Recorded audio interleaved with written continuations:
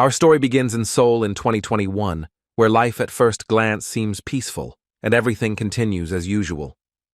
In the backyard of one of the ordinary educational institutions, a completely natural phenomenon was taking place. 4 bullies, led by a boy with a rooster haircut, wanted to make fun of an ordinary student at school. Despite this, the bespectacled boy behaved calmly and measuredly, looked thoughtfully at his notebook, and asked the hooligans to hurry up with their dialogue so as not to be late for the academy. The enraged hooligan leader wasn't particularly happy with his words and, like a typical antagonist, began scratching the back of his neck, disgruntledly repeating this guy's name. Without taking his eyes off his notebook, the bespectacled boy named Ji Min walked past the cheeky student and told him that if he didn't have any questions for him, he would move on. As soon as the young man started to walk away, the rest of the hooligans, looking at the trembling boss, began to laugh at him.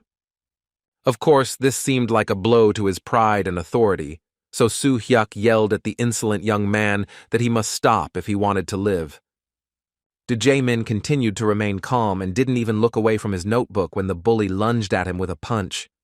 With a malicious laugh, Jae-min closed his red notebook at the last moment, satisfied that his provocation had been taken into account after all.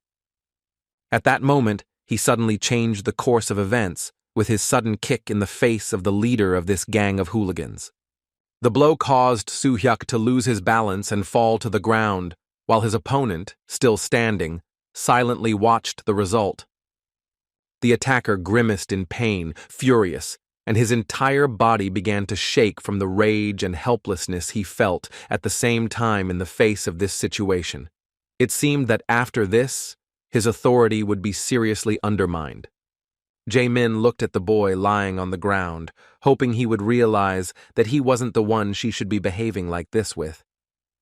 Getting up from the ground, Soo-hyuk grabbed his cheek and glared at his bastard, calling him an insulting nickname. Sighing deeply, he replied that the abuser could act as harshly as he wanted, but only as long as he didn't touch him. Showing calm and determination, he said he wasn't interested in them because he had enough problems without them. Hearing such a bold speech, the guy who felt like a real gangster smiled mischievously and said that he shouldn't act so self-confident in a fight where 4 people were against him. Jae-min stood with his hands on his hips and didn't even notice how a purple-haired bastard with a bat in his hands approached him from behind. With a malicious smile, he hit the bespectacled boy on the back of the head, and he barely remained conscious, almost falling to the ground. Coming from behind, the boastful bully he had hit with the bat reminded Jae-min that he shouldn't get too confident, knowing that it wasn't just Soo-hyuk who was against him. They weren't really joking with him. After this blow, blood started flowing from the back of his head and began to slowly drip to the ground, staining his snow-white shirt. Suddenly, everything changed in favor of the bullies, and Soo-hyuk began to laugh mischievously. Sitting in front of the poor guy, the disgusting leader of the gang of thugs with a malicious smile suggested that Jae-min was suffering from hellish pain after having missed such a vile blow to the back of his head. When the bully explained that it was precisely for moments like these that he had to be a good boy, not even daring to argue with them at school, Jae-min responded with unabashed anger, insulting the bullies. This disrespectful gesture made Soo-hyuk even angrier. Feeling like the leader of the gang and being in a more advantageous position, he said in anticipation that he wondered how long this poor guy could last under an unfair beating. Looking haughtily at the boy who could barely kneel, he ordered his men to take charge of his education. The disgusting bastards started beating the poor guy without a shred of mercy, and the smug Soo-hyuk started walking away slowly, looking around with an evil grin. Suddenly he noticed a small purple glow appear in the air. He waved his hand, not losing his composure, but he was surprised by what was happening. Looking around, he noticed that more and more of these small purple balls with a strange glow began to appear, and now they could even be seen next to his boys who were beating up Jae-min. Suddenly this glow intensified significantly. These strange purple balls filled the area, and the light became simply blinding. Covering his eyes, Soo-hyuk couldn't see what was happening, and his friends suddenly stopped hitting the poor guy. When the violet light stopped, the surprised boys began to discuss what had happened, but no one had any idea what the origin of that light was.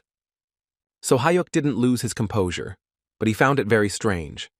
Taking advantage of the moment, Jae-min began to try to stand up with great difficulty. Seeing him trying to escape, So Hyuk pinned his head to the ground with his foot and shouted that he had no right to move until he was given permission. With a satisfied smile, the hooligan continued to enjoy that atmosphere of impunity where he was at the top of the local hierarchy. Suddenly, a black-haired boy appeared next to him and said with surprise that the local hooligans had not changed even after 20 years. His sudden appearance took the hooligan gang leader by surprise, and he was even a little frightened, though he tried not to pretend otherwise. In response, the strange man began examining his clothes with great curiosity, saying that even his school uniform hadn't changed in 20 years. The bully was clearly confused and asked the others what was wrong with this homeless man in strange clothes from the distant past. The man in the worn rustic shirt and strange shoes took this as an insult and angrily asked the bully if he knew who he had just called homeless. At that moment, the vandals seemed a little confused, not out of fear, but because they didn't understand who they were dealing with. They assumed it was a senior from their school, but in reality, this guy looked more like an eccentric from a remote village. Meanwhile, Jae-min was able to take a brief respite after this beating. He looked with special interest at the strange guy who dared to appear in front of 3 hooligans so calmly. Sighing, the dark-haired stranger said that although it all seemed like a conflict between friends, it wouldn't be very right to leave everything like that. He didn't care if the people in front of him were high school students or not. In response, So Hyuk, as confident and cheeky as ever, pointed his finger at him and angrily said that he should stop meddling in other people's business and go where he was going. She continued her disrespectful rant by asking what a homeless man was doing in their confrontation. She asked him if he really wanted to get beaten up by high school students and nervously urged him to stop acting like an idiot and leave as quickly as possible. After hearing this self-confident speech, the man in the strange, tattered clothes mockingly asked why young people were so rude and disrespectful these days. He said they weren't dealing with a bum, but with an excellent high school student who was 20 years older than them. His words sounded like the ramblings of a madman, so Hyuk placed his fist on the guy's chest as a warning and told him to run as far away as he could before he got into trouble. The man with the disheveled black hair had reached the limits of his patience, and in response he grabbed the rude man by the arm and told him that he would break his arm if he continued to irritate him.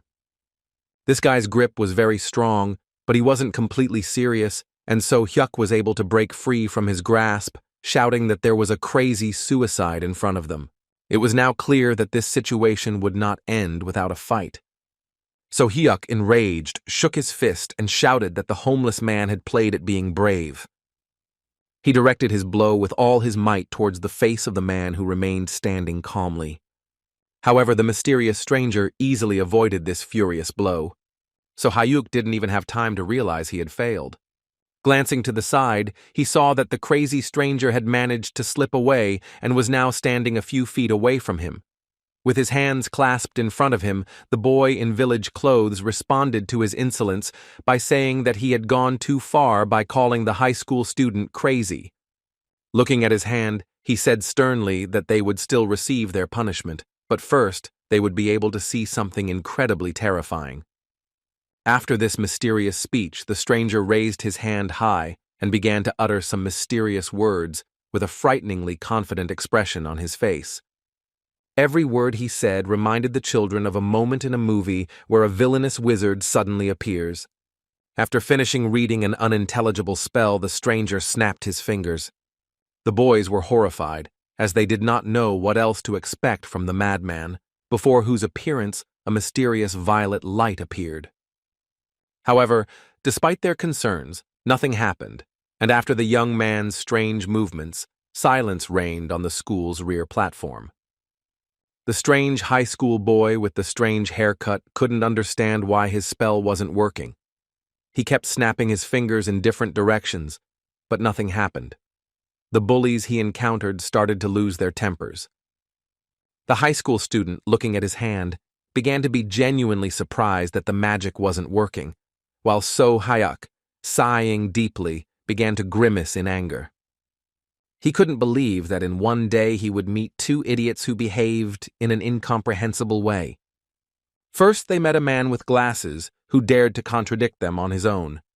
The second irritable person turned out to be a crazy guy who was doing some kind of nonsense right in front of his eyes. Upon returning to his hometown after 20 years due to some unforeseen circumstances, the mysterious young man was nevertheless convinced that his magic no longer worked as it had before. However, even despite this, he looked at the insolent bully and understood that he couldn't just give up. Looking at So Hyuk, he said menacingly that, although he hadn't managed to scare them with his skills, they had already played too hard. A moment later, the mysterious high school student appeared right in front of the bully leader and aimed his punch at him. The blow was so strong that it threw the poor man several meters away. So Hyuk found himself on the floor for the second time in 20 minutes after hitting his back hard against the wall. Everyone present was in shock. Jae-min couldn't believe what had happened, and the scared hooligans couldn't even move from their places. One punch from this terrifyingly strong senior was enough to knock out one of the school's toughest bullies. With such a strong blow, smoke began to come out of the middle finger of the high school student. With a smile that anticipated fun, he asked in a sarcastic and malicious way who would be next. A moment later, Jae-min still couldn't move.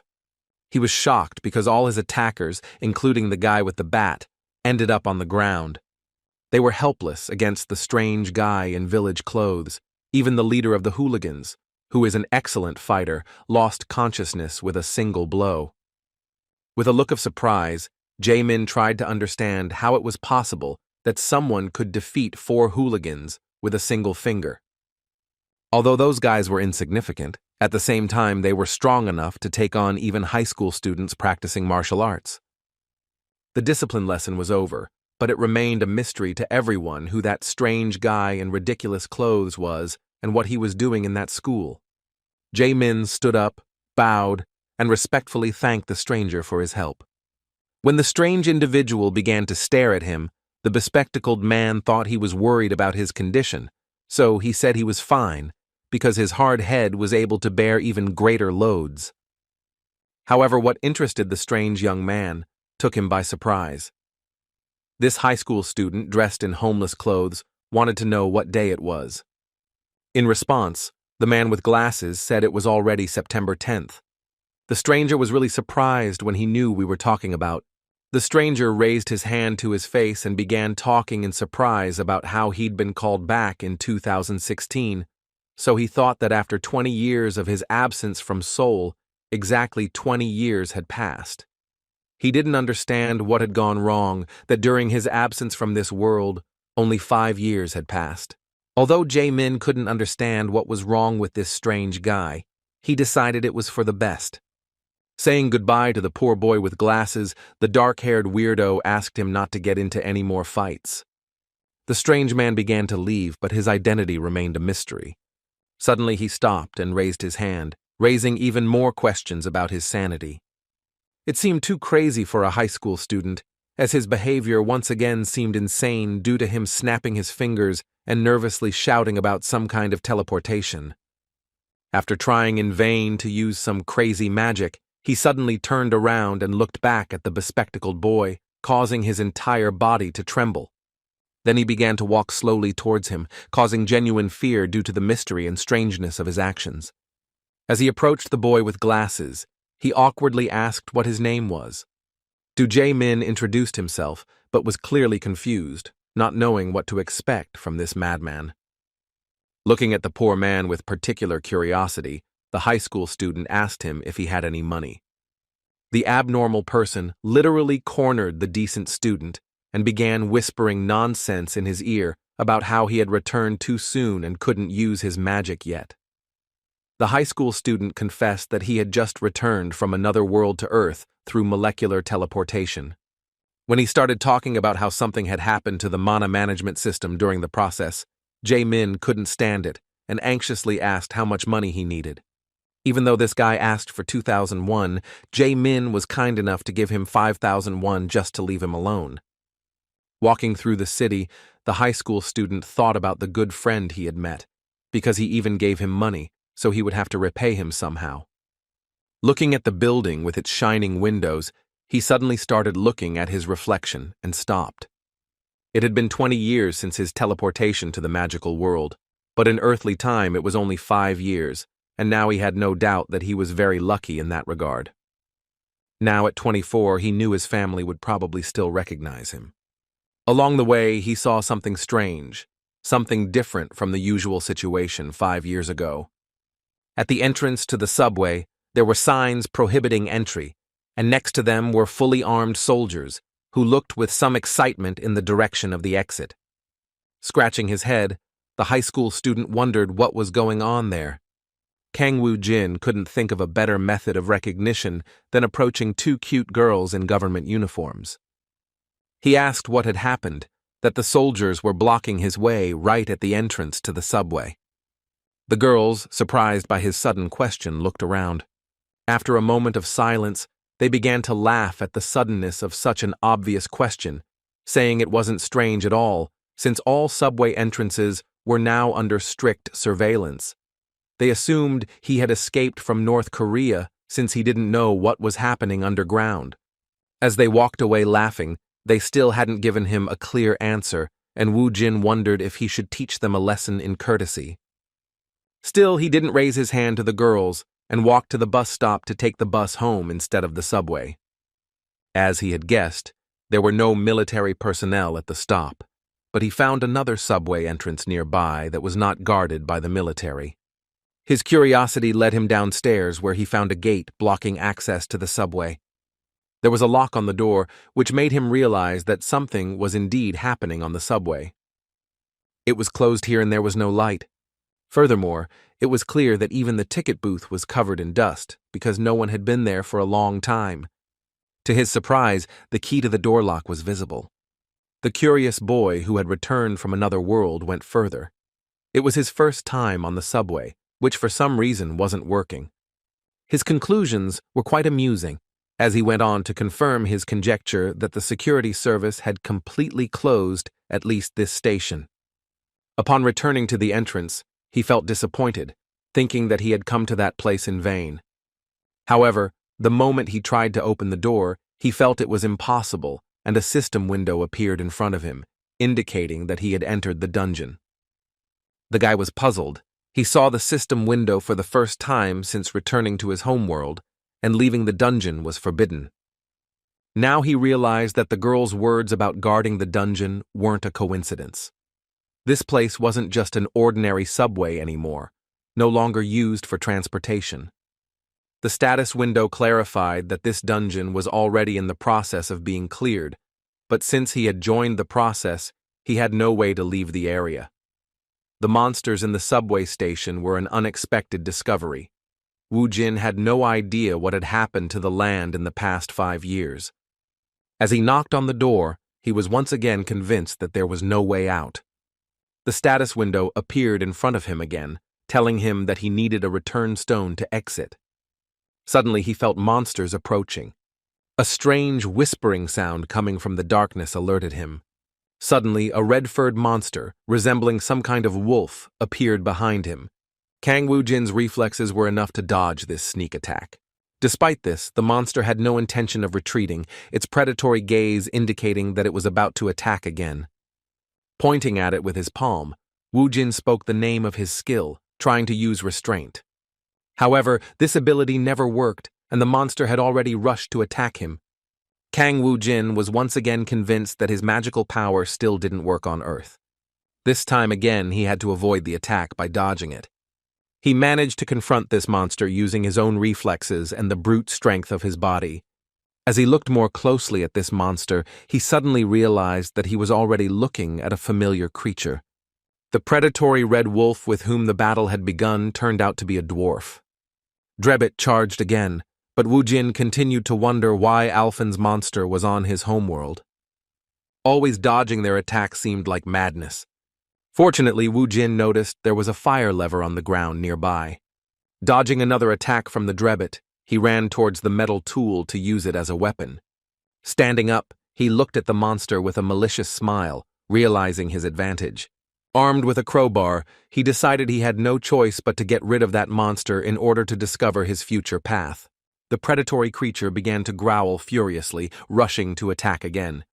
However, this time Wu Jin did not dodge and easily dealt a fatal blow to this monster.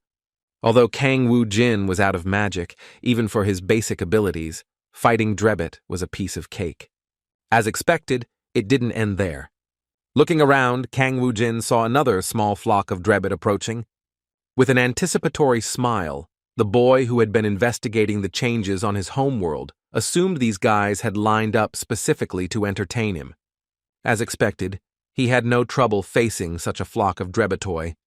He didn't have a single scratch on his body, which wasn't surprising, but he knew that if someone much stronger appeared, there could be trouble. Suddenly, a system notification appeared in front of him, informing him that he had leveled up. Now he realized that not only had he been transported back to Earth, but he had become a novice again, albeit one who also belonged to the Necromancer class. Despite the lost progress, he was still an experienced fighter and wasn't averse to going down this path a second time. He reasoned there was no harm in getting stronger while these creatures were running around Seoul. He looked back at his progress window and thought about how the Necromancer class was probably maintained due to his status as a mage transported from another world. For returning to level 1 instead of level 99, you received stat and skill points, and also received some transferred skills, a combo box, and access to some sort of achievement shop. After seeing the new features, he learned that he could now combine materials to create items, and that the achievement shop, which wasn't available in Alfen, was like an online store. At the time, what he needed most were skills and a return stone. To fight the monsters, he first considered acquiring the ability to detect and summon a skeleton soldier. Each skill required 10 points, but he didn't have enough resources yet, so he decided to increase his stats first. After using the stat boost points, he immediately felt the relief of leveling up. In this way, he exhausted all his points and his strength increased significantly. As he swung the lever, he realized that he could now fight with greater speed and strike with a much greater range. This was quite good, as it turned out that ordinary weapons were not enough to cope with his new power. The objective was very clear. He had to continue fighting to gather another 5 achievement points in order to acquire the search skill, which would allow him to locate the return stone. The only thing left to do was to deal with 5 more Drebbits to get 5 points. Even without any special abilities, he could sense the presence of these looming monsters.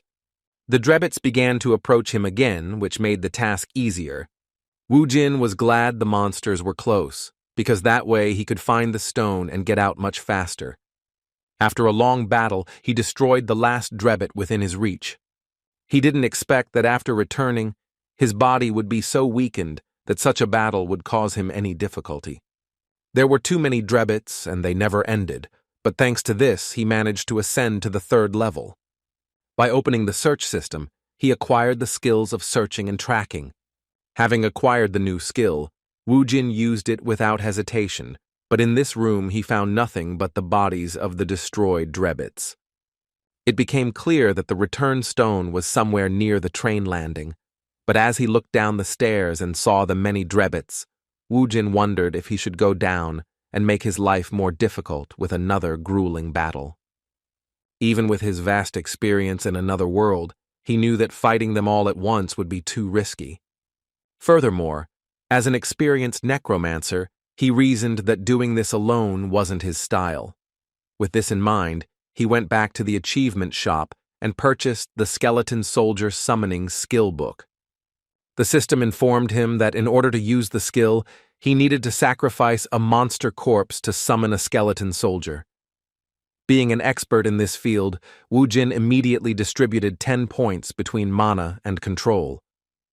Pointing his hand at the fallen Drebbits, he even shed tears at the fact that he once again had the opportunity to use the power with which he had once already reached the maximum level. Ordering the fallen monsters to rise again, he used magic for the first time since his return. A malicious grin appeared on his face, and his gaze turned wild with the anticipation of the duel he was used to. Along with his small squad of skeletons, he was ready to embark on his first hunt in a long time. He led his agile men to the subway train boarding point and ordered the fighters to launch an attack. The Drebites responded in kind, the first of them launching a furious attack and immobilizing several skeletons as they were significantly superior in strength. In turn, the skeletons counterattacked, landing critical hits, but this was still not enough. It soon became clear that the current skeletons were no match for the terrible beasts of this dungeon. Wu Jin was lucky to have entered the place for a novice fighter, because these skeletons were enough to repel the Drebit's first dangerous attack. He ordered the skeletons to block the enemies with their bodies to slow their attack. Having chosen a convenient moment, he finished off the weakened monsters with his bare hands. After destroying the first band of monsters, it became possible to use the fallen Drebits to summon more soldiers.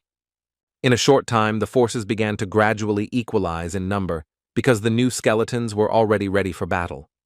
Even though the balance of power was shifting before our eyes, the rookie monsters didn't sense any particular danger and continued to charge into battle. Using the previous strategy, Wu Jin once again ordered his subordinates to block the monsters with their bodies. With a crazy grin, the common crowbar user launched into the attack again. At that moment, he seemed crazy, because with the help of this unusual weapon, he began to tear apart the bodies of the monsters with a scream. The Drebits were really no match for him, and by utilizing the fallen enemies, he had significantly increased his army. After destroying the rest of the monsters, the boy was ready to return home. He used the search skill again, and a noticeable red light appeared nearby, indicating the location of the return stone. Meanwhile, one of the government workers began walking toward this exit toward the subway, near which there was no security. The man, with his hands in his pockets, went down the stairs without suspecting what had happened during his absence. Looking at the fence blocking the descent to the subway, he was stunned. During his absence, someone entered his house, something he clearly did not expect. The emotion of panic was clearly visible on his face. This was because he realized that some crazy civilian had entered. The boy clutched his head, realizing that it would be the end for him if anyone found out what had happened. He started calling somewhere, thinking he should ask for help as quickly as possible to find the madman who had probably already said goodbye to his life in a battle with monsters. Suddenly, she caught her breath as she saw a blue glow on the other side of the bars. A kind of portal appeared in front of him, through which Wu Jin emerged. The boy suddenly started screaming and stopped the phone call when he saw that a strange high school student in village clothes was able to enter and return to the dungeon entrance without any problem. Seeing Wu Jin, he screamed and assumed he was one of those who had awakened. Meanwhile, on the streets of Seoul, another young man had quietly infiltrated the dungeon without any permission or hunter's license. His backpack was filled with red mana crystals, which seemed like a good catch. Apparently, this wasn't the first time he'd done something like this. Looking at his trophies, he spoke of the injustice of today's world. He said the scum of the guilds keep all the profits, even though it's actually people like him who risk their lives participating in raids. Satisfied with his catch, the guy began to walk slowly toward the exit of these alleys, arguing loudly that only fools would take these things to the procurement center, considering that on the black market, these crystals would fetch several times more. He suddenly froze when he heard a female voice calling him a rat. He turned around and panicked and asked who was following him, and in response, he heard a question about how much he had managed to steal that way. In a commanding tone of voice, the red-haired woman with bright red lipstick said she was not prepared for the consequences. The self-confident girl, a member of the awakened warrior class, appeared before him as a scythe-wielding death, come to retrieve what had been stolen from her. The boy was in a bad situation, cornered by the captain of Team Cinnabar of the Hwarang Guild. Lee Yoon-hee asked with a menacing look how he dared to steal the bloodstones from her dungeon. With her hands outstretched, she seemed to be offering him a compromise, telling him that if he already knew her, then they could settle the matter in a less bloody manner if he accompanied her. However, the boy trembled with fear, knowing that being caught was disaster and meeting her was death. The only chance he had of surviving was to escape immediately, so he immediately started using magic. At that moment, he used magic, shouting that he would never give up to some dogs from the big guilds. With these words, he aimed a large number of ice magic bullets at him. However, the experienced A-rank hunter easily dodged them and continued to track the poor guy's every move. His maneuver didn't stop Yoon-hee for a second, but the boy had no choice but to start escaping. A moment later, she suddenly appeared before him and, with a savage thirst for blood, said that she had chosen death. A moment later, she was behind him, and deep cuts left by her sword appeared all over the poor guy's body. The terrifying monster in the form of a red-haired girl, looking away from the boy's agony, said that he should have listened when she offered him a compromise in the form of sparing his life. After these words, she left the poor boy lying in that corner and, taking her backpack with crystals, looked at the message on her cell phone, which surprised her with the news that there had been another unauthorized intrusion into her doorway. Yoon-hee was indescribably angry to learn that another madman had appeared nearby and dared to invade his territory. Meanwhile, Woo-jin, who was the second intruder, was already far from the crime scene. He took the bus to another part of the city. He couldn't get the thought out of his head that his homeworld had become filled with dungeons and monsters. Now, Earth looked more like Alfen than the place where he'd grown up. Recalling the tenacity with which the subway entrances were defended, he wondered what had happened during the 5 years of his absence. Hoping that nothing had happened to his family, he arrived at the place where his house used to be. It was a real shock to him that his area had been transformed beyond recognition. His house disappeared without a trace, and in its place appeared a huge corporate building. Seeing that high-rise building, he immediately realized that his family had most likely moved, selling their apartment to benefit some guild. Considering the time it took to get there, he knew it was too late to look for his family's place of residence. On the other hand, he hadn't eaten anything since he returned to Earth. Fortunately, the money he got from Jae-min was enough to visit a small establishment. For the first time in the 20 years he had spent in Alfen, he finally tasted something truly delicious, connected to his old life on Earth. Instant noodles gave him at least some positive emotions after a series of disappointments he faced upon returning to his hometown. After eating his fill and washing it all down with soda, he sighed in relief and, placing his hands on his food-filled stomach, said happily that he finally felt like he was back on Earth. But the joy of returning had another side. He still didn't fully understand what his native soul was like. Besides, he had nowhere to spend the night. Seeing the change he had left in his pocket, he thought he didn't want to go to the bathhouse and didn't have enough money for an internet cafe. I also couldn't spend the night in the subway, as people with housing problems often do, because it's full of monsters and, in most cases, a heavily guarded facility. He didn't know yet that on the first day after returning home, incredible luck would follow him. Besides the fact that he managed to avoid running into Yoon-hee, the person he had left without money for a proper coffee was approaching the shop where he stopped to buy ramen. The sudden encounter upon my return turned out not to be sudden. After the main door creaked, Woo-jin, as usual, looked at the person who entered and froze in surprise. Jae-min had the same reaction. He hoped to never meet that weirdo who saved him from the hooligans again. Seeing this old man in a place like this after a hard day was the worst possible outcome for him, but Woo-jin turned out to be a really lucky guy. As soon as she saw the poor boy with glasses, she immediately ran up to him and, smiling, patted him on the back, told him that she just wanted to meet him. When Jae-min heard the question of whether his parents were home, he was very confused. Woo-jin, understanding his concerns, decided to be sneaky and said he wanted to talk to them about what had happened earlier. After this question, Jae-min said with some sadness that his parents had passed away. Woo-jin was so absorbed in his brilliant plan to use this young man that he was initially pleased with his answer, but after a moment, he corrected himself and expressed his condolences. Now Jae-min couldn't refute the assumption that he lived alone. Understanding this, Woo-jin, without further questions, invited him to come visit him as soon as possible. Jae-min was at a loss as he couldn't understand how he had been so cleverly tricked. With a haunting smile, Wu Jin took her hand and said he would spend the night with her, but not for free. As it turned out, with these words, he gave him 301, which was the 5,000 he had received before from this poor man. The confused schoolboy, seeing those coins, said that this was probably the money he had shared with him that very morning. A moment later, he heard a sudden whistling near his left ear. Then, Wu Jin decided to change the subject and said that he had just killed a fly that was trying to land on his dear comrade's ear. Jae-min was depressed. He had no choice but to accept this joke of fate. Not even the promises that he would get back everything that belonged to him calmed him down. The next day the boys went to school together.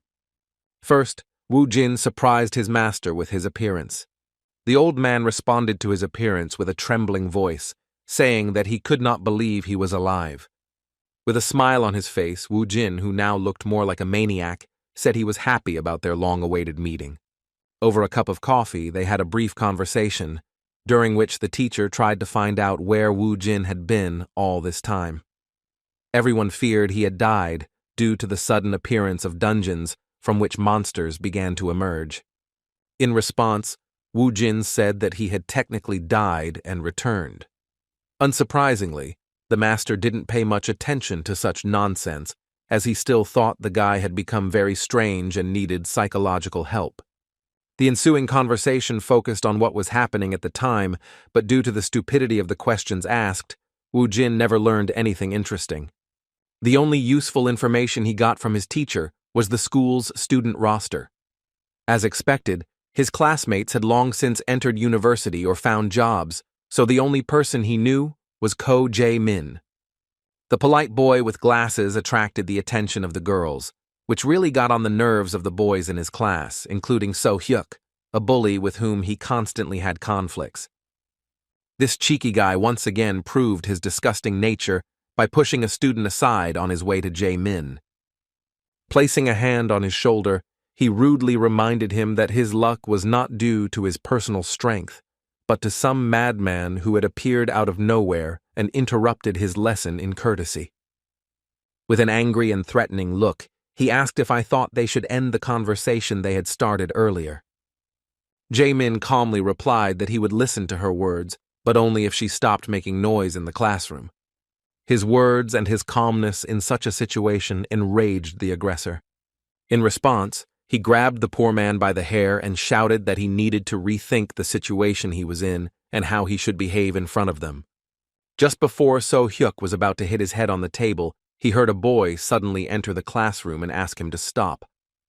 As it turned out, it was Wu Jin, who was happy to not only visit his new friend, but also to meet the hooligans who didn't understand his words the first time. Seeing him at the door, the main bully among the younger classes, with a trembling running through his body, pointed angrily at him, calling him the madman they had met yesterday. With an angry expression on his face, Wu Jin didn't even say anything, but ordered those guys to follow him. The vandals offered no resistance and went with him to the school roof. In just a few minutes, many spectators had appeared at the scene. This was necessary to confirm the position of the side that would win this conflict.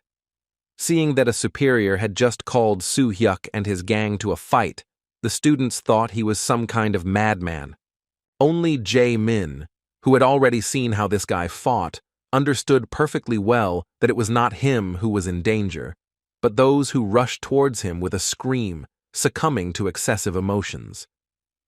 Watching the futile attempts of some fool from a gang of local thugs, Wu Jin only confirmed his suspicions that such people exist everywhere, no matter if it's Earth or Alfen.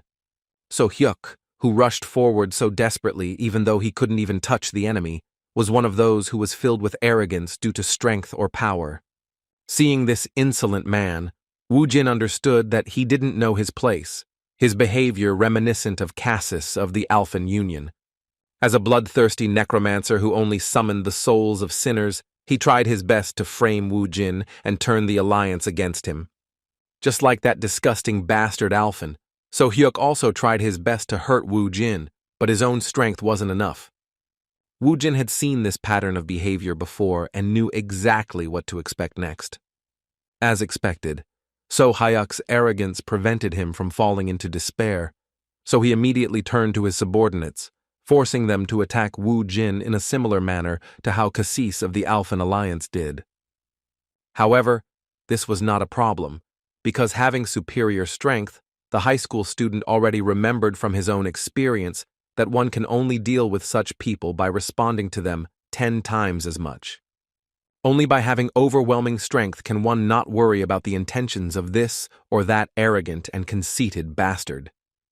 None of these boys were a match for the older boy, even though they kept the entire school in fear. Wu Jin had no problem inviting everyone who wanted some of his father's sea bream.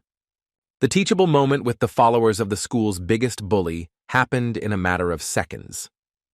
Then came a tired, trembling boy who was destroyed by his own arrogance. Looking at So Hyuk, Wu Jin goaded him by appealing to his pride. Seo Hyuk couldn't stand this kind of treatment and desperately launched an attack. However, this time, Wu Jin wasn't going to play with him and sent him to the others, lying on the ground with his body shaking from the blow he had received. Addressing these bullies in front of the entire school, the older boy put them in their place by telling them they were too loud to be stupid. While observing how the area had changed over the past 5 years, the high school student noticed a taxi heading towards them. He froze in place when he saw who came out of there. A middle-aged woman ran quickly toward the school entrance in the middle of the school day.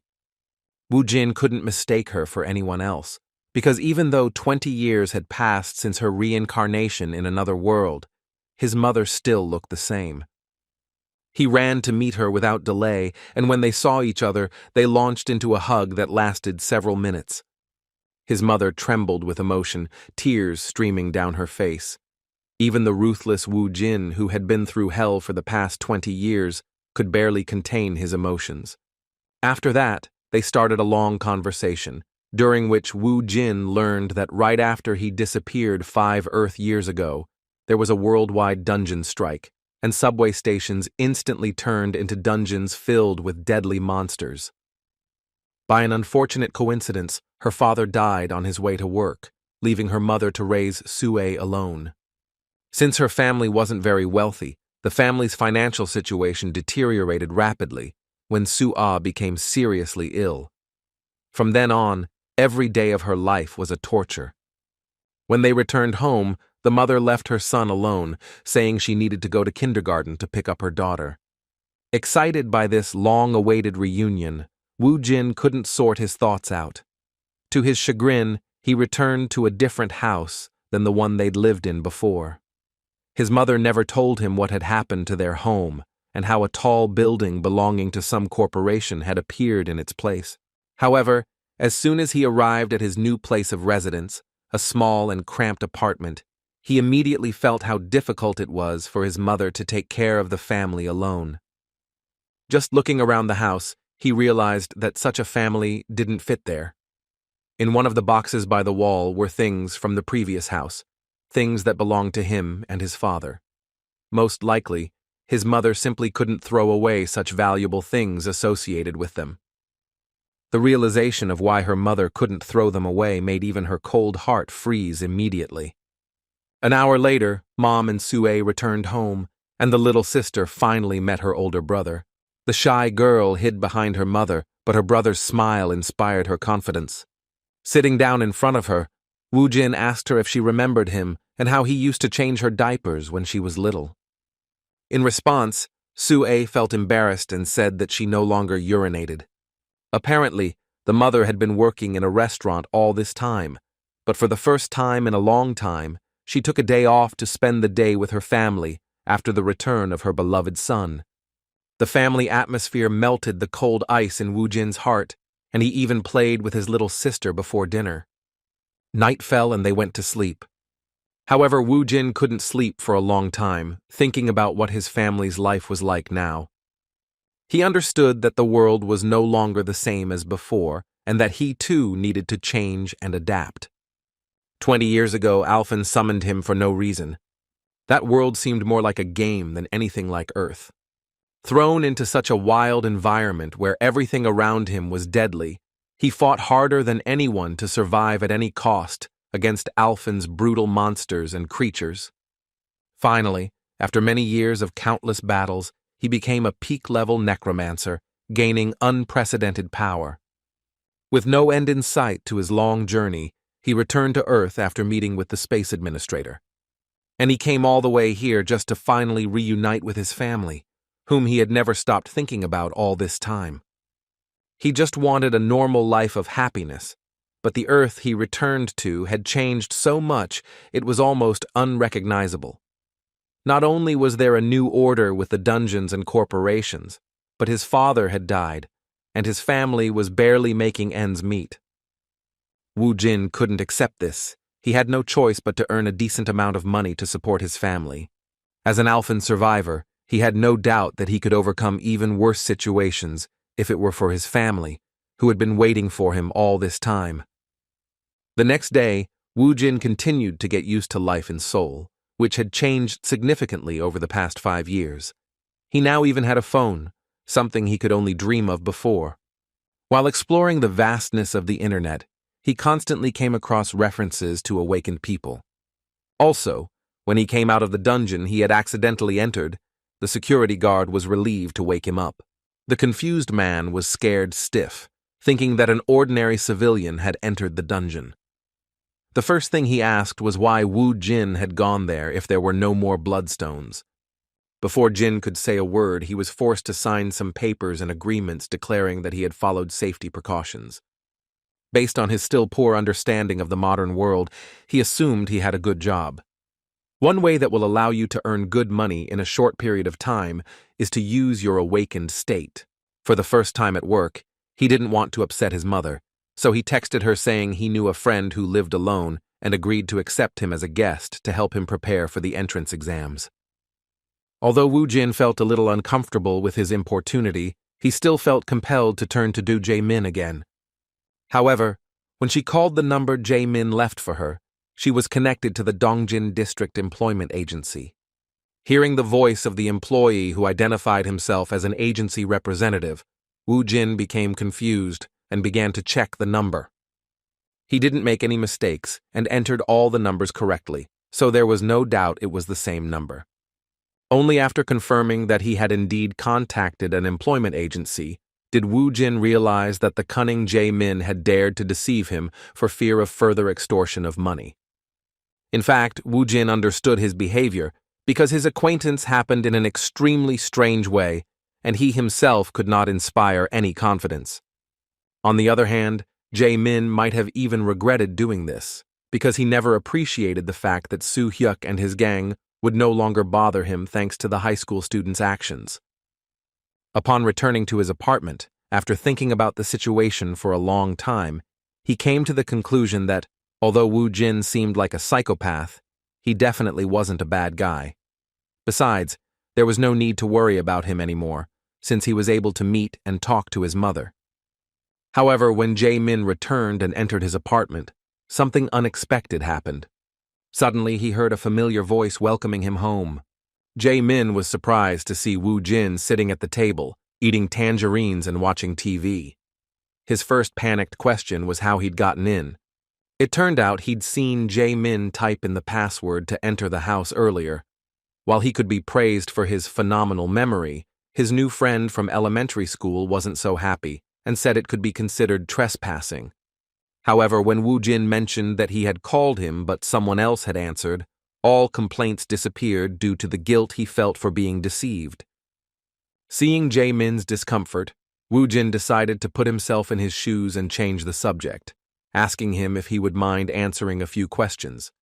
At one point, the conversation took on a completely different tone, as Jae-min had discovered the truth about Wu Jin being an awakened person. Now everything clicked for him, as he had already observed how astonishing this high school student's strength was. The first question that interested Wu Jin was how much money the people who awakened after the dungeons appeared earned. Without a second thought, Jae-min confirmed his suspicions, clarifying that it usually depended on how difficult the dungeon was. According to him, Wu Jin is not yet qualified to participate in the clearing, so he must first register as an awakened in the association to obtain a license to enter the dungeons, and then he will have to join a guild to raid as a team. Alternatively, he could also get a job in an association or an administrative office. But Wu Jin, understanding how team cleaning works, was right when he decided it was more profitable to work alone, for himself. However, in Jae Min's opinion, it wasn't that simple. He suggested avoiding the risk and joining a guild, as fighting alone was too dangerous, especially for a high school student. However, Wu Jin didn't listen to his words. He understood that guilds required entrance exams, which he didn't have time for.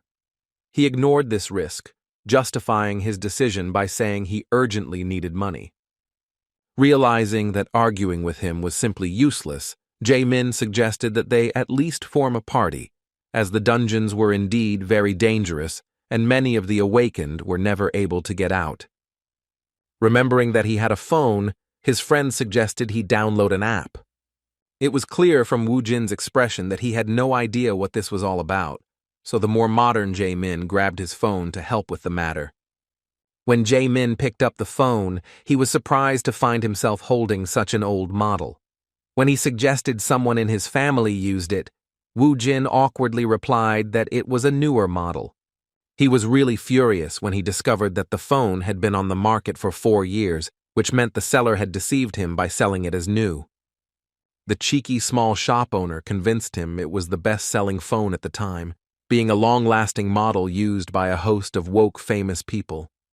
While Wu Jin was daydreaming about how he would get all the bad manners out of that salesman, Jae Min managed to get into the dungeon forum with the help of a slow technological device and said that one could find information about dungeons there and reserve them in advance. Wu Jin thought he was ready to earn all the money in the world, but his ardor was tempered by the reminder that he had to reach the awakening rank first.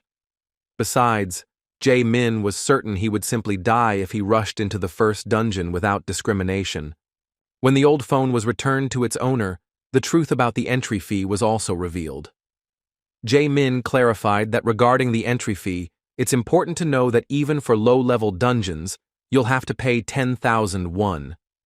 The money issue, as usual, remained acute and problematic. There was a silence that was broken by a plea to Jae Min. After this, a very obvious thing happened. Wu Jin asked Jae Min to lend him money again. Following his friend's advice, Wu Jin went to the awakened administration office the next day. In the exam room, she awoke and showed her strength without hiding anything. The judges present could not contain their surprise at seeing the black aura emanating from the high school student. They still didn't understand what was happening, but everything became clear when the boy pointed his hand to the side, controlling this aura. Nearby lay the body of a rabbit, which was needed to use his necromancy skill. Although the rabbit was not a monster, even such a weak creature was suitable to become part of his army. In front of everyone present, Wu Jin used necromancy magic, and after his dark aura and the rabbit's body came into contact, a skeleton soldier appeared and kicked the ground, breaking the tiles. The fact that it left all the judges stunned can be judged by the fact that they could not utter a word. Although the skeleton was summoned using the corpse of a weak animal, its powers were comparable to at least those of an ordinary person. Seeing their reactions, Wu Jin expected to receive a decent rank. With only a skeleton, he felt extremely confident, realizing that necromancy was a very rare and truly powerful magic. Their only warrior gave off a rather impressive aura, even though he was only a beginner level. The judges said with surprise that his powers were truly amazing. In fact, they had seen a lot here over the past 5 years, but this was the first time they had met a necromancy user. Summoners' abilities are judged by the combat abilities of the familiars they summon, so it was common practice to use goblin copies to test Wu Jin's strength. Seeing the use of a hologram that had a physical form, Wu Jin couldn't help but be amazed at how far technological advancement had come since the blood crystals appeared on his homeworld. This seemed quite interesting, as it greatly simplified the process of testing the skills of new recruits. Wu Jin immediately ordered his familiar to charge and display its power. The skeleton obeyed the order without question and destroyed the goblin in an instant. Although his skills were truly unique, he was disappointed with his license after completing the test. Wu Jin was given an F rank, and when asked if that was a high rank, he was gently informed that it was actually reserved for the weakest awakened. As expected, the summoned familiar's power was weaker than they expected.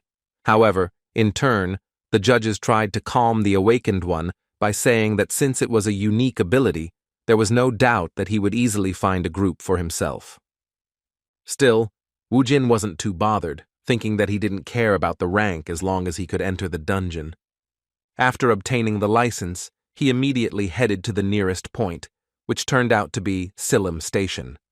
The dungeon's rank was estimated at 2 stars, and many novice awakened warriors with fairly good equipment had already gathered here.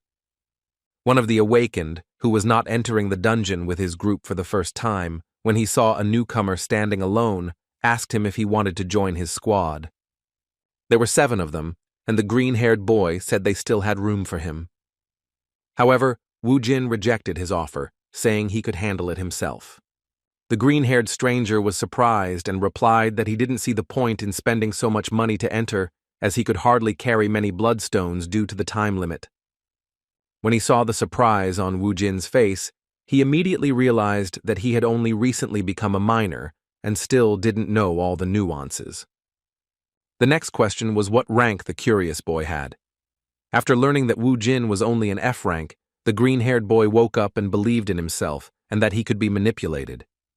As an experienced E-rank minor, he guessed that Wu Jin didn't know much yet, so he should treat his first trip as an experience by joining their group. In return, he would guarantee their safety. As Wu Jin thought about his proposal, those who wished to enter the dungeon began to slowly descend.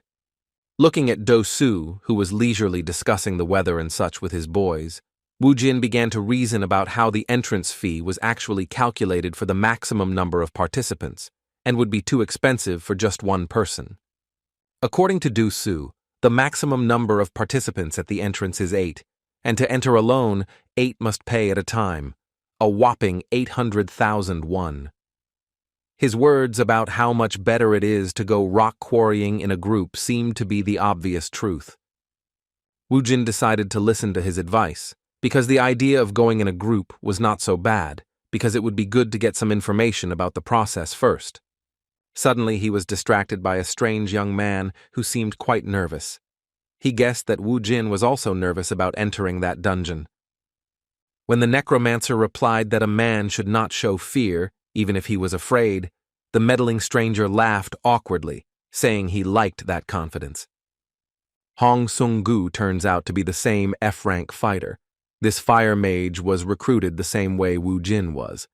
He seems to have awakened 2 months ago, after which he dropped out of school and started earning money as an awakened one.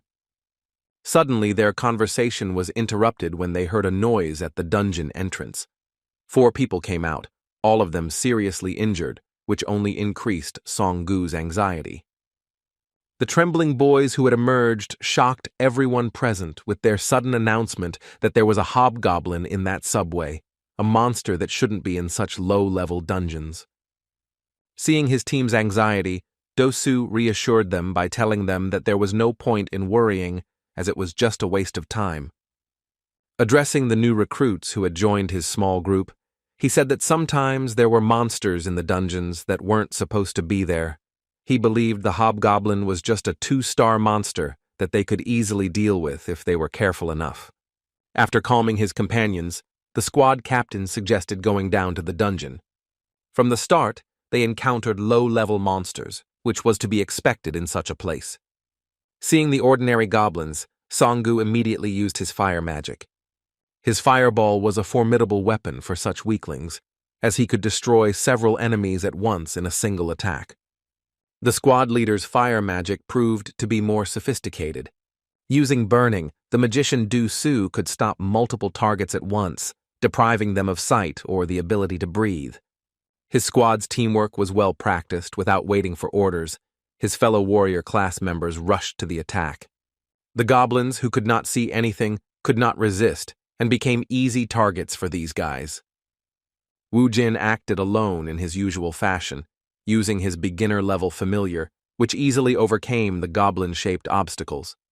After the first wave was easily destroyed, Wu Jin took the opportunity to praise Sun-gu's skills, saying that his fire spells were quite powerful. In turn, the rest of the squad admitted that the skeleton summoned by the Necromancer was faster than it seemed at first glance.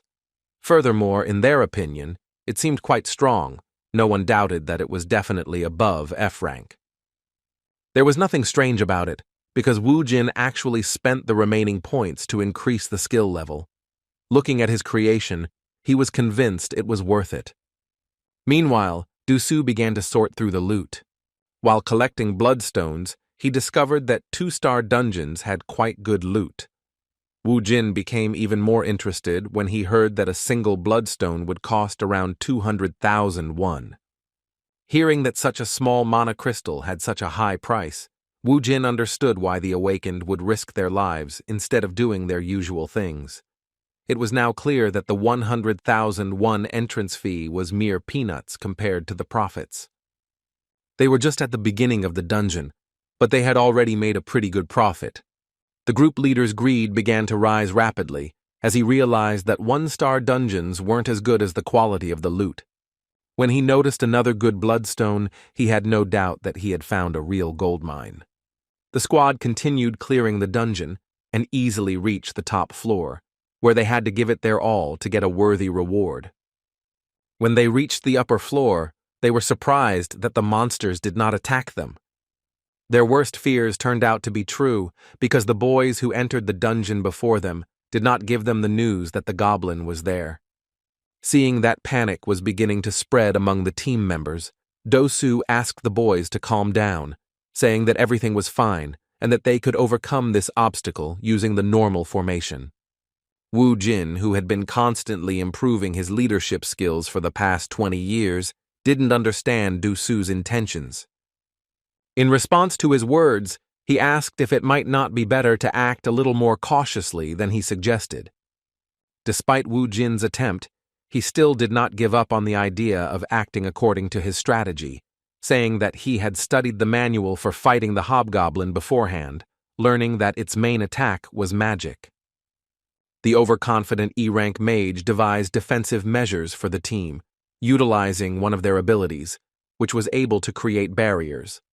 The leader believed that if they blocked the first attack and closed in, victory would be assured. Despite his experience, which literally screamed at him that not everything was so simple, Wu Jin decided not to argue with the team leader, because his guys were under his personal responsibility. As expected, the fearsome goblin greeted them using magic. Seeing him raise his magic staff, Du-Su immediately shouted to his comrade to immediately use magic to block the attack. This guy's barrier was unique, so it didn't matter what kind of magic he encountered. The goblin turned out to be a lightning magic user, but his power was not enough to destroy the mage's defense. After repelling the enemy's first attack, Du-Su ordered the boys to go on the offensive. First, the team leader blinded the enemy using the goblin eye burn.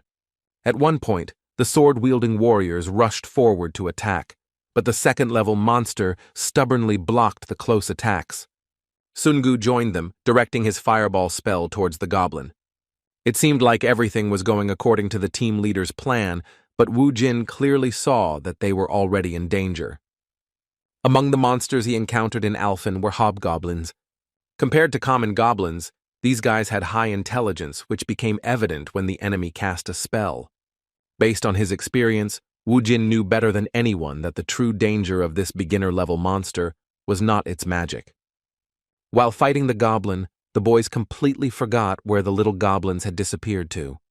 As it turned out, they hid in the ground and even armed themselves with improvised means, and their appearance and behavior suddenly changed. With a tremble in his voice, one of the team members said that these guys were different from anything they had seen before. Taking advantage of the situation, one of the goblins secretly shot a dart from a corner towards one of the squad members.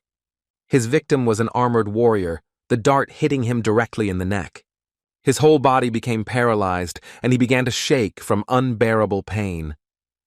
A moment later, he received a sudden blow to the back of his head and fell to the ground. The goblins acted silently and covertly. It was clear that they could wipe out the entire team if they didn't take action.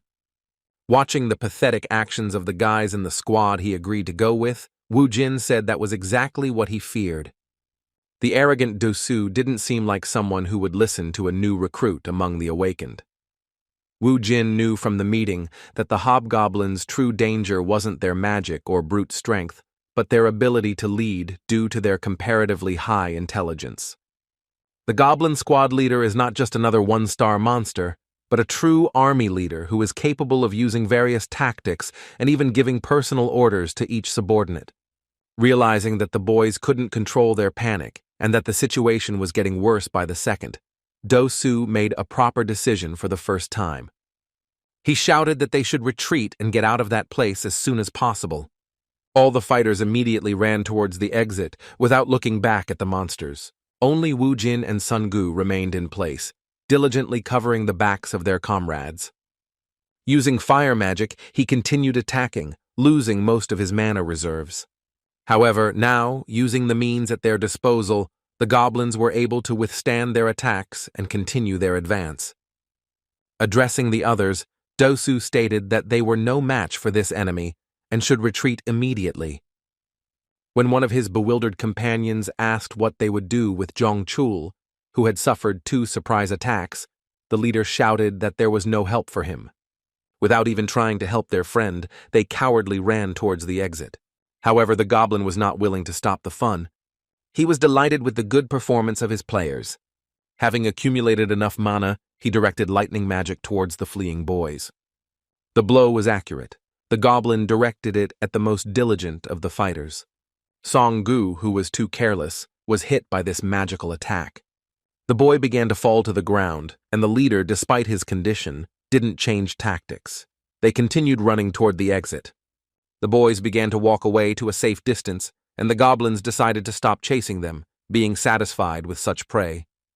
When everyone had fled, Song Gu, wounded and lying on the ground, was abandoned to his fate by the goblins and their leader.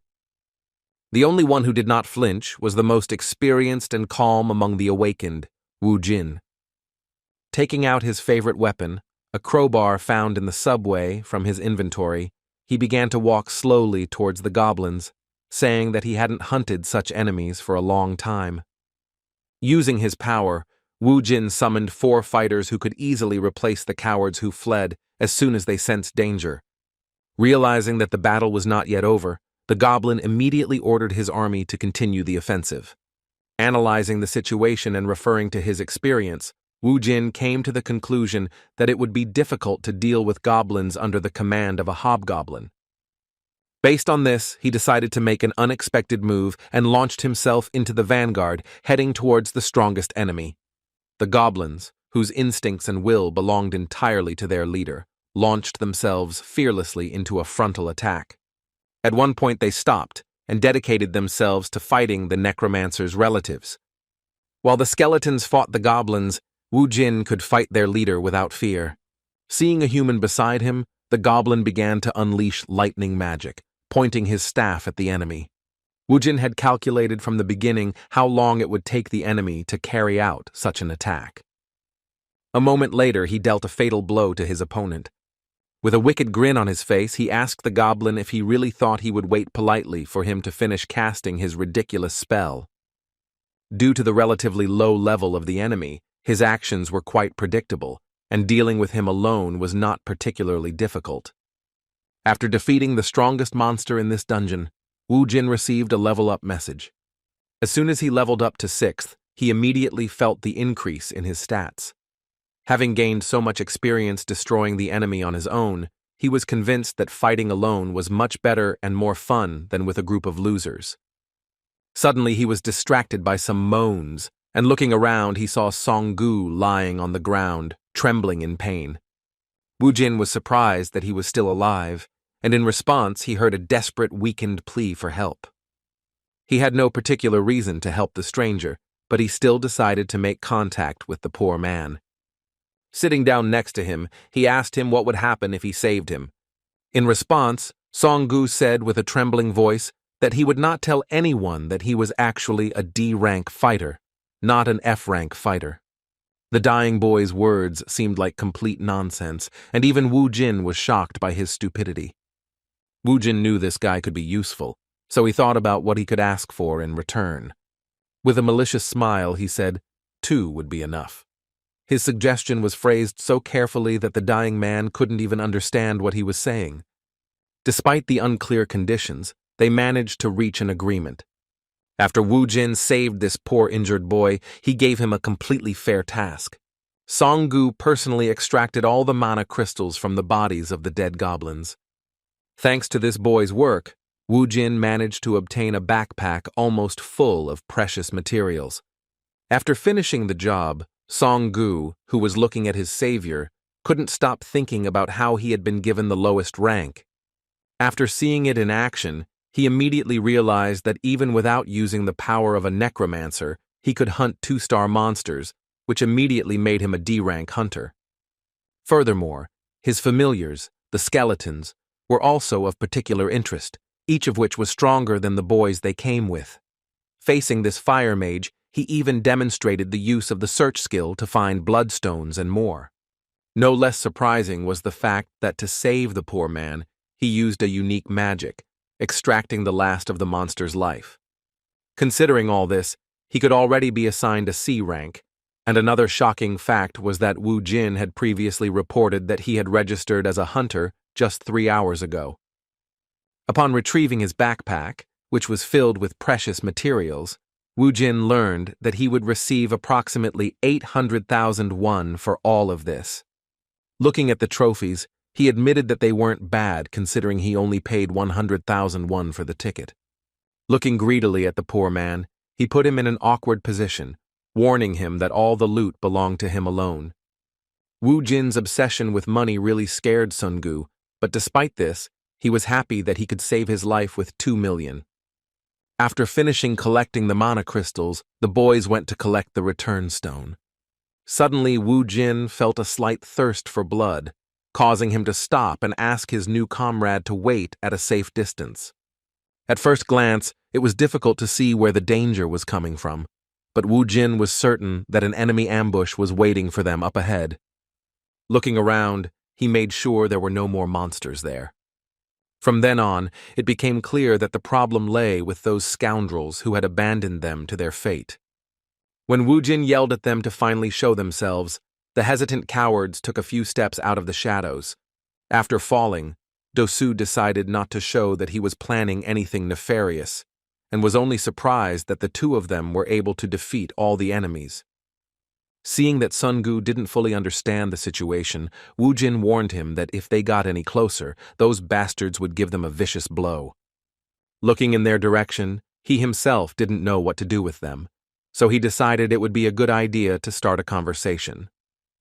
Turning to the scum, he asked how they dared to present themselves before them in such a shameful manner after having basely fled the battlefield, leaving their comrades to die.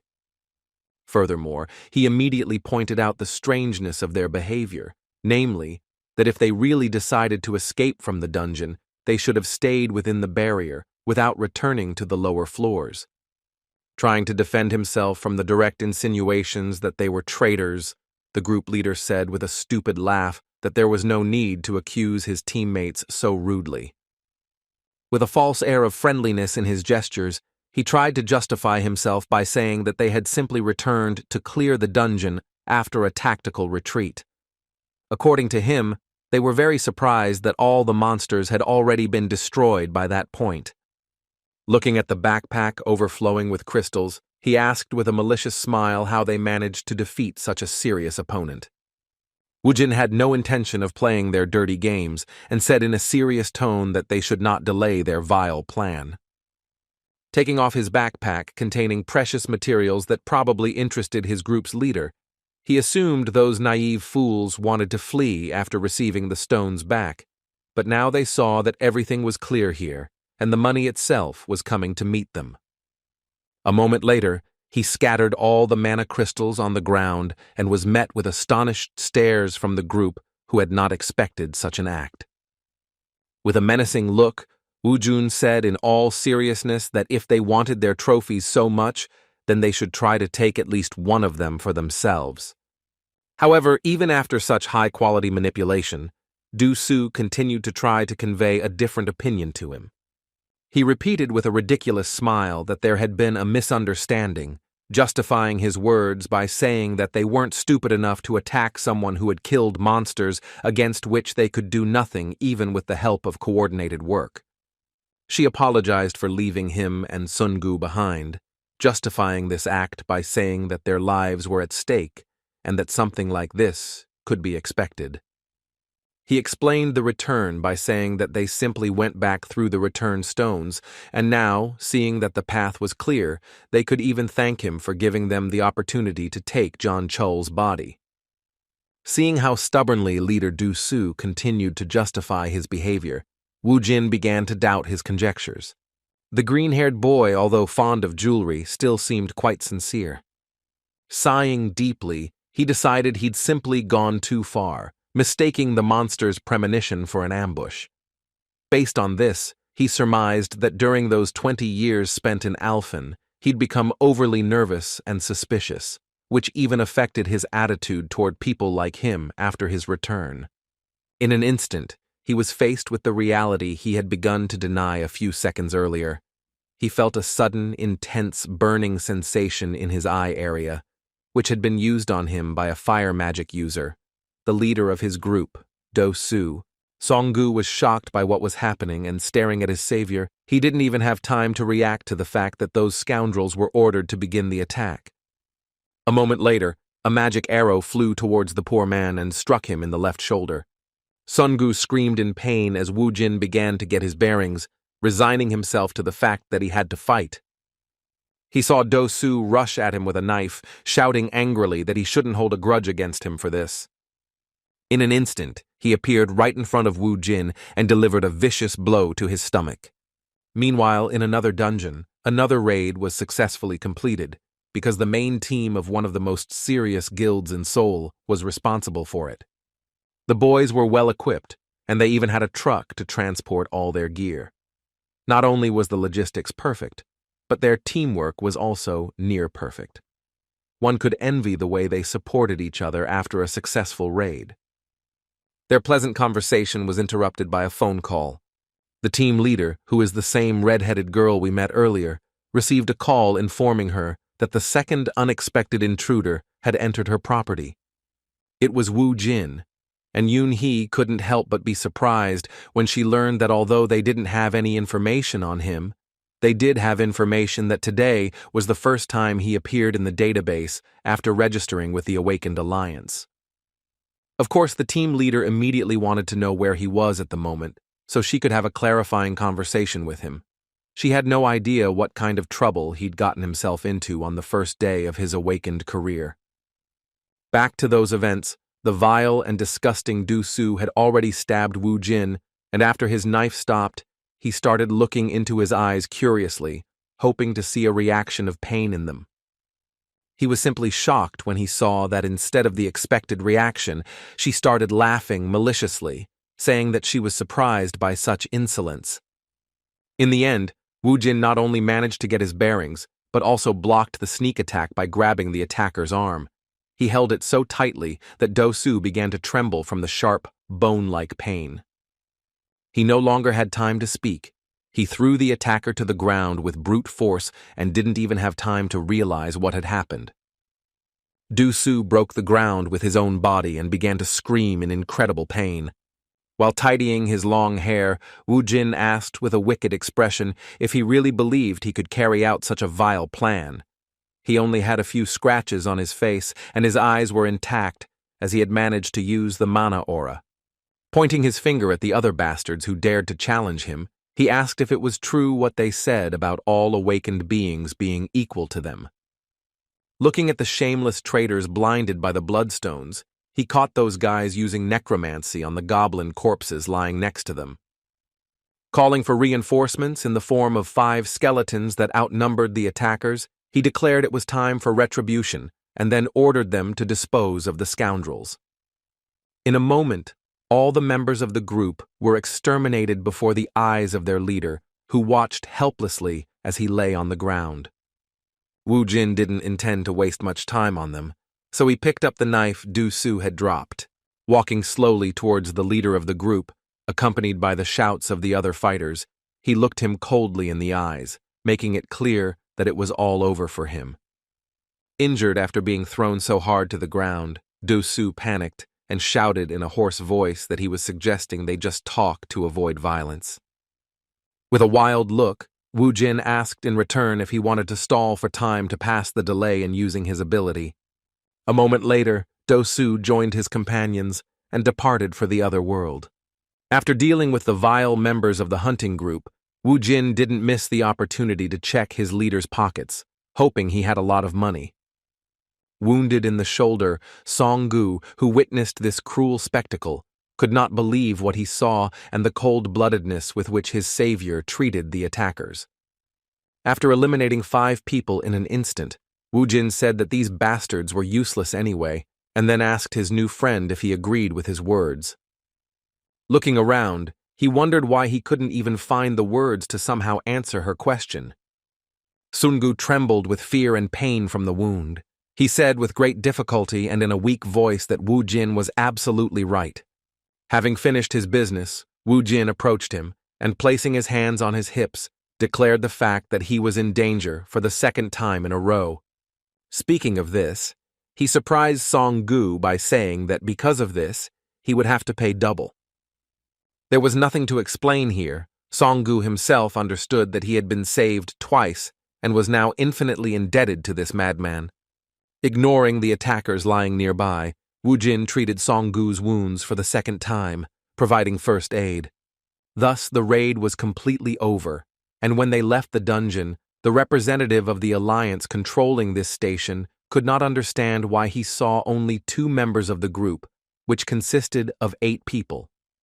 When asked why there were only 2 of them, Woo Jin calmly replied that all of his other companions had been killed by monsters that were much stronger than they expected. This information was not only shocking but also suspicious.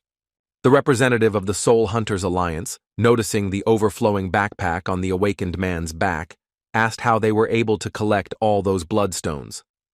Looking at his backpack, which was indeed suspicious, Woo Jin replied without hesitation that although they were facing a serious threat, that did not stop them from collecting all the trophies so as not to leave money lying on the ground. Having no other choice, the Hunters Alliance representative handed him a statement and a pen, asking him to sign it before leaving, as there was a chance the office would contact him to clarify the details of this incident. Having finished with these nuances, Woo Jin, along with his friend, who was afraid to even move in his presence, immediately went to the mana crystal collection point. When he sold all the trophies, he left the building with a mischievous and satisfied smile. He never imagined he could earn more than 13 million won in a single raid. As he continued walking with a crazy expression on his face, he was also proud of the fact that to that amount, he should also add the 4 million bonus he would soon receive from Song-gu as payment for saving him. Once again, this confirmed his suspicions that it was worth continuing to clear the dungeons himself to maximize the financial benefits of the campaigns. Although he had twice escaped life-threatening situations, Song-gu was deeply worried, knowing there was no way out of this situation. The sum of 4 million won was becoming increasingly worrying to him, because even with his savings, it wasn't enough to give it all at once. He was already wondering if he could try to lower the ransom price and if they would give him a loan for that amount without any adequate explanation of such financial need. His thoughts were suddenly interrupted when Woo Jin spoke to him. He turned to him and reminded him with the same crazed expression on his face that he had already seen that he really didn't like those people who tried to stab him in the back. After this warning that made Sun-gu's blood run cold, Woo Jin said goodbye to him and told him that he would look forward to his call to repay him for his life-saving services. It seemed like Sun-gu should have felt some relief when Woo Jin left, but instead he went into even greater shock as he wondered how much money they were talking about. He couldn't tell if they were talking about 4 million won or 400 million won. The uncontrollable series of funny events did not stop there. The workday for the owner of a small mobile equipment store was coming to an end. His business wasn't in the best condition. There were few customers, and among them there weren't even 10 buyers, so he yawned from boredom, waiting for the end of the workday. Suddenly, he felt an inexplicable pressure, followed by the loud sound of the front door opening. He was simply shocked that a madman had entered his shop, brutally kicking open the glass doors. It was Wu Jin, and he was clearly not in a very good mood, nor was he in the mood to negotiate with that blonde man. Wu Jin slowly walked towards the vendor, grabbed him by the cradle, and then lifted him into the air with one hand. The salesman was scared stiff and furious at the same time, unable to understand what was happening. Due to the small number of customers, he couldn't afford to hire a security guard, and when he saw that madman, he trembled with fear, wondering why he was so strong. He didn't even have time to utter a word before suddenly receiving a lightning-fast and incredibly painful slap in the face. He shouted angrily at what he was even allowed to do, the seller hoping to put him in his place. For the first time in his life, he made such a grave mistake, because instead of trying to find out the reason for such an angry visitor's discontent, he provoked his anger and another helping of slaps. The seller barely had time to breathe. He couldn't understand what was happening, fearing that if this continued for a few more minutes, he might even die. Her face began to swell, and she thought this was what she'd recently seen on television. She couldn't think of anything else to do but assume it was called indiscriminate rape. With a trembling voice, he began to beg for mercy. Looking at this poor boy, Wu Jin wondered if greeting the insolent guy like that was enough to make him realize the seriousness of his intentions. His mood wasn't that bad, so he didn't refuse the seller's request, and instead of continuing to slap him, he simply threw him to the ground. When Wu Jin approached the owner of this phone shop, he immediately knelt in front of him and pitifully cried out that he would do whatever he asked. In response, Wu Jin conveyed the words that he truly hated people who stab him in the back, as well as people who try to trick him. The salesman couldn't understand what kind of knife in the back she was talking about and what she meant when she talked about the deception she was accusing him of. Seeing the beaten scoundrel's bewilderment, Wu Jin took out of his pocket the phone the seller sold him, saying it was the latest model. Seeing this outdated model, the defeated scammer immediately remembered that it was the same device he had successfully sold to some fool. Not only did she sell him that phone by telling him it was the latest model, but she also convinced him it was an incredible deal by selling it to him for the price of really good new ones. At the time, Wu Jin was considered a fool because when he picked up this device, after staying in Alfen for 20 years, he was incredibly delighted. He even happily said that he couldn't believe how much technology had advanced in the past 5 years. Seeing this man's angry look, the salesman remembered that he was the victim of his scam. Everything fell into place. The man, terrified, had no choice but to rectify the situation, to his own detriment. On the way home, Wu Jin was enjoying his new phone. As expected, he was delighted with this device, which was truly much better than his previous one. He was still unsure if he had done the right thing with the seller, because if they were in Alfen, he would have been speechless. Suddenly, a pair of men in suits appeared behind him and addressed him by his full name. Wu Jin stopped when he saw that he was surrounded by some strange men. The red-haired stranger began to describe his file in detail, including information from the Hunter Alliance and even information about him single-handedly clearing Guachin's station, indicating that he was much higher than F rank. He also didn't forget to mention that he was suspected of killing his teammates. Looking at this boy she had just met for the first time, Yoon-hee boldly asked him if he was too fearless for a rookie. In response, Wu Jin asked her who she was and why she was so interested in him. Unexpectedly for everyone, the leader of the hunting team behaved extremely uncharacteristically, politely apologizing for her manners.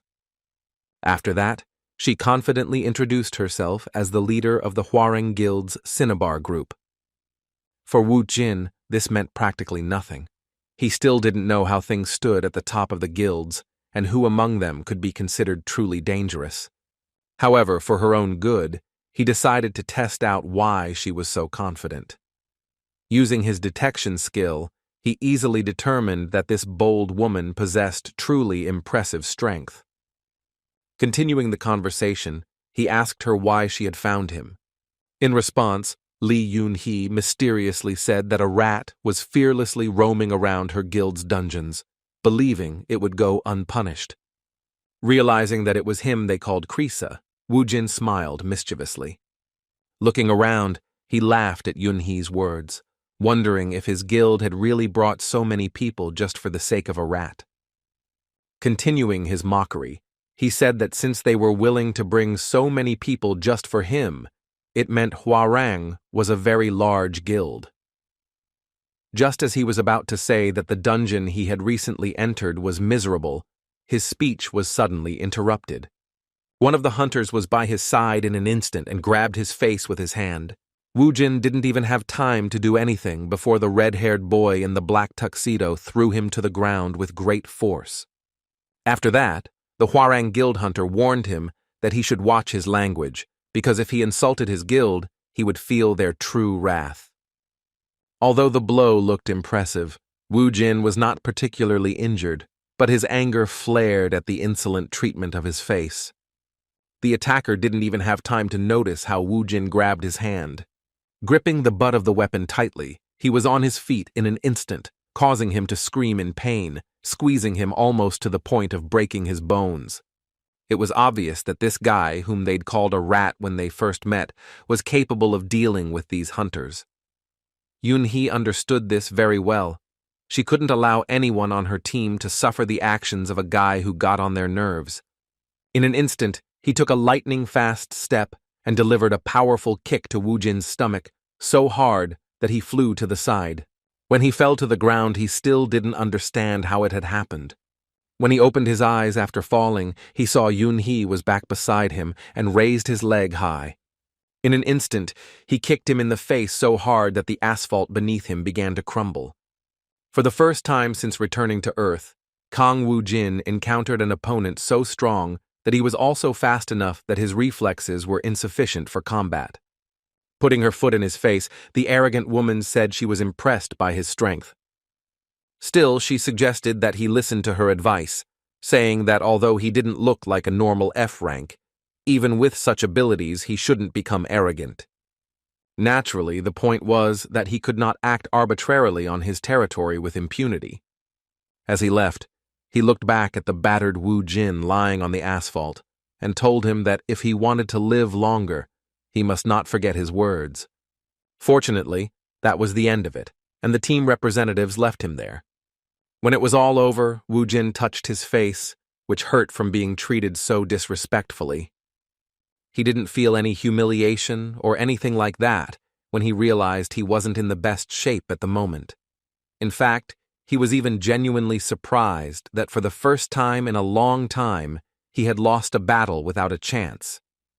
After such a warm and unexpected encounter, Lee Yoon-hee became very interested in him, and when she told Jae-min about this encounter, he was shocked to the limit. When Woojin asked him if she was really a famous person, he said with great excitement that she was one of the 10 awakened from his country who had an A rank.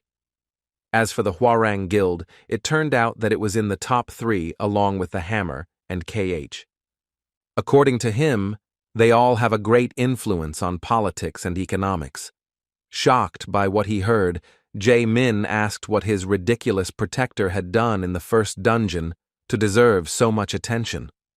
Woojin was extremely dissatisfied with that tone and responded insolently. He said that his weak friend should be careful with his words because, in fact, if he wanted to, he could defeat even the Hwarang army, but after regaining his strength. In response to his words, Jae-min even started laughing, saying that the pride of a guy with an F rank was simply astonishing. However, Woojin couldn't help but agree with her words, knowing that he would definitely be at a disadvantage if he fought someone outside the dungeon, even a high-level one. Furthermore, the necromancy skill itself wasn't unlimited, as it required corpses. The silence was broken when she handed Jae-min a bag containing a famous and rather expensive perfume.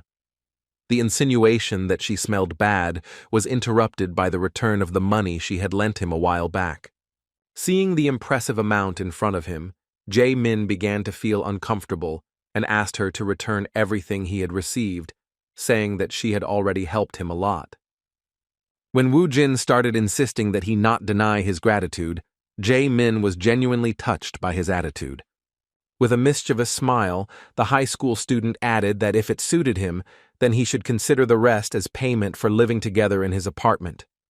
Jae Min agreed with her words, but in an instant he broke out in a cold sweat as he realized what her words really meant. She realized that Woo Jin was gently hinting that she would continue living with him. Trying to understand the reason for this behavior, she mentioned that she had recently met her mother. Woo Jin immediately understood what was happening, so he told her directly that her house was too small and that he wanted to stay there until he could buy a new one. When an awkward pause ensued, Woo Jin became a little flustered by his only friend's words and assumed he had given too little money. In response, Jae Min assured him that there was no problem. Before finishing his speech, he realized that Woo Jin had changed his phone number. He seemed genuinely surprised and said it was the first time he had seen this latest model among his friends, which, in a certain sense, was a great technological advance. When he asked to look at the phone, Woo Jin sighed in relief, knowing that the seller had understood his request correctly this time. Jae Min was really delighted with this device, especially the color, which was called Crazy Red. According to him, making such a device requires bloodstones, so the Crazy Red phone also becomes incredibly expensive. Noticing this, Jae Min assumed his friend had actually earned a lot, but his friend replied that he got it as a result of an event. His words sounded mysterious, but he didn't want to scare his friend by mentioning that this was an event in which the life of the salesman who had cheated him in the previous deal was at stake.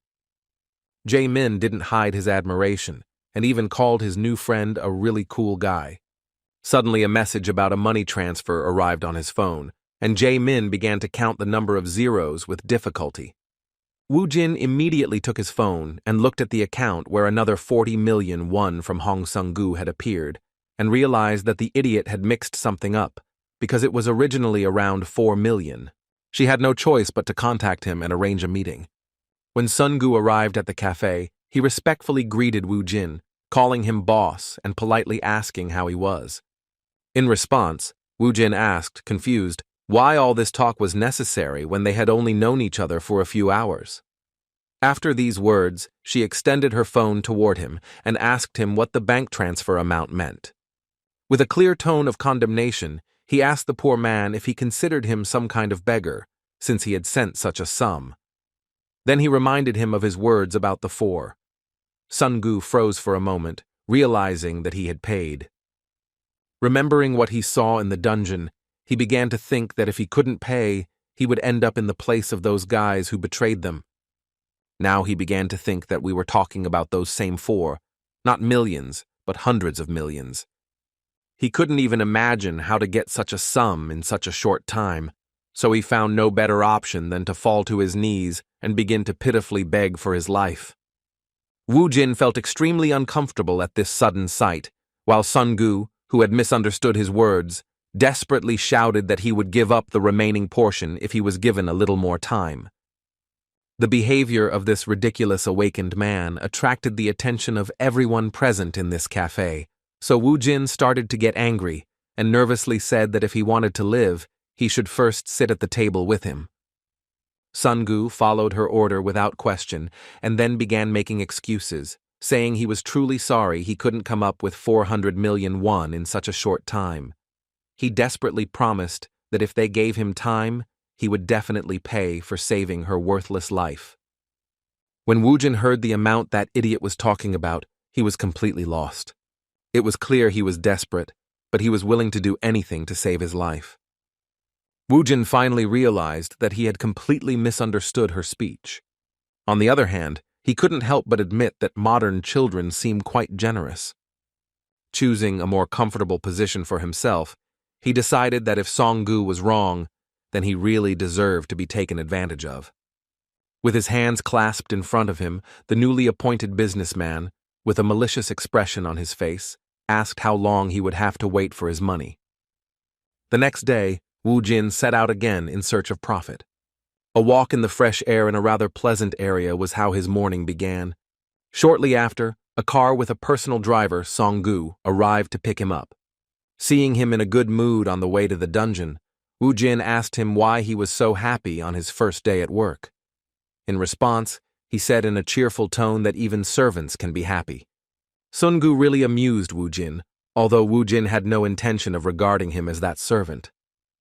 It turns out that last night, this ridiculous guy announced that since he can't repay the 400 million won in the near future, he's willing to become a member of his savior's group to give him a share of his earnings. After a moment's thought, Wu Jin pointed out the flaw in this plan, saying that he would just stick with it, which seemed like an obvious and safe idea. Sun-gu didn't even think about his personal gain, so he enthusiastically began justifying himself by saying that he just wanted to earn that money by being a truly useful person. Fearing rejection, he even declared his willingness to become her personal manager. With some admiration, he promised that in that case, he would take full responsibility for choosing dungeons, booking reservations, selling bloodstones, and other concerns, including even the possibility of being her personal chauffeur. In response, Wu Jin said that if he was going to work like that, then that made him a personal servant. Song-gu felt a little offended. He was really hurt by those words, even though he knew his savior was absolutely right. He grinned from ear to ear and awkwardly praised his boss for his accurate observation. The conditions were really favorable. Wu Jin didn't mind the company of a boy he could trust. Pleased with this unexpected opportunity, he began to dictate terms that, surprisingly, proved mutually beneficial. He said that in this case, his cooperation would last for a year, and since it would be too difficult to do it for free, his servants would even get their share of the total profits. His offer seemed like a true gift from fate. Sun-gu took his boss's hand and sincerely thanked him for it. In response, Wu Jin said with a kind smile that he was also grateful for it. As a result, another good friend appeared in his circle. Looking at Song-gu leading him to the pre-booked dungeon, the carefree awakened man thought it was quite funny, because by pure chance, he got a servant due to a misunderstanding in which he actually wanted to return the excess. In reality, he realized he was doing him a great service, no less than he himself was receiving. Looking at this young man, he pleased him with the sudden words that if he would only do his job well, then 10% of the profits would be his. Hearing this, Song-gu stepped out of the way and, with tears in his eyes, thanked his boss for what he was doing for him. When Wu Jin interrupted his boastful speech by asking if he had found the dungeon he had been told about, he immediately replied that, at the boss's request, he had reserved a 3-star dungeon with the largest number of monsters. They soon reached the third exit of Maebong Station, where a swarm of Reikis was waiting.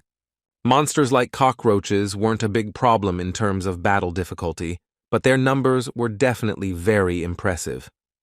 Song-gu was puzzled, doubting whether they could handle such a task. He had 2 backpacks on his shoulders, and his sole task was to collect trophies. But Wu Jin still asked him to be vigilant, so as not to be accidentally hit by a surprise attack. The numerical superiority of the Rakia swarm was a serious problem, but not for a necromancer with a wealth of experience under his belt. Wu Jin oriented himself from the start. He had to spend all his points on control in order to increase his army's maximum strength. The number of skeletons he could control had grown to an impressive 19, which was even more than the maximum number of participants in a single raid. Taking on quantity with superior quality was a smart decision, but they were still in for a tough game. In a moment, this floor became a bloody battlefield. It wasn't long before the Reiki swarm thinned to the point where the skeletons began to push through at an ever-increasing speed. Although the Rakii did not have impressive intelligence, their instincts were enough to make them tremble in fear when the mage's familiars approached. The ruthless skeletons completed their task with ease. Although they were relatively few, the remains of these monsters were eventually greedily divided. Song-gu did his best to keep up. Even during the battle on the first floor, he had already started his work of collecting bloodstones, so there was a slight delay before he caught up with his boss. As soon as he went downstairs, he didn't even pay attention to his boss's praise, because he was in an indescribable shock that the skeletons had managed to deal with the next group of monsters. Watching with his mouth open as the summoned fighters faced the monsters, he couldn't believe they were advancing so quickly, because normally, a raid in a rocky dungeon takes at least 2 hours, while Wu Jin managed to do it on his own in just 15 minutes. The lead fighter of his modest squadron was already very tired of fighting at that pace, so he sat down on a bench to finally rest. Opening the status window, he saw that he had already reached level 7 and had accumulated some achievement points that he could use to strengthen some of his stats. The skills he could learn at level 7 seemed boring and not particularly useful. The flame-covered hand of fire required too many points, but it didn't provide any significant benefits, just like the water ball, which is a common mage spell. However, among these, he found a really interesting option: summoning a skeleton mage. He could already learn this skill at level 10, so Wu Jin thought it would be a good idea to unlock it soon. Meanwhile, Sun Gu finished collecting trophies and even managed to find a return stone on his own. While in this dungeon, they were able to complete it in just 27 minutes. But Wu Jin was wondering what to do next. In fact, he hadn't thought about having much free time before, as they had reserved the dungeon for 4 hours.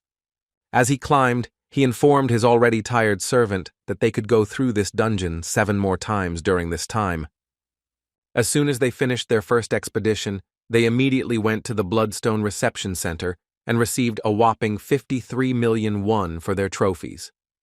Hearing the mention of such an incredible amount, Song Gu was at a loss, not understanding what the representative of this turning point was talking about. A moment later, he felt an incredible shock as he realized that this was indeed the amount they had received. The check was in their hands. They had won more than 50 million. Realizing that at this rate the amount would soon surpass 400 million, he began to tremble as he realized his share would be a whopping 40 million won. Previously, he had been going to peer-to-peer dungeons for 2 months and had earned around 30 million, but here, it was a whopping 40 million won in one day. The surprising result was mind-blowing, and Sun Gu said he couldn't believe what was happening. With an incredibly happy expression on his face, he thanked his boss for what he was doing for him, calling him a truly great man. With a kind smile, Wu Jin asked him not to worry, as it was still too early to rejoice. It was not time to relax, knowing that they still had 7 more trips to the dungeon. Following his boss, his subordinate called it a God-given opportunity, because it turned out that becoming Wu Jin's manager was indeed a great decision. The events surrounding the new awakening, which began to show incredible success, gradually began to spread. At the Hammer Guild, one of the 3 most powerful hunter organizations in Seoul, everything was business as usual. The leader of one of the teams was enjoying his free time at the office. He was humming a song and making coffee when he was suddenly interrupted by a message. Without being distracted from his work, Captain Jae-min answered the call and asked what had happened and why they were bothering him. In response, he was told that 2 men had bought a ticket for 4 a.m. and had entered the dungeon. The caller noted that these men were a bit strange. People die in dungeons all the time, so Jae-min didn't think there was anything strange about it. However, he was told in return that what was strange was that those 2 were still alive. But what was equally strange was how long it took them to complete the 3-star dungeon. He reported that his first raid lasted 30 minutes, and the second only took 11 minutes. Moments later, he saw Wu Jin and Sun Gu emerge from the dungeon again, and the third raid only took 9 minutes and 40 seconds. The shocking result left the Hammer Guild members stunned. They couldn't believe how this was possible because even professional teams of 8 people spend 2 hours on such raids. After winning a bet that the mysterious men would do it in less than 10 minutes, the captain's subordinate who was observing them asked his boss if he could find information on those men using his open source data. Ji-min had never heard of A-rank students clearing dungeons in pairs. However, he was mistaken, and his surprise increased to an unprecedented level when he learned that the 2 subjects being monitored were only F-rank. Hanging up, the captain replied that they should stay in touch for the time being, while he could find at least some information on those guys. Upon checking the data, he immediately discovered that one of them, Wu Jin, had registered in the Hunter database just a day ago, while the other squad member had registered just 2 months ago. This result indicated that such measurements were incorrect. An excited smile appeared on the captain's face, realizing that it was too large a measurement error and that those two should be assigned at least a C rank. Awakeners with such serious abilities were likely to become high-ranking. He had known this for a long time and had been waiting for guys with such potential for a long time, so he couldn't miss the opportunity to have them at his disposal. As expected, the Hwarang Guild was also watching the events. One of the managers of this organization noticed his strange activity and informed Yunhee that the guy who recently appeared before his sight was capable of doing something incredible. They had dealt with him before due to a report from an office employee that he had trespassed on their property. They already knew that Hong Sung-gu was an unremarkable fire mage, while the main power was possessed by Kang Woo-jin, an F-rank necromancer. The leader of his organization, addressing Captain Lee Yun-hee, asked him what he thought of his abilities. Recalling their encounter, she replied that she actually thought he was unusual, but not that unusual.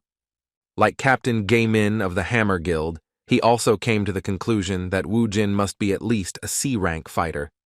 The leader agreed with his words and concluded that there were 2 options.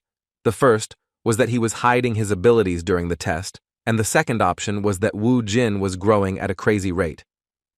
It was the first time Lee Yun-hee had seen something like this, so she asked the more experienced leader if there had ever been an awakened who had such a speed of development that he could ascend 2 or 3 power ranks in one night. In response, the red-haired man said there was a similar case in history where an awakened person rose from rank F to rank A in an incredibly short time. His potential was a secret until he reached the #1 spot in South Korea. Naturally, they were talking about Kim Kang-chal, and understanding this, Yun-hee objected, saying that such a great hunter can't compare to some punks. Despite his opinion, the leader suggested he wasn't too sure of his assumptions. He thought it would be a good idea to confirm who Wu Jin really was. Lee Sang-ho, Captain Ha-yun's brother, who was the guild master of the Hwarang Guild, gave his sister the order to bring this guy to his office so they could find out what kind of person he is. Meanwhile, the boys continued their non-stop raids, with Wu Jin getting faster and faster. On the other hand, Sun-gu, who had a completely different role, could barely stay conscious. While collecting bloodstones from defeated monsters, he thought that if such charges continued, he would be the first to die in the dungeon while extracting precious trophies. Turning to his boss, he asked in a tired voice if they could rest a little. Seeing his condition, Wu Jin replied that he had done a good job. Although Sun-gu was his servant by verbal contract, he respected his work and his tiredness, so he took a short rest. Song-gu sat on the floor, immediately drank half a bottle of water, and said with a happier expression that he felt much better now. When the boss asked him how much time they had left, he replied a little over an hour. They were doing it much faster than expected, so after 3 hours of continuous dungeon raids, they had already managed to earn around 400 million won. Wu Jin knew this was enough to buy a house for Mom and Sua, and also for Sun-gu to have everything he needed. Based on this, he made a very unexpected decision. Standing up, he gave his friend incredible motivation by telling him that all the remaining bloodstones would be completely under his control, and during this time, he would be under his protection. After taking a deep breath, the boss suggested to his subordinate that he get everything he could, after which he suggested they hurry. In a moment, he dashed forward with great speed to attack the remaining monsters on the lower floors. Sun-gu was taken aback by Wu Jin's enthusiasm. The progression of strength gradually increased, and the fighter, using the lever and its relatives, became an increasingly powerful hunter. Taking advantage of the opportunity, he not only improved the abilities of his skeletons, but also fought on the battlefield, improving his own stats. Haste sometimes forced him to act according to the situation. Before, he was just a general who wisely led his army, but now, finding himself at the forefront of battle, he himself often found himself in dangerous situations. However, in such a weak dungeon, he didn't really feel the pressure of the monsters, because their numbers weren't a problem thanks to his 19 skeletons, and he could easily deal with surprise attacks himself. After 3 hours of constant raiding, he finally reached the long-awaited 10th level. After clearing another floor and receiving a message about his level increasing, he decided that this should be enough to strengthen his army. When he opened the system window, a new notification suddenly appeared in front of him, stating that he had met the level requirements for class assignment. Wu Jin was surprised, because this hadn't happened when he was in Alfen. With a thoughtful look, he said that in Alfen, classes were also determined upon reaching level 10, but he was already a necromancer, so he didn't understand what was going on with the system. A moment later, the system began working with special persistence, analyzing the player's development to assign him one of the possible classes. As it turned out, he actually became a dual classer, gaining a second class, which was the warrior class. Wu Jin felt a little uneasy, thinking this might be a problem, but he couldn't refuse such an offer. He also received a bonus in the form of a warrior weapon. Based on his experience, Wu Jin believed that being a mage was definitely more advantageous, as the traits overlapped with necromancy. Unfortunately, he didn't receive the mage class, but instead became a warrior.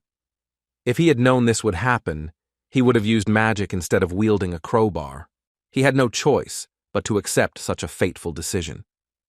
Without paying attention to the details, he looked with particular interest at the bonus in the form of a warrior's weapon, which became his reward for acquiring new skills. The mysterious gift appeared in front of him, but in reality it looked more like an ordinary steel pipe. As soon as he touched the warrior's weapon, he received a notification about its properties. It turned out to be a steel staff that grows with its user and will come to him at the first call.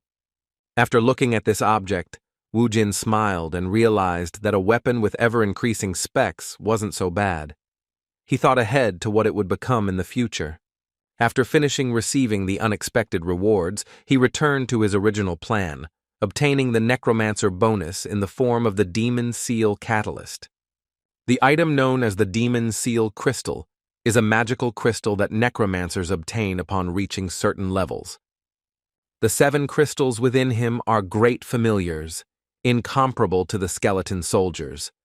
With their help, in Alfen, he destroyed all enemies who dared to approach Ardal, the land that belonged to him. With a smile of anticipation, he wondered whose turn it would be this time. As he opened the seal, the glass began to shatter with a blinding purple light. Wu Jin clasped his hands in front of him, waiting to see the familiar he would receive from this crystal. A moment later, a black-winged succubus appeared in front of him, a short blonde with large eyes and bright red lips. It seems that the necromancer had seen her before and was astonished to see that she was the one who appeared in front of him. It was Bibi, and when she saw her master, she tearfully asked where he had disappeared to. As Wu Jin tried to figure out why she was the one who appeared from the crystal, Bibi ran towards him with hugs and shouted that she really missed her master. There were many questions, the first of which was why he didn't stay in Alfen and what was going on in general, since he somehow miraculously ended up on Earth. With tears in her eyes, Bibi explained that after her teacher disappeared, all the relatives were placed in the seal space. After these words, Wu Jin realized that they had all moved with him, but were now sealed until their master gained enough power to return them to his control. Bibi continued to talk through tears about how much she missed her master, but after a moment she remembered something important and stopped. It turned out it was because she smelled something strange. Looking around, he wondered why he could smell that in such a place. Wu Jin couldn't even guess that all this time he had been smelling Trannet's subjects from there. Hearing this, he was shocked, because he himself could not even imagine who was behind such an expansion of monsters on Earth. What he feared to see on his home planet was a demon that invaded Alfen from a mysterious dimension and destroyed 90% of the local population. Wu Jin had never fought him, but his subjects invaded his domain, Ardal, so often that the sight sickened him. It has now become clear that the fact that Trannet is gradually invading Earth is the reason for the sudden appearance of the dungeons, Finding himself on his home planet, Wu Jin thought he had escaped from hell, but it turned out that hell was following him. Meanwhile, near the station where the fighting was taking place, some representatives of large hunting organizations had already appeared. There were enough kids interested in Wu Jin, including some leaders of big teams. Looking at his watch, Ha Min replied to the representative of the large organization that the recruits they were interested in had entered the dungeon 8 minutes ago, so they should be leaving soon. According to him, those who so interested their leader were not fools, as they earned more than 400 million won, working with just 2 people and alone in a dungeon in less than 4 hours. This guy, observing the situation, believed that with such strength, he would also be able to clear dungeons at such speed. Meanwhile, all attention was focused on the boys because they finally got out of the dungeon. Sungu could barely move his legs, while Wu Jin was fine, but still thinking about the disturbing news he had received after his first familiar appeared. Jin Min Chang broke the silence by congratulating them on their good work in the dungeon. With a smile on his face, he asked them if they would mind giving him a few minutes of their time to listen to one of the most fateful proposals of their lives. In response, Wu Jin walked past coldly and replied without much interest that he rejected their offer. Hearing such an unexpected response, Jin felt desperate and put aside his pride and ran after them, begging them to stop. With a sullen look, Wu Jin asked why he was asking if they were willing to listen if he was just going to waste their valuable time anyway. Mr. Min Chang was very worried about the situation. His face was covered in cold sweat due to the difficult dialogue. He could not understand what was happening to the boy, that by recruiting him, his career would skyrocket. In response, he apologized for wasting their time with his beating around the bush. Having regained his former respectable appearance, he handed over his business card and said they should get to work, because the Hammer Guild wanted to recruit them. But even after the direct message, Wu Jin turned around and started walking away, surprising even his protege with the response that he wasn't interested. Jun, having lost his pride again, started running after them, assuming they simply didn't know who they were. Wu Jin knew this wasn't going to stop just like that, so he turned to the aggressive hunting team leader and told him that he had heard they were one of the top 3 guilds in Korea. Jin Min Chang felt a little relieved after hearing that he was being treated properly. After that, he handed his business card to the promising hunter and told him that his guild had the strongest awakened among its ranks. He promised that if they joined them, they would receive the best support without delay. Skipping formalities, Wu Jin, simply calling the representative of one of the strongest organizations a man, asked him to stop this pointless dialogue. With an angry look, he said he was in a remarkable mood, so it was worth stopping to bother him so as not to be rude. His behavior seemed strange to other people because no one even guessed what was threatening their planet. After winning a large sum, Wu Jin stopped at an interesting place, after which, together with his mother and sister, he headed to one of the most prosperous areas of the city. His mother was shocked to learn that her son, just days after his return, had led them to a huge house that, according to the real estate agent, now belonged to his family. She was excited about what was happening, knowing that a house like that would cost an unimaginable amount of money. Looking at her son, who had a calm smile on his face, she still wondered how she was going to buy a house like that. Looking at his phone, he replied that he had recently topped up his account and could now afford it. His mother was shocked to hear these words, and the son was forced to explain that he was actually a vagrant who earned money in the dungeons. As expected, his mother was very worried. She couldn't allow her son to take such a risk after losing a family member once. However, Wu Jin insisted that he had nothing to worry about.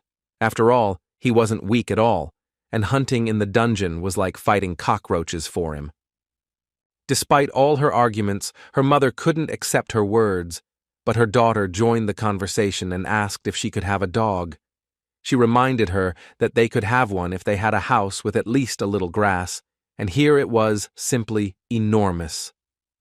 With a demonic expression in his eyes, he tugged at her clothes again, and in response, the worried mother asked him to wait while she figured out what was happening. Seeing her worried, Wu Jin asked her not to worry.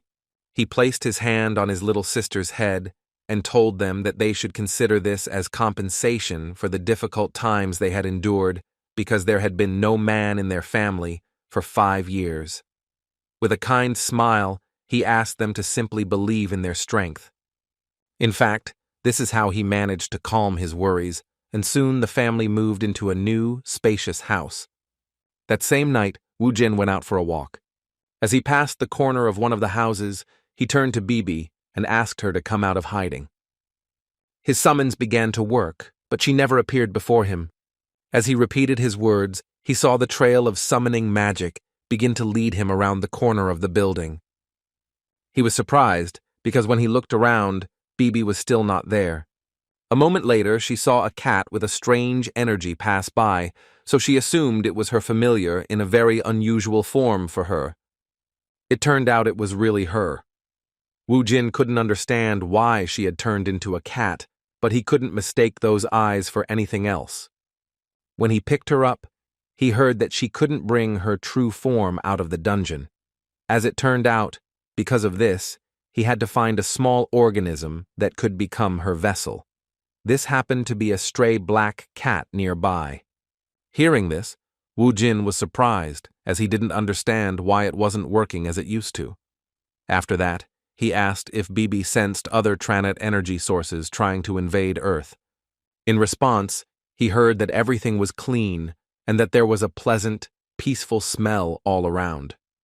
His words surprised Wu Jin even more, as it was the first time he had seen a demon enjoying the smell of peace. Even so, he came to the very pleasant conclusion that Trannet's energy had not yet affected this world. He was suddenly distracted by a stranger's voice calling out to him, full of surprise, assuming that Wu Jin even took care of stray cats. Looking around, the Necromancer saw another mysterious man who was very interested in his strength and personality. With a pleasant smile, the red-haired man who introduced himself as the Eyes of the Hwarang Guild asked if it would be difficult to spare a little time for a conversation. While Wu Jin was with Li Sang-ho, his subordinate Sun Gu visited a place he had only dreamed of visiting before. While standing in a luxury car showroom, waiting to meet with the dealer, he still wondered what could explain his boss's strange behavior. As they were returning from work to the dungeon, he asked the question that was troubling him directly. He wondered why he had rejected the Hammer Guild's offer, which other hunters could only dream of. With a deep sigh, Wu Jin replied that he just wanted to. Sun Gu was surprised by this response, as it seemed as if his boss was some kind of brazen schoolboy. Wu Jin explained that he simply hated following other people's orders. Alarmed by this response, Song Gu, with cold sweat on his face, replied that even the almighty Hammer Guild could not compare to his boss's strength. Still, he wasn't sure if Wu Jin's arrogance and pride were the only reason he rejected a lucrative partnership with the guild that could have opened the door for them to earn more and grow. Standing inside the car's incredible showroom, he responded with a sarcastic laugh that the reason was no longer so important, since he would soon have the opportunity to drive the car he had dreamed of so much. With his hands clasped in front of him and his eyes looking up, he made the decision that all he would do from now on was trust and follow his boss. A moment later, his thoughts were interrupted by the merchant, who came out to greet him, apologizing for keeping him waiting. They immediately brought him a contract and asked him if he wanted to sign it immediately. Being so close to his dream, Songgu accepted the proposal without hesitation. Meanwhile, his boss was in one of the cafes, where he was already being apologized for how his first encounter with the Hwarang Guild had been. What Li Sang meant was that he had a confrontation with Yoon Hee over a misunderstanding about visiting her dungeon without permission. Hearing that name, Wu Jin immediately knew it was that crazy red-haired woman.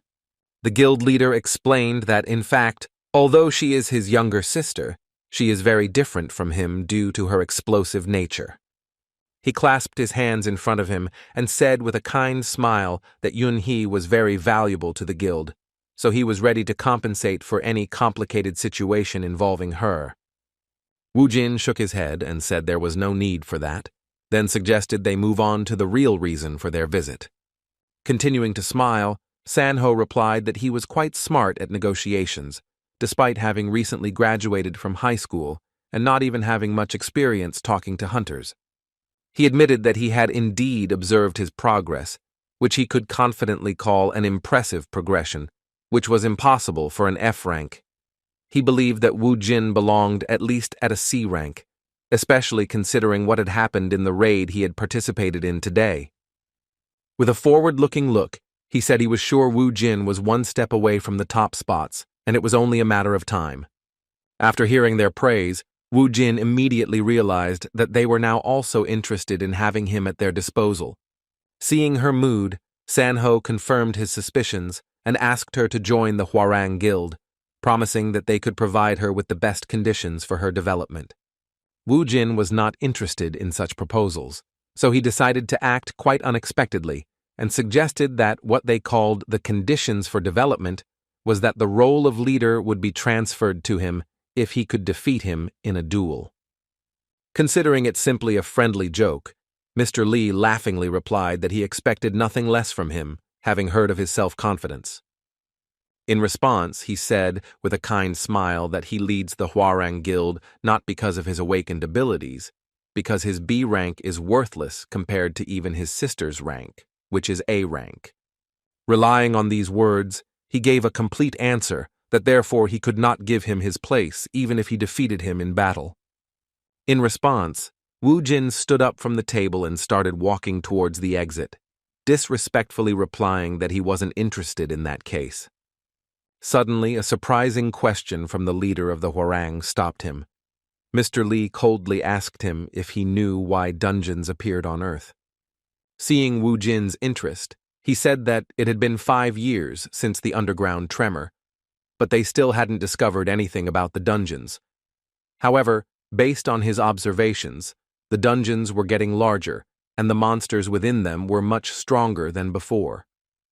But humanity isn't at all alarmed by this, because people are completely absorbed in making money from bloodstones. Mr. Lee Sang-ho is absolutely certain that the world will descend into chaos if things continue like this.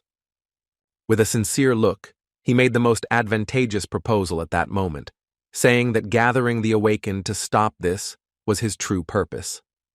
Looking towards the promising hunter, he expressed his hope that he would entrust them with his strength.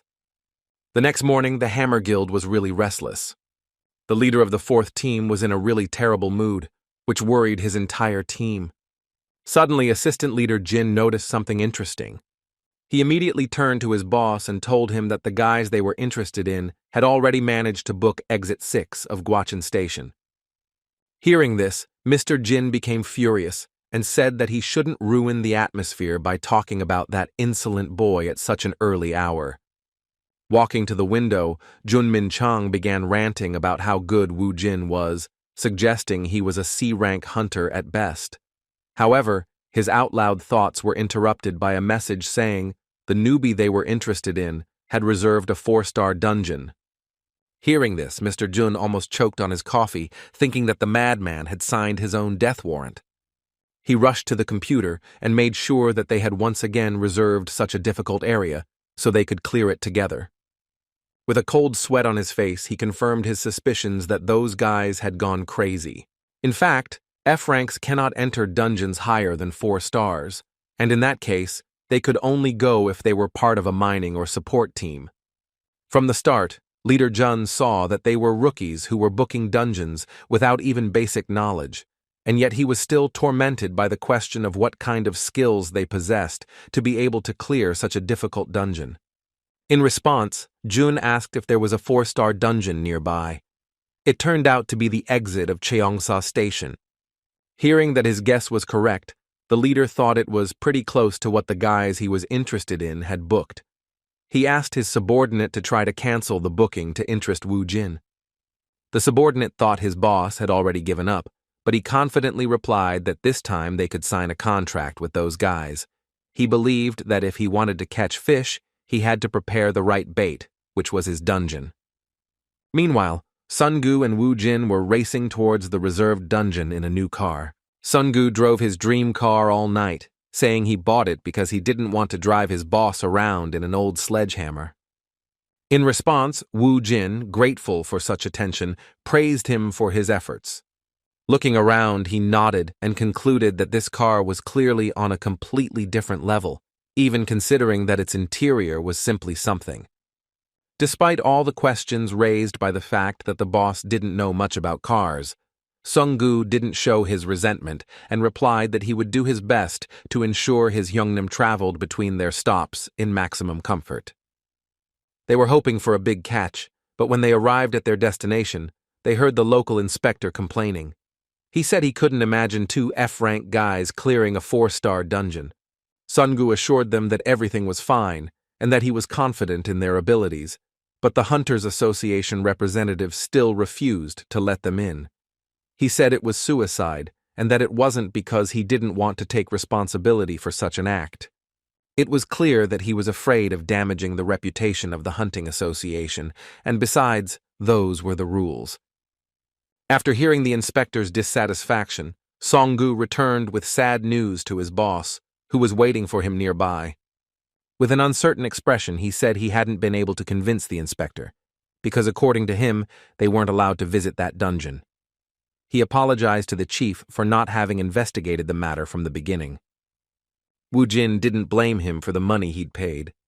There was nothing he could do about it, so he said they should spend the next day re-evaluating their skills. To avoid wasting time, he asked Ha-min to check if there were any 3-star dungeons nearby. At that moment, their conversation was interrupted by a man in formal attire who said he couldn't believe they had met again near the dungeon. As expected, it was Mr. Jun, who had planned to meet them like this from the beginning. He dismissed this situation as fate, asked what had happened, and asked if he could help them in any way. With a friendly smile, he tried not to show that he had expected to find them that way from the beginning. Not hiding his obvious suspicions, Wu Jin mockingly repeated his words that this was indeed fate. With his hands on his hips, he asked the curious leader of the Hammer Organization's 4th team how exactly he was going to help them. Without further ado, they headed to the Gwacheon Government Complex Station, where a dungeon had been prepared for these guys in advance. Recalling his failure, Leader Jun guessed that they didn't know that only those of rank C and above could enter 4-star dungeons. Pointing at this station, he said that this 4-star dungeon was available to his guild and that all reservations had been cancelled, allowing them to enter freely. Wu Jin had this place at his disposal thanks to the help of the Hammer Guild, and he expressed his suspicion that it was too good to be true. He said all those concessions had to be paid for, so he asked what they wanted from him in return. With a kind smile on his face, Leader Jun assured them that this was just a gesture of goodwill and that they would resolve their friends' ranking issues on their own, so they could clear this dungeon at their leisure without worrying about the Hunters Association's reaction. Taking their words into consideration, Wu Jin replied that if that was really the case, then they would be happy to accept this proposal. After these words, the leader of the 4th team wished them good luck on the pass, but asked them to stay one more minute to receive a gift from him. Waving his hand, he asked her to accompany him a few meters. Next to them was their work car, in which the gift in question had previously been found. Opening the trunk, Leader Jun said with a mocking laugh that everything had to be paid for. Min Chang didn't ask for anything in return, but he was waiting, thinking that a favor always comes with another. It's no secret that there's an unspoken rule that if someone shares food with you, it's natural for that person to share in return. Although Wu Jin was obviously a strong awakened, Leader Jun didn't know him well enough and thought he was just a 24-year-old kid. He was more than certain that he already had him in his hands. In turn, the subordinate of the 4th team leader thought exactly the same thing. It wasn't the first time he had carried out this plan together with his boss, so he began to play his own game, complimenting that his dear friend's mood had changed for the better. When Wu Jin asked him what he was talking about, he replied that yesterday he was in such a mood that it was scary to even talk to him. Remembering that day, the Necromancer nodded, for he was really in a bad mood, because all his thoughts were occupied with Trannet's presence on his beloved Earth. Seeing how Wu Jin was gradually becoming more open to communication, the Hammer Guild trickster asked with a smile on his face if they would mind having a drink together after their raid was over. Wu Jin agreed without hesitation, and that insolent office plankton immediately came to the conclusion that the boy had fallen for his manipulations. Having been with the Hammer Guild for 2 years, he was confident that their tactics were impeccable and that their target would soon sign a contract with them, especially after taking a few gulps of strong soju. He went on to talk about celebrating his success and mentioned that he knew of a nice place nearby. Seeing all this stupid acting, Sungu felt a little uncomfortable, realizing that it was a waste of time because no matter how much they endured it, their Hunams still wouldn't join their guild. When Jin Min Chang returned, he paused for a moment, looking around the area for the boys he had brought to that place. When Ha Min asked where those boys had gone, he replied that they had already gone to the dungeon. Hearing this, Mr. Jin began to tremble with anxiety and said that he had asked them to wait so that he could give them a gift for their journey. He was furious, and his protege didn't understand why he was so angry. He believed he was going to wait for them to return anyway, so he could give them this gift after their raid. It turns out this gift was a much-needed survival kit, without which you can't raid 4-star dungeons. Throwing the 2 bags to the ground, the leader asked Ha Min how much the F-rank kids who entered such dungeons knew and if they had heard about the dangers of such a raid. With a worried look, Mr. Jun thought about the fact that, for such dungeons, a D-rank team with a C-rank leader was recommended. I knew that Kang Woo Jin was only an F-rank on paper, and with his speed at completing 3-star dungeons, he should be able to defeat the monsters in this dungeon. But despite this, his success was in great doubt because he didn't have the necessary equipment, as 4 to 6-star dungeons are different from low-level ones. If you go there without information or a survival kit, not even a high-ranking hunter will return alive. With his hand over his face, Leader Jin said that this was the end, because with their actions they had not helped, but had literally sent those guys on a deadly raid. Meanwhile, the boys had already cleared a significant portion of the dungeon, clearing all the floors with ease. Looking around, Wu Jin wondered if this was really a 4-star dungeon, considering the monsters they encountered along the way were far too common. Songgu assumed it was just an easy 4-star dungeon, and his boss decided to accept it to avoid racking his brains. All the bloodstones had been collected, so Wu Jin activated the search for the return stone. Unexpectedly for him, there was no reaction to the use of his ability. Wu Jin thought that there couldn't be such an object near them. He couldn't even imagine that that wasn't the entire dungeon, and that they only saw the open part, so he attributed it to his skill being too low. In order not to waste time, they decided to return to the place they started from, looking around. For the first time in all the raids, they encountered such an unusual problem. Walking through the same place once again, Songgu noticed that the place where the entrance previously was had moved somewhere and no longer looked the same as before. Suddenly he stopped and said in surprise that something was wrong here. A bright glow appeared before them, providing answers to their troubling questions. Where they were looking for an exit from the dungeon, a portal suddenly appeared that led them to the deepest, hidden part of this place. It became clear that the portal hadn't caused the return stone to appear. They had no choice but to enter and continue clearing the dungeon.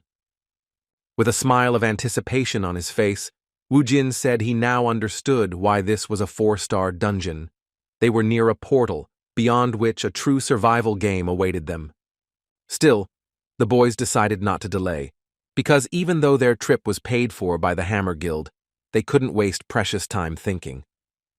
Passing through this portal, Wu Jin was shocked by what he saw in front of him. They met at another exchange, and Sungu started behaving strangely. For some unknown reason, she stripped naked, and Wu Jin couldn't figure out what she was planning. He immediately looked away and asked with some discomfort why he did it. In response, he heard a disgruntled shout from Hunim, who was also standing naked in front of him. Looking around, Wu Jin realized that only their bodies could move through this portal, while their clothes remained in the place where they entered this teleportation. The strange forest they found themselves in greeted them with a strange animal cry. Staying there without clothes was a very bad idea. While Song-gu was panicking, his boss was becoming more and more shocked by what was happening, more and more convinced that this was in fact a dungeon of a completely different level than the ones they had been in before. Thanks to his skills, Woo Jin quickly obtained the necessary items to survive in this dimension without wasting time, even covering basic needs such as clothing. Seeing how he could control space, Song-gu couldn't contain his joy. Woo Jin continued to surprise him with his skills and how coolly he acted in any situation. Even though they had been working together lately, it still seemed like a complete mystery. While Sun-gu was trying to guess what his boss was doing, he was distributing his experience points. At that time, he was level 10, and thanks to the bonuses transferred from Alfen, his stats were much higher than those of boys of the same level. Still, he knew that a 4-star dungeon was still dangerous. For example, in the Raki dungeon, the Necromancer's skills were sufficient, but here everything was different, as he might encounter strong enemies that he would have to fight face to face. Considering all the risks, he decided to use the remaining experience points to learn warrior skills. He now had several movement skills, a powerful blow, anger, and warrior intuition in his arsenal.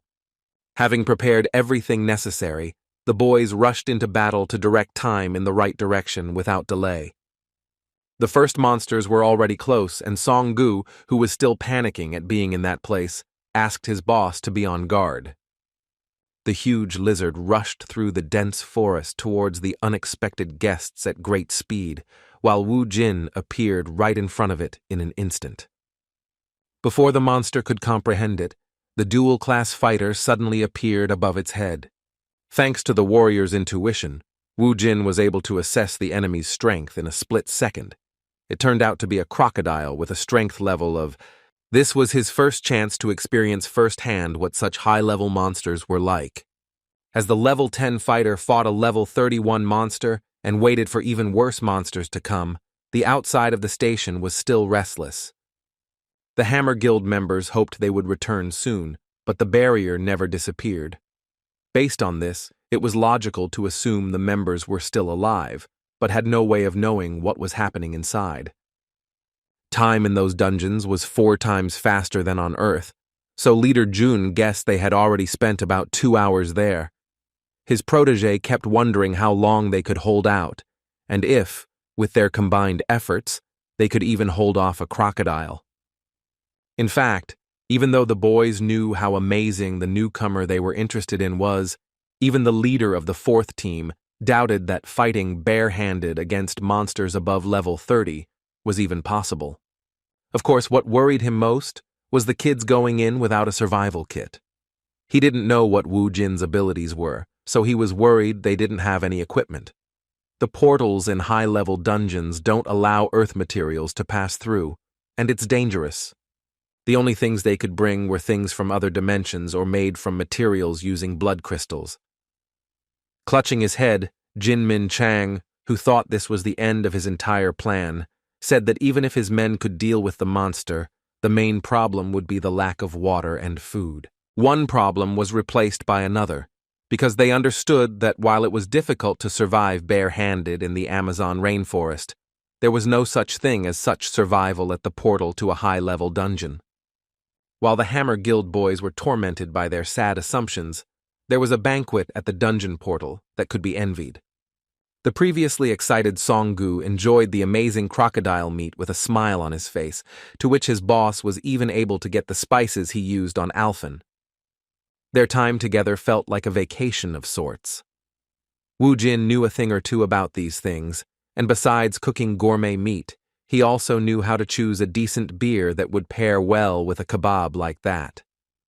After taking a few sips of the low-alcohol drink, Song-gu completely forgot all his worries and said he would never forget this trip to the dungeon.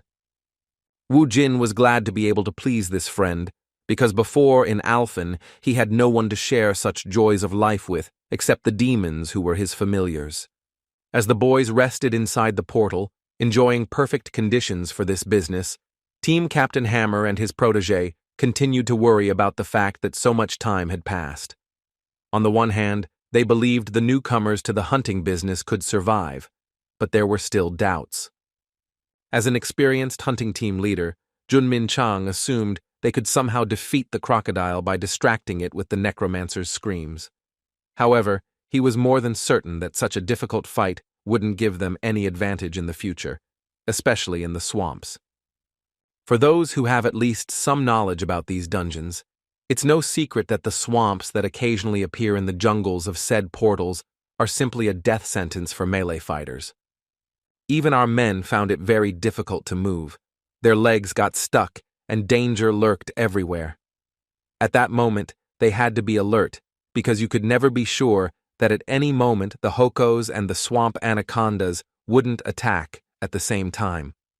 Only Hong Sung-gu had long-range combat, but his fireballs were not enough to stop Hoko's crazy monkeys. The guys from the Hammer Guild team knew it too, so their worries kept growing, not taking them away from the thought that their brilliant idea had come to an end due to an overlooked detail. As it turned out, they were wrong once again. As Sun-gu watched motionlessly as everything happened, Wu Jin continued to incinerate the monsters, despite being primarily a close-range fighter. Seeing this, Sung-gu was once again shocked to realize how limitless his Hyung-Nim's abilities were. This time, Wu Jin demonstrated the magic of summoning skeletons. Using fire, they instantly incinerated all the monkeys, each possessing a power that surpassed Song-gu's. As the boys overcame obstacle after obstacle, using the skills and experience of their small squad leader, the Hammer Guild representatives waiting for them had a small snack of instant noodles. 4 whole hours had passed, and the pupil was still asking his leader if they could clear the dungeon. Junmin Chang was still tense. He still didn't know the exact answer, and this time he added an important detail that not only monsters were dangerous in high-level dungeons, because there were many unknown plants, animals, and insects there. They didn't even doubt that newcomers entering a high-level dungeon for the first time knew nothing about those ecosystems. This meant there was a high chance they would eat something poisonous due to hunger. Meanwhile, Sun-gu, who was under the care of the omniscient Hyung-Nim, was enjoying tropical fruits. He liked them very much because they were sweet and very tasty. Wu Jin explained that they were deadly dangerous when raw, but that after cooking them over a fire, they became edible. Hearing this, the pupil became frightened and immediately spat out everything he had managed to chew. He even began to resent his Hyung-Nim for not warning him in advance. Wu Jin laughed good-naturedly at his protégé's clumsiness, for he couldn't explain how he knew everything that was inside those places.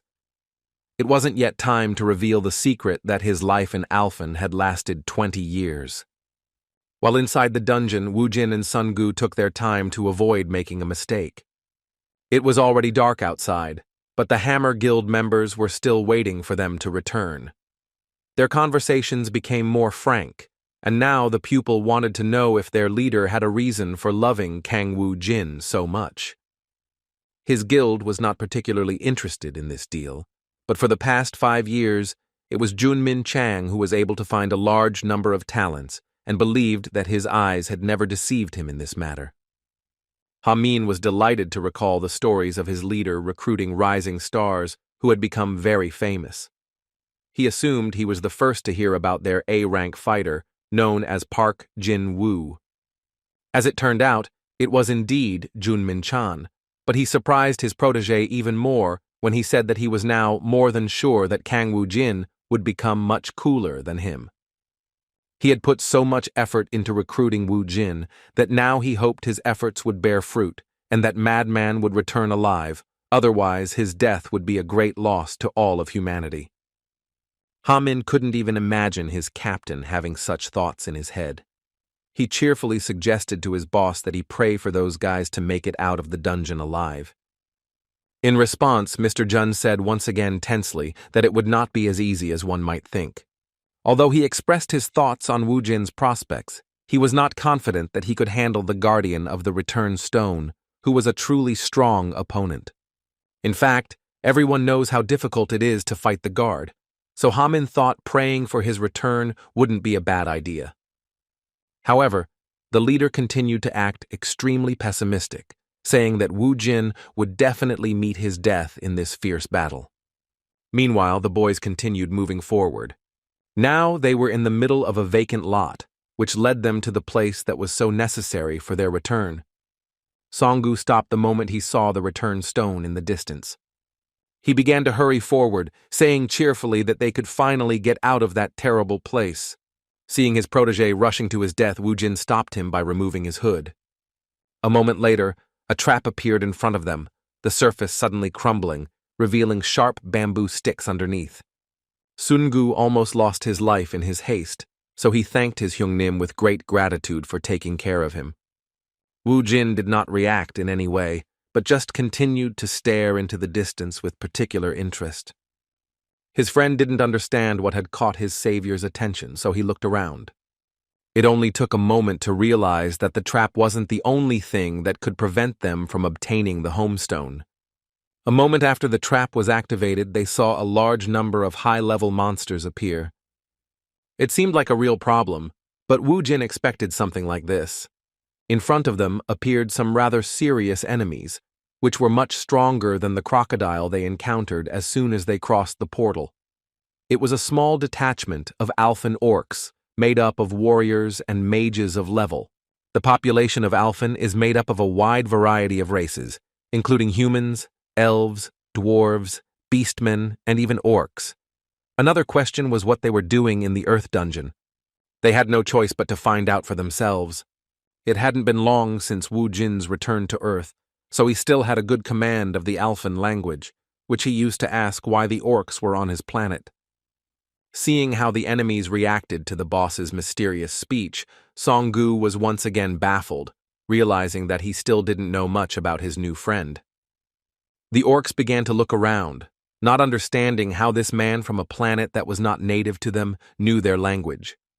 In response, one of them asked him who he was and how he knew the language of Alfen. Wu Jin had no intention of answering this question, so he asked them to ignore it and asked again what they were doing there. One of the orcs paused for a moment before answering. He found it unpleasant and difficult to talk about how they had all lost their homes. Jin was surprised because his guess was correct. Trannet defeated them all. According to the orc, when the balance was broken, Trannet became the master of everything on Alfen. They're here precisely because of the contract with the new master of their planet. It was strange to hear about some kind of contract from the lips of the orcs who had lost everything because of Alfen's new master. It turned out that this contract was incredibly complicated. After it, the orcs would receive the Earth under their control, and it would become their new home. Hearing this, Wu Jin wondered how they could have fallen for such a stupid trick, since Trannet doesn't even own Earth, making this contract even more useless than serving such scum. Pulling out his gun, Wu Jin showed that he had no intention of playing with those who were intruders in his house. In response to his determination, the orc leader shouted to his squad to immediately launch an attack. This battle was a real challenge, because never before had the boys faced so many opponents with such a great level of strength. Wu Jin was extremely calm, knowing that he had to keep a cool head to deal with such a problem. This battle decided his fate, as well as that of his pupil, because without going through these guys, they would not be able to reach the returned stone. A little more time passed, and the Hammer Guild members were still waiting for his return near the barrier. Outside, 6 hours and 20 minutes had passed, but Ha-min continued to cheer for his leader and said in a cheerful tone once again that he had a good feeling. At that moment, Jun Min Chang, who had been pondering the situation all this time, began to realize that they were probably crossing the swamp, or, which was unlikely, were already close to the orc squad guarding the return stone, as more than a day had passed. He was surprised to think that those two actually had a chance to clear this dungeon that belonged to a high-ranking dimension. Suddenly, the barrier began to disappear before their eyes, which surprised them even more in their moment of deep thought. Min Chang literally felt a lump in his throat as he realized this was a fateful moment, because there were two options. Looking down, he froze, waiting for the boys to return. However, the hope that they would return alive began to fade little by little. The barrier disappeared, but they still couldn't get out. Ha-min understood his boss's feelings, because it only meant one thing. The worst-case scenario had come true, and they were finished. Disappointed by what happened, Jun Min-chang was devastated and was about to fill his emptiness with alcohol, so he suggested to Ha-min that they get back together. However, a moment later, he heard footsteps and tired, dissatisfied words about taking a chariot with him on the next raid. Looking down, he saw the boys dragging a large amount of artifacts obtained from inside the dungeon. The sadness over the loss suddenly changed to sincere joy and gratitude to fate, and Leader Jun congratulated Wu Jin with great joy on his return to the surface. With the same calm smile, Wu Jin, who didn't even look tired, asked why the Hammer Guild guys were so happy to see him. Returning from a long foray, the boys familiarized themselves with the details they had missed before entering the dungeon. Wu Jin concluded that the survival kit wasn't very necessary, but the information was. They were a little disappointed to learn that the crocodile skin, which was a very expensive resource, didn't interest them and remained in the dungeon. In fact, Songgu wasn't thrilled to hear that he would take it next time. The bloodstones, which were quite heavy, were enough for him. The dream of becoming a fire mage grew increasingly blurred, as his job as a porter left him with little time to rest. At one point, the driver noticed his Hyun Nim looking at someone on the street with particular interest. It turned out he saw his friend, Jae Min, walking down the sidewalk with a girl wearing a blue dress and a yellow Panama hat on her forehead. Stopping, Wu Jin distracted his friend by shouting his name. Jae Min looked around in surprise, not understanding who that voice belonged to. Seeing a premium car nearby and a black-haired boy sitting in the front seat, he immediately realized that his boss was talking to him. But the girl next to him, seeing strangers, fell silent and began to behave modestly and reservedly without attracting attention. Ignoring his discomfort, Wu Jin assumed his dear friend was on a date. In response, Jae Min awkwardly clarified that she was just his Nuna. When Jae Min approached her, he introduced Wu Jin as the guy who helped him deal with some bully issues. He'd told her about him before and she knew exactly who he was, but she still felt awkward. Gathering her resolve, she looked up and asked if his name was Wu Jin. Looking at the girl standing in front of his car, Wu Jin was literally speechless.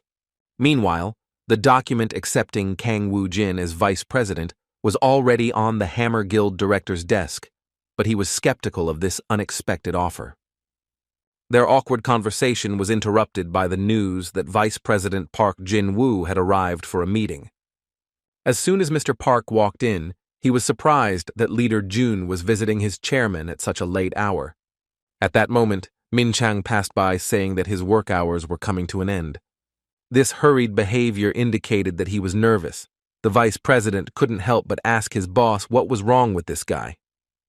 Sighing deeply, the chairman replied that he himself had no idea, because Leader Jun had noticed some necromancer and came to see him with a request to make him vice president of the Hammer Guild. Park Jin-woo responded to these words with a good laugh and said that if Leader Jun says that, then he should be listened to. But the president was not happy with such a proposal and replied that his prized employee had already lost his former restraint. According to him, Jun had only been bringing in mediocre hunters lately, and spotting a man like Mr. Park Jin-woo was pure luck. Moving away from the topic, the president asked his deputy how things were going in the United States. As it turned out, there were some nasty rumors that turned out to be true. There was talk of some incident and that Titan protected people from the disaster. The guild in question found a woman in one of the dungeons who mysteriously appeared from the dungeon. They continued to observe her, but could not find any change since they had lifted her to the ground. The strange woman and the dungeons, who showed no aggression towards people, did not know human languages, and constantly uttered a word that the people of the Titan Guild could not understand. Representatives of this American guild assumed it was some kind of post-traumatic syndrome, due to which he couldn't get rid of a certain word, which shattered his psyche. The guild leader saw her as the key to unlocking the secrets of the dungeons, so he asked his guildmates to speak with this woman to learn more about her origins and the situation surrounding the dungeons. Ding Kun, the guild leader, is an A-rank awakened who is truly concerned about the origin of the cracks in the ground. It's been 5 years since the dungeons first appeared, and he was convinced they'd finally found some clue. The woman in question spoke the language of Alfen, and the word she spoke was the name of the Necromancer she had met on her planet. While fateful events were occurring in the world, Woo Jin enjoyed a quiet life. Jae-min returned home and started studying, but he still felt uncomfortable about returning home alone after hanging out with his sister. As it turned out, upon seeing Ji Woon, her boss invited her to go to a cafe together. Ji Woon didn't refuse such a sudden offer. After a brief conversation, Woo Jin drank a few glasses of strong drink and with a gentle smile began to wonder how fate had given them the chance to meet again. He didn't hold back in his praises, even saying that even though it had been 5 years, she was still as cute as ever. In response, a blush appeared on the shy girl's face, and she tried to somehow avoid those unexpected words. Seeing his past classmate acting so modest, Woo Jin explained to his friend what was going on, saying that Ji Woon was the most popular girl in school and that half of the boys had a crush on her. Sungu believed every word his boss said and began to support this humble girl, while she continued to clumsily make excuses that she was not that popular. Woo Jin still enjoyed her reaction, but he didn't embarrass her by hurting her feelings. He liked her emotions, because she was no exception among those who loved her. Ji Woon had always been a smart and sweet girl to him, who got along well with all the students. He saw that she had changed a lot, while Ji Woon herself was surprised by her behavior and wondered if she had always been so friendly. His sudden question hit the nail on the head and took her by surprise. He asked her why she was wearing a Panama hat and if it was possible that she simply hadn't washed her hair before going for a walk. The girl was confused, began to stutter, and hesitantly justified herself by saying that she simply liked wearing Panama hats. Sungu, still drinking alcohol, began to analyze the situation and was well aware that his boss's frankness was putting this pretty girl in an awkward position. She couldn't understand how he could ask a girl that question, but she suddenly realized that it probably meant her boss had never met a girl before, and that was why he was putting her in an awkward position with his frankness.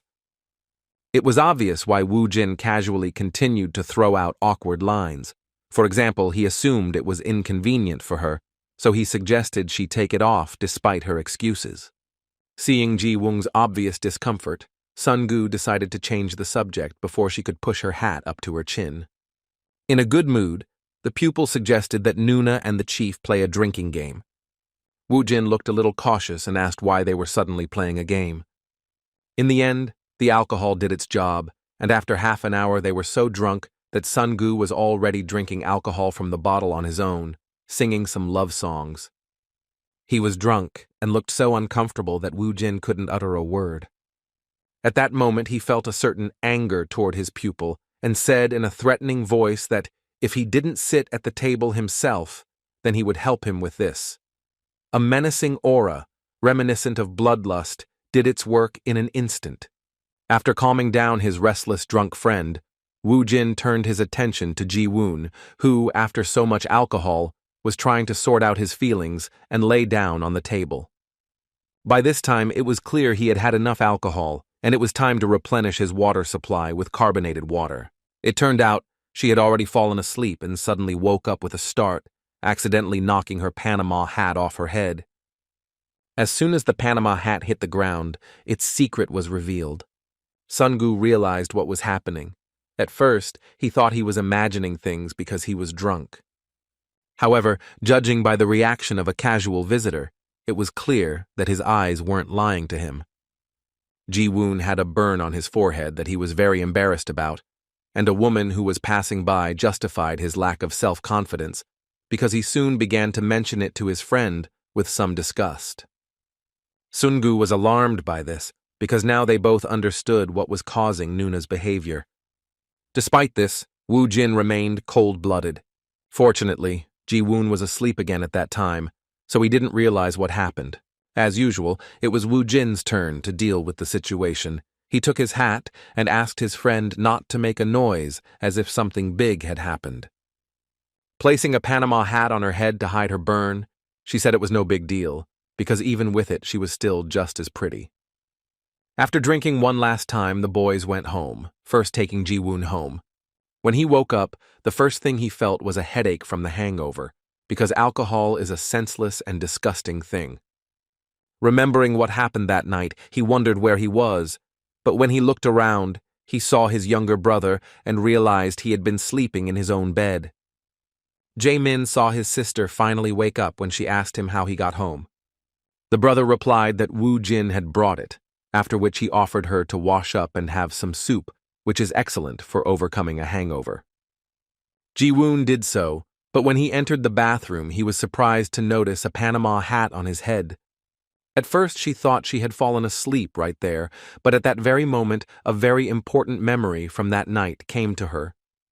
She remembered being so drunk that her head felt light because her Panama hat had fallen to the ground. However, at another point, she clearly remembered someone carrying her and the Panama hat already on her head. Her heart began to pound with excitement as she realized he had finally seen her secret. It was the scar she received during the dungeon crawl 5 years ago when she was attacked by a monster. Standing in front of the mirror, she told herself she didn't want Woo Jin to see her with that ugly scar across half her face. She wanted him to think she was still the same as when they were in school. At that moment, she suddenly blushed, remembering the moment when Woo Jin carefully put a Panama hat on her head and called her cute, despite the scar that ruined his life. For the first time in 5 years, she heard such words, praise from a man who not only saw her forehead for the first time, but was also not indifferent to it. She felt warmth, while others reacted to her scar with coldness and cruelty. At that moment, Woo Jin recalled the events of 5 years ago while he was sleeping, even before that incident occurred during the first appearance of the dungeons. After another day of school, as usual, the question arose of who was on duty and who stayed after school to clean the school classroom.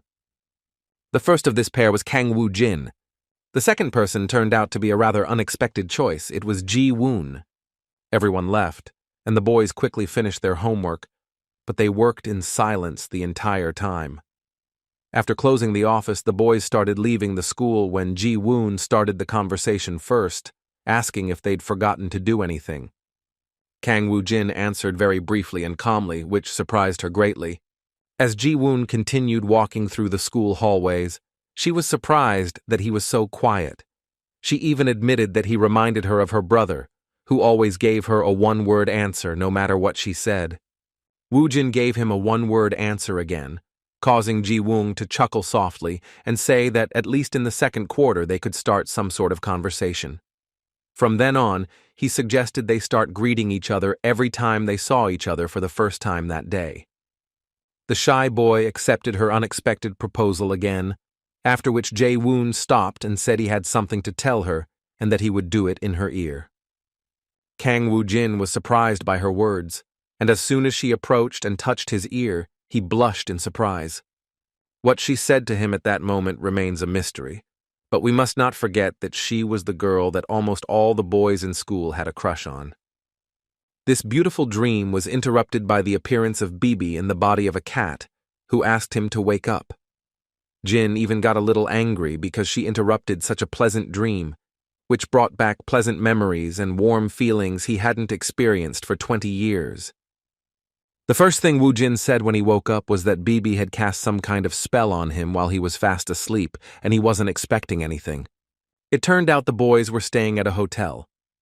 When Woo Jin went down to the first floor, Sungu was already waiting for him, having managed to book a nice dungeon. Sitting opposite him, Woo Jin asked if any 4-star dungeons had been reserved. Apparently, Sungu was still searching, because there are very few dungeons of this type. Medium and large guilds immediately reserve these types of options, so for guys like them, it wasn't easy. The question was quite difficult. The boys couldn't waste time, so Woo Jin even thought about going to some 3-star dungeon to earn at least some money. Suddenly, he had a crazy idea and called a person from his address book who signed with the name of Weak. Before making the call, Woo Jin started laughing maliciously, and in response to his request, the same weakling immediately replied that he would soon arrive at the meeting place. In response, Wu Jin said he wouldn't wait more than 15 minutes. As expected, Wu Jin's authority was so impressive that the boy didn't even try to ask for more time.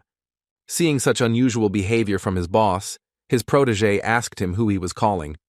At first, Wu Jin suggested that Sun Gu try to guess, and after his futile attempts, he said with a wicked smile that that person was like a bountiful tree to them. As it turned out, the person he called a weakling was none other than the leader of the Hammer Guild's 4th team. The man rushed into the hotel building in a hurry, and Wu Jin, seeing him in front of him, praised him for arriving at the meeting place so quickly. Trying to catch his breath, Junmin Chang apologized with a happy expression for making his dear friend wait so long, and then asked him what he needed his help with. Sitting next to him and clarifying the essence of the request, he said that if it was about finding 4-star dungeons, then he was one of the best specialists in that field. According to him, the dungeon forum is really good, but only for beginners. Taking the laptop in his hands, he said he could take advantage of the guild's exclusive program. According to him, the guild's support team specializes in this matter, but he himself has access to the Hammer Guild base. Returning to how the boys spent the day after the last raid, he said they can stay overnight for free at any hotel if they join them. As he continued to recruit them into his team, he stated that they could also provide them with a house for free, which was a very lucrative offer for any high-level hunter, and an exceptional thank you if they agreed to cooperate. With a cheerful smile, Wu Jin replied that it was great, although it was clear that he wasn't entirely interested in her offer even after such statements, because he could already afford to buy houses, and soon he might even have a chance to get one of the nice hotels. As they spoke, Junmin Chang finally logged into his guild's database and suggested they look for any dungeons they might have at their disposal that could be raided. With a good laugh, Wu Jin agreed that guilds were quite convenient, but he meant that they were convenient for using their resources without mutual obligations. They went to the location of the dungeon without delay, and Ha Min, who also came to meet them, informed the leader that they had confirmed the reservation, and now the boys had unhindered access to their territory. Before sending Mr. Kang Wu Jin to the dungeon, the leader asked him if he would be willing to enjoy a cup of tea while having a pleasant conversation.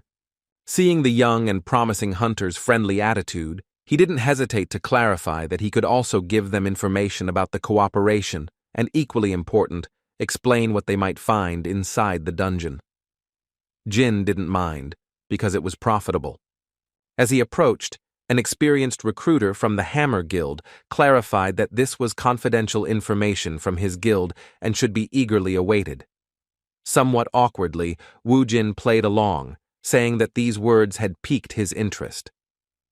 Suddenly something happened that caught Songgu's attention. For the first time, he saw in person how the dungeon reset. At that moment, Junmin Chang felt a certain shock as he realized that he was following this dungeon reset.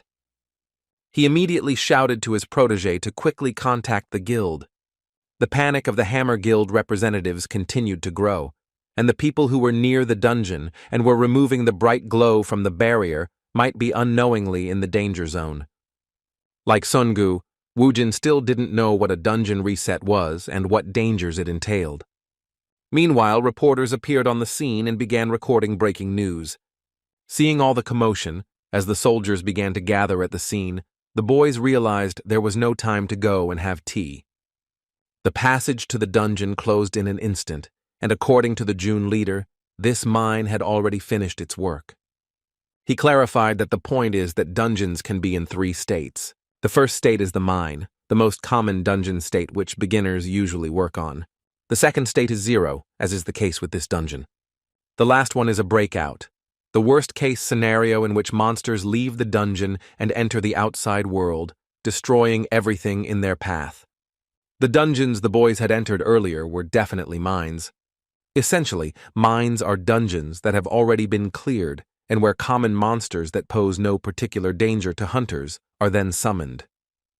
These places attract the awakened because valuable resources such as bloodstones can be safely extracted there.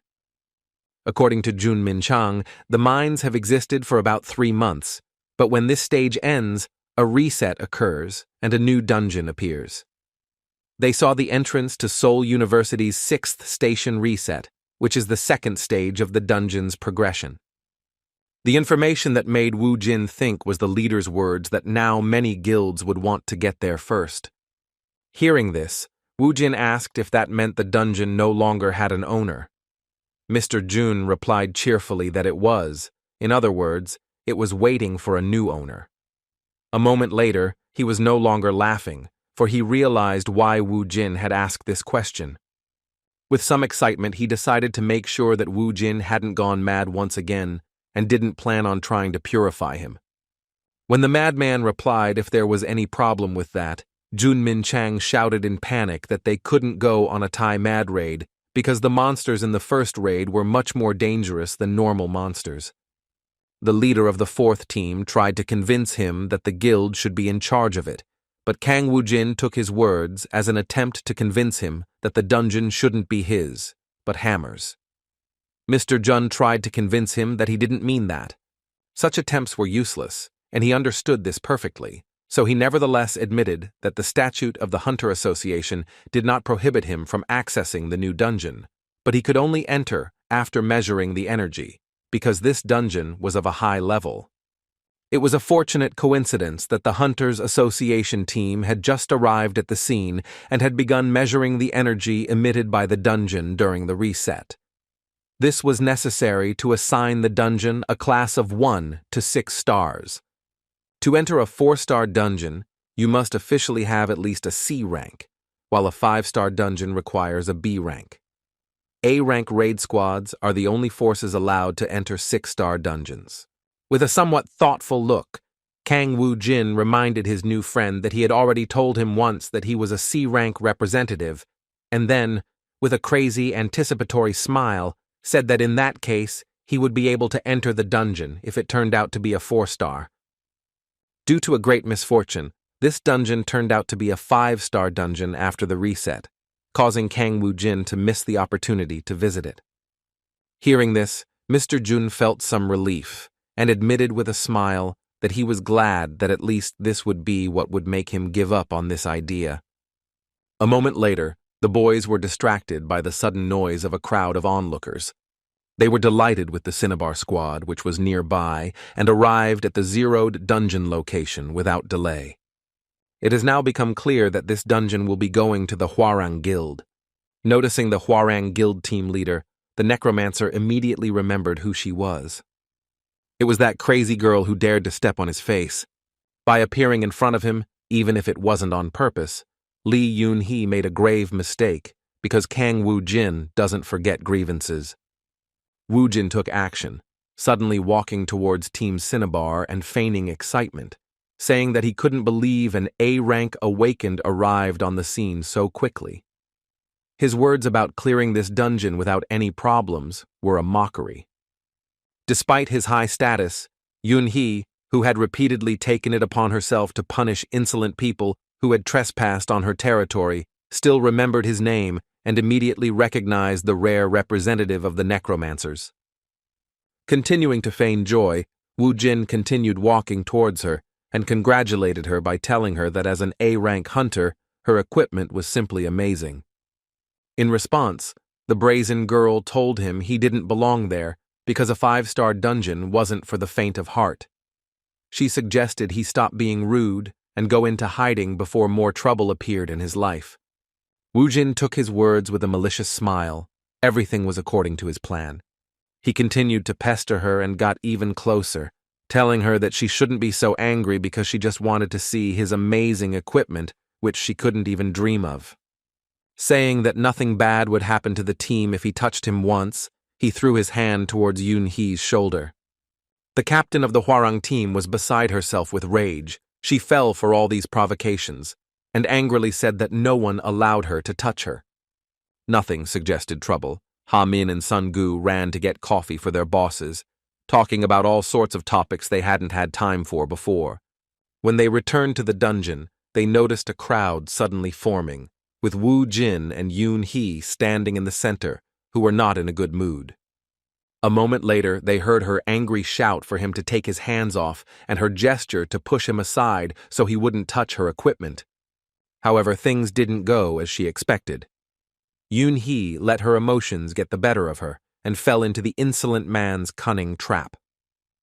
Woo-jin carried out an incredibly clever plan. He didn't let himself be offended and dodged the blow from his hand, but he pretended to lose his balance on his feet and deliberately fell towards the dungeon, overcoming the barrier. At one point, Yoon-hee realized what had happened, but it was too late as the contestant had entered the dungeon. In the eyes of the crowd, this was very bad. They believed that due to an unfortunate accident, a fatal incident occurred because a man without any equipment fell into the dungeon. The confusion spread not only to the crowd, but also to Sun-gu and Ha-min.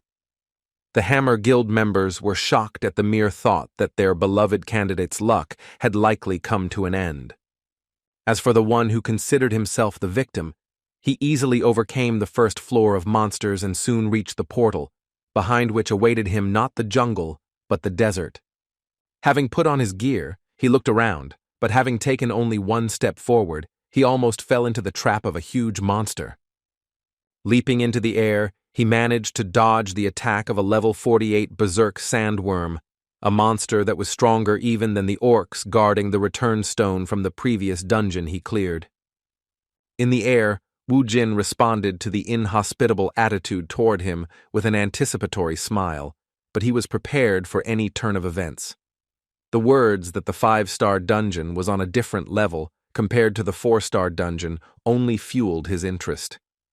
Using the warrior's weapon summon, he, with his own strength, with a single blow, inflicted damage that, at first glance, this monster could not withstand. Looking at the seemingly defeated enemy, Woo-jin said smugly that he was still just an ordinary monster. However, as it turned out, the huge sandworm was not destroyed, and his weapon was immobilized due to being caught in the folds of this monster. Looking up, he saw that the sandworm was about to counterattack. This moment left the Necromancer a little confused, as it had been a long time since he had encountered a situation where he had underestimated his opponent. As he freed his weapon from the worm's grasp, he realized in an instant that he had been surrounded by those worms all this time. This was no joke, as they quickly made a veritable cage out of their bodies, pointing their deadly teeth in his direction. However, even in a close and desperate situation, he managed to deal them a fatal blow, using the full power of his weapon in cutting blows. By defeating level 48 monsters like the tofu, he demonstrated the power of the warrior's special weapon form, the level 20 spear. Fortunately, he had increased his level by defeating the orcs, otherwise there would have been big problems in such an unfair battle. Not even a few seconds had passed when some enormous round stones began to hurtle towards him. That's what one might think upon first seeing these monsters, which turned out to be desert beetles. Their number and the density of their attacks made him realize that he would have a hard time in this dungeon if he yawned instead of being on guard all the time. Grabbing his spear, he threw it at one of the monsters from a safe distance. Just as he had caused significant damage with this attack, one of the desert beetles collapsed with a loud noise. The sudden explosion of this monster's body raised many questions in his mind, as he had never encountered such a monster before. As it turned out, the destruction of the desert beetle caused an explosion with the release of a large amount of energy, similar to that of explosives, as well as the spread of toxic smoke. It became clear that fighting these monsters at close range without proper equipment was tantamount to suicide. He found himself surrounded and forced to react as quickly as possible, so in an instant he built a wall of bones with the corpses of the monsters, creating a barrier that saved him from colliding with the monsters. The wall of bones effectively protected him from the blast, but the surprise attack was still very dangerous. After leaving, Woo-jin clutched his head due to the large amount of damage he had received due to this attack. Without wasting any time, he used the spatial technique to replenish his mana reserves and also used the medicinal potion and antidote. After regaining his strength, Kang Woo-jin said with a serious attitude that he now had no doubt that the 5-star dungeon was on a completely different level. To complement his words, It is worth mentioning that what makes it even more difficult is the fact that he is the first to enter after the previous dungeon resets, making it even more difficult due to the advanced level of the monsters. Outside, the panic continued, with people divided in opinion, and most were inclined to believe that Kang Woo-jin had managed to find a safe place where he waited in terror for his death, avoiding encounters with monsters. This angered Yoon-hee's fighters, who thought he was simply resting there. Seeing all this and the stupid conclusions of some fools from the Hwarang Guild, a close friend of Woo-jin couldn't stand it and shouted that his Hunim wasn't resting there, but was capturing the dungeon. In response, the Hwarang representative mockingly said that C ranks were of no use there. He continued to escalate the situation by saying that Woo-jin was probably hiding somewhere to delay his unintentional death. Seeing that Sun-gu was about to start a fight, Mr. Jun intervened and suggested that he just believe it and wait, without looking foolish. Sun-gu listened to this wise advice and stepped aside, folding his hands in front of him and resigning himself to the situation where he was considered crazy, just like his Hyung-nim. Trying to somehow distract himself from his recent worries, Junmin Chang approached the protege of the incredible Necromancer and with sincere curiosity asked him if he really thought Woo-jin would be able to clear such a dungeon on his own. Sun-gu replied without hesitation that that was out of the question and that his amazing Hyung-nim would definitely return alive. His response seemed like a kind of childish romanticization of a terribly dangerous situation, but Jun restrained his reaction and took the opportunity to ask him if he could tell him what skills his boss had that could give him an advantage in such a situation.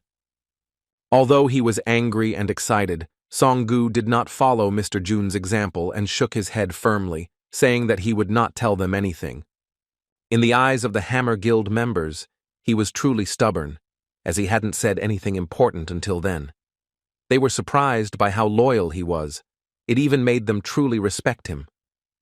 On the other hand, although that information was valuable, it didn't change the fact that if everything ended sadly, everything would lose all meaning. However, the mere thought of Woo-jin surviving left Mr. Jun stunned. Knowing that this meant there was an 11th A rank in South Korea made him tremble with curiosity about this young man's identity. Meanwhile, Woo-jin continued to fight. The constant and uninterrupted battles that would have exhausted any fighter began to bear fruit. The fight was still tough, but in this short period of time, he managed to significantly improve his stats and even reached the level. The levels continued to rise even as he fought not only with his own strength, but also using the skeleton army as support on the flanks. Having defeated another wave of fairly high-level monsters, he already felt a huge difference in his strength, and he was only one level away from reaching the next summoning of a demonic familiar. As he examined the area, he was struck by the fact that this desert was so vast that it was impossible to see its end or any clear changes in the landscape. Suddenly he froze in surprise as he realized he had found something interesting. In the distance, he noticed a familiar place, which probably looked like some place connected to his past in Alfen.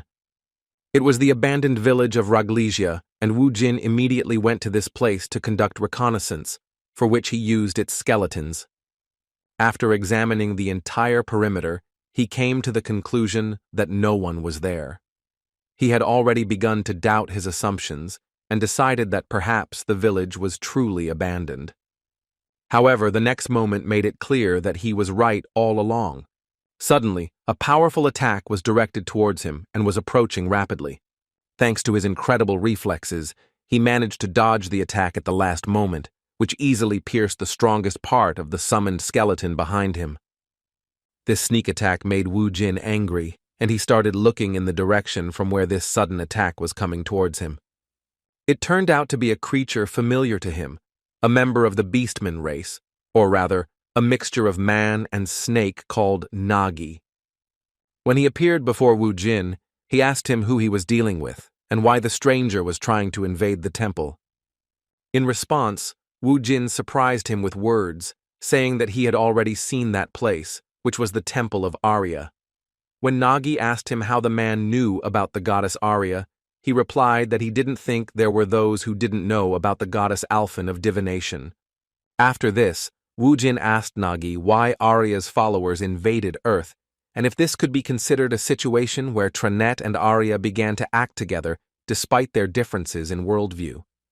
Hearing these simple words, Nagi literally flew into a rage and shouted that he should not dare insult the goddess, because the situation he describes so disrespectfully is in fact a necessary measure to punish the cult. When the topic of cult came up, Jin asked what kind of cult they were talking about. Despite the hostile reaction and some hatred toward the human, Nagi explained that they had joined Trannet to punish the traitor who had escaped from Earth.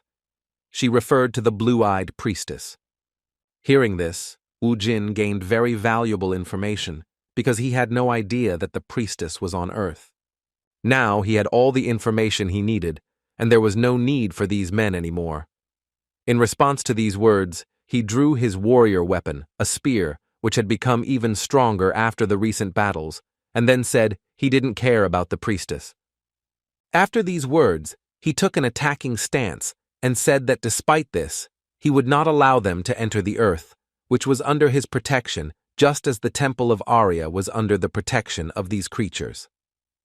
In response, Nagi, recognizing the man's determination, responded in kind, saying that he would unleash all his strength to pass through him to Earth, after which he showed that his fighters, who had long surrounded him, were simply hidden by invisibility. Looking around, Jin awkwardly said that this was too much, because making people angry was his thing. Despite his speech, there was more than enough reason to worry. He couldn't sense their presence, which only meant that his stealth ability was greater than his detection ability. It was now clear that the skeleton soldiers would hardly be able to cope with such a task. To make the task a little easier, he allocated skill points to increase the level of skeleton summoning too. Even without turning around, he felt a noticeable change in his strength. They were now much better armed, became stronger, and even received small but quite strong armor.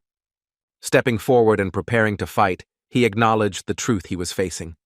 Anticipating the battle, he said aloud that even after this, the outcome of the battle remains a mystery. Still, both he and Nagi had no doubt that risking their lives was the only option to move forward.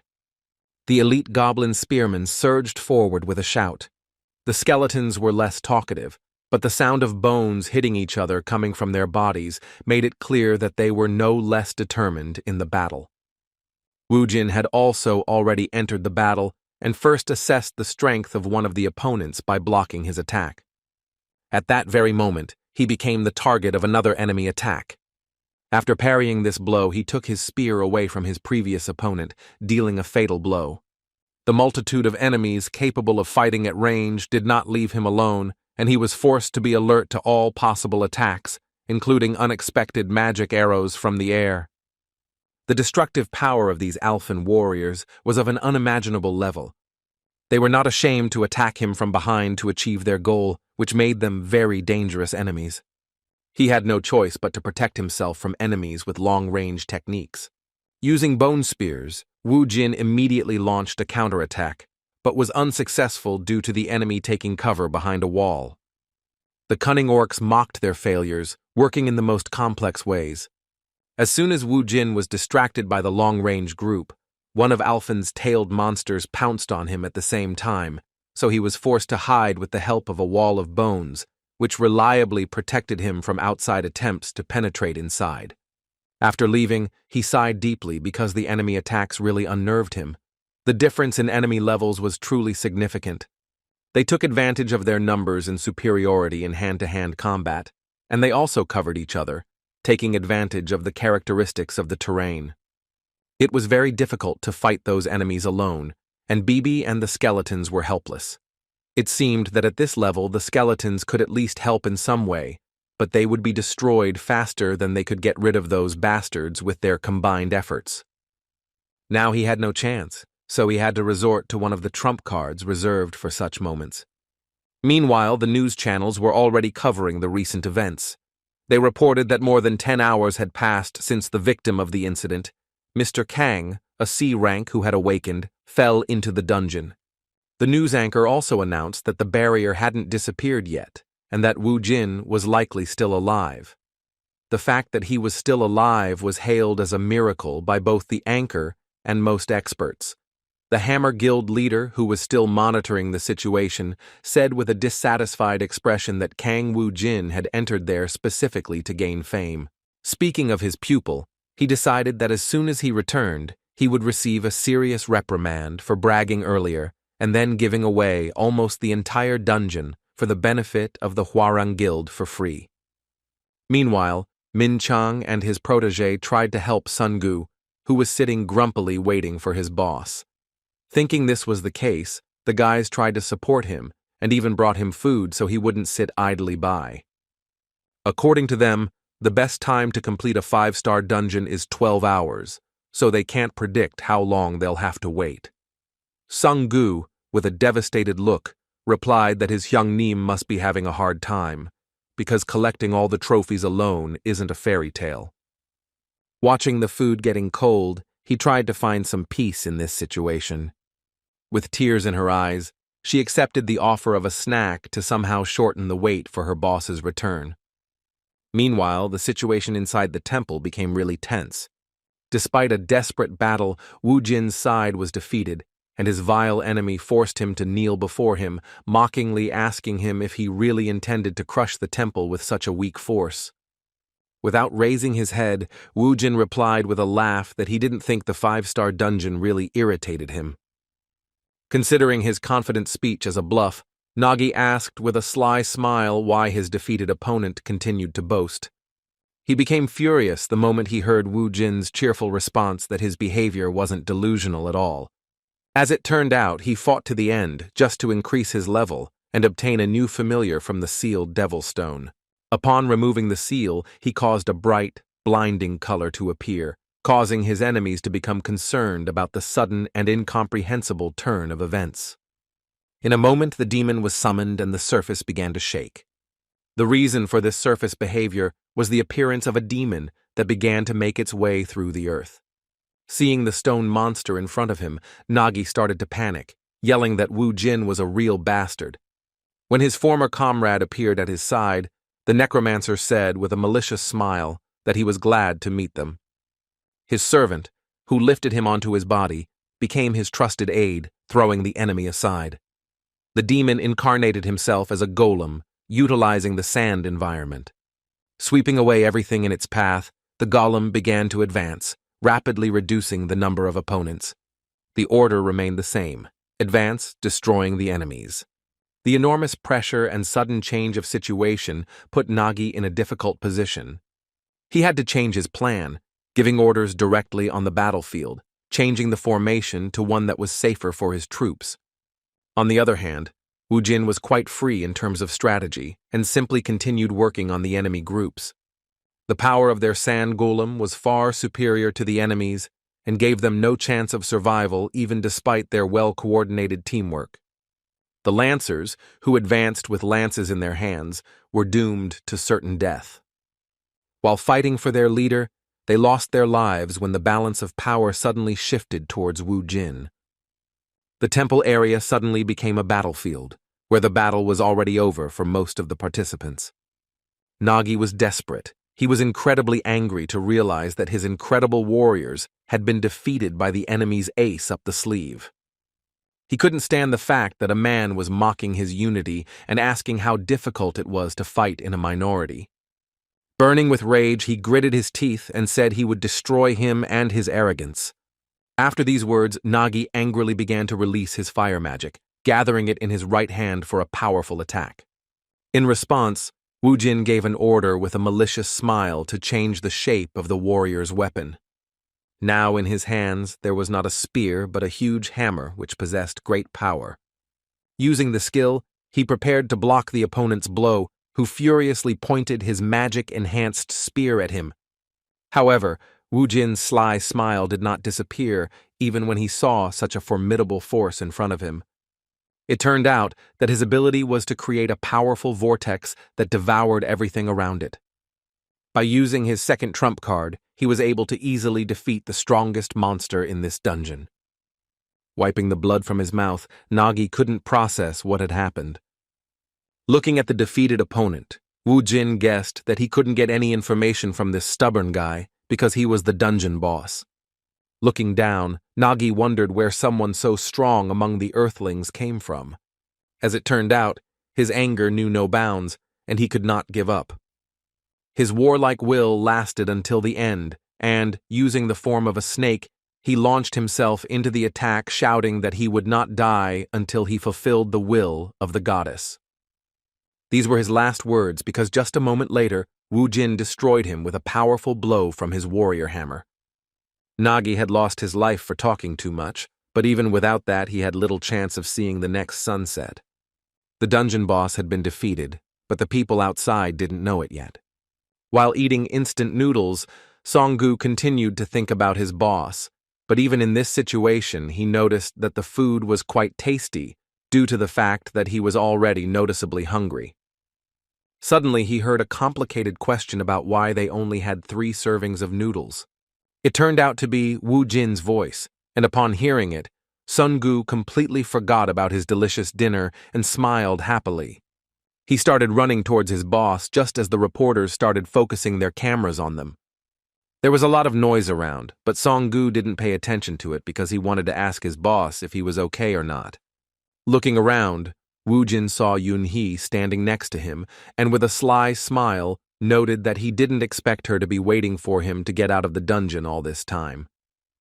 Taking a few steps towards her, he asked her why she was pushing her into a dangerous dungeon if she knew he could die in such a situation. As expected, Yun-hee was furious when she saw that he was able to return alive after completing the new 5th-level dungeon single-handedly. Reporters managed to capture their conversation, but it was of little importance as the focus was on Wu Jin.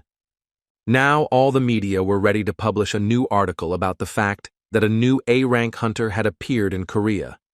Guild leader Hammer learned of the incident at the end of his workday.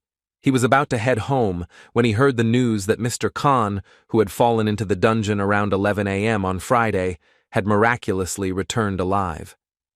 The man couldn't believe what he was hearing, because even his wildest guesses didn't include an option where Kang Wu Jin would return alive and well. A moment later, he watched on live TV as one of the reporters tried to ask the new A-rank hunter a few questions after he returned from the dungeon. Suddenly, this interview attempt was interrupted by Mr. Jian, who abruptly covered the camera with his hand, saying that the man who had just completed the 5-star dungeon single-handedly was in no condition to give an interview after such a terrifying workload.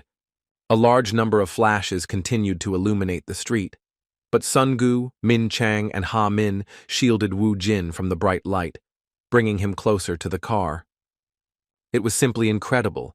Even the heads of large organizations were shocked by what happened at the end of a normal workday. The Hammer Guild president at that moment remembered his subordinate's words that this guy named Wu Jin was definitely an awakened one with outstanding abilities. He then replied that he could no longer invest in Leader Jun's intuition, as his recent awakenings had not shown any decent results since he joined the organization. This time, his intuition really worked, and now the president understood that if he brought Kang Wu Jin into his guild, then they would become the first organization in Korea to have 3 A-rank hunters in their ranks. Although he began to regret his words, the prospects literally clouded his mind.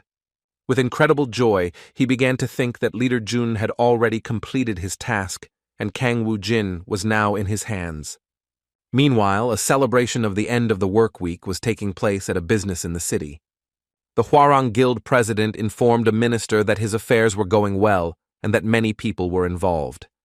The minister reiterated once again that not even the slightest mistake should be made, but Lee Sang-ho insisted that all preparations had been completed. In response, the government representative stated that he had complete confidence in him and was willing to leave the rest of the matter to him. Naturally, he also mentioned that at the end of this matter, the Hwarang Guild would receive a generous reward.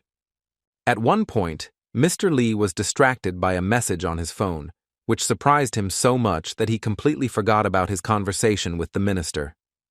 At that moment, he learned that Kang Wu Jin had become the new A-rank hunter among Korea's warriors. When the minister asked him what had happened, he politely and patiently replied that it was nothing important. He didn't have time to have dinner with the minister now, because the thought that Kang Woo-jin wasn't just an awakened man was beginning to haunt him. He guessed that this guy was quite high level, but he couldn't even imagine that he would become the new A rank.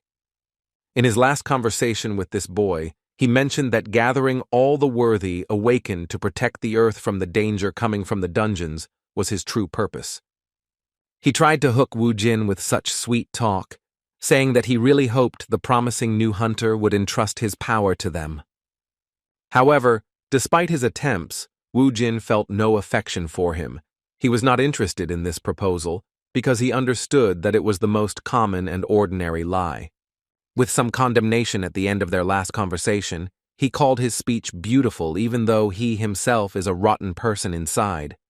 Although it was a personal insult, Lee Sang-ho was willing to endure such insolence in order to achieve his goal. He replied with a reserved smile that he had yet to gain the trust of such a mysterious hunter, so he suggested they continue the conversation another time. Recalling that situation, Sang-ho no longer doubted that Woo-jin had some kind of secret.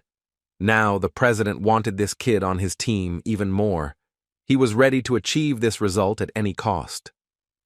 Suddenly, an idea popped into his head, and he took advantage of the situation and asked the minister for a favor. As expected, the minister had close ties with him and, within the framework of trade relations, was willing to reward the president of the Hwarang Guild. With a sly smile, Sang-ho said he would like to involve a certain interesting hunter in his business. During the next few days off from work, Kang Woo-jin spent his free time pleasantly. What was pleasurable for him turned out to be torture for his friend. Jae-min tried to concentrate on his studies, but the romance drama Woo-jin was watching on TV was so intense that it interrupted his thoughts and discouraged him from continuing his studies. At one point he couldn't take it anymore and, turning around, expressed his discontent at the fact that he couldn't concentrate on his studies. His request not only affected Woo-jin, but also Bibi and Sungu, who were watching the series on TV with him. Despite his brazenness, Woo-jin lowered his volume so as not to upset his friend, who allowed him to continue living in his apartment. However, Jae-min's headaches hadn't lessened lately, because now there was also a black cat in his apartment that meowed excessively. Turning to Woo-jin, he asked if they were concerned about the situation that had developed around recent events. The issue was that journalists from several newspapers had gathered near their homes and had been huddled together for 3 days, waiting to meet the much-talked-about hunter.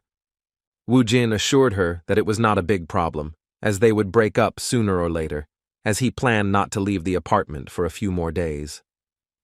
His words didn't please Jae-min very much, and the insolence turned out to be even more serious, because his new, troublesome, and now even famous friend started asking him for some products from the store to enjoy movies with delicious food. Jae-min tried to convey that he was busy because he had upcoming exams, but that didn't stop Woo-jin. As soon as he waved an impressive sum of money in front of him, he immediately changed his attitude towards this request upon learning that he could keep the change. Suddenly his daily life was interrupted by a call on Woo-jin's mobile phone. When he picked up the phone, he assumed it was his mother, so he asked if everything was calm and if journalists had stopped coming to his house. As it turned out, they hadn't given up yet, because Woo-jin's photos were such a sensation that they were willing to stay under the spots of his supposed location for days on end. When he learned that the journalists were still at his mother's house, he responded with some guilt that he would come back later to pick them up at the house. As it turned out, this wasn't the only problem he heard about. Before reporting what had happened, he asked Sungu whether Korea was divided or finally unified. When he heard that nothing had changed in these 5 years, Woo-jin was simply shocked, because even though dungeons had appeared everywhere, this thing was still the same as before. His discontent and excessive emotionality seemed like a mystery, and Songgu couldn't understand what was causing his boss's unusual behavior. It turned out something unexpected happened. Kang Woo-jin learned from his mother that he had received a notice of recruitment for the army. He didn't like this kind of thing, so he was determined to find a way out of the situation as soon as possible. He was so desperate that he seriously suggested to the boys that they kill the leader of North Korea, so that Korea would be united again, and there would be no more need to recruit the boys into the army. Sungu was simply shocked when he heard such madness from his boss that he was willing to leave to avoid going to the army. Trying to contain him with all her might, she yelled at him to calm down, but Woo Jin was already prepared to unite Korea and was going to do it before he was called.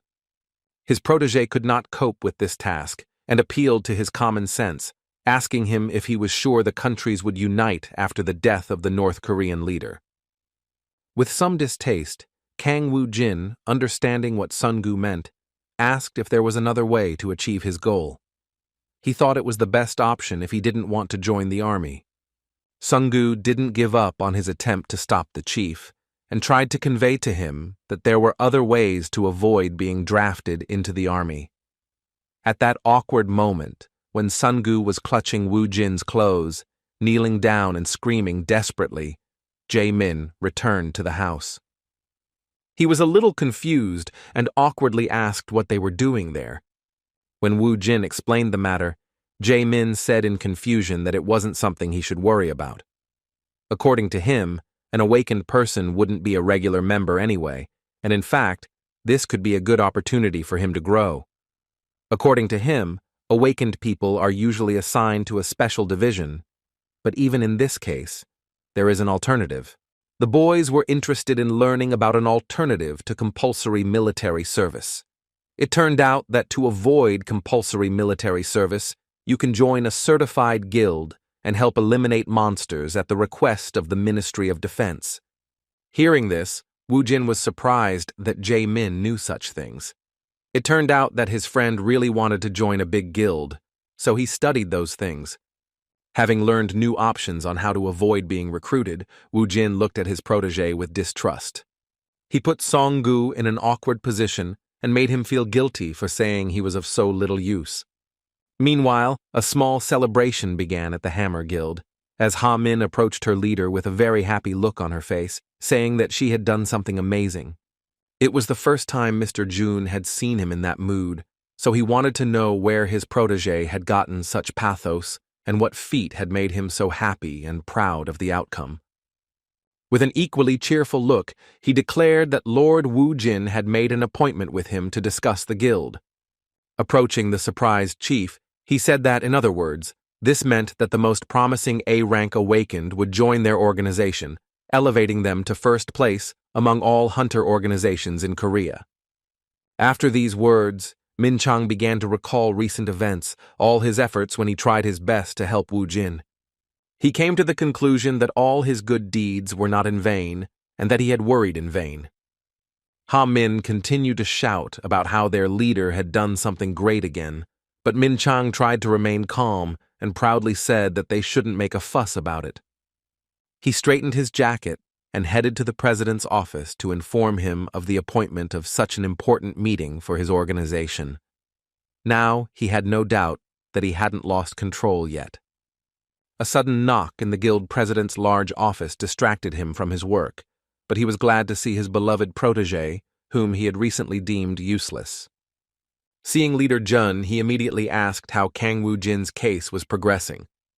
In response, Leader Jun delighted him with the news and made him laugh with joy, saying that they had contacted him to discuss the details.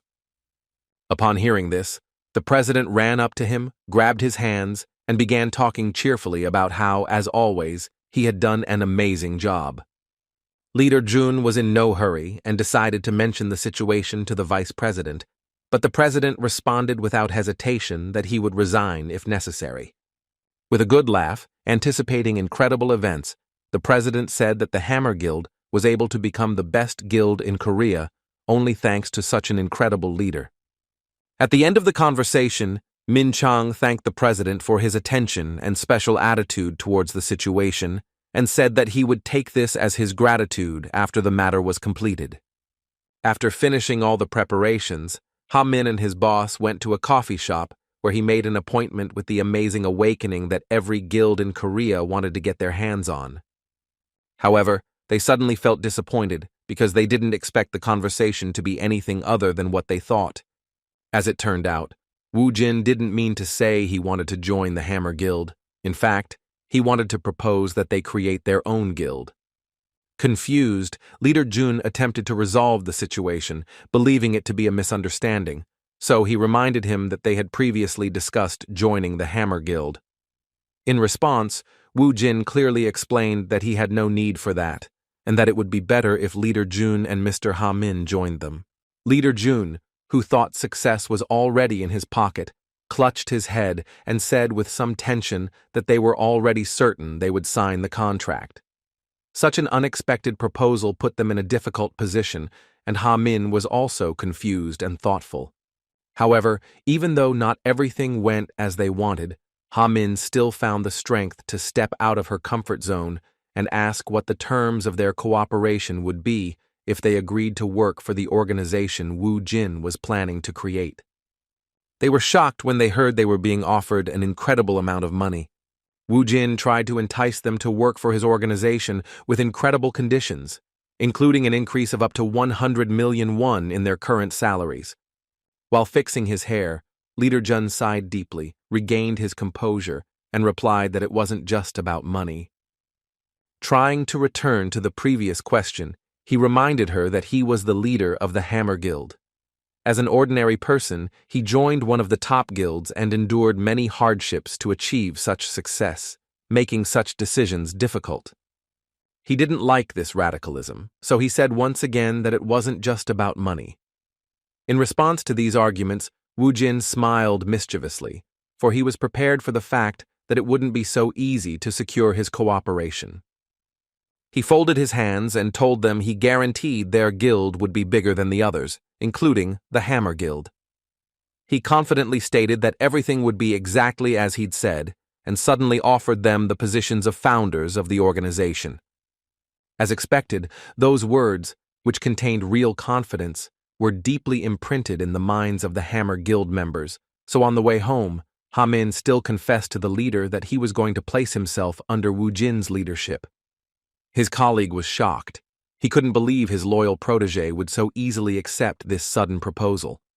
Ha Min explained that this offer was possibly their only chance to achieve something big, since it involved Mr. Wu Jin, an incredible, awakened A rank.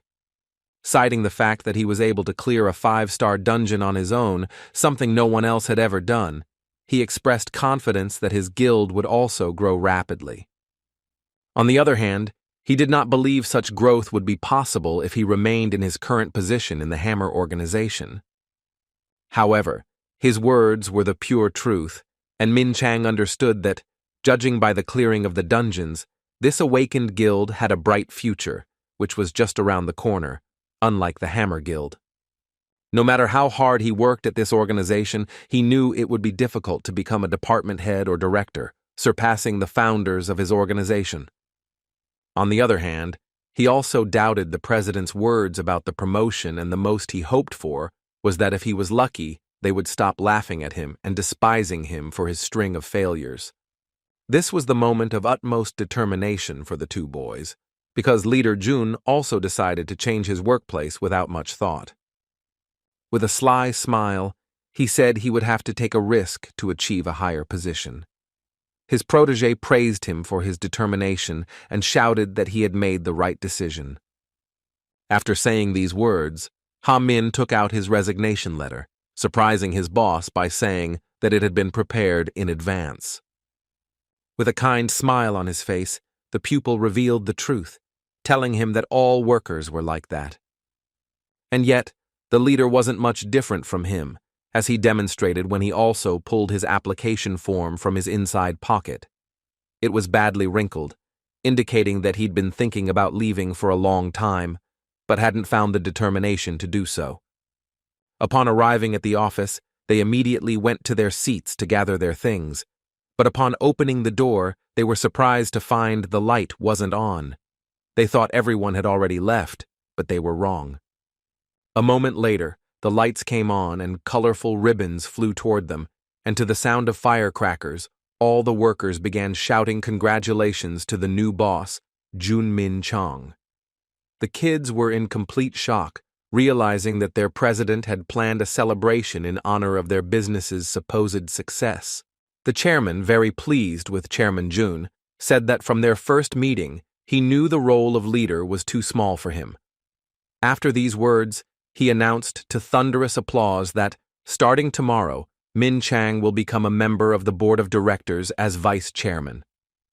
At that moment, one of his classmates approached Min Chan with a cake in his hands, inviting him to blow out the candles and make a wish.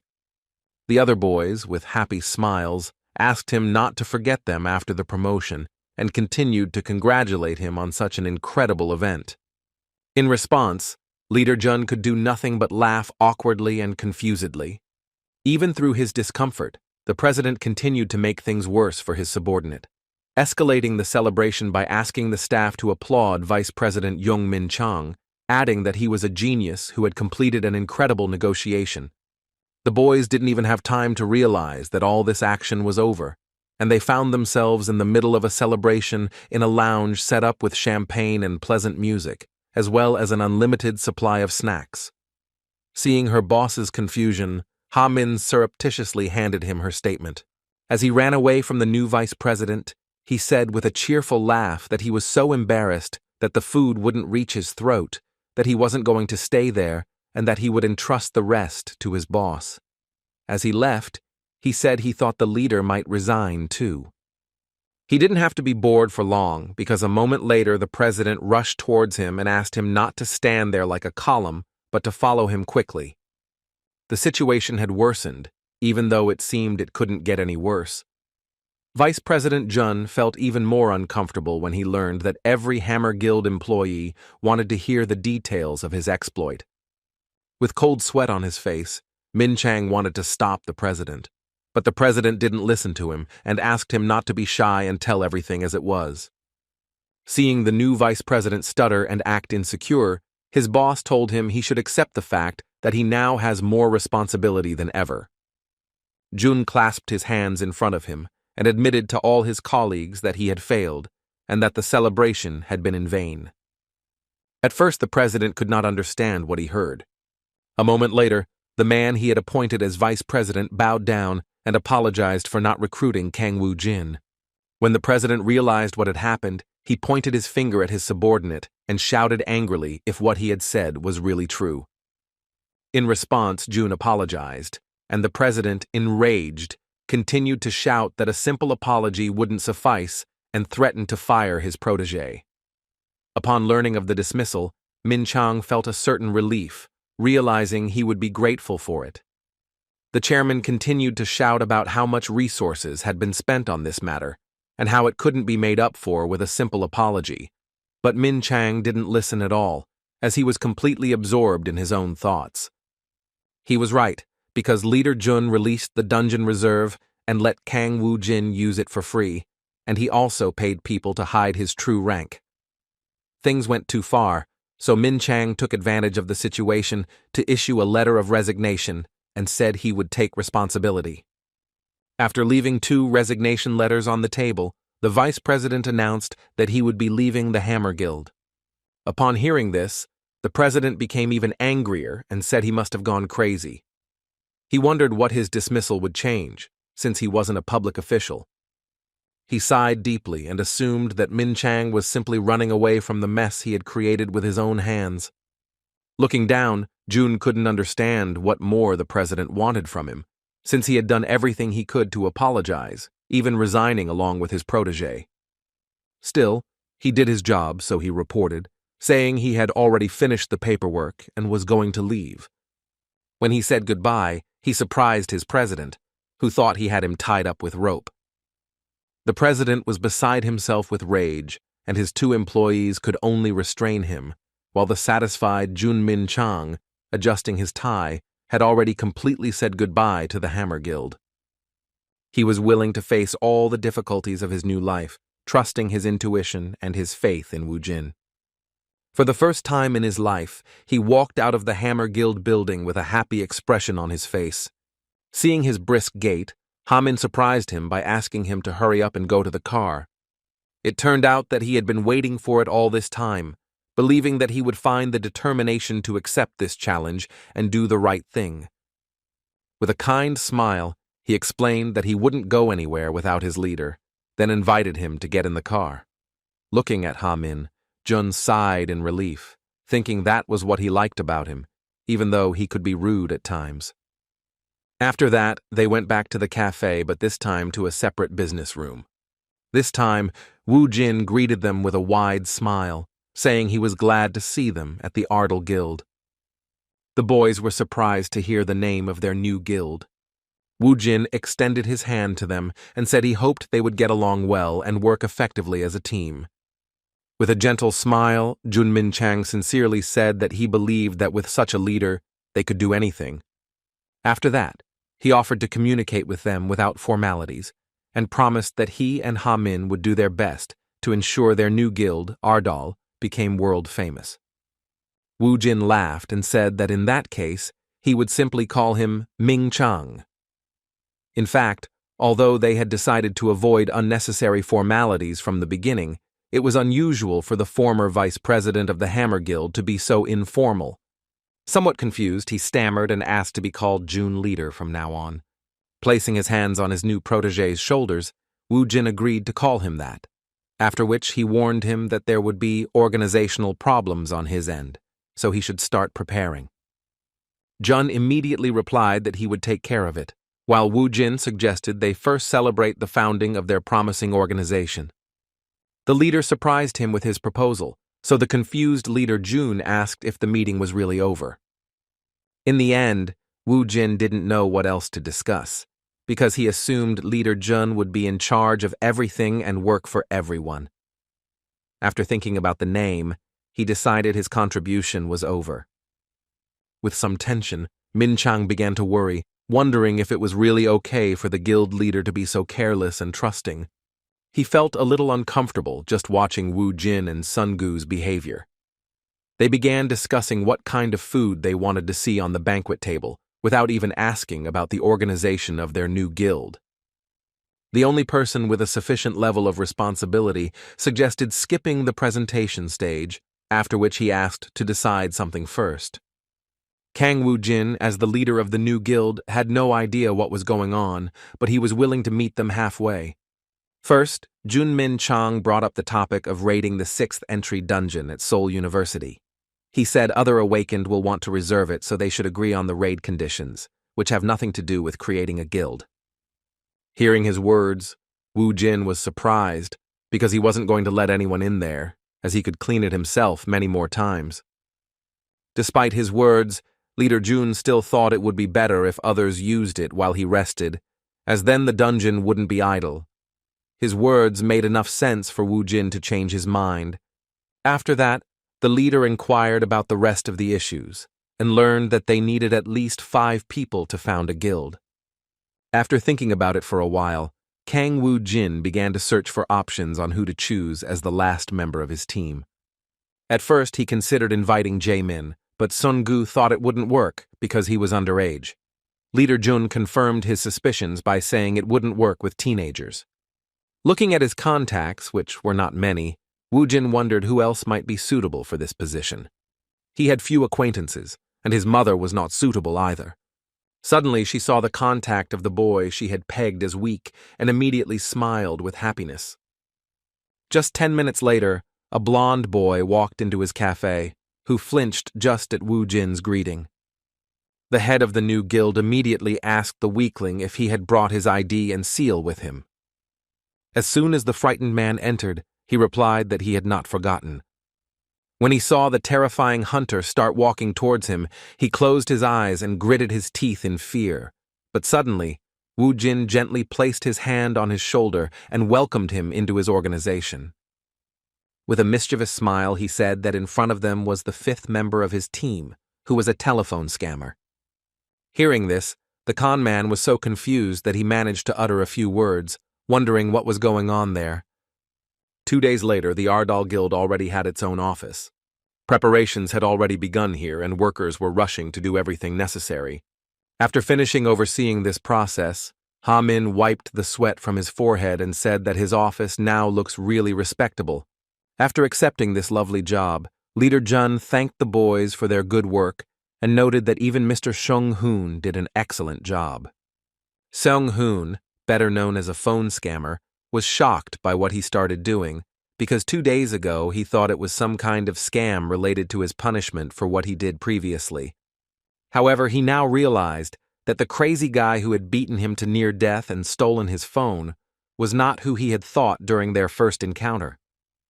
I couldn't even imagine that Kang Woo-jin, who is now on everyone's lips as one of the most promising hunters in all of Korea.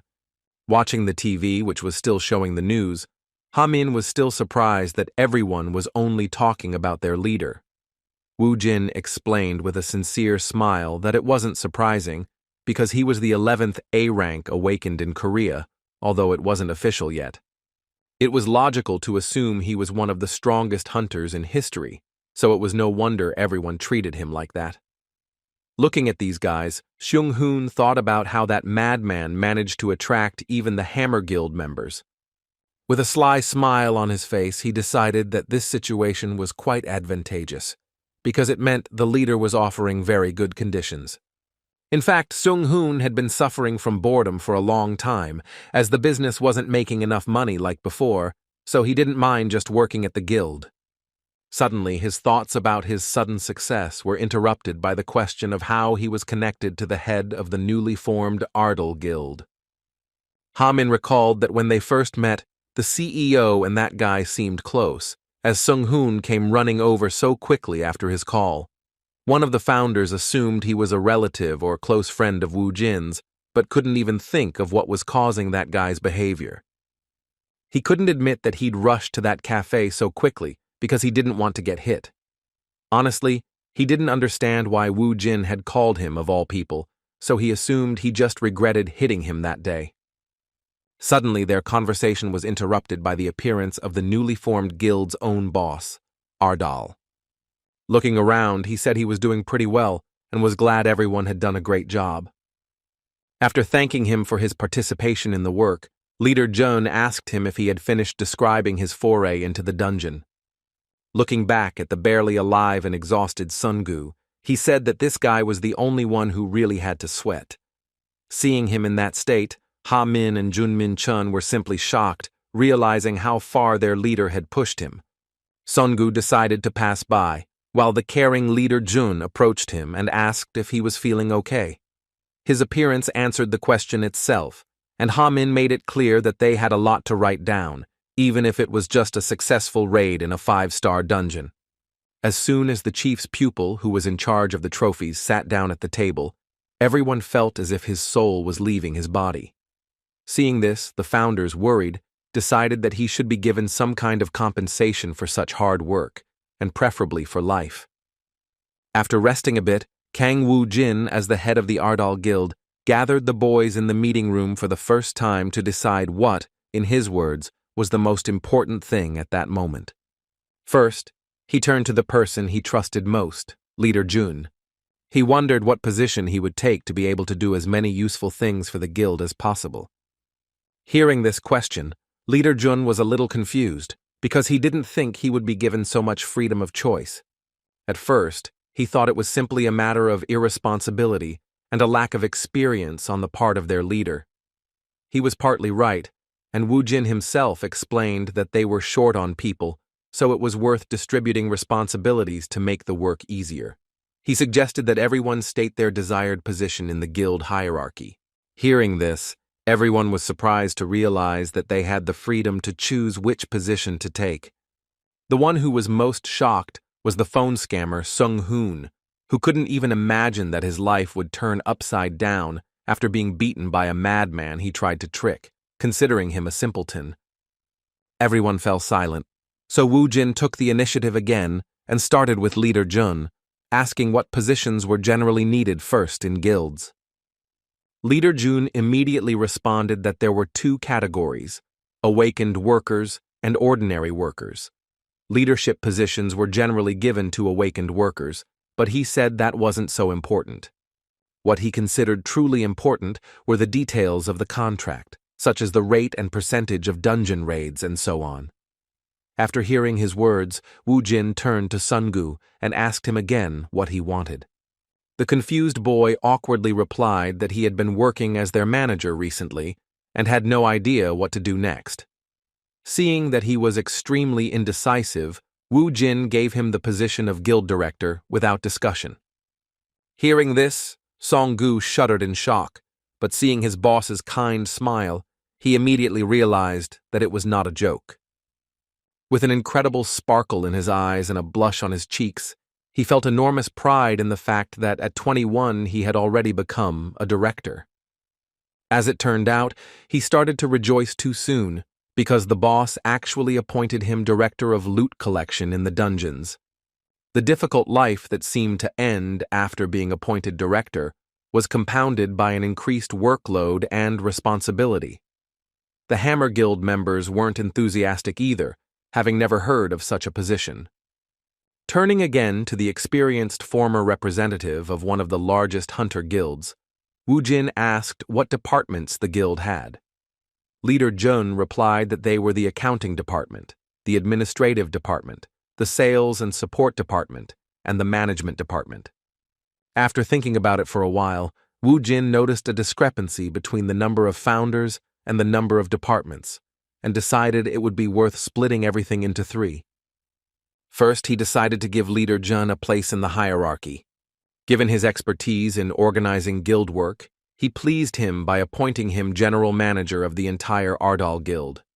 Jun happily replied that he would give his all to achieve common goals. Next up was Ha Min, who knew exactly what he wanted as head of the support department. Without further ado, Wu Jin granted his wish and landed the position he wanted. With a good laugh, he said he promised to do his best. The last one left was a phone scammer, scared but moved by the leader's sudden generosity. Looking at Seung-hoon, Wu Jin turned to Leader Jun in confusion and asked what this guy was doing among them. Leader Jun was puzzled and stammered as he asked if the leader had told them he would be one of the founders of the Ardal Guild. It was true that this blonde-haired trickster was the 5th member of their team. In response, Wu Jin said he only wanted to use his name. He couldn't do anything about it now, because that guy had actually become the 5th member of his guild. Seeing how Sung-hoon started to panic, the boys thought about what they should do with the last participant in the meeting. With a wicked smile, Wu Jin came up with a pretty good plan. He clasped his hands in front of him and said that since that bastard was there, then he should be given a proper job. It's still unknown what his decision was, but there's no doubt it was quite insidious.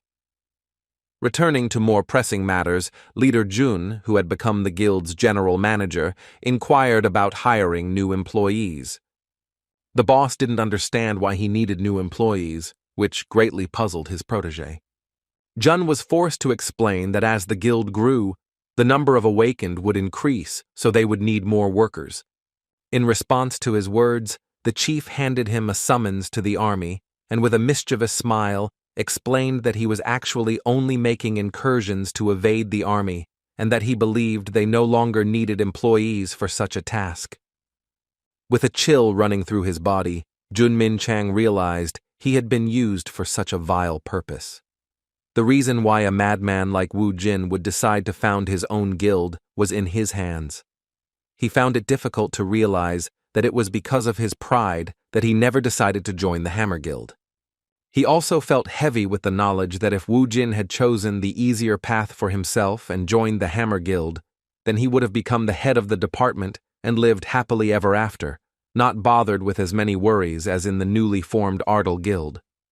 Seeing the concern of his organization's general manager, Wu Jin asked why he suddenly went silent. In response, he hesitantly said that he thought they would still need a couple more workers to facilitate all the work processes. Wu Jin didn't object and suggested he take care of it without disturbing the others. He surprised his protege even more by telling him that the support department's work would now be entirely in the hands of the general manager. Wu Jin's kind smile seemed like a mystery, because Jun Min Chang couldn't understand if he really trusted him or was just giving him troublesome jobs. Meanwhile, the news about Kang Wu Jin became so popular that all smartphone users knew that he had become the 11th person to awaken in South Korea. She became very popular, and Ji Woon, who was reading this news, couldn't believe that she had been drinking with such a person. Moreover, the man who was just his classmate at school turned out to be a completely different person after 5 years of his absence from the city. During their last meeting, something happened that she couldn't even imagine. The moment the Panama hat that hid her scar, which he found disgusting, fell off her head, Woo Jin put the Panama hat back on her head, saying that even like that, she was still cute.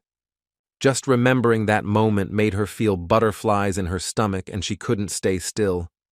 A blush appeared on her face, and she began to distract herself from those thoughts, telling herself that she shouldn't think about those things.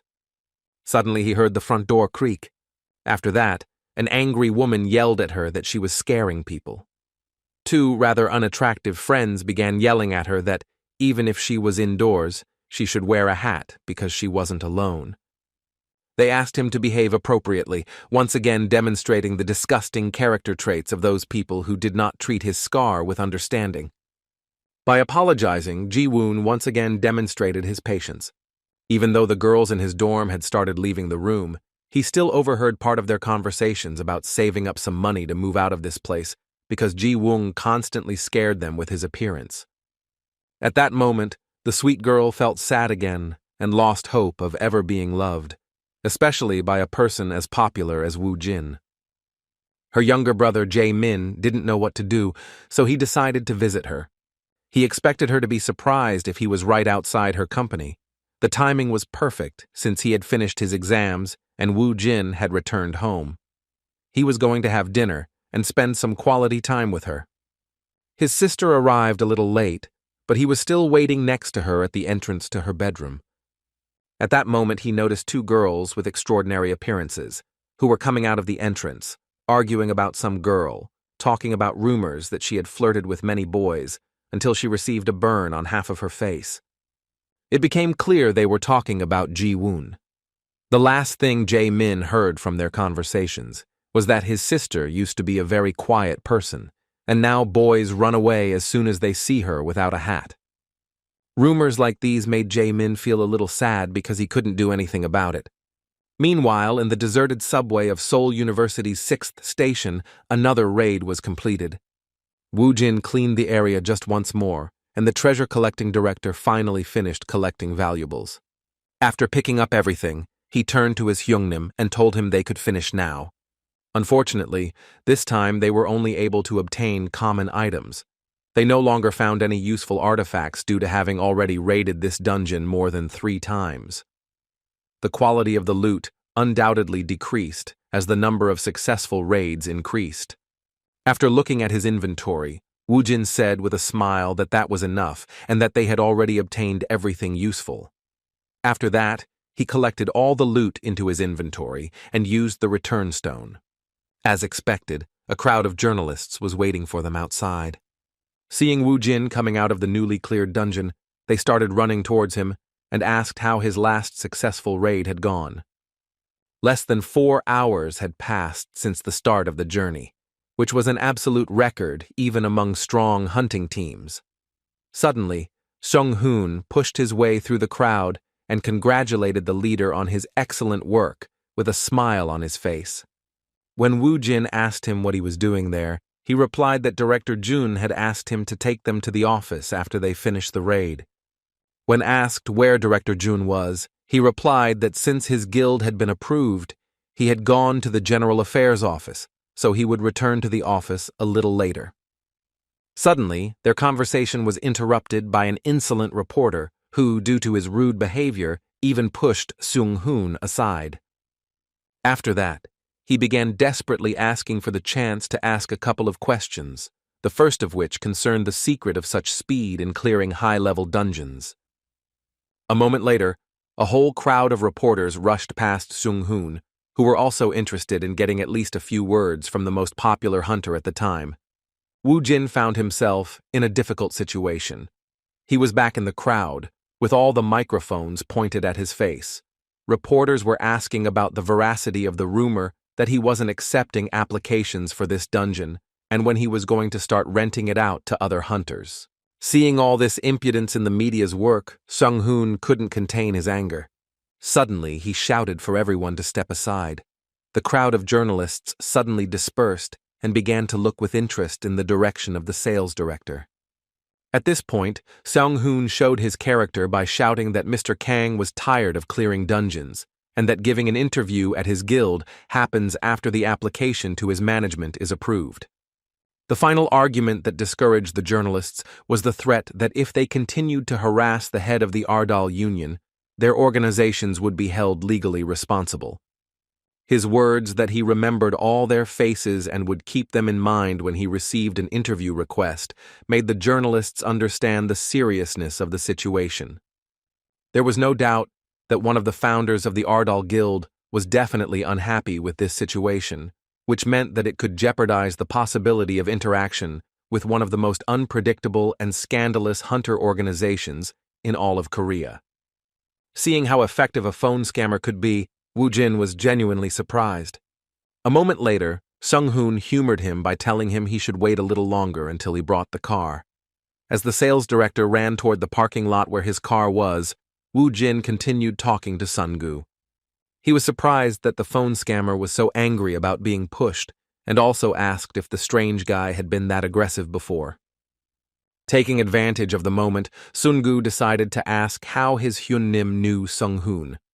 With a wicked smile, Woo Jin remembered that this was the guy who sold him the defective phone.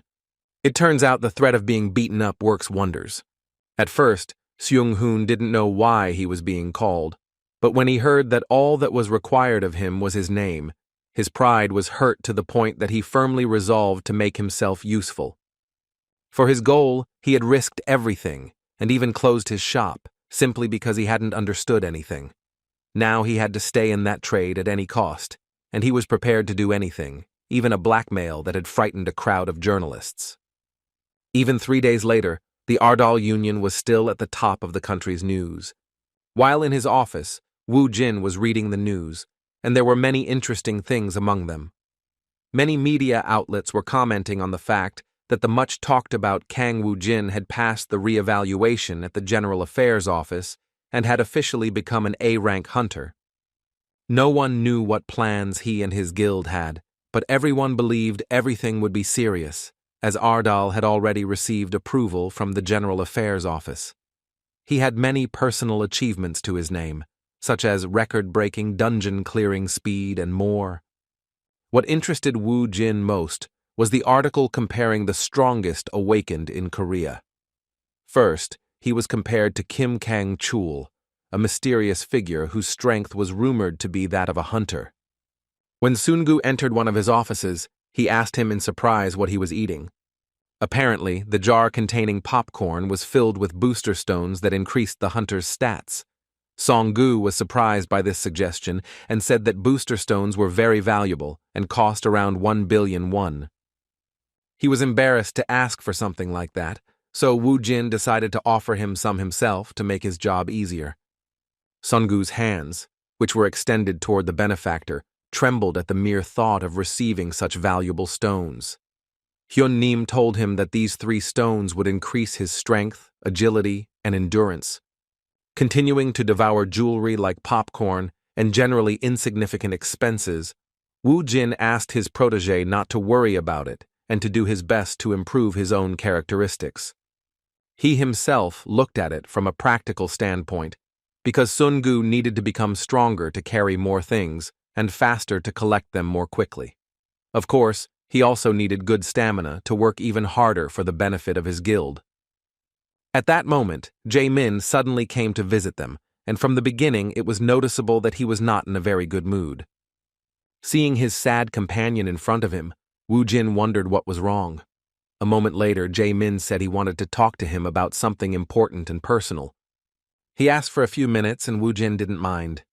Half an hour later, Sun-gu returned to visit his boss, who was in his office. The first thing he asked was why Jae-min had left so quickly. Upon learning that he had indeed returned home, Song-gu asked what had happened to make him look so serious and depressed at the same time. While choosing a suitable shirt, Woo Jin replied that it was a long story, something like a brother's love for a sister. These words seemed like a riddle. The boss continued saying that he needed to go for a walk for a while. When Sungu asked him where he was going, he replied that he wanted to meet Ji Woon. He also suggested that his protege take advantage of the lull and leave work a little early. Hearing that the boss was going out with a girl, Sungu shouted in surprise that it was a real date. At that moment, Seung-hoon walked down the hallway and overheard the mention. While doing all sorts of small office jobs, like watering flowers, he decided he finally had a serious task, a chance to show his best side. He decided to act openly and immediately entered his boss's office. With a mischievous smile, he said that hiring him was an excellent decision. Hearing such a sudden speech, Woo Jin tried to figure out what he was talking about and what had suddenly interested him in the conversation. Not to mention hearing about the quote from his boss, Sung-hoon said they should trust him because he was a real expert at this. As a result, the boys went shopping at one of the most luxurious stores, even though the clothes there looked quite primitive. Sungu, who was there for the first time, looked around and was surprised to ask if it was really the same Korea he lived in. They were in the VIP lounge of this store. The boys couldn't even imagine such a place existed in the mall, offering special attention to customers. 3 consultants worked with Woo Jin at the same time, taking his body measurements to select the perfect outfit. Sun Hong seemed like the 4th consultant, as he tried his best to reach the guild leader by offering him several options of formal suits. Woo Jin, who was the center of attention, still didn't understand what all the fuss was about. An hour earlier, he learned that Sung-hoon was interested in helping him with the hike.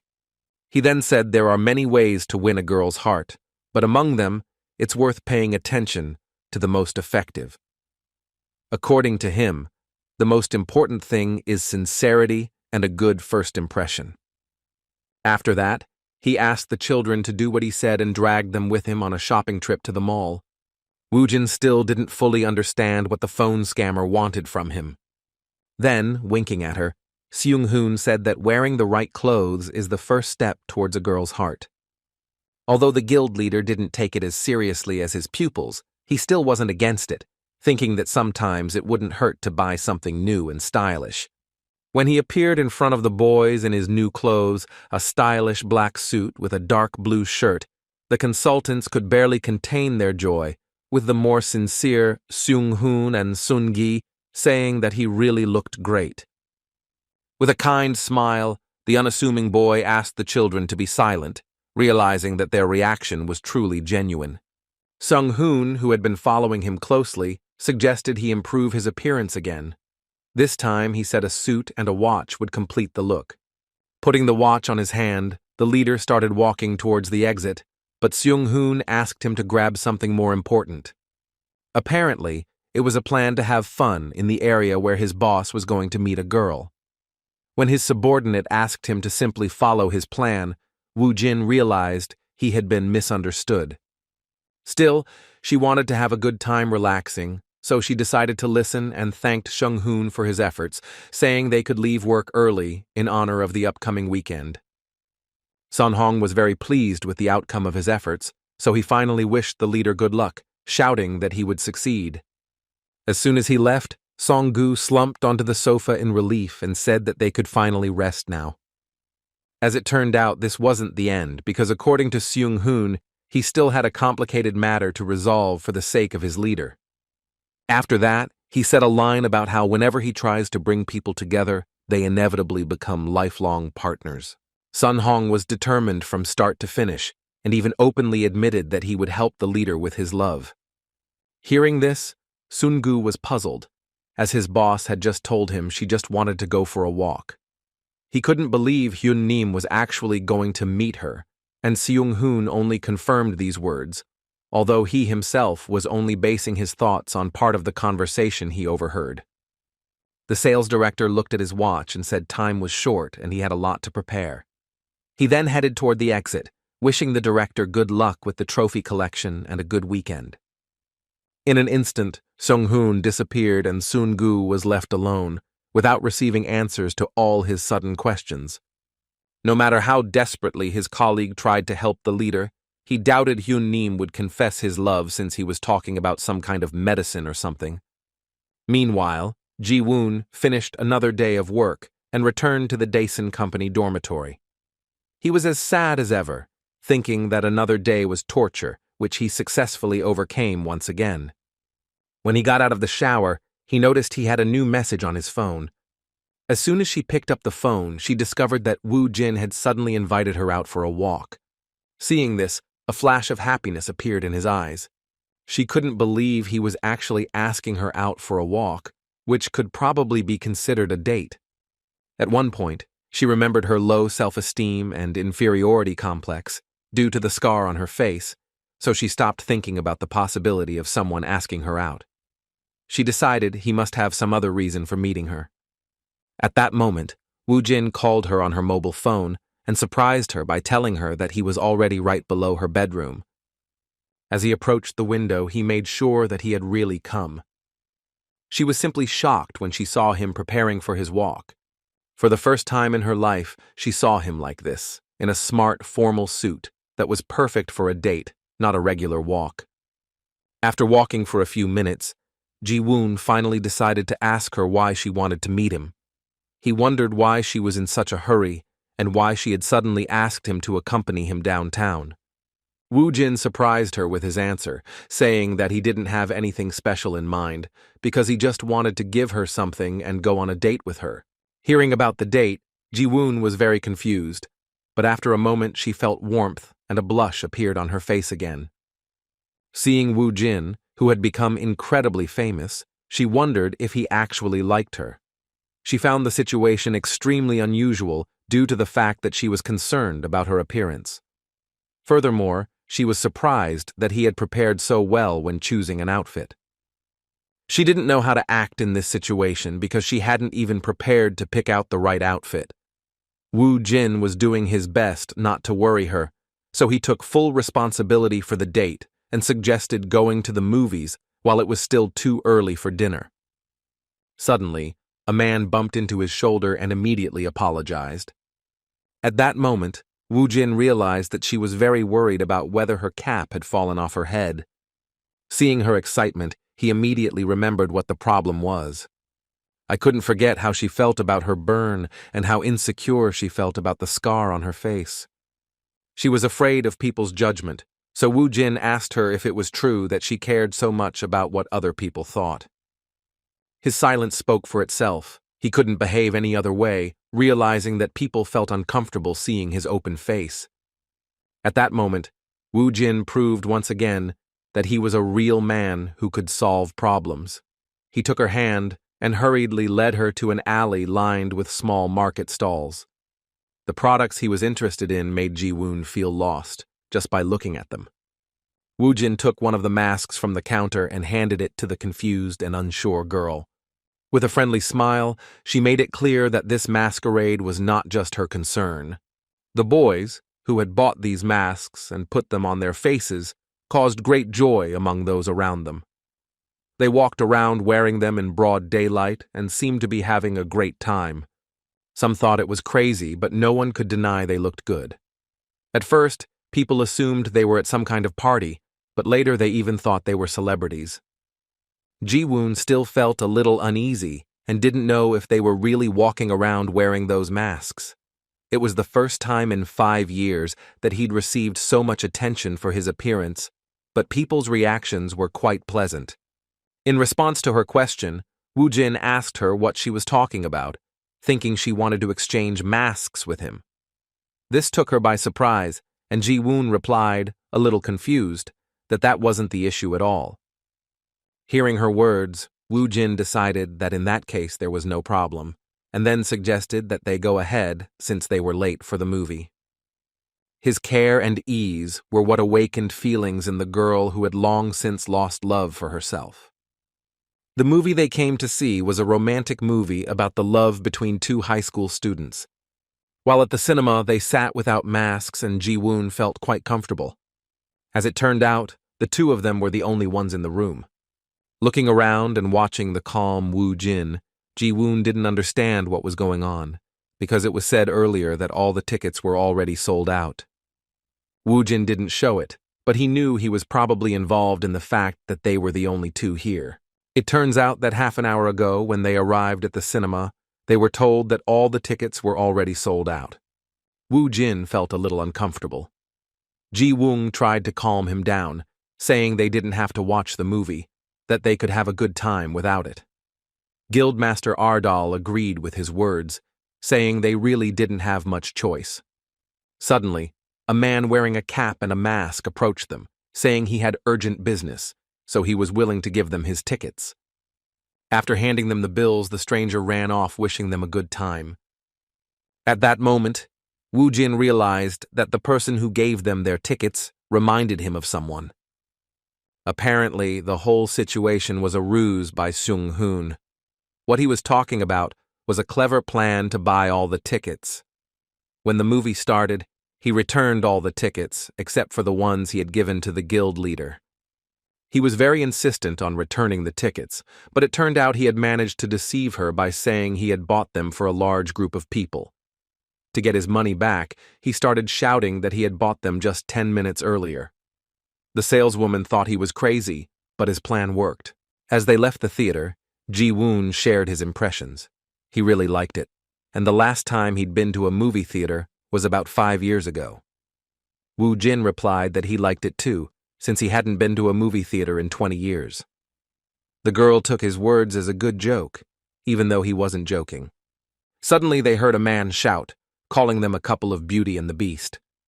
A stranger dressed as a clown invited them to his house and to play roulette, which was free. This roulette wheel had up to 8 prizes and only 1 chance of losing. According to the stranger, that chance wouldn't come again because the probability of winning is up to 90%. Looking at Ji Woon, Woo Jin asked if they should try it, somewhat wary of the proposal. She wasn't ready to take responsibility for the decision, saying she was very bad at such things. With nothing to lose, Ji Woon tried his luck, but the roulette wheel ended with a loss. In response, the stranger suggested he not get angry and asked the monster to try his luck, as it would be nice to give his girlfriend a gift on a date. Woo Jin did not refuse, although he really didn't think it was a good idea. He started spinning the roulette wheel with the idea that unless it was cursed or something, he was unlikely to lose. It seemed that he had lost too, but at the last moment the stranger silently took the roulette wheel in his hand and moved it towards prize number 8. Ji Woon was delighted that Woo Jin had managed to win the prize. She had never realized the trick and happily said it was the first time she had seen someone win something like that. Scratching the back of his neck, Woo Jin thought something was wrong here, but the stranger, without wasting any time, congratulated Ji Woon and gave him a prize. Now the real monster didn't even doubt what was happening. Noticing his intense gaze, the stranger decided to stop hiding. Pushing up his glasses, Seung Hoon winked at his boss, who began to wonder what his ridiculous subordinate was trying to achieve by following him around. Mentally wishing his boss luck, Seung Hoon let him go, trusting him to take the final steps of the date on his own. Woo Jin managed to win the other games. Although it wasn't easy, he managed to beat the plush toy machine and received the prize as a gift for Ji Woon. Their next stop was some kind of clothing sale, and it turned out Seung Hoon was still following them. Even when the guys went out to dinner, the cunning phone scammer, trying to be helpful to his new boss, was right next to them, carefully monitoring the date process. After this eventful day, the boys decided to take a walk through the empty streets of the city and stopped at one of the parks. Ji Woon felt an incredible lightness and calm for the first time in 5 years. He wondered how long it had been since he stopped being bothered by other people's stares. At first, she thought it was the mask, but after that, she corrected her assumption thinking that if Woo Jin hadn't done this with her, then she probably wouldn't have been able to pull off something so daring. Looking at him, even through the mask, she felt an incredible warmth and sincerity in his demeanor. She thought that if this was a dream, then she didn't want to wake up anymore. At the end of their date, they decided to sit down and relax after a busy day. Ji Woon shared his emotions, saying that the day was simply amazing and that he truly enjoyed everything, even wearing a strange mask. She liked watching movies and eating at restaurants with him, even though people might think they were weird. In response to her hesitant comment about them being weird, Woo Jin asked how that might affect them. Ji Woon responded to her words with a gentle laugh. Standing up, he said she was right, although he still didn't have the courage to walk where there were so many people. She admitted that it still felt like a dream. Now he has started to defend his feelings again. Looking at the sky, she began to think that sooner or later the dream would end, and if this dream continued, then she would fall into unrequited love. Taking off his mask, he said with some sadness that it was time to return to reality. Woojin joined her, lifting his mask slightly to reveal his face and his kind smile. Approaching her, he told her that in order for her to regain the courage she had previously possessed, he had a good gift for her. Ji Woon was very confused because it was a gift, and she had no idea what it was. Suddenly, this emotional moment was interrupted by a fireworks display of incredible proportions. After this, another unexpected event occurred. A large number of people crowded around them and began to congratulate them. They were holding flowers in their hands, and as soon as they saw Ji Woon's face, they started acting quite confused. Apparently, they started by saying that her face scared them a little, but then, realizing their mistake, they continued talking, saying that the boy next to her really loved her. The cunning con man's latest plan was about to fail, and he began to get nervous as he realized he'd made a mistake. He had previously told these boys to clap and liven things up, but instead, they had once again reminded the girl of what had been worrying her all this time. I had no idea what had gone wrong, as I had never seen Ji Woon before. Removing the mask from his face, an enraged Woo Jin couldn't believe that Sung Hoon had continued his ridiculous attempts to bring them closer, and had even made such a terrible mistake. Seeing how Ji Woon grabbed her mask, he knew that she wanted to hide from all those gazes directed at the flaw on her face.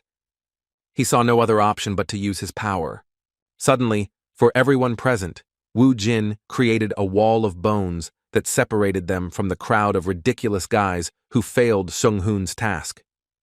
Opening her eyes after the sudden noise that startled her greatly, Ji Woon looked at Woo Jin and asked where they were.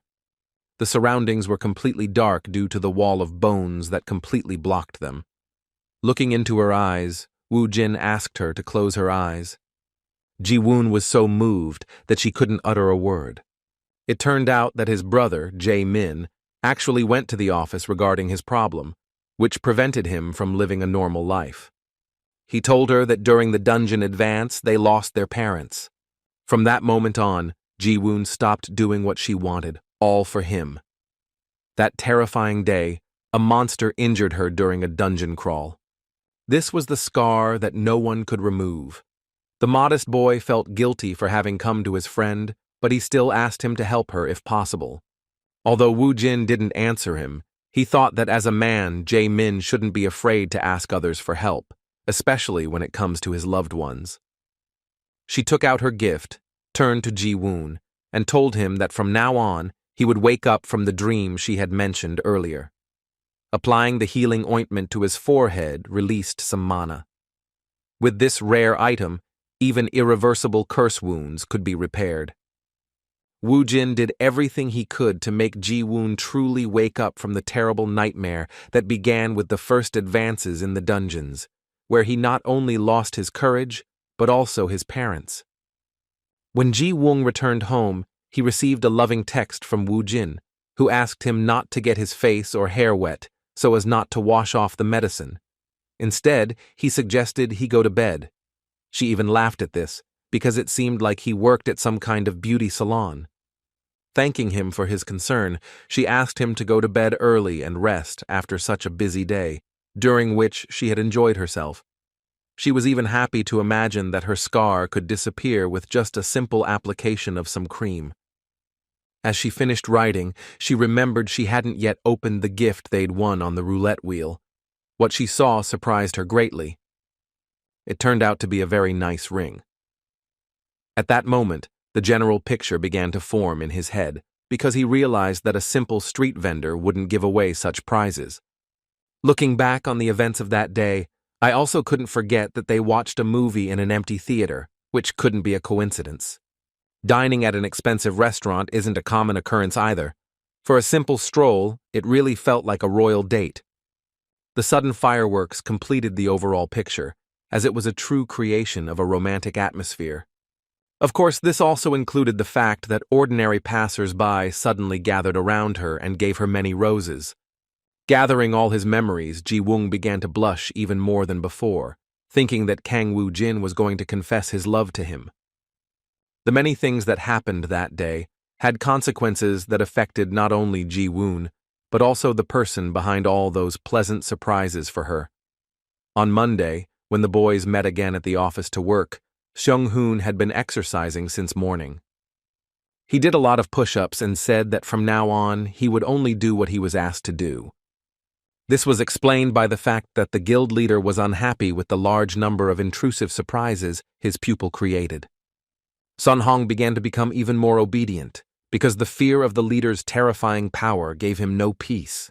After the educational moment ended, Woo Jin reiterated that he should only do what he was asked to do and nothing more. After these words, he asked again why he did something he hadn't been asked to do. With great guilt and constant apologies, the humble servant cried out that he felt he had not shown loyalty to his leader, so he had made the mistake of trying to make up for lost time. His words even pleased Woo Jin, and he stopped being angry with him for the mistakes he had made due to his arbitrariness. So he asked him with a smile to remember once and for all that he only expected from him what he himself asked for. Seung-hoon felt somewhat relieved, but his discomfort returned when the leader asked him whose money he'd spent on those gifts. It turned out he'd used the guild's corporate account, which was a serious strategic mistake and another setback in his life. Hearing this, the boss forced him to do push-ups again and yelled at him that he should only do what he was asked to do. The educational moment was suddenly interrupted by Director Jun, who had just finished some organizational matters and found time to meet with the boss. When he entered the boss's office, he was surprised to ask what was going on and why the head of the sales department was doing intense training in the middle of the workday. Given the boss's characteristics, he decided to let the moment pass and informed him that he had managed to settle matters with the Ministry of Defense. Apparently, Woo Jin no longer had to serve in the military, but there were some caveats. According to Director Jun, he was exempt from it on the condition that he met 10 military requirements. He didn't dare continue with the list of conditions, saying that this was unprecedented and unheard of. Surprised by his words, Woo Jin asked him not to delay and finish what he had started to say. Gathering all his resolve and suppressing his discomfort, Min Chang said that, in relation to this agreement, Mr. Kang must be immediately mobilized to Daegu, to exit 3 of Yongin Station. As it turned out, his power would be of great help at the place in question, because there was a breakthrough in the dungeon. Woo Jin immediately went to the aforementioned place and found that there was not a soul around. It seemed to him that this area was some kind of separate ghost town. Regarding the dungeon's progress, Director Jun explained that if the dungeon isn't cleared within 30 days of the reset, the barrier will begin to collapse, and monsters will spill out of the dungeon onto the streets. This is most likely due to the failure of previous teams to clear the breach, so the Ministry of Defense requested Awakened's support to deal with the breach and its aftermath. Given this situation, Woo Jin also wondered what would happen if they couldn't stop this stage. In response, Jun told the bitter truth that, unfortunately for the mobilized forces, if this happened, the entire Daegu region would have to be destroyed with aerial bombs. While in the Daegu area, he began to understand that the reason there were so many open areas and parks around the station was because those places made it possible for a tunnel to open up, a very dangerous situation for residents. Suddenly, the silence and solitude of guild leader Ardal were interrupted by a female soldier who said the evacuation had been completed 2 days ago. According to her, the dungeon invasion would take place the following day at 2 in the afternoon. Approaching one of the most famous awakenings in recent memory, First Lieutenant Choi Ha-sol introduced herself as the person in charge of the Korean Army's Special Defense Force area. Kang Woo-jin introduced himself, And curiously, she heard that the entire squad had heard of his strength.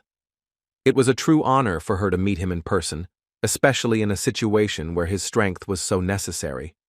Sighing with a gentle smile, the hunter who had recently become the head of his own guild suggested skipping the formalities. Continuing the conversation, he asked why they weren't going to try clearing the dungeon before advancing. It turned out the return portal had already been used 3 times, so they couldn't risk it and chose the easier route, fighting outside. Hearing about the return portal, Wu Jin was a little surprised, and Ha Sol explained to him that it was possible to escape the dungeon in the middle of clearing using the return item. Wu Jin was surprised, as he hadn't even known this was possible, even though he had already cleared over a dozen dungeons. The lieutenant also clarified that this portal can only be used 3 times in a single dungeon. As for this dungeon, the Hwarang Guild's main squad attempted to clear it first, but failed. The second time, the Hwarang Guild and Hammer joined forces, but even that didn't work. The awakened squad from around the world also failed, having exhausted the last portal. The lieutenant agreed that they could try to clear the dungeon in the time they had left, but that would mean risking their lives, and no one wanted to take that risk. When Wu Jin suggested that breaking through would be more dangerous in that case, she shook her head in disagreement. Referring to his experience, he said he probably already knew that the dungeon's terrain played an important role. Although the monsters in this dungeon weren't very strong, it was the terrain that made this raid difficult. Despite this, she was certain that fighting outside would be fine, because although modern weapons couldn't be brought into the dungeon, in their territory there was the possibility of fighting with them, and this gave them an incredible advantage. Using the full power of the Korean army, they had saved the city from underground advances more than once, so they had no doubt it would work the next time. Hearing so much praise for the military, Wu Jin asked a very logical question about the reason for their presence at this event, whether the problem with weapons and missiles could be solved. There was a compelling logic in his words, and the lieutenant even managed to be confused, but she quickly discovered the answer, saying that the awakened also play an important role. Although the military is the main force, the awakened are always on alert in case monsters break through the first line of defense. In addition, they initially had no information about the dungeon boss, so it was necessary to prepare to fight with all the forces of the awakened.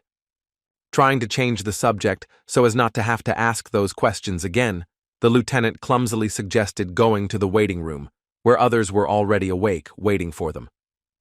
All the kids gathered at a local cafe, which became a temporary waiting room for the awakened ones who were participating in this whole event. When Kang Wu Jin walked in, everyone present recognized him. Like him, the boys were wearing normal clothes and hadn't even thought about putting on combat gear yet. In fact, they were happy to see such a strong reinforcement, knowing that Kang Wu Jin had become the 11th A-rank hunter. Looking around, Wu Jin couldn't find anyone interesting until he came across a lady, with whom, ironically, their paths crossed once again. Standing against the wall was Yun Hee, the captain of one of the Hwarang teams, who was worried. He looked at her and told her somewhat mockingly that they had met again. With a mischievous smile, he said that this was undoubtedly his destiny. Yun Hee didn't know what to answer and just said his name angrily. She didn't end up there by chance.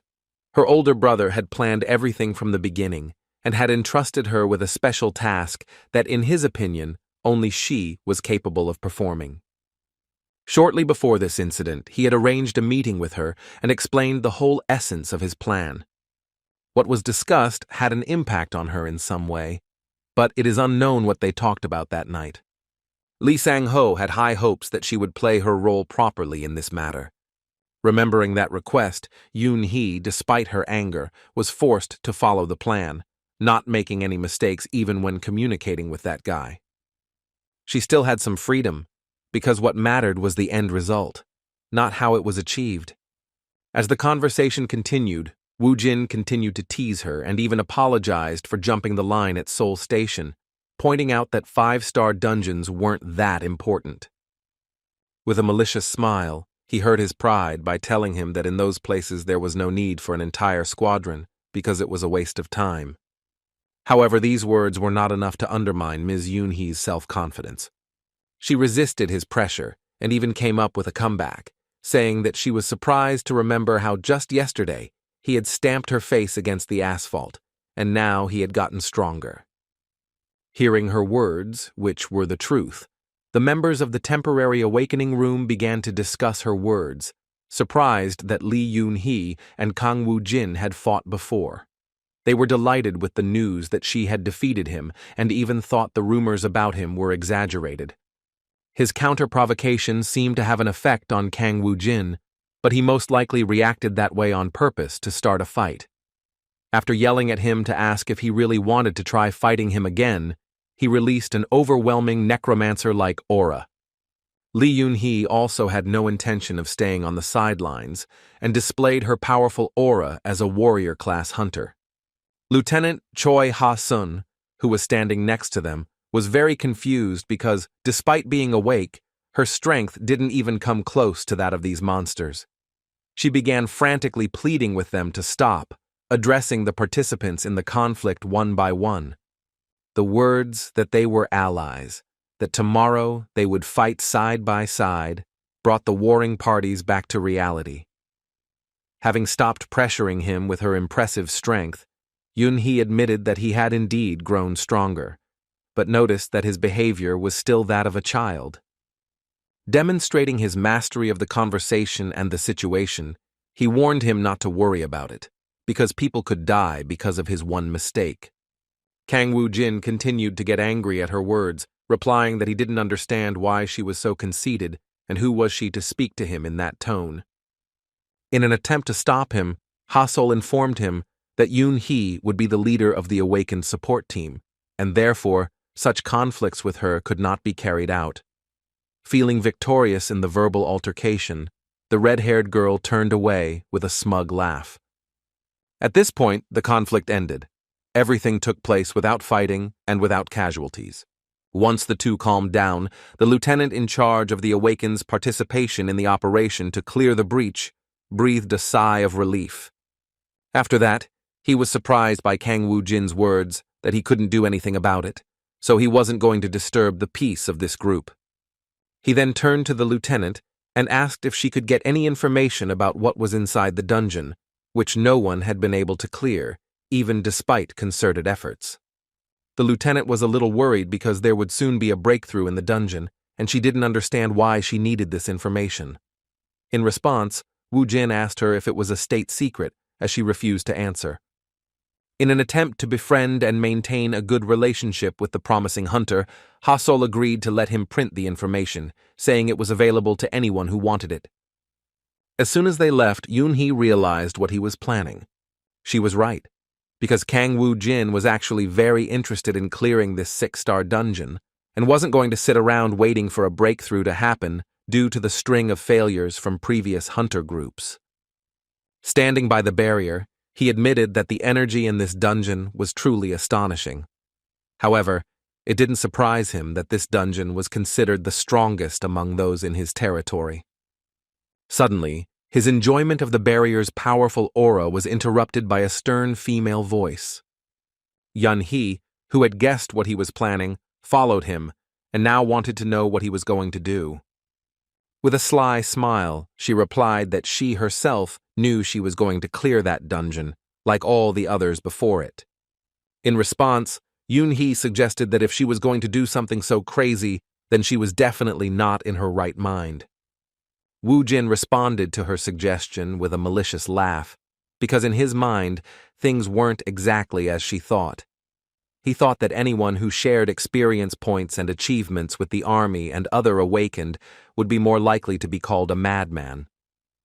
Despite his self-confidence, Yoon-hee's common sense once again gave her reason to warn him, saying that the best awakened had failed this dungeon 3 times. She assumed he was simply a fool looking for a harsh death. As soon as she started talking about how it was no longer possible to use the return portal, he interrupted her, saying she was talking too much. After that, he once again hurt her pride by saying that she was nothing more than a scaredy cat. Saying she was unable to do anything without the return portal, He touched the barrier and asked her to wait for him outside. A shy cat named Yoon-hee had no choice but to fall for the provocation. She was furious the moment he walked in, trying to drag her with him to such a crazy place. At that moment, Chairman Hwarang was enjoying the evening while his sister carried out the plan. The call he received from the minister was clearly something he hadn't expected. They agreed with him that a major breakthrough would be made, and the unfavorable area of the city would be erased from the earth in order to sell this territory to large corporations. But everything did not go according to plan, and the minister reported that Lee Yun-hee had begun clearing the dungeon in question. Hearing this, Mr. Lee could hardly contain his anger and apologized to the minister, asking him to contact him a little later after finding out what was really going on. He had no idea why Yun-hee had entered the dungeon, or how he was able to get away from his mission. Yun-hee actually fell for the provocation and entered. Finding himself in the first place after passing through the portal, he saw a very bloody place, which, from its appearance alone, indicated that a great battle had already taken place there.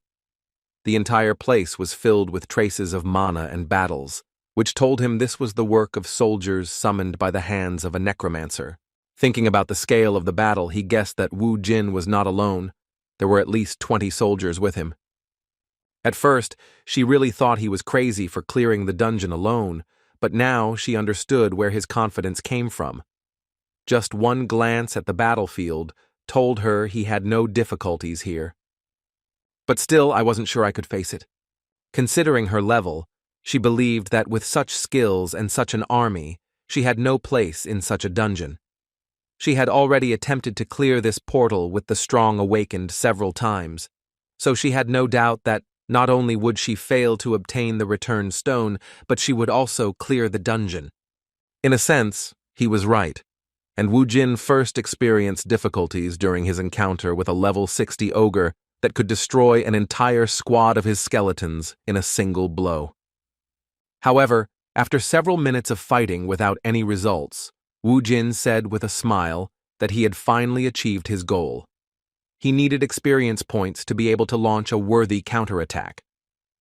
Taking advantage of the moment, he summoned his demonic familiar once more, which this time turned into a stone golem, fitting the environment he was in. After that, he pointed at the enemy and gave the order to his relative to attack. Both monsters with unimaginable brute strength faced each other in a duel, and it was clear that they were equal in size. The sudden attack of the rock gave them an opportunity and an advantage, as the ogre was taken by surprise and lost its balance. Seizing the moment, Wu Jin used his familiar as a springboard and quickly closed the distance with his opponent. The ogre didn't have time to do anything, as he kept falling and couldn't regain his balance. In the end, Wu Jin finished the fight with his warrior weapon, a hammer with unimaginable destructive power. After finishing the battle and defeating another powerful monster, Wu Jin was encouraged by the news that he had finally reached level 40, which gave him additional achievement points. He didn't celebrate his small victory alone, but rather to a rousing ovation from Bibi, who described the work he had done as magnificent. In response, Wu Jin asked in surprise where she got such emotion and where she learned to communicate in such a way. Most likely, life in a cat's body had provided her with some feelings, because even when she met Rocky after a long time inside the seal, she hugged him and called him a good man.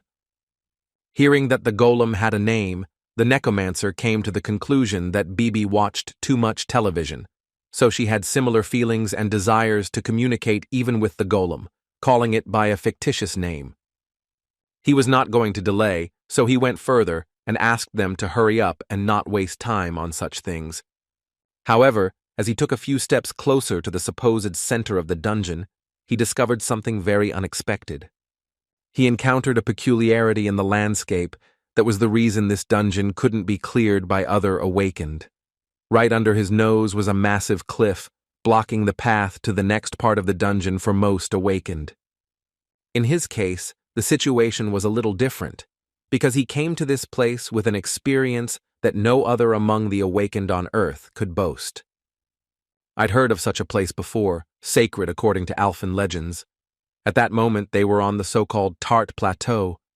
After observing the place, Wu Jin remembered a lesser-known name for it. It was also known as the Temple of the Giants. This ravine was the reason why previous raids had failed, so he had to prepare thoroughly. This was the perfect time to unlock special level bonuses.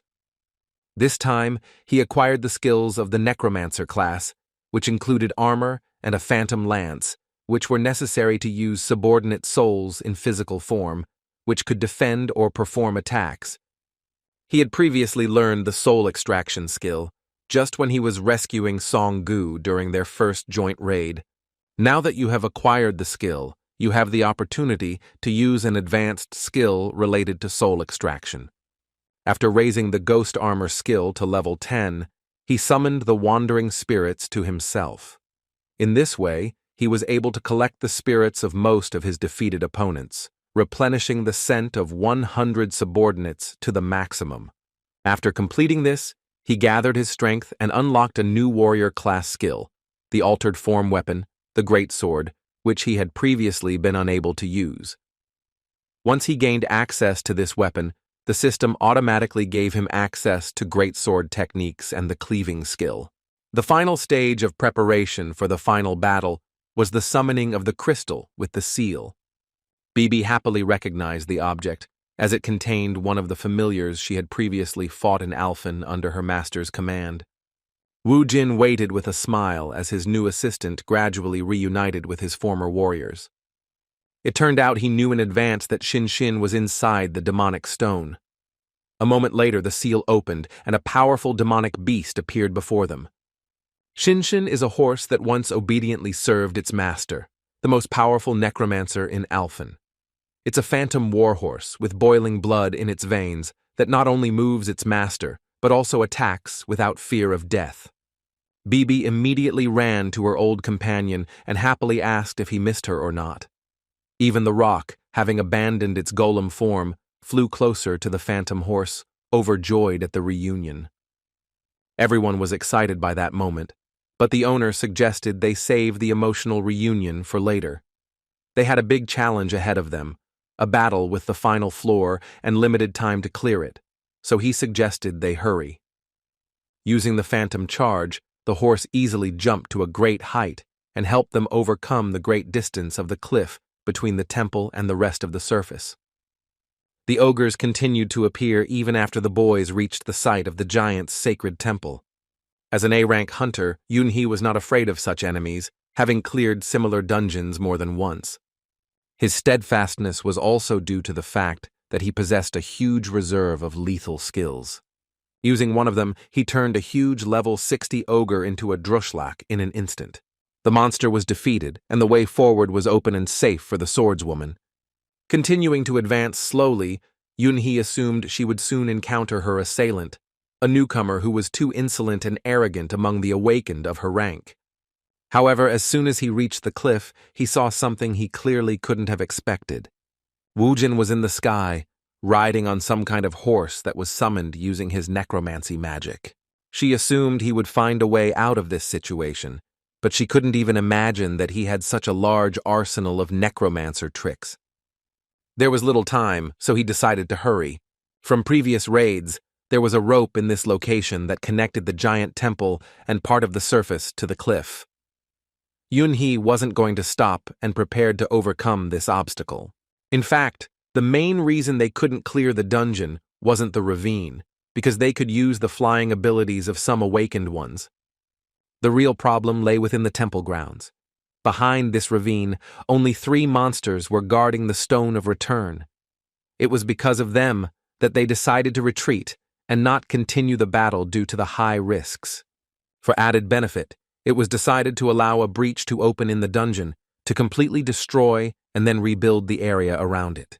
Although he didn't like this political decision, the final decision still rested with the leader, so he had to obey. However, this was an exception. She couldn't allow anyone to clear the dungeon after her guild failed the quest. Besides, she felt angry at the thought that in the future, someone would be said to have performed better than her group.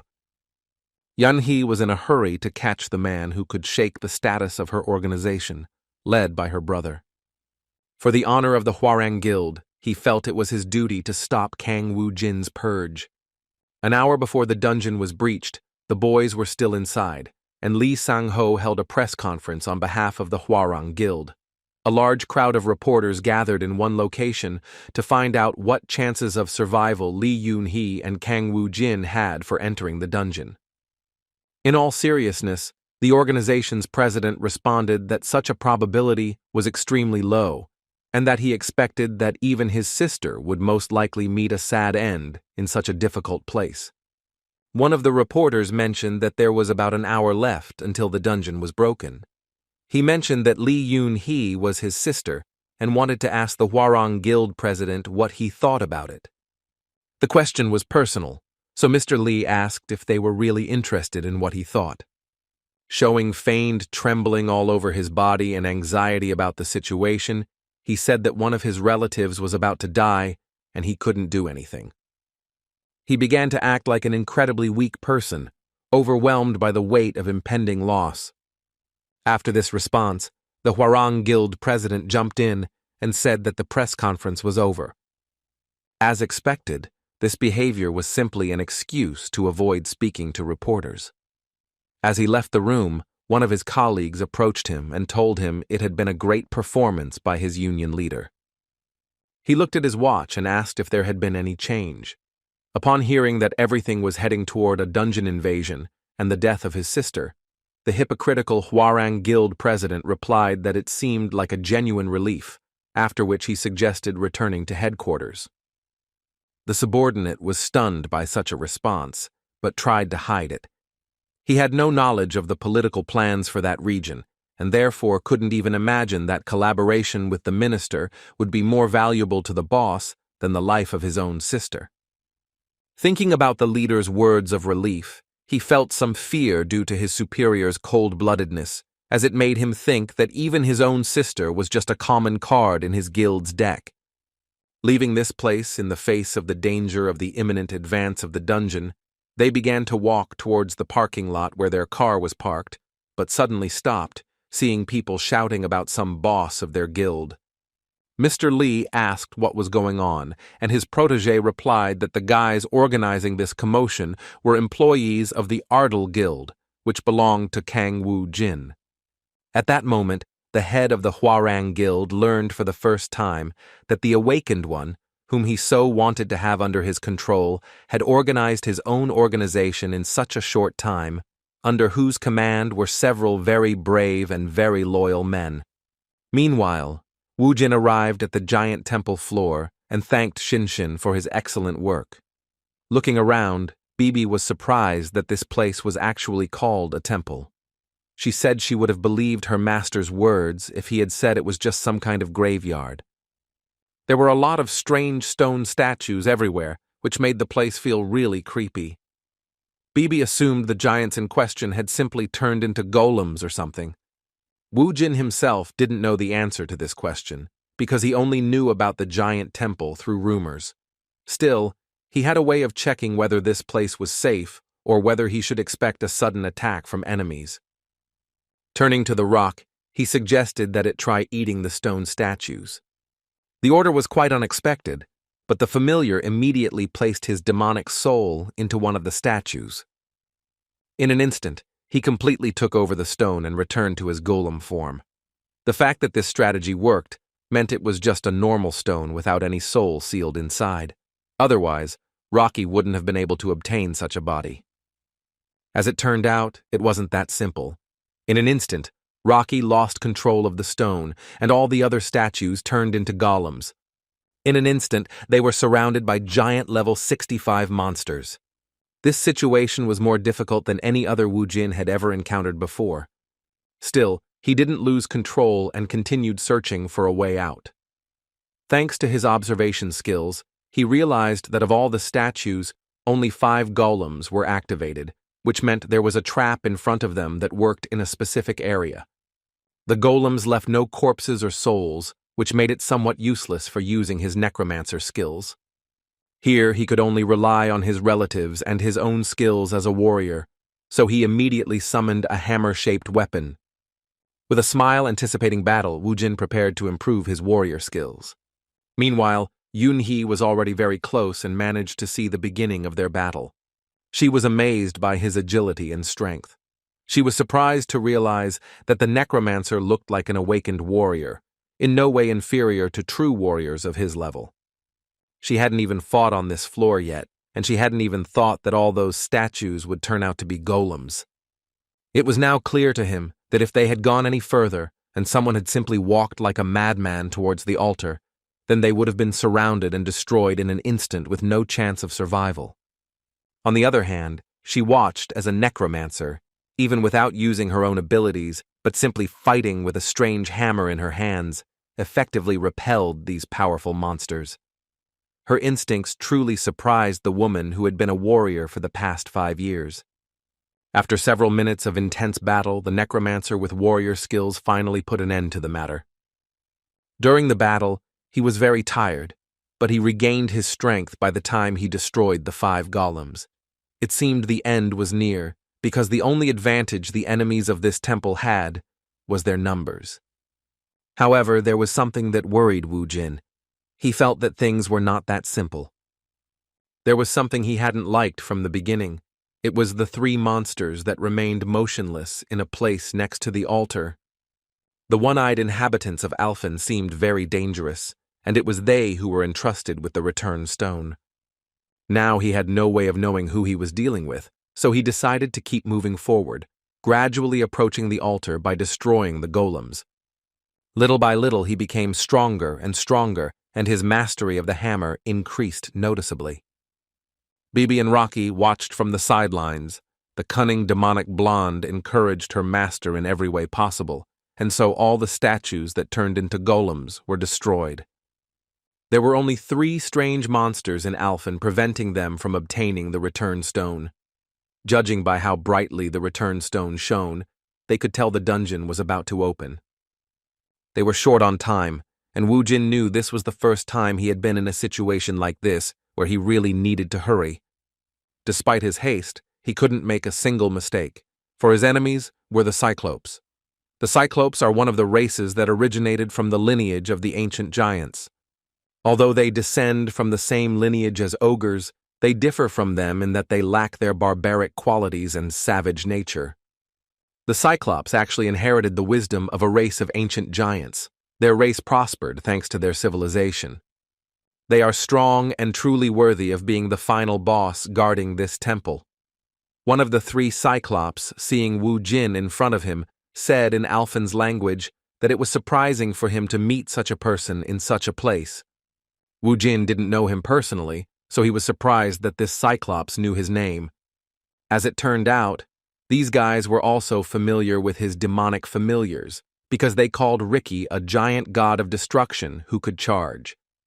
Bibi received a cute nickname that I hadn't heard since Alfen, where they called her the Hallucination Witch.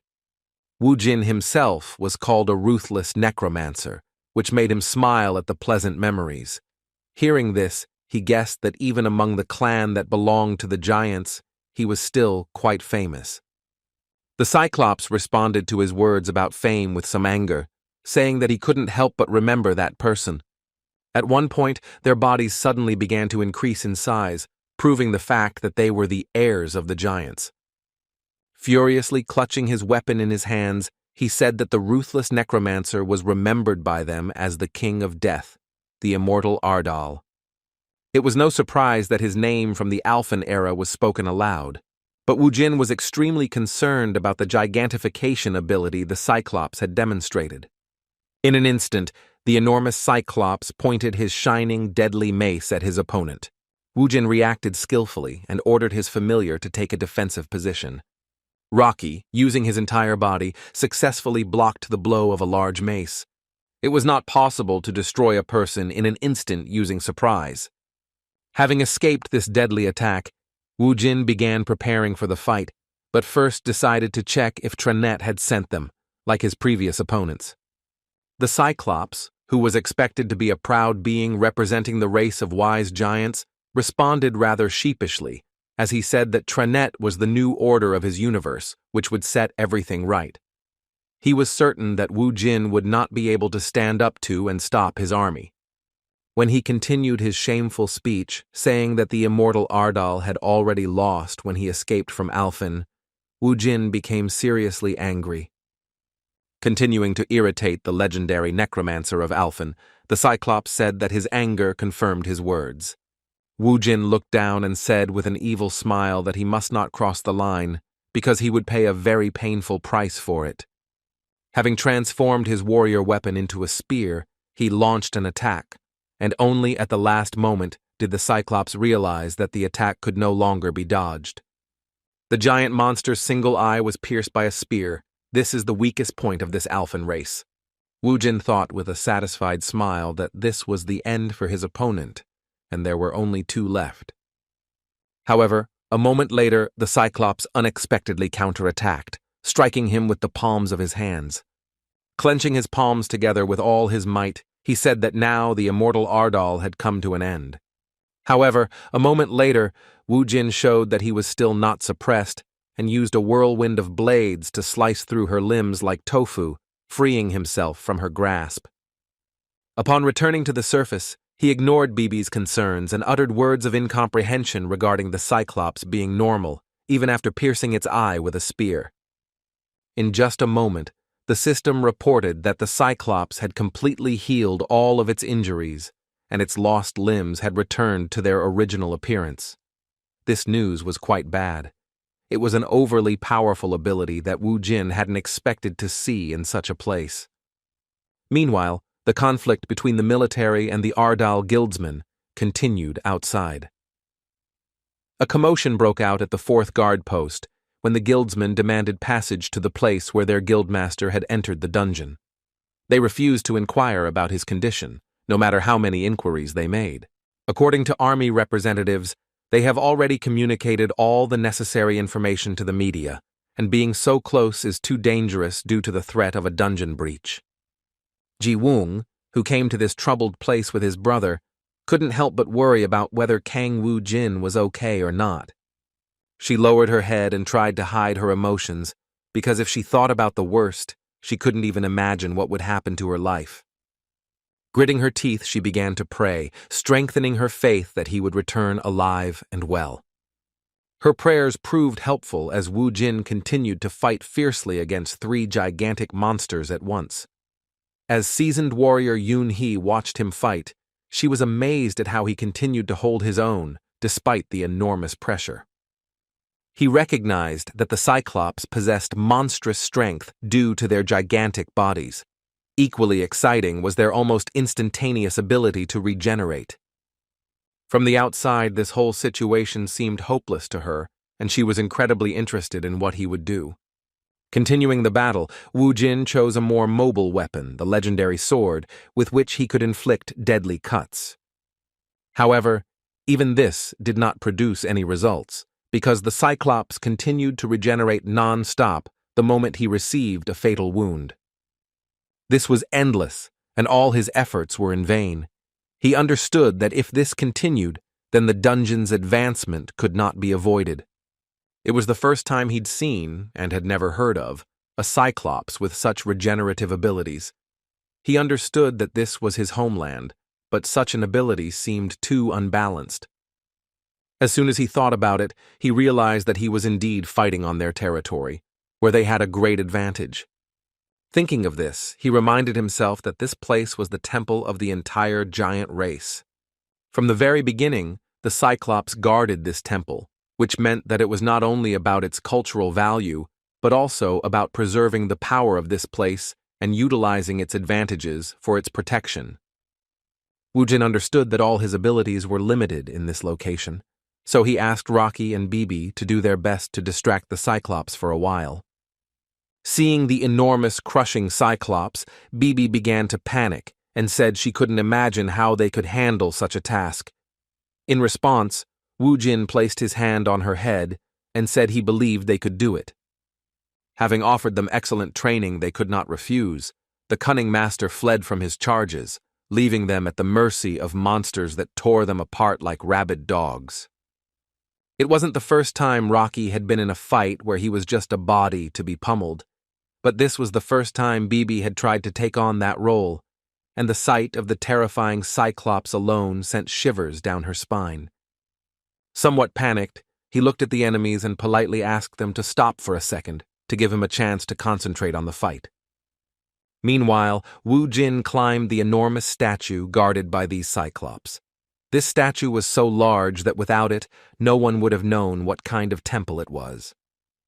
The ironic thought referred not only to decoration, but also to the functionality of such a thing in such a place.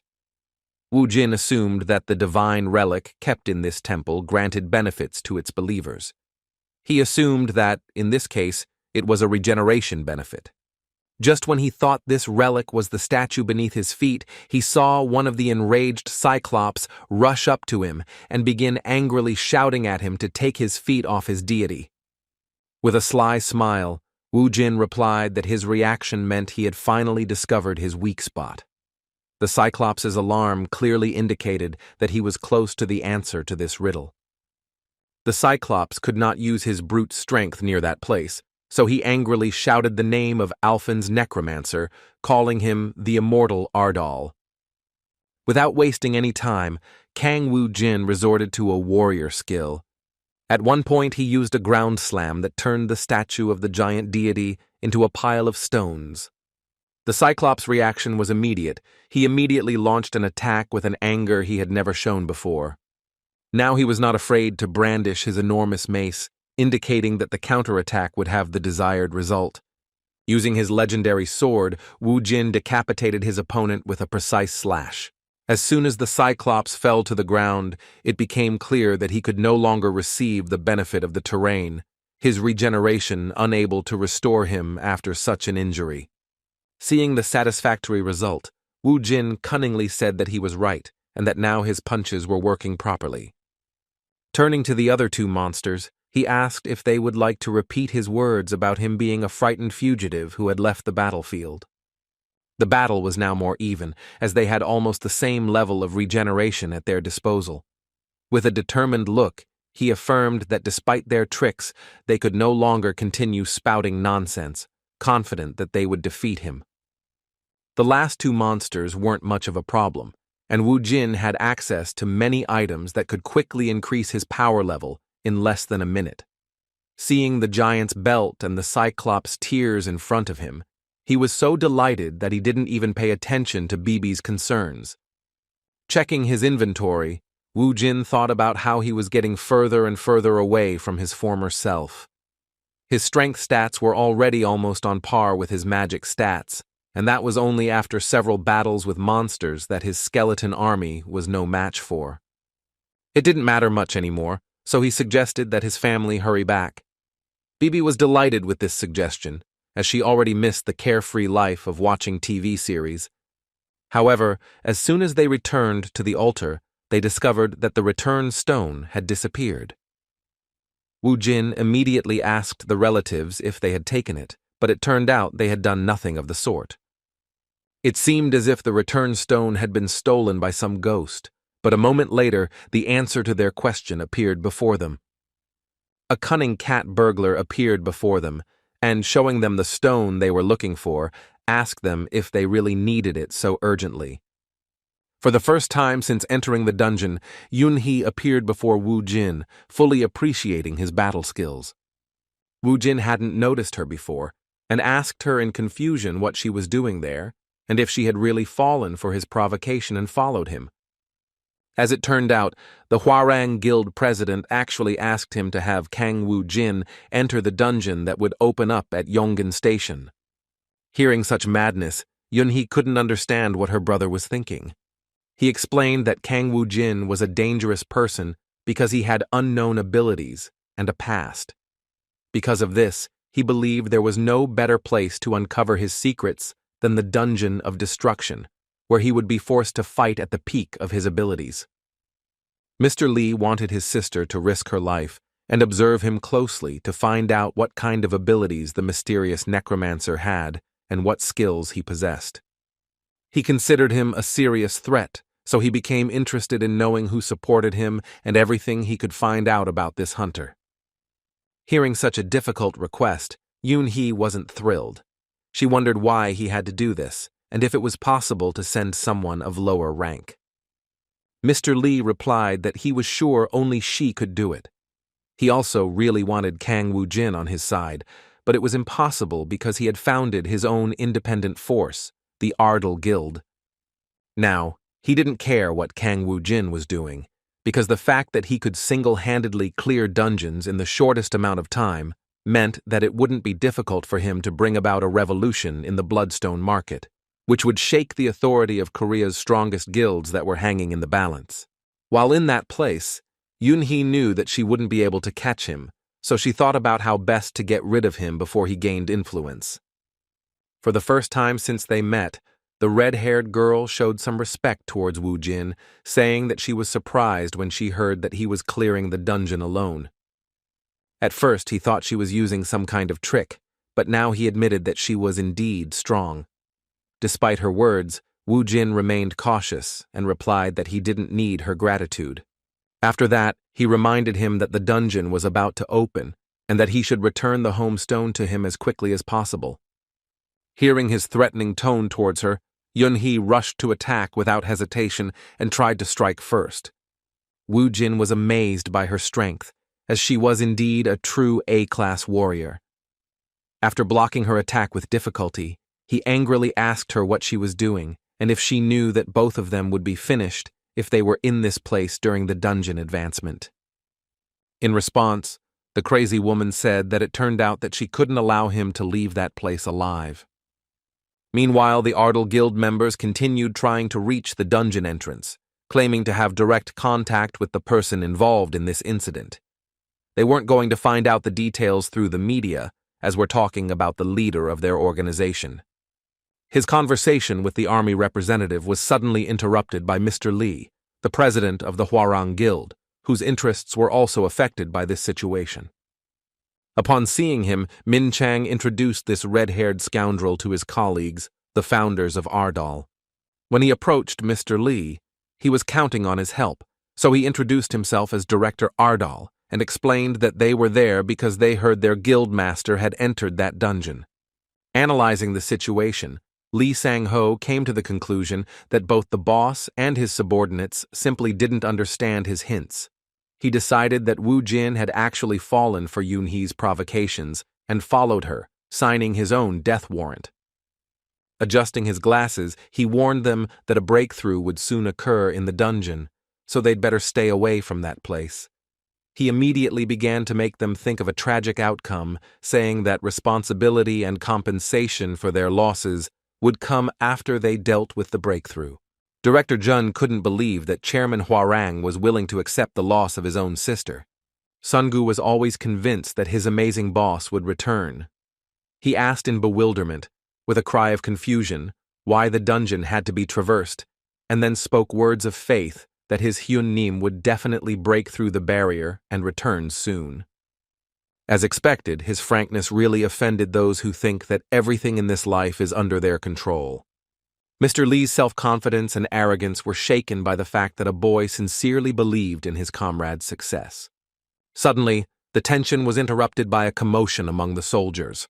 Those near the station entrance where the dungeon was located were shocked by what they saw as the barrier suddenly stopped responding. This was unlike any dungeon breach they had encountered before. The shouts of someone leaving the station left Mr. Lee in shock, as he now realized that his plan had been ruined and the consequences of breaking the agreement with the Prime Minister were inevitable. It was still unknown who the footsteps heard at the exit belonged to. An hour before this event, the battle within the dungeon against the inhabitants of another dimension had completely ended, but even despite this, the sounds of the battle continued to fill the area. The cruel Lee Yoon-hee tried with all her might to destroy her opponent, Woo-jin, who threatened her guild and could upset the balance of power between all guilds with his incredible power. The sheer brute force of this crazy red-headed girl was enough to corner the Necromancer. However, she had no intention of playing with him, and even resorted to using the skill before he began to resist. His Shadow Dash ability made it clear from the start that this was next-level movement speed. Seeing the top warrior class hunter approaching at an incredible speed, Woo-jin realized that he was in a very bad situation. Just as he prepared himself and took a stance with his sword to try and stop her attack, Yoon-hee suddenly appeared behind him and prepared to attack. Although the Necromancer managed to notice that she was moving so fast behind him, he still didn't have time to dodge her. The fatal blow was aimed at his back, and fortunately, he managed to use a barrier that at least weakened the attack somewhat. Right before the eyes of his relatives, the Necromancer flew towards the rock at great speed. Within moments, Rocky joined the fight, and his sphere began gathering stones to recreate the golem's body. With a loud animal roar, he rushed to attack, but Yun-hee was still calm. She didn't sense any danger and even mocked the situation, saying that Wu Jin was such a weak warrior that she hoped summoning a golem would help him with something. From the beginning, she knew where Rocky's core was, so he was crushed without much difficulty. It became clear that the only one who could fight such a skilled warrior was Wu Jin. Although Wu Jin had received a very strong blow, he was able to withstand it thanks to his phantom armor. The last attack had exhausted 2 of his 100 souls, but he knew he was being pushed back, and if he didn't change anything, it would only be a matter of time before his armor lost its energy reserves. Analyzing the situation, he came to the conclusion that it wasn't a matter of strength at all, as their attack power was roughly equal, but Yun-hee had a significant advantage in terms of speed. As he thought, it wasn't without reason that she was ranked A, as it was clear that she had a huge reserve of experience, which made her so strong. As soon as Wu Jin started approaching the Hwarang Guild warrior, she said with special interest that the barrier would not help him, because it was weak. He wondered what she was trying to accomplish by just blocking her attacks, because if he waited too long, the dungeon's advancement would be inevitable. In response, Wu Jin mockingly called her funny and pointed out that she spoke as if a breakthrough affected her. She had no response to his words about her battle, seeming as if she really wanted a breakthrough to happen. Understanding the Hwarang Guild's supposed motives, Wu Jin concluded that those with even a little power were actually very dark souls. He found it quite difficult to understand what they were really thinking, as the people were very different from the people of Alfen. Still, he didn't particularly like this dialogue, so he again assumed a fighting stance and said with a fighting spirit that he didn't care what they were planning, because he would still destroy everything they tried to do. The words of the one who had just been lying on the ground seemed quite funny to Yun-hee, so she mockingly said that her opponent was as confident as ever. It seems that his interest in the battle has also suddenly increased. At one point, he took the initiative and launched an attack with lightning speed, closing the distance between them in an instant. His powerful blow, which was blocked by Wu Jin's huge sword, created a powerful air current that broke the sound barrier. The battle was so fierce that everything around them gradually collapsed. Yun-hee continued to apply incredible pressure with her superior speed, which, coupled with her great strength, made the fight very difficult for Wu Jin. He still had no experience fighting such dangerous opponents, so his spiritual barrier gradually weakened due to the blows he received. Taking advantage of the moments, he tried every way possible to counterattack, using various ranged fighting skills. Ghost spears were one of those attacks that Yun-hee was not yet familiar with. However, this was not a problem for her, as she was not only able to stop all the spears, but also simultaneously close the distance to continue putting pressure on Wu Jin. Another skill, which was also associated with acceleration, made the situation even worse. With the help of his super shadow speed, he was right in front of the Necromancer in an instant, while he was trapped in a corner and unable to maneuver. I knew this blow wouldn't be blocked, because at that moment, Yun-hee was at a speed I couldn't control. Only miraculously did he manage to lean back slightly, avoiding a fatal wound from the slashing blow of his dangerous opponent. He raised his hands to his face, feeling incredible anger, because she had actually managed to leave a large scar between his eyes. While barely coping with this pressure, Yun-hee grew increasingly serious. She believed she was already one step away from victory, as Wu Jin's barrier had reached its limit. Noticing this, she suggested they finish quickly so one of them could leave this dungeon. His next deadly attack was the Moon Slash skill, which released even more magical power than any move he had used before. Despite so much danger, Wu Jin seemed quite calm as he watched her with a confident smile on his face. In an instant, Yun-hee lunged forward and threw a direct blow, which at first glance seemed impossible to escape. Bibi could not help her master in any way and only screamed in panic for him to run away. At that moment, Wu Jin disappeared from their sight due to the dust that rose after using the moon-killing slash. After this attack, Yun-hee said with a sly smile that it had been a long time since she had enjoyed a battle this much.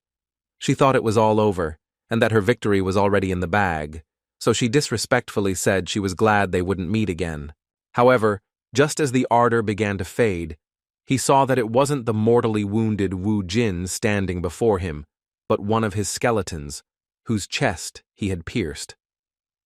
Following that, he heard his opponent's voice, who mockingly said that it wasn't customary to say goodbye at the beginning of the fun. The skeleton continued to hold its sword, despite having received damage that should have turned it to dust. Seeing Yun-hee's expression, Wu Jin wondered why she was so surprised, and guessed that she had never encountered such a familiar before.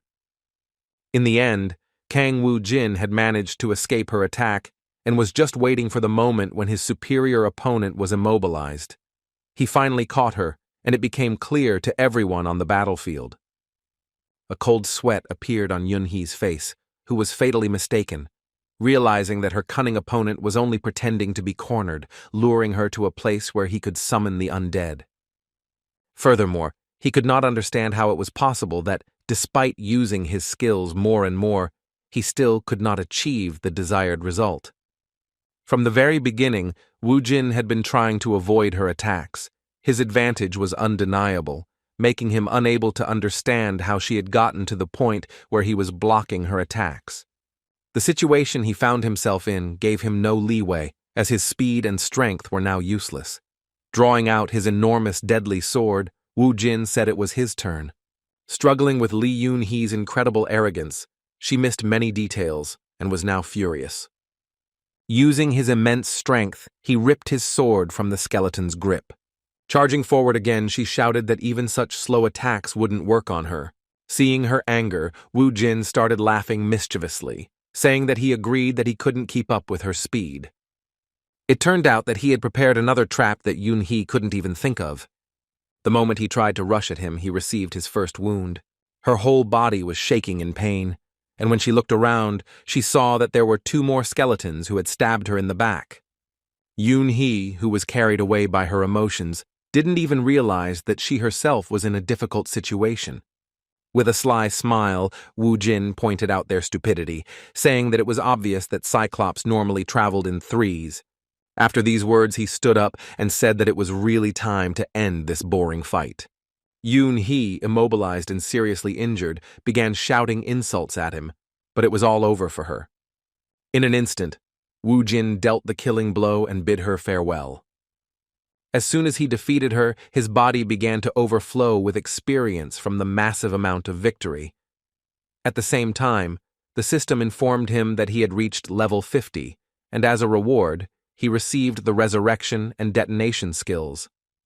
After this fight, Wu Jin immediately used the return stone and found himself back outside, in his hometown. He paid no attention to the shouts at the entrance to the fenced area, but he heard the voices belong to his friends. The Ardal Guild founders outside were trying to force their way to the dungeon entrance, saying that if the barrier was gone, there would no longer be any danger to them. Suddenly, the ongoing arguments with the army representatives ceased because Wu Jin had ascended the stairs. He didn't look the same as before, but the boys were incredibly happy that he was back alive. Seeing his friends, Wu Jin asked in surprise when they finally made it there. The boys didn't mind his questions because they wanted to hug their boss as soon as possible, for whom they were as worried as ever. Director Jun said they came running as soon as they heard the news. Everyone was horrified when they saw the wound on Hyung-nim's face, but the chief told them to ignore it, saying it was only temporary. Turning to the boys, he remembered he'd left his clothes and phone somewhere nearby, after which he asked them to find some things for the right-handed. Director Jun again couldn't understand his boss, because at that moment the entire country owed him for saving a large residential area of the city, and he was only concerned about things. Just as Wu Jin gave a small task to the excited founders of his guild, he heard a young girl's voice calling out his name.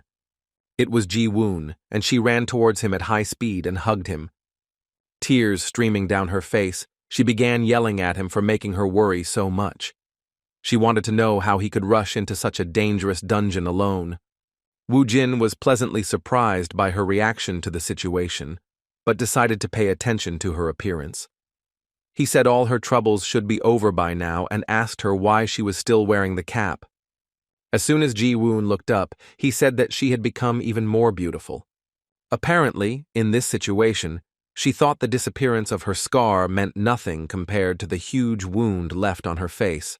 Wu Jin, who had already forgotten about his scar, replied that it would also disappear after he used the ointment. It seemed as though her worries had passed, as Wu Jin was safe and sound in front of her, but that wasn't the end of their difficult conversation. Taking advantage of the moment, she decided to mention the ring he had given her. She was overcome with emotion and, closing her eyes, began to shout that if he really wanted to go out with her, then she was fine with it. Without listening to her speech until the end, Wu Jin took the red-faced girl by surprise by saying that he didn't know what ring she was talking about. The confused girl began to explain in a shaky voice that she was talking about that incident and that she had probably set it up so that she would receive exactly that kind of gift. The confusion in Wu Jin's eyes told him he had misunderstood. She began to feel so uncomfortable that she was about to sink to the floor. What frightened her even more was that there were many people around her who might misunderstand her and consider her some kind of naive fool. As the modest Ji Woon tried to find a place for herself, Wu Jin realized what was going on. Looking at the boys, he began staring at Sheng Han, who was scared stiff. He tried to pretend that he didn't know what he was guilty of because an incredibly beautiful girl had just confessed to him. Their conversation was suddenly interrupted by Li Sang-ho, who approached Wu Jin and told him he was relieved he was okay. After that, he asked with some feigned excitement in his voice what had happened to the team leader, Li Yun-hee. Recalling what happened inside the dungeon, Kang Wu Jin thought about how to respond to put this disgusting scoundrel in his place. The situation seemed quite suspicious to him. He believed the Hwarang Guild president had a direct connection to what had happened. However, although he was certain it was his order, Wu Jin couldn't do anything about it, knowing he had no solid proof. He was interested to see what would happen next, so he briefly and unemotionally replied that Yun-hee had died in battle. She surprised the Hwarang leader with her words, saying that although she was strong, the challenge she faced was much more dangerous than she initially thought. Sang-ho reacted calmly and began to analyze the situation. He couldn't believe Li Yun-hee had been killed by some monster, so he didn't trust her words that she supposedly had nothing to do with it. Looking at Wu Jin's emotionless expression, she tried to figure out if it was possible that he was just lying to her face. In response, Sang-ho asked with a serious look who killed her. Wu Jin immediately responded briefly that he was an immortal. Although Sang-ho didn't understand his answer, Wu Jin meant with a hint of mockery hidden in this sentence that Yun-hee's murderer was the immortal Ardal, who he himself is, although no one on Earth knows it. The tension between the leaders of the two powerful organizations broke when Song-gu appeared, bringing his boss his phone and clothes. Apparently, the military had noticed them near the dungeon entrance and decided to save them just in case. Without even saying goodbye to Li Sang-ho, Wu Jin started walking toward the car with his subordinate. Sun-gu asked him why he suddenly stopped the important conversation with Hwarang's boss, but the boss replied that he didn't care. At the same time, Sang-ho was going crazy after realizing that he had been told that Li Yun-hee had died at the hands of an unknown monster, which was then defeated by Wu Jin. He couldn't believe such a thing, considering how strong his sister was. In fact, he didn't mind losing his sister at all, because she really was just a card in his guild's deck. What infuriated him the most was that he hadn't managed to implement any of the plans he'd previously prepared. The dungeon breakthrough he'd agreed upon with the minister never came to fruition, and as a result of this incident, he'd also lost his guild's main force, an excellent A-rank fighter. Everything he had spent so long building collapsed in an instant, including his political influence due to the enormous amount of power in his hands. He didn't hold himself responsible for what had happened, but Kang Woo-jin did, so he vowed to destroy him at any cost. Meanwhile, Woo-jin had already arrived at the hotel and had his hair done at Song-gu's request.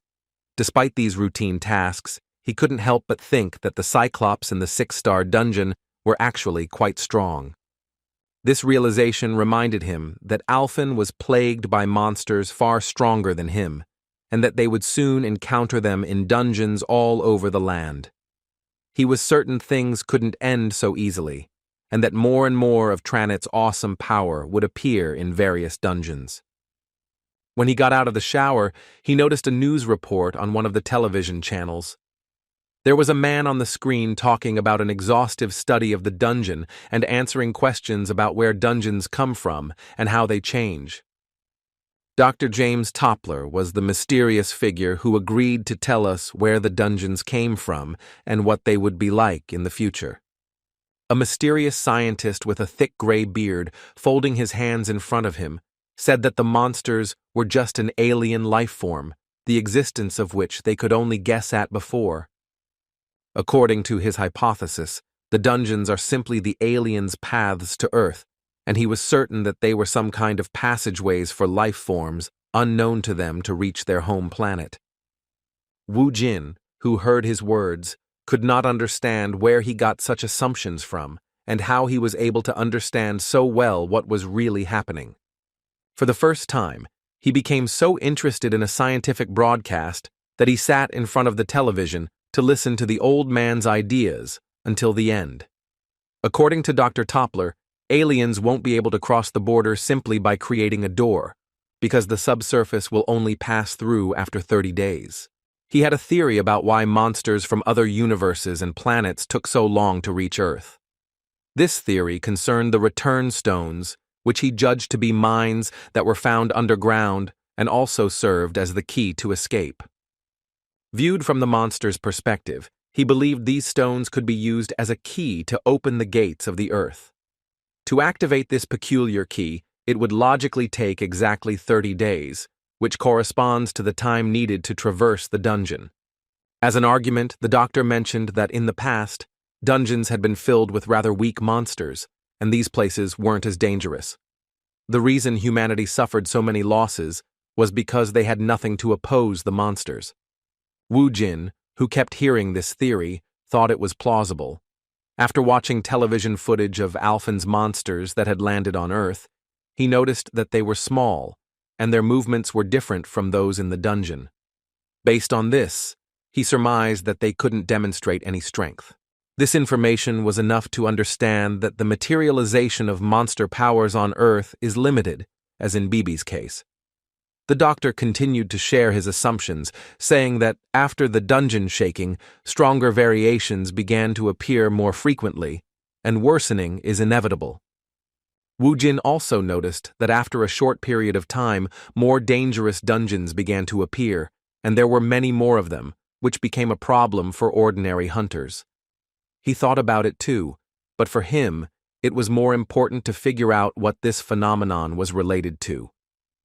The scientist continued to share his theory, saying that, in fact, dungeons are not just mines, as bloodstones are just baits that monsters set up there to gain some benefit. At that moment, Woo-jin realized what was happening.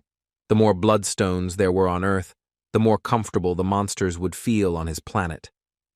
The weak dungeons were just preparation for Earth to become a comfortable place for the monsters to exist. The scientist's words made sense and opened new perspectives for the Necromancer who was thinking about how to stop Trannet's invasion of his home planet. Regarding the blood crystal theory, he recalled that in Alfen, the energy found in these stones was called mana. The crystals increase the concentration of mana on Earth due to the people who extract and use them. This method creates an environment for the materialization of monster powers. After listening to the science TV show until the end, Wu Jin came to unexpected conclusions and vowed that he would remember Professor James Toppler because his speech was full of meaning. After that, he received a call from Director Jian. He immediately apologized for disturbing his boss's break and then said he should come take a look himself. Wu Jin was clearly not happy with what he heard on the phone. Apparently, he was forced to appear at a sudden press conference dedicated to the situation in the dungeon. The initiator of this press conference was most likely the Hwarang Guild president, who thus expressed his anger at the destruction of both plans by the Ardal Guild boss. A large number of journalists and Director Jun were present in the small room. Wu Jin's appearance was exactly what everyone was waiting for to start this sudden conference. As Wu Jin sat between the Hwarang Guild leader and his director, Junmin Chang apologized once again and said he couldn't stop the interview. He also advised his boss, who was new to the experience, not to answer difficult questions so as not to make things worse. In fact, Wu Jin wasn't worried about this at all, as he was more interested in what the Hwarang Guild president had planned. He understood from the beginning that this was his version of revenge for the loss of some dungeon-related opportunity, which could only be guessed at. Seeing Li Sang-ho's bold expression, he knew that he had prepared something to undermine his authority. The press conference began, and the first reporter who dared to ask a question addressed Chairman Li Sang-ho. He was talking about the endless cleanup before the dungeon invasion, wondering if it was an order from Hwarang or Ardal, or if it was an agreement between them. Adjusting his glasses, Chairman Li asserted his position, saying that the Ardals were not involved in this, as Vice Chairman Li Yan-hee and he himself personally took charge of this risky matter. Looking at Chairman Ardal, he said he was sure she was just providing support for Kang Wu Jin, a hunter who has been in the spotlight of the media and all of Korea in recent days. In response to his words, the reporter assumed that this meant that the vice leader had thoughtlessly entered the dungeon in the hopes of helping Kang Wu Jin. The next question was directed at guild leader Ardal. I was interested in what kind of teamwork he and vice guild leader Hwarang had when clearing such a difficult and unpredictable dungeon. I was interested in the details of the clearing and the timing of Li Yunhee's death. The question of how she died and whether he did everything he could to save her made it clear to Wu Jin that Sang-ho had worked with this reporter beforehand to put him in a difficult situation. While he remained silent, the reporter continued emotionally trying to get at least some kind of answer, asking if there was a conflict between him and Li Yunhee inside the dungeon. Seeing this, Mr. Li, whose hands had arranged this meeting with prepared questions, enjoyed the pressure that the Ardal Guild leader had under his command. He believed Wu Jin would regret having dared to get involved with the Hwarang. At that moment, when Wu Jin suddenly refused to continue the conversation with him and silently left with his protege, Chairman Hwarang addressed the reporters with the message that he had some suspicions about Kang Wu Jin. He believed that from that moment on, the entire Korean press would never let him go. The atmosphere was heating up. The reporters were doing their part in Li Sang-ho's plan and doing it well. The one who started asking questions sowed doubt among those present about whether Wu Jun was a hero. He said the country had a right to know and that he should answer instead of remaining silent. Everyone present began whispering about whether Li Yunhee's death might be related to Kang Wu Jin. Reporters began to believe it was possible, and Director Jun was horrified to realize that this had unexpectedly turned into a public hearing, a real trial among the media. If Jun had known this would happen in advance, he would have definitely rejected the press conference. Seeing how his boss was lost in thought due to being accused of killing an A-rank hunter, he asked him to keep a low profile, somewhat panicking. Despite his words, Guildmaster Ardal bravely jumped from his seat and asked directly with a disapproving look what they wanted from him. The reporter continued his speech about how the country had the right to know what was going on inside.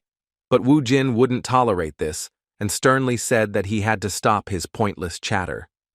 This was the first time a union representative had given such a bold response to a journalist. The man in the white shirt was simply surprised by something so unexpected. Kang Woo-jin wasn't going to stop there and immediately turned his attention to the culprit of all this chaos, the president of the Hwarang Guild. Mr. Lee Sang-ho didn't expect something like this to happen. He had no idea what the supposed accused wanted from him. A moment later, Woo-jin unexpectedly kicked him in the shoulder, causing him to topple over along with his chair and his glasses to fly to the side. Such rudeness was unheard of. It simply shocked all the reporters, and Guild Director Ardal opened his mouth as he realized the consequences they would face due to such behavior from their irascible guildmaster. Chairman Lee's free fall was short-lived, but he hit the ground in great pain.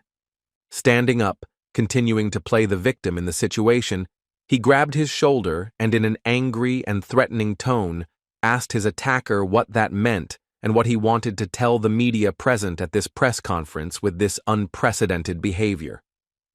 In response, Woo-jin said with a wicked smile that the whole thing seemed like a very bad joke. He then accused Chairman Lee of cheating and asked him how dare he use his dirty tricks right in front of him. Continuing with this madness, Woo-jin approached the president again and grabbed him by the shirt, then lifted him into the air. Lee Sang-ho, who was trembling at the situation, hoped to gain an advantage by being beaten.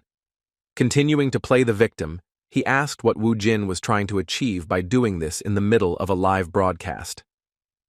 There was genuine anger on his face, already enjoying the victory he had hoped for due to Kang Woo-jin's inconsiderate actions. With some mockery, he said that the insolent man named Kang Woo-jin had made a grave mistake, because the entire country was watching him at that very moment. However, his words did not shake Woo-jin's confidence at all, and with a wicked smile, he asked his enemy if he was sure that it was really a mistake. As all the reporters present took photos and videos of what was happening, Woo-jin wondered what the population of Alfen, where he had ended up 5 years ago, was like. He had no doubt there were at least 2 billion people there. These thoughts led him to think that he found it difficult to remember those statistics ever since, given the need to get rid of most of the population. His crude methods were always effective, so he ignored Director Jun's deep concerns. Looking at the camera's recording, he thought that even though he had wiped out a large portion of Alfen's population, it wasn't a problem, even though every citizen had witnessed his actions with their own eyes. That's why he thought a live broadcast from a country was nothing to him.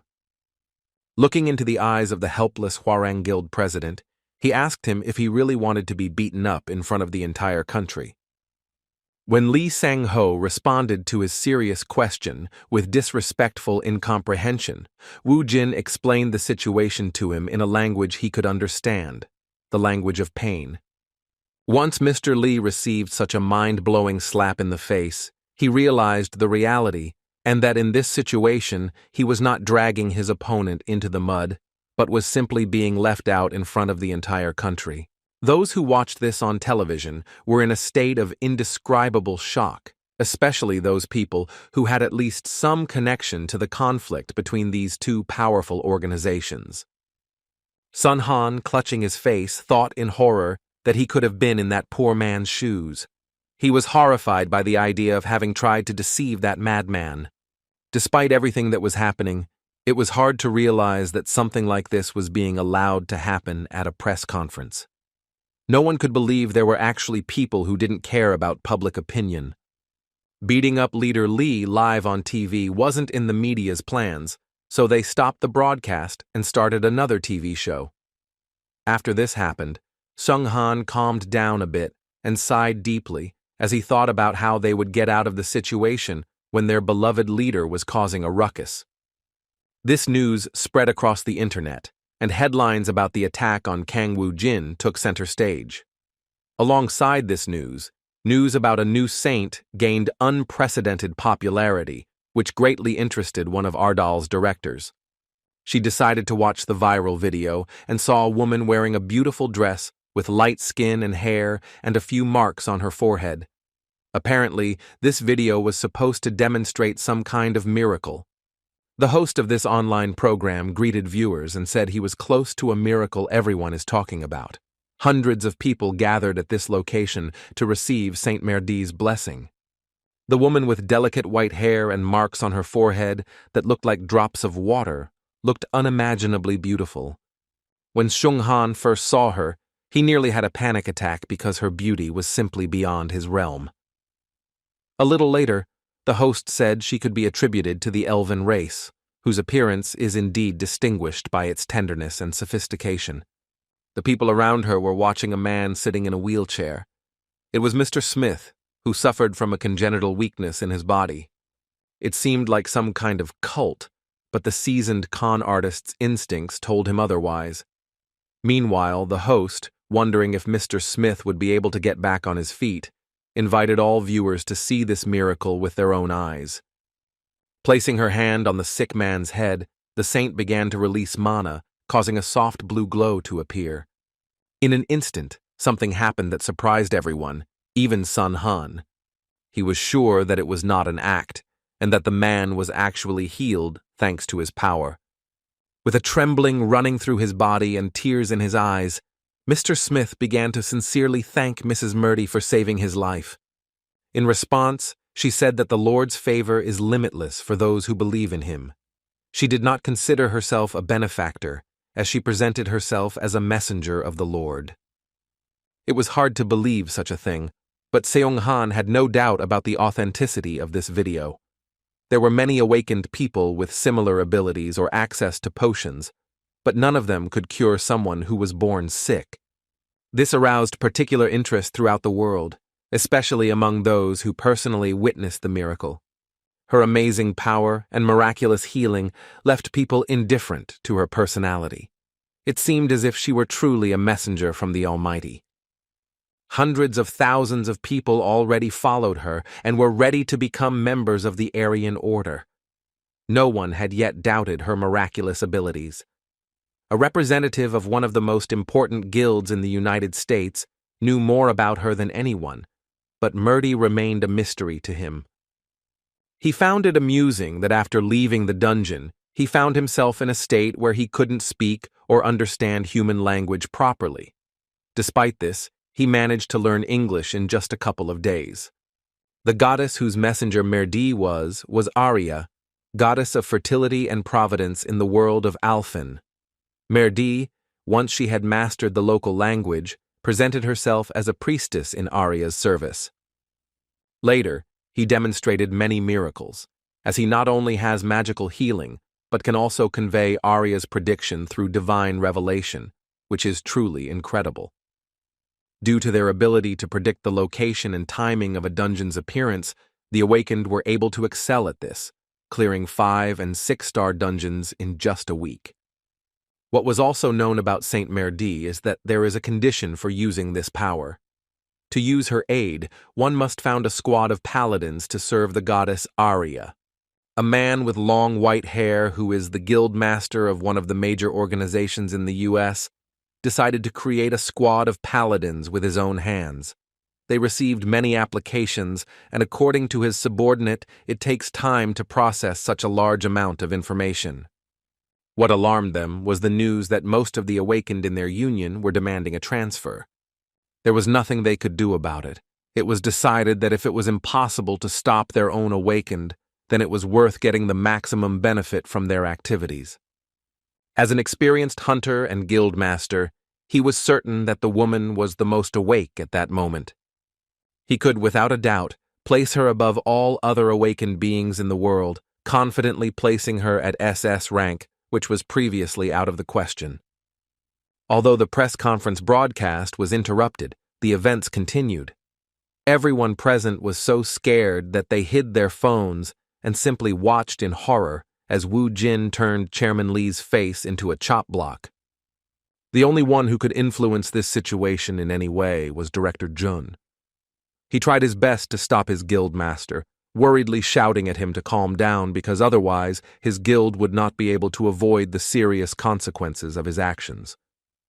Fortunately, Wu Jin actually listened to his comrade's advice. The trembling body of the beaten manipulator who was secretly trying to get rid of his competitor gave the impression that the Ardal guild was not to be trifled with. After finishing the clearing work, Guildmaster Ardal simply threw Chairman Hwarang to the ground, letting him once again feel the pain in his head due to the hard landing on the surface.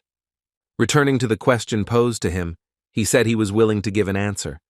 With a serious and stern look, Woo Jin declared that the leader Lee Yoon-hee, who died in that dungeon, tried to kill him. Looking at the president behind this matter, Woo Jin said that Lee Yoon-hee, who attempted to carry out this disgusting act, failed and suffered a crushing failure. By looking at the boy who asked that question and beginning to exert verbal pressure on him with a hint of threats, Woo Jin demonstrated the seriousness of the consequences of such an attitude towards his organization. With anger on his face, he threatened that if he saw that vile and corrupt journalist at his press conference again, then he would not leave so easily.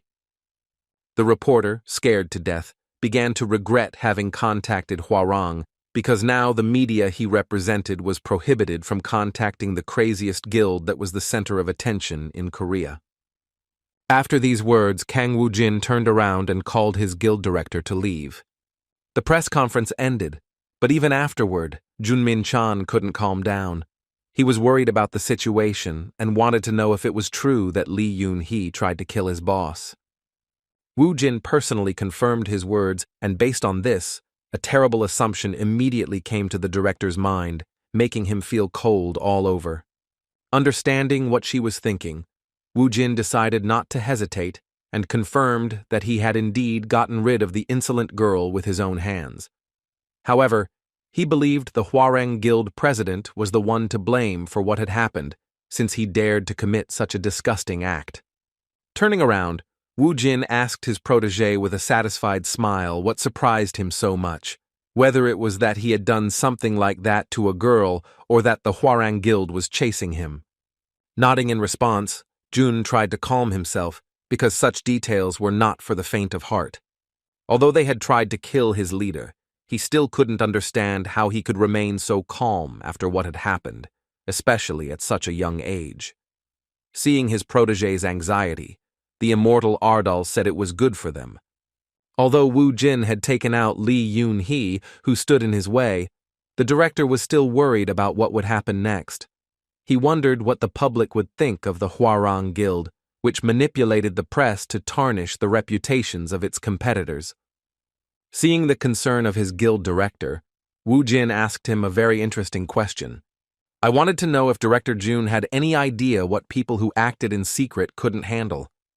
With a mischievous smile and an intelligent look, he explained that these scoundrels would not be able to cope when they were openly attacked, because then the headache would begin, because they would not be able to organize a conspiracy in secret, because it would become obvious to everyone. Hearing this, Director Jun was shocked at how cunning his young guildmaster was. Now she realized that Woo Jun had actually changed the atmosphere as he thought about why he had incited Yoon-hee to her death. After his brutal actions, reporters wondered if Hwarang really wanted to arrange the assassination of Kang Woo-jin, a true rising star among hunters, with amazing and mysterious abilities that give them a significant advantage when fighting dungeon monsters. There was no way to prove what happened in the dungeon, so the director believed that Woo Jin had really thought everything through so well, down to the smallest details, that he hadn't even guessed at. Director Jun was delighted, so after saying he expected nothing less from his boss, he asked how they would clean up the mess of methods they had to resort to in order to achieve such a goal. In response, Woo Jin looked at him in confusion and said it wasn't his problem, as his deputy should be in charge of those matters. All the work that worried Min-chang the most fell on his shoulders. He became extremely depressed when he realized his damn boss hadn't thought of anything. In an attempt to cheer him up, Woo Jin started patting him on the shoulder in a friendly manner and, laughing, told him that his director might also be of some use. However, the guildmaster still had some conscience and managed to calm his nervous protege, telling him that if he wasn't satisfied with his salary, he could increase it at his own discretion. As soon as they stepped outside, a large crowd was already waiting for them. Jin had no idea what was going on or what they were waiting for here. Turning around, Hamin turned to his boss and asked him with a smile to greet those who wanted to see him so much. Apparently, the villagers who had hidden in shelters while he fought inside the dungeon came to his aid. He not only saved them from the monsters, but also from the army that was about to turn their area into dust, not caring that they were still in the area of operations. All these people attended the press conference to thank their savior. They were sincerely grateful for the protection of their home and promised that they would support him no matter what happened. There were not only adults and children here, but also older people who, realizing how quickly the world was changing, could see a ray of hope in the darkness. This ray of light for them was Wu Jin, the man who saved them from especially dangerous monsters with his own hands. After everyone thanked him for saving their lives, they let a little girl in, who handed him a bouquet of flowers and, calling him a good uncle, thanked him for what he had done for them. The immortal Ardal, the cruelest man Alfen had ever known, was moved by the fruits of his labor. Holding the bouquet the girl had given him, he thought that such things really bring joy and give hope that there are people on earth who believe in him. Seeing this with a smile, Director Jian told his colleague that he couldn't understand their guild leader's behavior with his own mind. After thinking for a moment, Hamin replied that Wu Jin was simply on a completely different level, so he would always be a mystery to them. At that moment, he was not just a hunter, but a hero protecting an entire city. Meanwhile, President Li, who had received his fair share of slaps in front of the entire country, began to regain consciousness. The left side of his face didn't look its best, and he was so furious that as soon as he came to, he started angrily shouting his attacker's name. Trying to catch his breath after the emotions of anger, he paid no attention to the concern of his pupil, who could not help him in any way at the moment he was being beaten by one of the strongest people in Korea. Looking back, he couldn't find the words to describe his hatred for Kang Wu Jin, who had humiliated him like that. All of his manipulation was shattered by the most disgusting method, brute force, which Li Sang-ho couldn't boast about. The glasses that had flown off his face during the first blow had fallen victim to the wrath of their owner, who had gripped them in his hand with all his strength.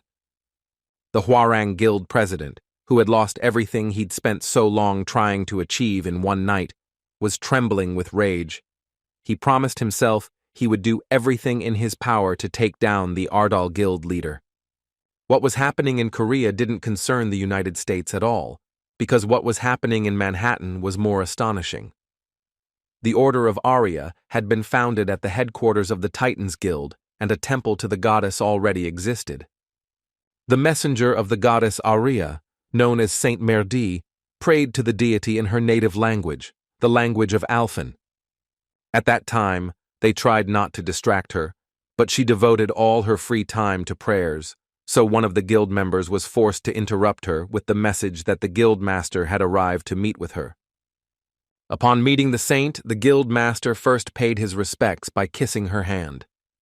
The immaculate being that Merdi appeared to be took this for granted, since addressing her meant respect for the entire church, and in particular for its deity. Looking at the kneeling guildmaster, he asked how the process of creating a paladin squad was going. The blond man replied that everything was going even better than they had planned.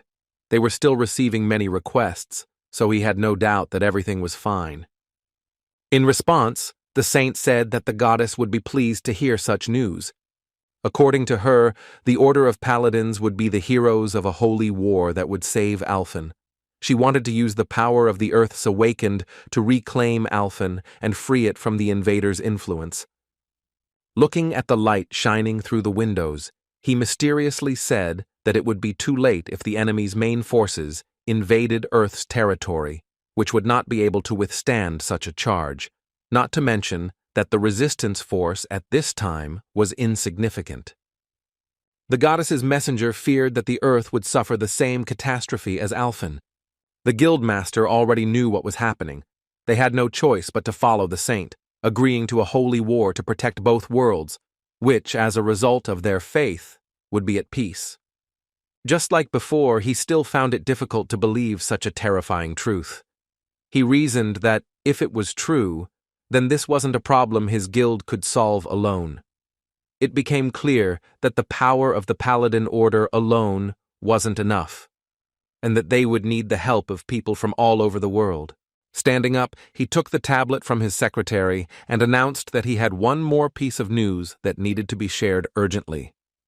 Holding out the tablet to the saint, he delighted her with the news that he had finally found the man she had mentioned in her prediction. However, when Sanamurti saw who was depicted on the tablet screen, she was horrified and simply said that she couldn't believe that was possible. Her entire body began to tremble, and she was so shaken that she wondered how such a person could possibly be on Earth.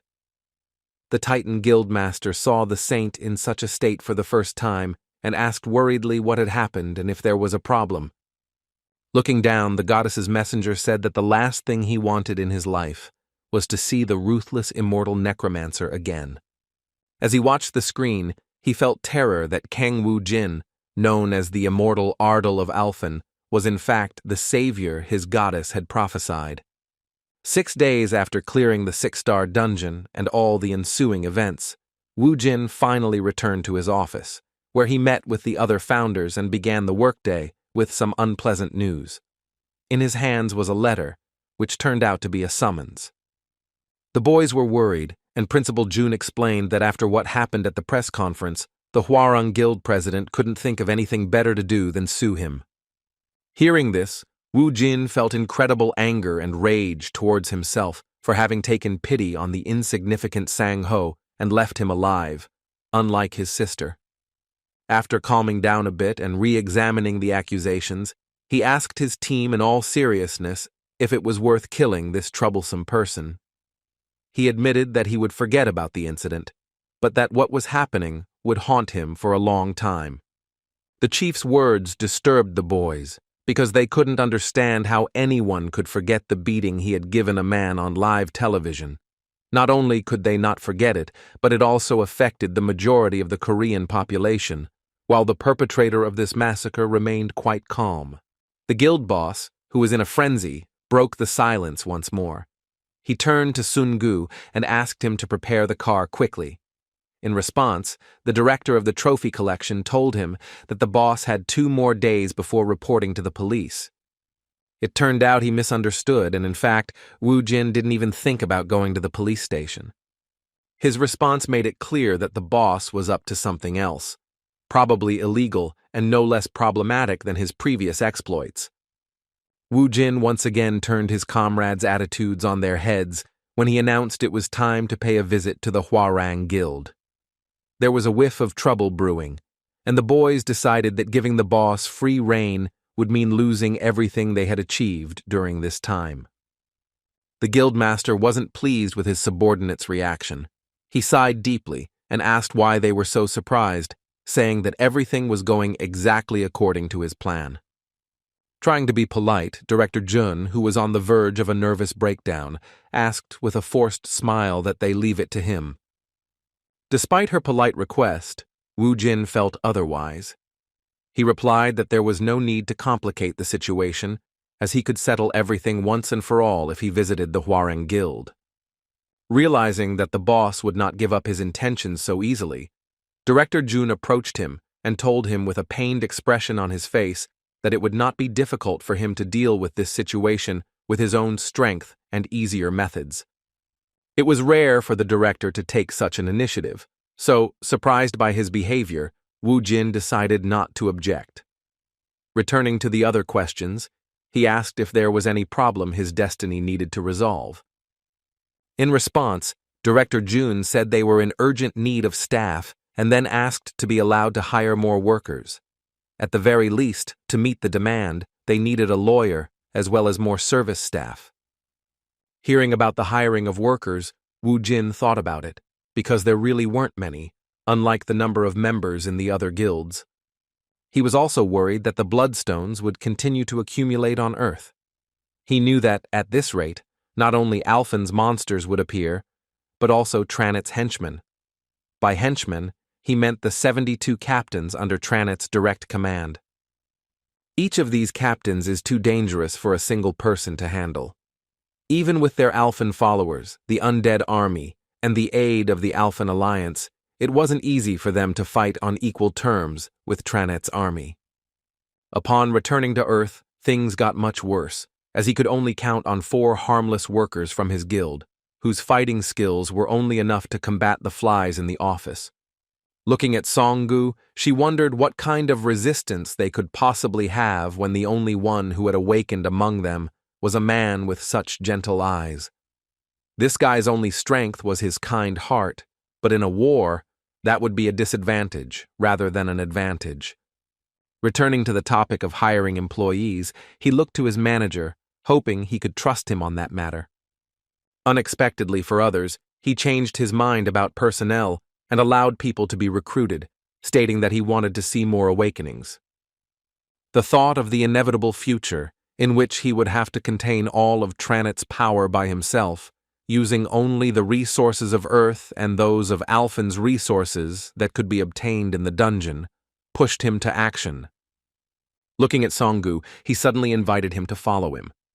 It turned out she wanted to go with him to one of the dungeons. Although there were some rather dangerous monsters here, Song-gu, whom he entrusted with the battle, was doing quite well.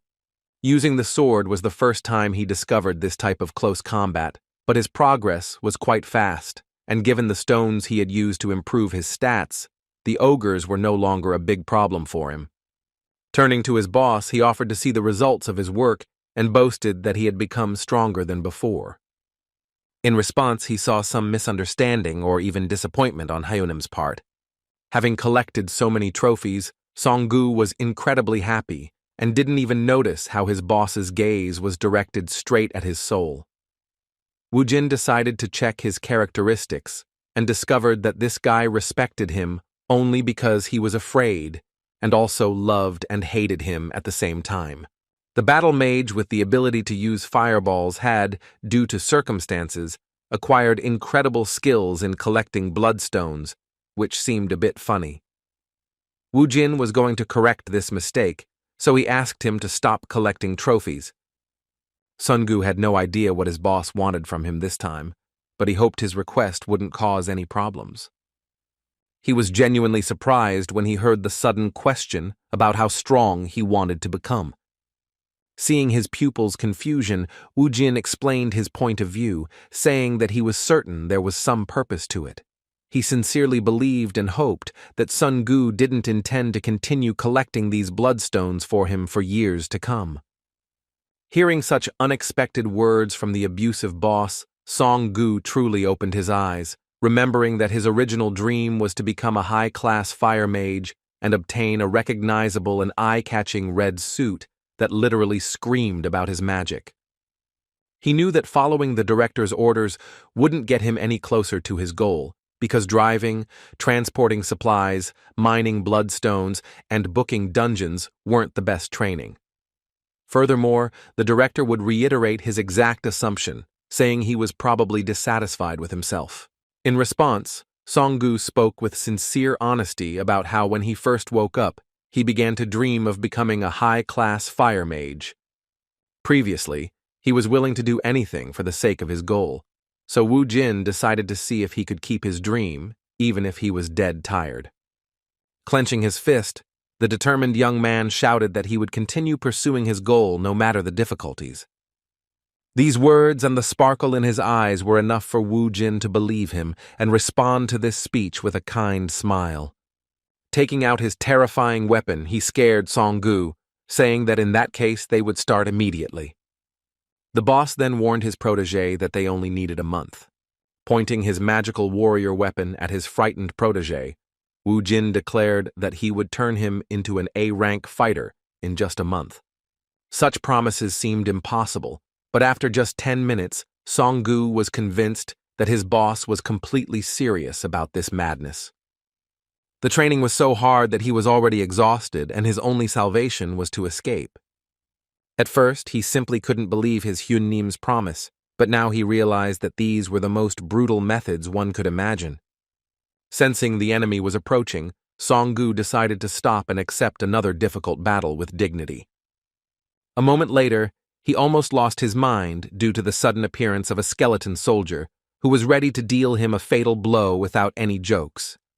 Narrowly dodging the blow, Song-gu lost his balance and fell backward with a scream.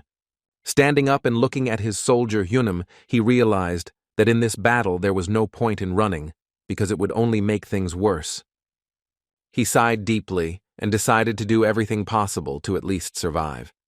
He couldn't relax because the enemy had the advantage in sword fighting. The terrifying skeleton, whose strength was nowhere near comparable to the boss's, was still lethal and could finish the poor guy off with a single hit. Understanding its weaknesses, Song-gu resorted to magic to use the skill. After that, he planned to increase the distance to be on the safe side. By directing the fireball toward the monster, Song-gu thought it would be enough. Her magic completely enveloped the enemy and he literally disappeared from sight. A simpleton like Song-gu immediately decided that this was the end and the enemy was defeated. However, his efforts were not enough, and in a moment, the enemy was right in front of him, ready to counterattack. This time, Song-gu fully felt the price of his mistakes and carelessness as he missed the sword strike aimed at his right shoulder.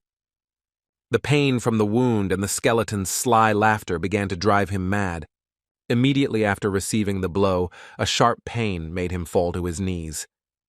For the first time in a long time, she felt pain so severe that her whole body shook and tears streamed down her face. The intense pain didn't allow her to relax for even a second and clouded her mind. At that moment, the boss appeared beside him and told him to stand up and continue training. In fact, Wu Jin felt somewhat resentful of his disciple's recklessness. He couldn't believe that he actually thought he could defeat his skeleton warrior with his puny fireball.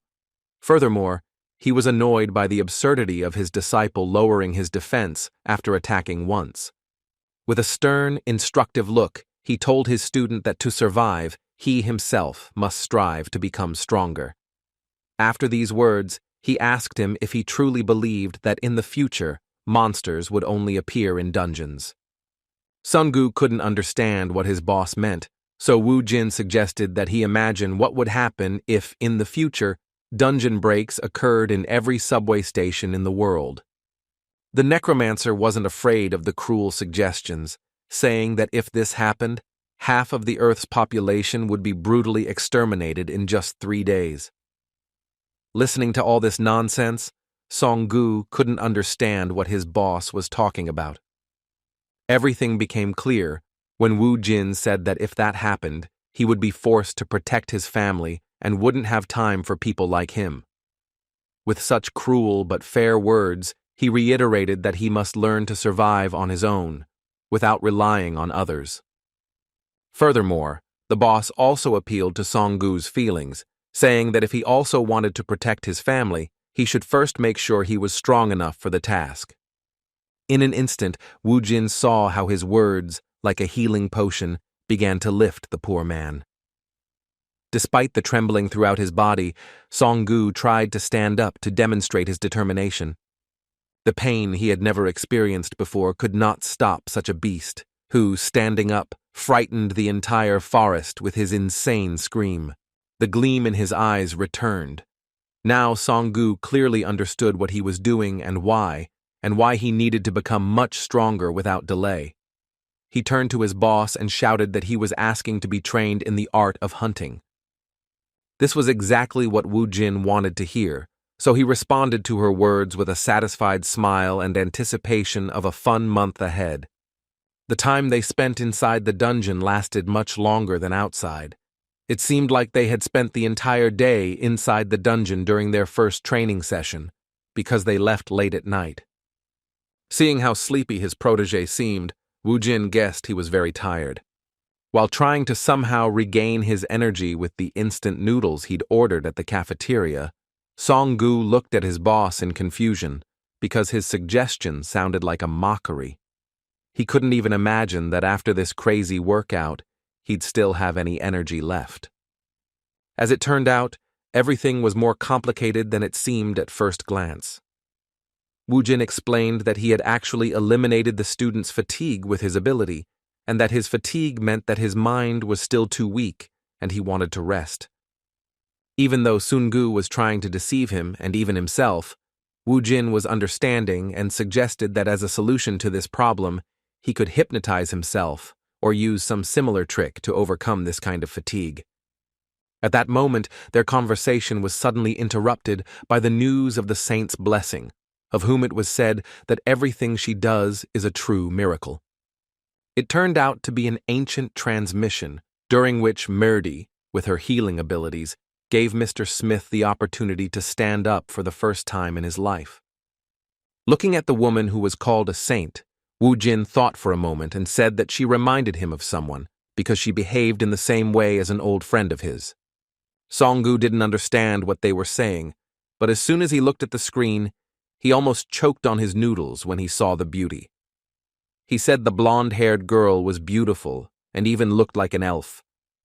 Woo Jin replied that her words were meaningless, as elves were easy to distinguish by their ears. Although he was trying to be helpful, his protege wasn't that stupid. He felt awkward, as calling the saint an elf simply meant her beauty was incredible, not her race. The answer to the question of who this woman resembled came naturally. The host's next words were that everything they had seen up to that point was the power of Saint Arya, the miracles of Lady Murdy. Then came the news of the saint's paladin order, but Woo Jin didn't care. He was puzzled to learn that Murdy was actually on Earth. I had no idea what she was doing there, since her goddess's church was in Alfen. Without delay, he returned to his office, where Director Jian continued working late because he had to find new workers and also resolve the demand issue. He was genuinely surprised that the guild master had visited the office so late. No less surprising was Woo Jin's request when he visited him. Upon learning that he needed tickets to the United States, the director asked him how he knew he had been invited to the consortium. In fact, Woo Jin only wanted the tickets to meet Murdy, an Alfenian who had somehow ended up on Earth and was looking for followers here. When he first heard about the consortium, he asked what it was about. Director Jun explained that recently, the Titans Guild had rescued someone very valuable and interesting from the dungeon. He explained that she was a saint who became known as Murdy. He described the woman he was talking about as an incredibly capable hunter whose abilities people questioned. In light of this, the Titan Guild sent out an invitation to the consortium to guilds around the world, and since Ardal had become one of the most influential in Korea, Kang Woo Jin was no exception to the guest list. Woo Jin didn't seem particularly interested in his words, and repeated once again that he only wanted tickets.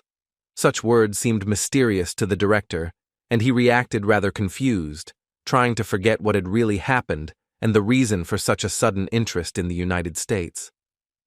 After the boss voiced his request, Min Chang recalled the skill books and enhancement stones his boss had ordered. Everything arrived just in time, and Woo Jin replied that he would have Sun Gu learn these items before the next training session. Woo Jin looked again at the items the director had obtained and asked if there were more items on the list he had provided. Feeling guilty, Director Jun justified himself by saying that because they had recently exhausted most of the guild's budget, their finances were being cut. He also noticed that skill books and enhancement stones were always a luxury, so even those items were quite expensive. Realizing that improving his guild's financial situation was worth it, the guild master asked if there were any dungeons nearby. The director replied that there were indeed many, but unfortunately, it was difficult for small guilds like Ardal to claim the same positions as larger guilds. In response, Woo Jin asked about the progress of the 6-star dungeons that could still be cleared. After some thought, Min Chun remembered that among similar situations, there was a request from the Ministry of Defense. Seeing his protege's concern, Woo Jin urged him not to hesitate, for he understood that it was likely some extraordinary place, which made Min Chun think so much. According to reports, the Defense Ministry's order referred to North Korean territory, and the dungeon itself is located in Pyongyang. Hearing this, Woo Jin was surprised that his country was willing to help break through a dungeon in an area that was separated from the main part of his country. What was happening in North Korea was a mystery to him. It was hard to imagine what Kang Woo Jin would do if he found himself in such a place, as he had always envisioned using his power to achieve the long-awaited reunification of the two parts of his country.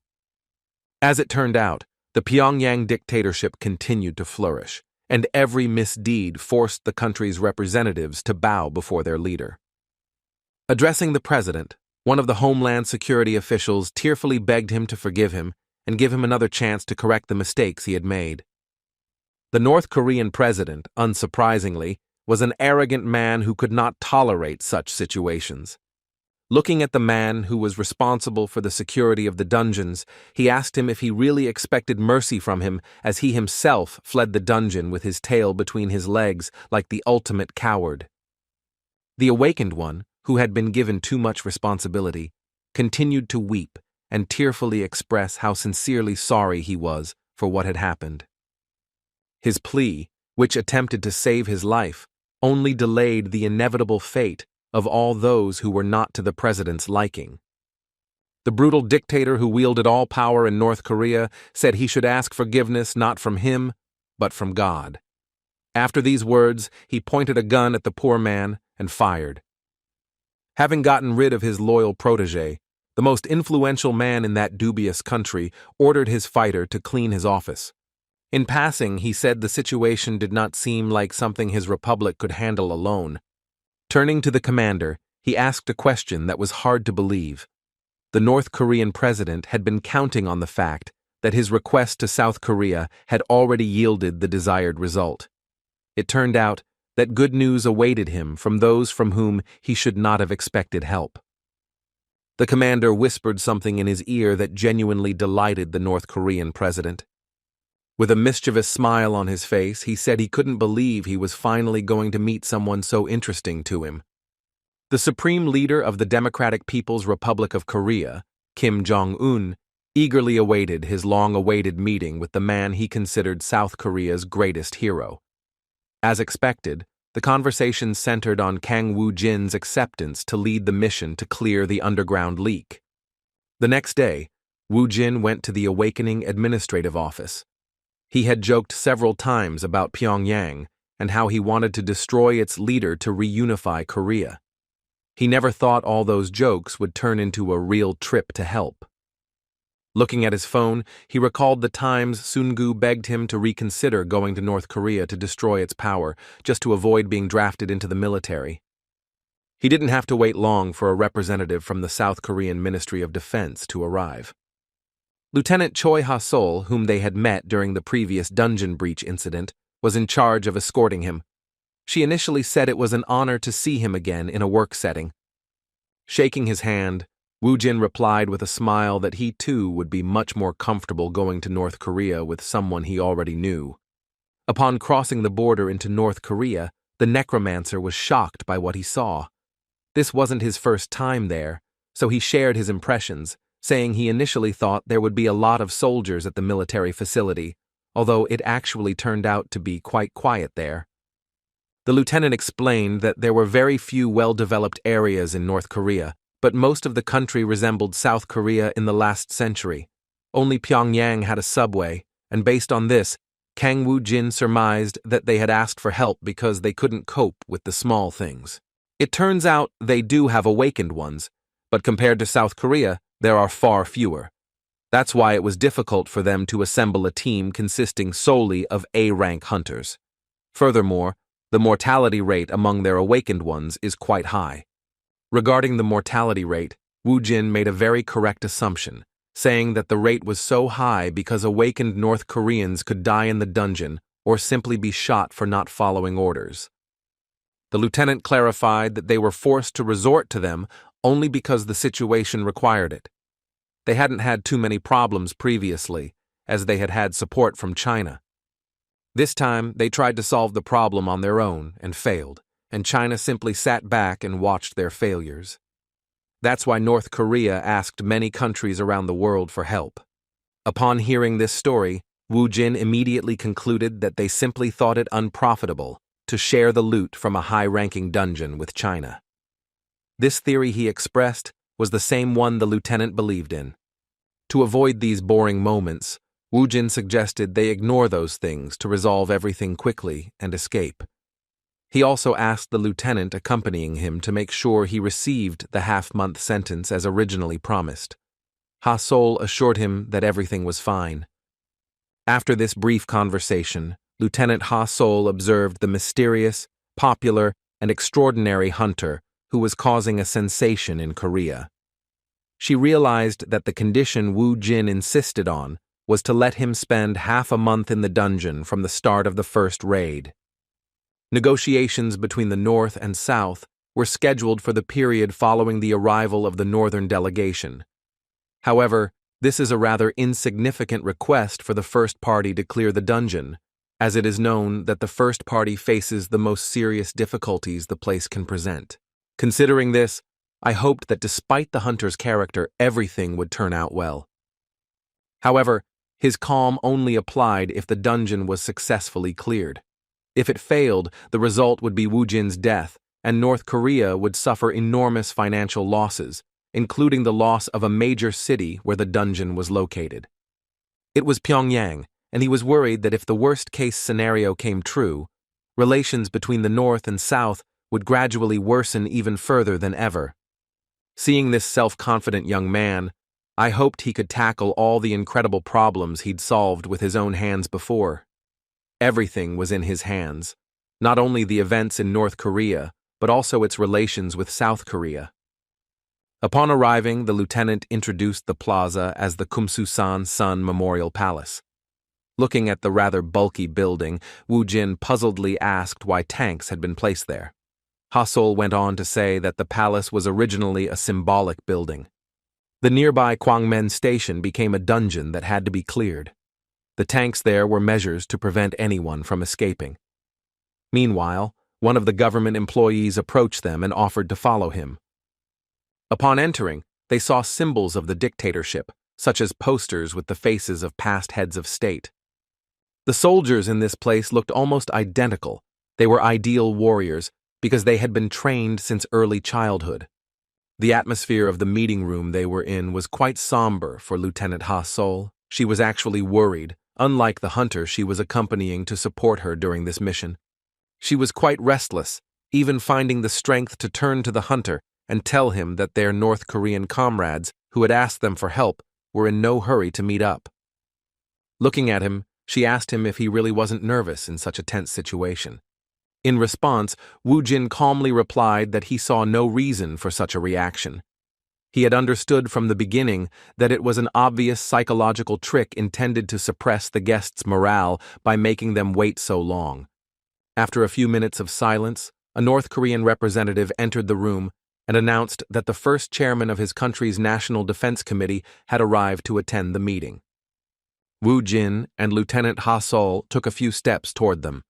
The North Korean leader, seeing the hunter in front of him, called him comrade and with a smile on his face said he was glad to see them for so long. He also said he had heard a lot about him and his exploits. Seeing such a strange person in front of him, Woo Jin froze in surprise. When he introduced himself as the leader of a country under dictatorship, he expected to see a stern man, but to his surprise, this man turned out to be more of a cheeky little pig. With a smile on his face, he perceived the situation as one in which he could allow himself absolute freedom of action. Shaking his outstretched hand, he greeted the North Korean leader without much formality, which greatly surprised both the lieutenant and the representatives of this dictatorship, who supported their leader. One of the ministers nervously shouted that the hunter should behave more courteously when in the presence of his country's first president. The loyalty of these dogs did not provoke any particular emotion in the Necromancer, for he expected such behavior from them in the presence of the leader, who could, in short, end their lives in a very sad way.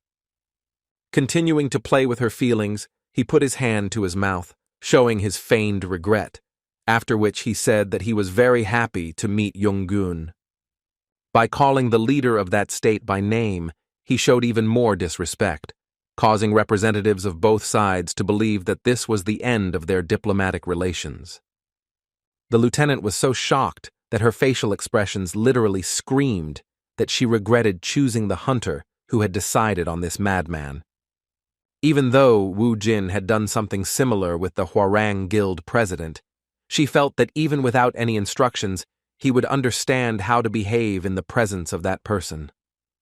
At that precise moment, the North Koreans pulled out their pistols and shouted that the insolent man didn't understand who he was playing a trick on. They promised him he wouldn't get away with it and were about to pull the trigger and fire a bullet at their country's savior. His face covered in cold sweat, Hassel was already saying goodbye to his life, realizing that the mad necromancer had put them in a desperate situation. However, Woo Jin continued to communicate with the same unwavering confidence, saying he was polite as requested. He pretended not to understand what the problem was. The lieutenant was already panicking like crazy, thinking that now neither the cell nor anything else mattered, because they would die right there. The silence that seemed like the last of his life was suddenly interrupted by the resounding laughter of the North Korean leader, whose feelings seemed hurt by such behavior. The lieutenant was completely shocked, realizing he had actually taken it all as a joke.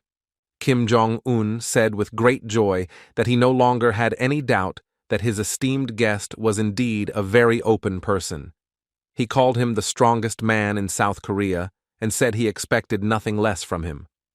After patting the hunter on the shoulder, the state leader invited him to sit down first to discuss the details of their cooperation. The lieutenant, who could barely understand what was happening, couldn't believe they were alive after what Kang Woo Jin had done. Taking seats at a large round table, both sides began their discussion. Woo Jin, showing his disinterest in this dubious venture, suggested getting straight to the point, saying he would head to the dungeon immediately. As expected, his words once again served as a means of manipulation aimed at the North Korean leadership. The country's top officials trembled with rage, believing their task was to immediately eliminate the insolent dog who had dared to communicate in such a tone with their leader. However, despite his sternness, Chen-un again responded positively to his words and nodded his head in agreement, laughing again and noting that he greatly appreciated his frankness. Looking at the hunter with interest, he said that he had already heard about his conditions. He heard that Woo Jin wanted to occupy the dungeon for half a month and then take all the resources he received. When these conditions were discussed, Chen-un replied that it wouldn't cause much damage to his government compared to breaking through the dungeon in the very center of his capital. He was willing to meet all of their conditions if they did their job properly. Upon hearing him confirm the terms of the agreement, Woo Jin left the table without permission and said that, in that case, it was time for him to leave and get to work. Even in the face of such disrespect, the North Korean leader responded with a laugh, saying that his dear comrade was very impatient. Everything ended well, and in the end, Chen-un even offered to take a photo with the hunter. As they began to leave the Sun Palace with the lieutenant, Ha-sol spoke out about her concerns. She was angry with the hunter for his behavior and asked him not to do such things in the future. Sighing, Woo Jin replied that he saw no problem with her choice of words. He believed she had done nothing to jeopardize their agreement, let alone their lives. Woo Jin's confidence that he had acted cautiously surprised the lieutenant. In fact, he didn't even know what was going through the South Korean patriot's mind at the time. If his government had known how he was going to escape compulsory military service, they certainly wouldn't have sent him to Pyongyang. As soon as Woo Jin met Chen-un, he became grumpy and even considered eliminating the troublesome leader of a dictatorial country. However, he decided against such stupid actions because he didn't want to be fired and lose some of his advantages. Going through the descent to the dungeon, the lieutenant hoped they would arrive at their hotel, but a moment later Woo Jin walked away towards the descent to the subway and said goodbye to her, saying it was time to begin their mission. He continued to act this way, which worried the lieutenant. This action seemed less crazy than the previous one, so she treated him patiently and hoped for his safe return. Woo Jin had no doubt that he would not let her, her country, or the Ardal Guild down, so he responded to her words with a gentle smile that spread hope. The North Korean leader secretly observed everything that was happening through his binoculars. Such methods from Chrissy were commonplace in her arsenal of strange actions. Watching Woo Jin disappear after passing through the portal, she asked her comrade if he thought this hunter was amazing, to which her protégé, unsurprisingly, responded positively. Kim Jong-un said he would be incredibly happy if such an incredibly strong person appeared in his country. In response, his protege asked if their leader thought Kang Woo-jin could handle such a difficult task alone. In response, Chen-ung replied with confidence and an anticipatory smile that Woo-jin would definitely return victorious. With a more serious look, he mentally wished his comrade success in his mission. At that moment, Woo-jin felt goosebumps and even looked around because of that disgusting feeling, mistaking it for an instinctive sense of a monster's presence. When he entered the dungeon, he found himself in a very creepy place, where there was only darkness and no vegetation. Lightning was striking everywhere, and he looked around and came to the conclusion that it had struck the place where the Trannet colony was located. While there, Bibi smelled a disgusting stench and asked exactly who owned that cologne. Woo-jin didn't know the exact answer, but he said confidently that if any of the 72 Trannet commanders appeared in front of him, he would kill them without hesitation. His confident words were rather risky, given that he hadn't yet recovered his former strength, but he didn't care. Upon returning to the situation, he heard a terrifying scream. Looking around, he saw a large number of mantis monsters approaching him. It was clear that this was a fight against numbers, in which his necromancer skill guaranteed a steady advantage. The lesser monsters of Trannet, which tended to move in groups, didn't scare him at all. Woo-jin immediately used his golem, which was much stronger this time. Its size surpassed all previous forms, and now these monsters seemed like tiny insects in comparison. With a terrifying cry, the Vizix launched an attack, using a formation that guaranteed them an advantage in battle with such numbers. This might work on the lone skeletons, but it certainly didn't work on Rocky, who turned some of the monsters to dust with a single wave of his hand. With a smile on his face, Woo-jin decided to strengthen his attack by summoning skeleton soldiers and skeleton mages. Their skeletons appeared with a loud crunching of their bones, their number now much more impressive than ever. He didn't have many souls at his disposal, but he could summon a large army, summoning up to 500 warriors. He didn't need to use all his resources on such a small matter, so he hoped this battle would replenish the number of souls for future battles. These weaklings were not difficult to deal with, but Trannet's next squad was much more serious. This time, spider-like monsters began to crawl towards them. These were ranchers, the lesser monsters of Trannet, who spat tentacles from their mouths that looked like sharp needles. It turned out they were accompanied by Rokto, a monster with immense strength and defensive capabilities. It was a huge alien rhinoceros, its enormous body alone looking menacing. Turning to the golem, whose real name was Dolso, Woo-jin ordered it to confront the big guy to distract him. The loyal familiar immediately began to execute the order and began moving towards Rokto. Woo-jin, mounted on his familiar, a loyal horse, took out a level 50 warrior weapon in the form of an axe. Now his warrior skills had been complemented with new privileges, and he and his skeletons were ready to enter the battle. Seeing such a terrifying force approaching, the lower-ranking monsters of Trannet became cautious and began to feel fear.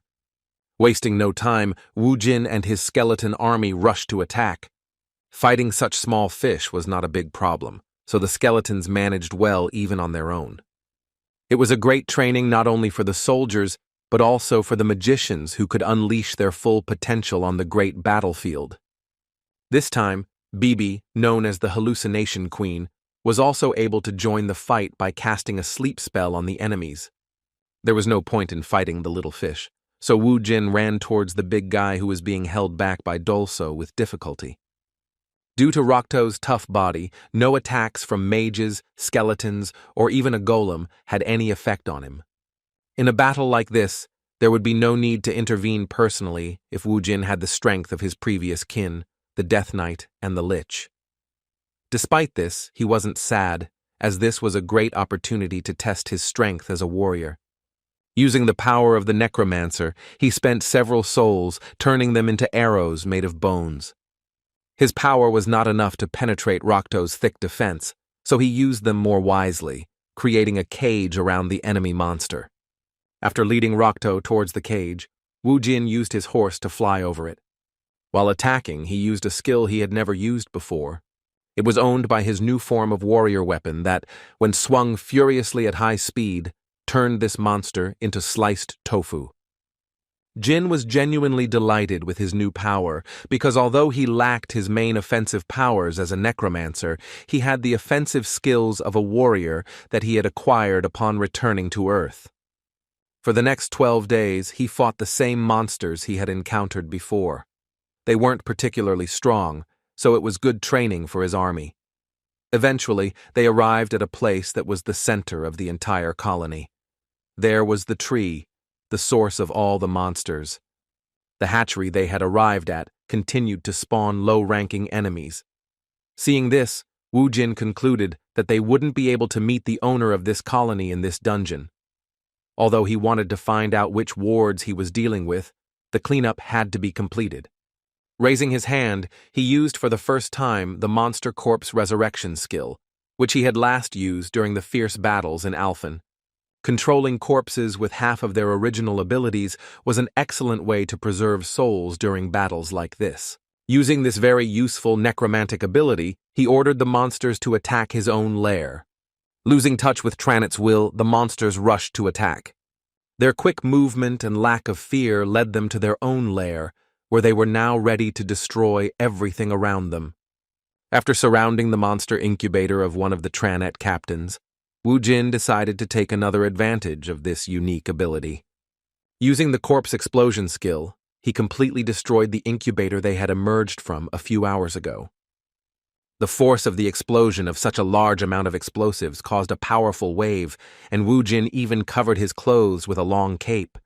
Once the dust settled on the surface, he and his familiar BB could see the return stone, which meant the dungeon was completely clear. To his surprise, by destroying the incubator, he managed to obtain another valuable item. This object turned out to be a fragment of a dimension I had never encountered before. Upon touching this mysterious fragment that made up the material world, he learned that it was used as material to form a spatial sacred ground.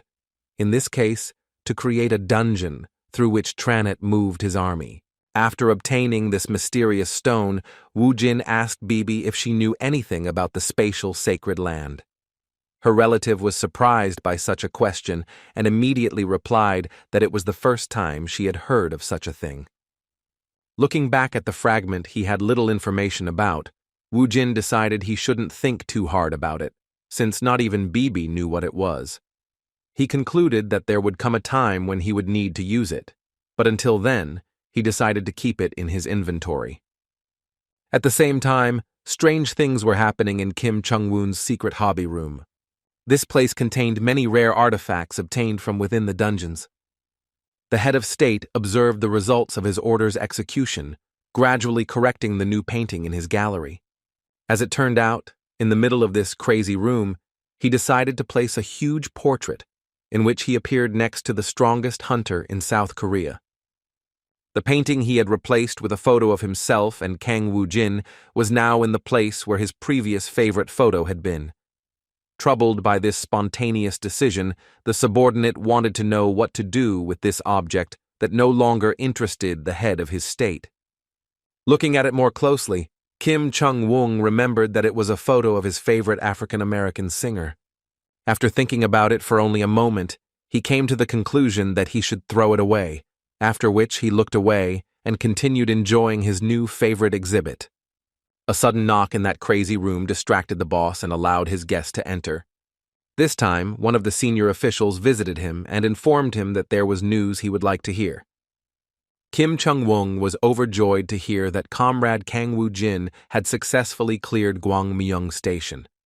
He began to shout with joy, and having calmed down a bit in his emotions, shouted for Comrade Kang Woo-jin to be brought to him so that he could treat the hero who saved Pyongyang well.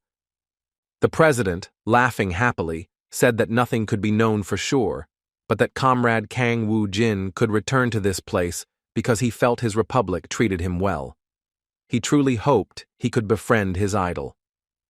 The commander of the Ripengguan super unit of the Democratic People's Republic of Korea tried to behave with restraint so as not to deceive the head of state about his true attitude toward the one they call the Savior.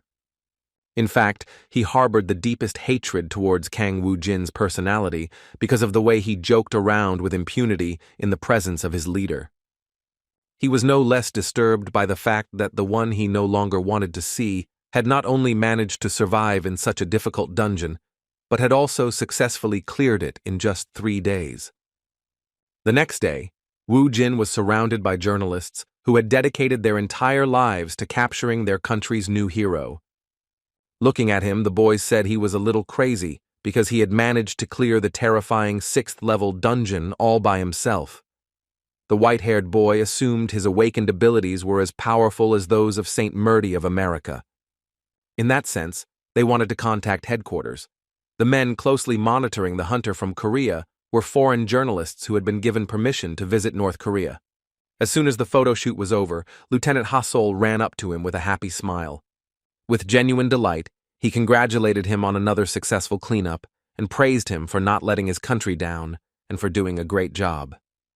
In response, Woo-jin said with a gentle smile that everything was supposed to happen this way, as they had come to this place to successfully cleanse it from the very beginning. Backing up his confident speech, Ha-sol confirmed that it was true, but admitted that she didn't expect him to be so successful. After that, he asked where his side's negotiators were. The lieutenant reported that both sides, south and north, were gathered in the hall, awaiting the results of the hired hunter's cleanup. With a confident look, Woo-jin asked what they were talking about if he was the one hired for this matter. In response, the lieutenant couldn't say a word, because the negotiating team believed their chances of failure were 70%. After these words, Woo-jin suddenly left and headed towards the dungeon again, saying that he believed the negotiators would do their job well and then wished him luck. The lieutenant panicked, realizing he could defraud all of South Korea with such recklessness. The only argument that could stop him was a desperate plea for rest, but Woo-jin ignored him and hurriedly left anyway. At that very moment, she was distracted by a North Korean protege who was rushing after her with all his might. Stopping, he gasped for air and asked where Comrade Kang Woo-jin had gone.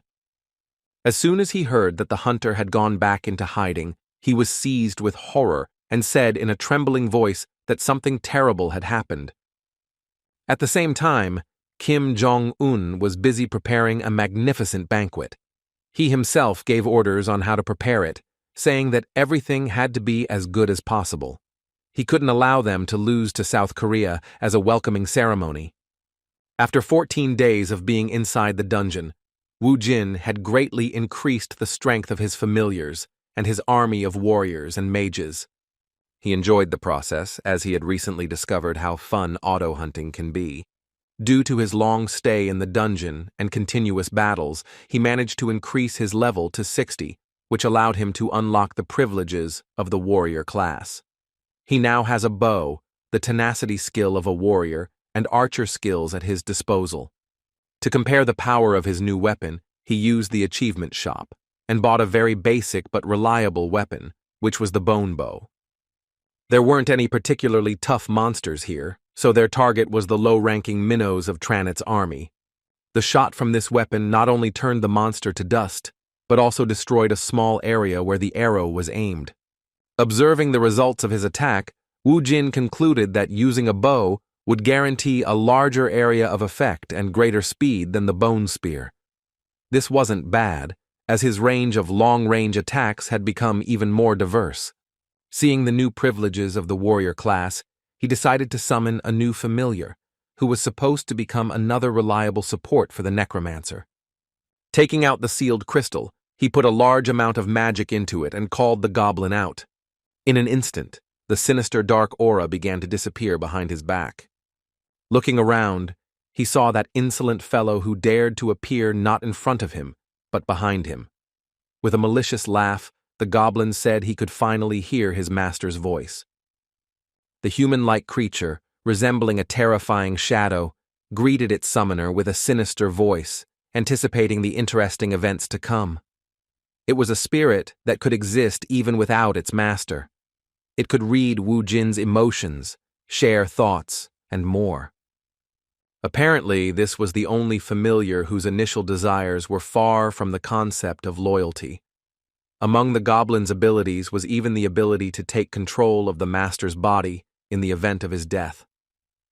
Looking at its features, Wu Jin was convinced it was still suspicious.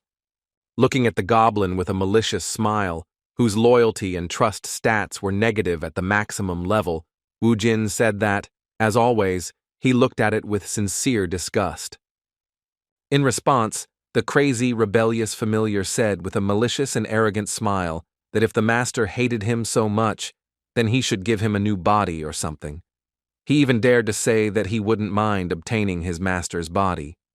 It seemed Wu Jin hadn't felt as much anger as he had when he met his next familiar since his return to Earth. After ordering the goblin to stop talking nonsense, he asked him to return to the shadows, saying he would call for him when he truly needed him. With a malicious laugh, the goblin agreed to his terms. The familiar that Wu Jin thought was a creepy guy had returned to his shadow once again. As soon as he finished his dialogue, he realized that somehow everything went silent. Looking around, Wu Jin was convinced that another place had ended. He decided to hurry so he could clear this dungeon once more that day. As he surfaced, he met the lieutenant and asked her in surprise if she had really been waiting for his return all this time. From the expression on her face, it was clear that she was desperate. That was indeed the case, because a few moments later, he fell to the ground and began to ask the hunter for help. Wu Jin didn't understand what was going on, after which the devoted warrior of her country politely asked her to take a break for a moment before going out to clear the dungeon again. When he said that without him, all the efforts of his diplomats were useless, Wu Jin felt some tension because he was not interested in such a fate, nor in interacting with the northern side.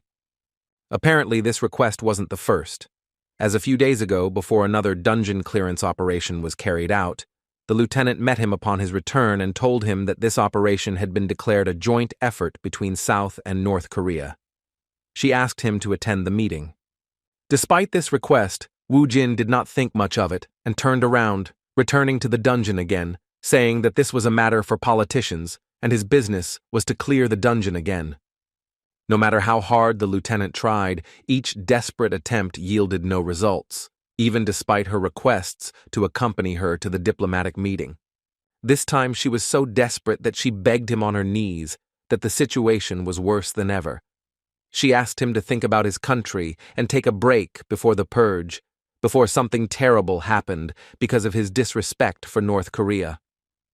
When she tearfully said that if he didn't go with her this time, the situation could turn into a real war, Wu Jin still thought about her proposal and found the strength to go meet her. As expected, the North Korean banquet was top-notch. Everything was so wonderful that even the representatives of the enemy southern part of the country felt at home. The whole room was filled with laughter, but all these conversations were so quiet and discreet only because the most anticipated person had arrived at this meeting. Kang Wu Jin, who joined the event this time, sat alone and was bored, making his time a little more interesting with sweets. Rising from the table, he approached the lieutenant and asked if he could leave, as the main part of the banquet was already over. His words did not go unnoticed by the North Korean leader, who called on one of his protégés to rush to arrest his comrade, addressing him by name. One of Kim Chung-woong's frightened subordinates approached Wu Jin and handed him a piece of paper, asking him to write his name before leaving. The South Korean hero didn't understand what he was talking about, so the soldier explained that he was the strongest awakened in North Korea and that it would be a great honor to receive his autograph before leaving. It seemed rather odd, but Wu Jin didn't reject it and wrote his name on a piece of paper and said goodbye, wishing him to continue trying in the same spirit as before. The man's happiness knew no bounds, for he had succeeded in fulfilling such an important mission. Thanks to Wu Jin not refusing his request, his life was saved, and he nodded to his leader as a sign that his task was complete. When she left, Kang Wu Jin began to suspect that something was wrong. Looking at North Korea's head, he turned to the goblin and asked him to keep an eye on the piglet, which was behaving extremely suspiciously. Although the goblin was not a loyal familiar, He still agreed to join the head of the northern state to inform his master of everything that was happening. At one point, his shadow began to change shape and move in the other direction. The North Koreans didn't notice the shadow disappearing beneath them. They were puzzled by their own plans when one of the government officials asked the commander if they should pursue the hunter from South Korea. The super unit's commander, Ri Pen-guan, still harbored anger toward Kang Woo-jin, so he planned something cunning and ruthless. After asking his protege to carry out the task, he pointed out that they should be as discreet as possible. He couldn't allow anyone to belittle his leader or his country, so he was willing to do anything to restore his pride. The moment of Kim Chung-woon and Woo-jin's first meeting was etched in his memory for the rest of his life. Although the South Korean hunter's brazen behavior didn't hurt his leader's feelings, the latter couldn't forgive him for it. He was also deeply disturbed by the way Kim Chung-woon spoke so admiringly of the scoundrel who despised them all. Everything on his mind he dedicated to his president, whose mind, in his opinion, had been clouded by the man he considered a true scoundrel. For the sake of a strong and prosperous republic, they decided to take the most desperate measures. Woo-jin, as before, calmly headed to the dungeon, where this time he suddenly encountered 2 North Korean fighters. She was alarmed by his appearance and his warm words of good luck on her last cleaning, but she didn't even suspect anything was wrong. After thanking them for their kind words, he went down as usual, approaching the dungeon portal. As soon as he entered, one of the soldiers ordered his subordinate to hurry up and execute the order before the barrier disappeared, along with the South Korean hunter. The poor man obeyed the order without question and ran after Woo-jin, screaming and begging him to stop. After looking around, Woo-jin stopped and asked why he was following him to the dungeon portal. In response, the soldier said in a trembling voice that he had an urgent message from his president. Woo-jin was surprised by his words, because recently everything was fine and they were together in a meeting of 2 delegations. A moment later, the army soldier took a few steps forward and, with cold sweat running down his face, uttered words of gratitude for having saved his country, after which he pressed the detonator of the explosive that was on his body. Woo-jin was surprised by this unexpected turn of events. A moment later, a powerful explosion occurred, turning the lower floors of the subway into ruins. The soldier outside who had given the order looked patiently toward the stairs, hoping his plan had worked. The super unit commander, Ri Pen-guan, was somewhat surprised that the barrier didn't disappear several minutes after his protege entered. To reassure himself, he assumed that Woo-jin hadn't died instantly and was now mortally wounded. He believed that even if that was the case, Woo-jin should be mortally wounded, and it was only a matter of time before he became prey to the monsters. Believing that his operation was destined for success and that everything would work out exactly as he had planned, he left the observation point without waiting for the barrier to disappear. 2 days after Kang Woo-jin entered the dungeon, the topic of him still not returning from the dungeon began to arise in the negotiation room. After meeting with the South Korean representative, Lieutenant Ha-sol reported that the barrier was unresponsive. They were in a difficult situation. The U.S. representative, clutching his head, said that a day had already passed since the deadline Kang Woo-jin had requested. He was afraid to think about what kind of compensation North Korea would demand for violating the terms of their agreement. Only Lieutenant Ha-sol, who knew Woo-jin best, suspected something was wrong. She said everything seemed suspicious, as her hunter's last foray into this dungeon lasted only 1 day and 17 hours, meaning he should have left by now. Recalling the data analyzed, the South Korean representative asked if it was possible to assume that an unforeseen circumstance had occurred in the dungeon, forcing their fighter to remain there. In response, the lieutenant handed over several suspicious photographs, which showed that after Woo-jin went down to the dungeon, he was followed by a North Korean fighter dressed in a long cloak. Immediately after Kang Woo-jin entered the dungeon, a foreign reporter snapped a photo of a North Korean soldier following him. The lieutenant insisted they immediately launch an investigation and conduct evidence against North Korea. In response, his country's representative asked him a very frightening and unexpected question. He was interested in knowing whether Choi Ha-sol valued his life or not. Seeing the confusion on the young soldier's face, he told her that it was Pyongyang, with whom it was more difficult to do business than with any other country. He warned her that if they acted against him based on a single bit of doubt, the entire country wasn't safe. Despite his concerns, the lieutenant disagreed with his position and firmly stated that they could not sit back and wait for some miracle. As soon as she raised her voice, the South Korean diplomat jumped out of her seat, banged the table, and shouted that she didn't understand what she was talking about. After calming down a bit, he asked her not to be so naive. He suggested there was a possibility that even this office was bugged, and then pressed her on the fact that they were still unsure whether their hunter was alive or not.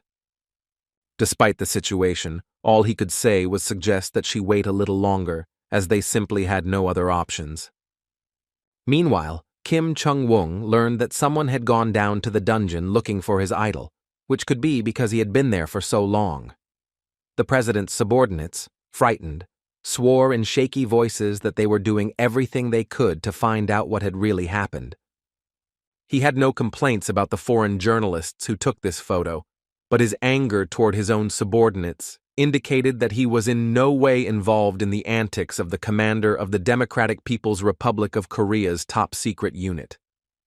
3 days after Kang Woo-jin entered the dungeon, there was no news, but the sudden events surrounding the incident changed the situation. A camp was set up near the dungeon, filled with worried South Korean representatives, as well as journalists from several countries who had been given permission to work in the area. 3 days passed, and Kang Woo-jin hadn't returned. The lieutenant could only hope that everything was okay. Suddenly, he heard a noise outside. The reporters began to complain after hearing that the dungeon barrier had suddenly begun to change. Upon hearing that the barrier had disappeared, the lieutenant immediately jumped up and ran towards the subway entrance to meet her hunter, whom she was so worried about.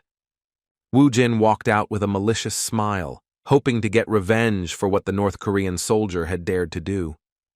He'd been thinking about destroying everything around him from the start, but now he had a real reason to do it. As soon as he came out, spreading a terrifying bloodlust, the frightened reporters couldn't move.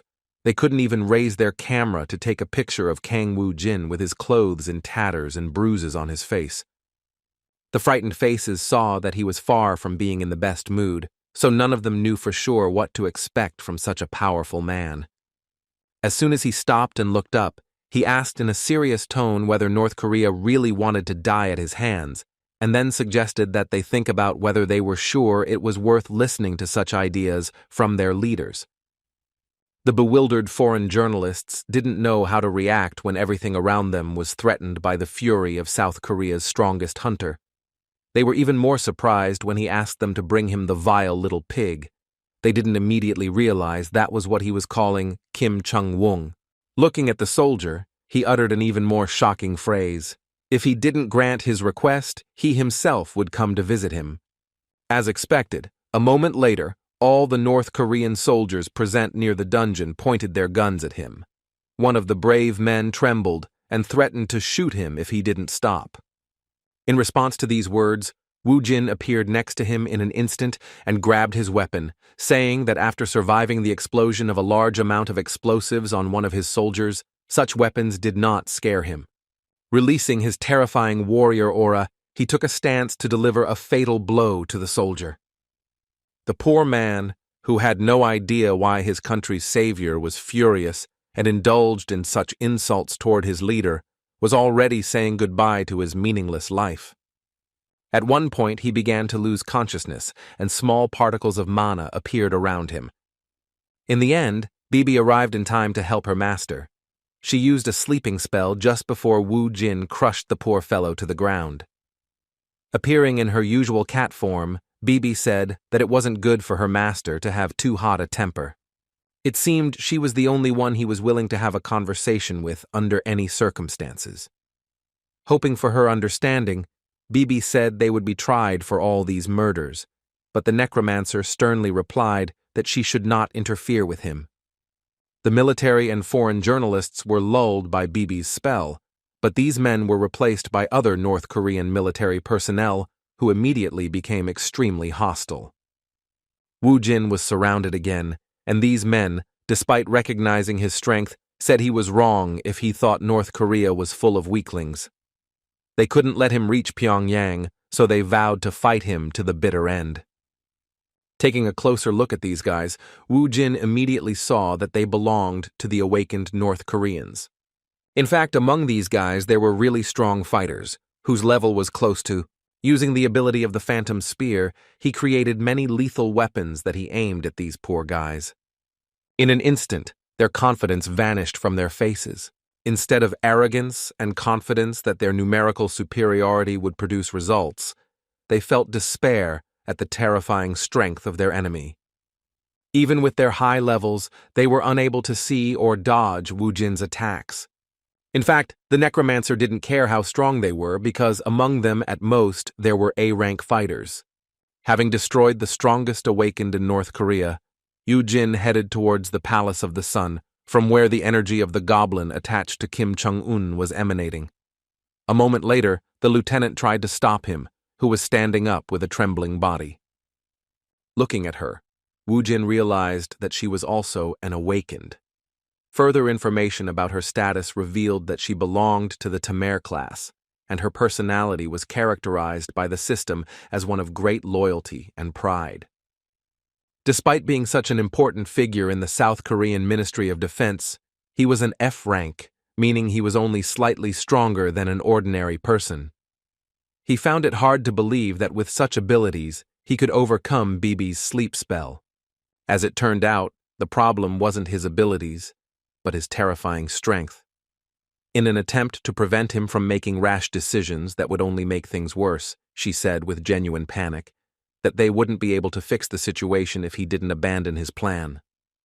In response, Woo Jin calmly said that they didn't need to fix anything, because the only one who needed to fix this incident was the fat pig who betrayed him by sending a fake rat stuffed with explosives to the dungeon. Hearing the details of what had happened, Lieutenant Ha-Sol froze for a moment, realizing this was a betrayal. She had previously assumed the North Korean spy was trying to eliminate her hunter, Kang Woo Jin, for whom everyone in the military had high hopes. Even though it had already happened, she tried to convince him to accept it. She tried to change his mind, warning him that at this rate, a real war could break out, and his country would suffer enormous human losses. Her words made sense, but Woo Jin wasn't going to entrust this to ordinary people, so he was going to put all the responsibility on her shoulders. He turned to the lieutenant, asked her to step aside, and told her she was talking too much. With a serious and threatening look, he warned her that if she didn't want to die, then she'd better not get in his way. In response, Ha-Sol said without hesitation that if he wanted to get over her, then he would have to resort to murder. Such determination once again confirmed the system's information that his devotion and pride know no bounds. Jin was clearly in no mood to waste his precious time in such discussions. Unexpectedly for Ha-Sol, he started scratching the back of his neck and said in disgust that in that case he had no other choice, if even the lieutenant had gone so far to stop him. His words brought genuine joy to Ha-Sol, and she said with relief that she had made the right decision and that her decision played a very important role in resolving the conflict. Before he could finish this sentence, he felt a sharp pain in his stomach due to Woo Jin's sudden punch. For the first time in his life, his breathing was momentarily interrupted by the force of the blow he received while relaxed. Unlike BB's spell, this method proved more effective, and the effect was immediate. The lieutenant lost consciousness. Looking at her, Woo Jin said that he wasn't going to kill her, but was just giving her a chance to relax and get some sleep. Woo Jin went on the attack and found all the weapons that were inside the Palace of the Sun. Surprisingly, there were even machine guns with remote sights, but the ghost armor Woo Jin wore reflected the bullets without much difficulty. Destroying all obstacles, Woo Jin found himself at the door behind which his target was located in a short period of time. Once he reached the really well-armored shelter, he turned to the North Korean chief and told him that he had really hidden himself well. Turning to Kim Chung-un, he said with a sly smile that he wanted to talk to him again. The bunker where Kim Chung-un was located was well protected, and his men, who were ready to open fire on the intruder, convinced him that there was nothing to worry about, because not even a bomb could damage his shelter. In an instant, the greatest fear they had ever experienced appeared on their faces. The huge iron gate suddenly turned into a kind of monster, a golem, which became another problem for the traitors. Kim Chung-won felt this kind of trembling for the first time in his life. The cold sweat running down his scared face made him realize that he had never thought of being in this kind of situation. Dolso burst into the bunker with a terrifying scream, using metal as a medium for his materialization. Kang Woo-jin entered after him, and with a threatening look asked the North Korean leader if he was ready for a long dialogue. A moment later, all the armed guards inside the shelter fell into a deep sleep thanks to BB's spell. Walking slowly and menacingly toward Kim Chung-won, Kang Woo-jin asked him how he dared to raise his hand against his savior. In response, the frightened North Korean president said in a trembling voice that he had never thought of anything like that. Woo-jin didn't believe his words and mockingly asked if he was really going to apologize after what he had done. Although he was excited, he decided to resort to a method that would definitely give him a clear answer as to whether Kim Chung-won's words were true. He ordered the goblin to return, after which the dark aura behind the North Korean president sowed even more panic in his soul. When the goblin returned to his own shadow, he wondered what he might find by investigating Kim Chung-won's personal life. As soon as he began to review the recent events of his life, he reacted with bewilderment when he realized that his conjectures turned out to be false. Realizing what he had done to get revenge, he felt very uncomfortable at how pointless it all was. BB, who had also learned about Kim Jong-un's past, shook her head and said that her master was in trouble again, and that she would have to work hard to fix it. Turning to the frightened Chen-un, he asked if he could really promise that he had nothing to do with the recent assassination attempt. In response, the North Korean leader, frightened and trembling, began to swear he wasn't lying.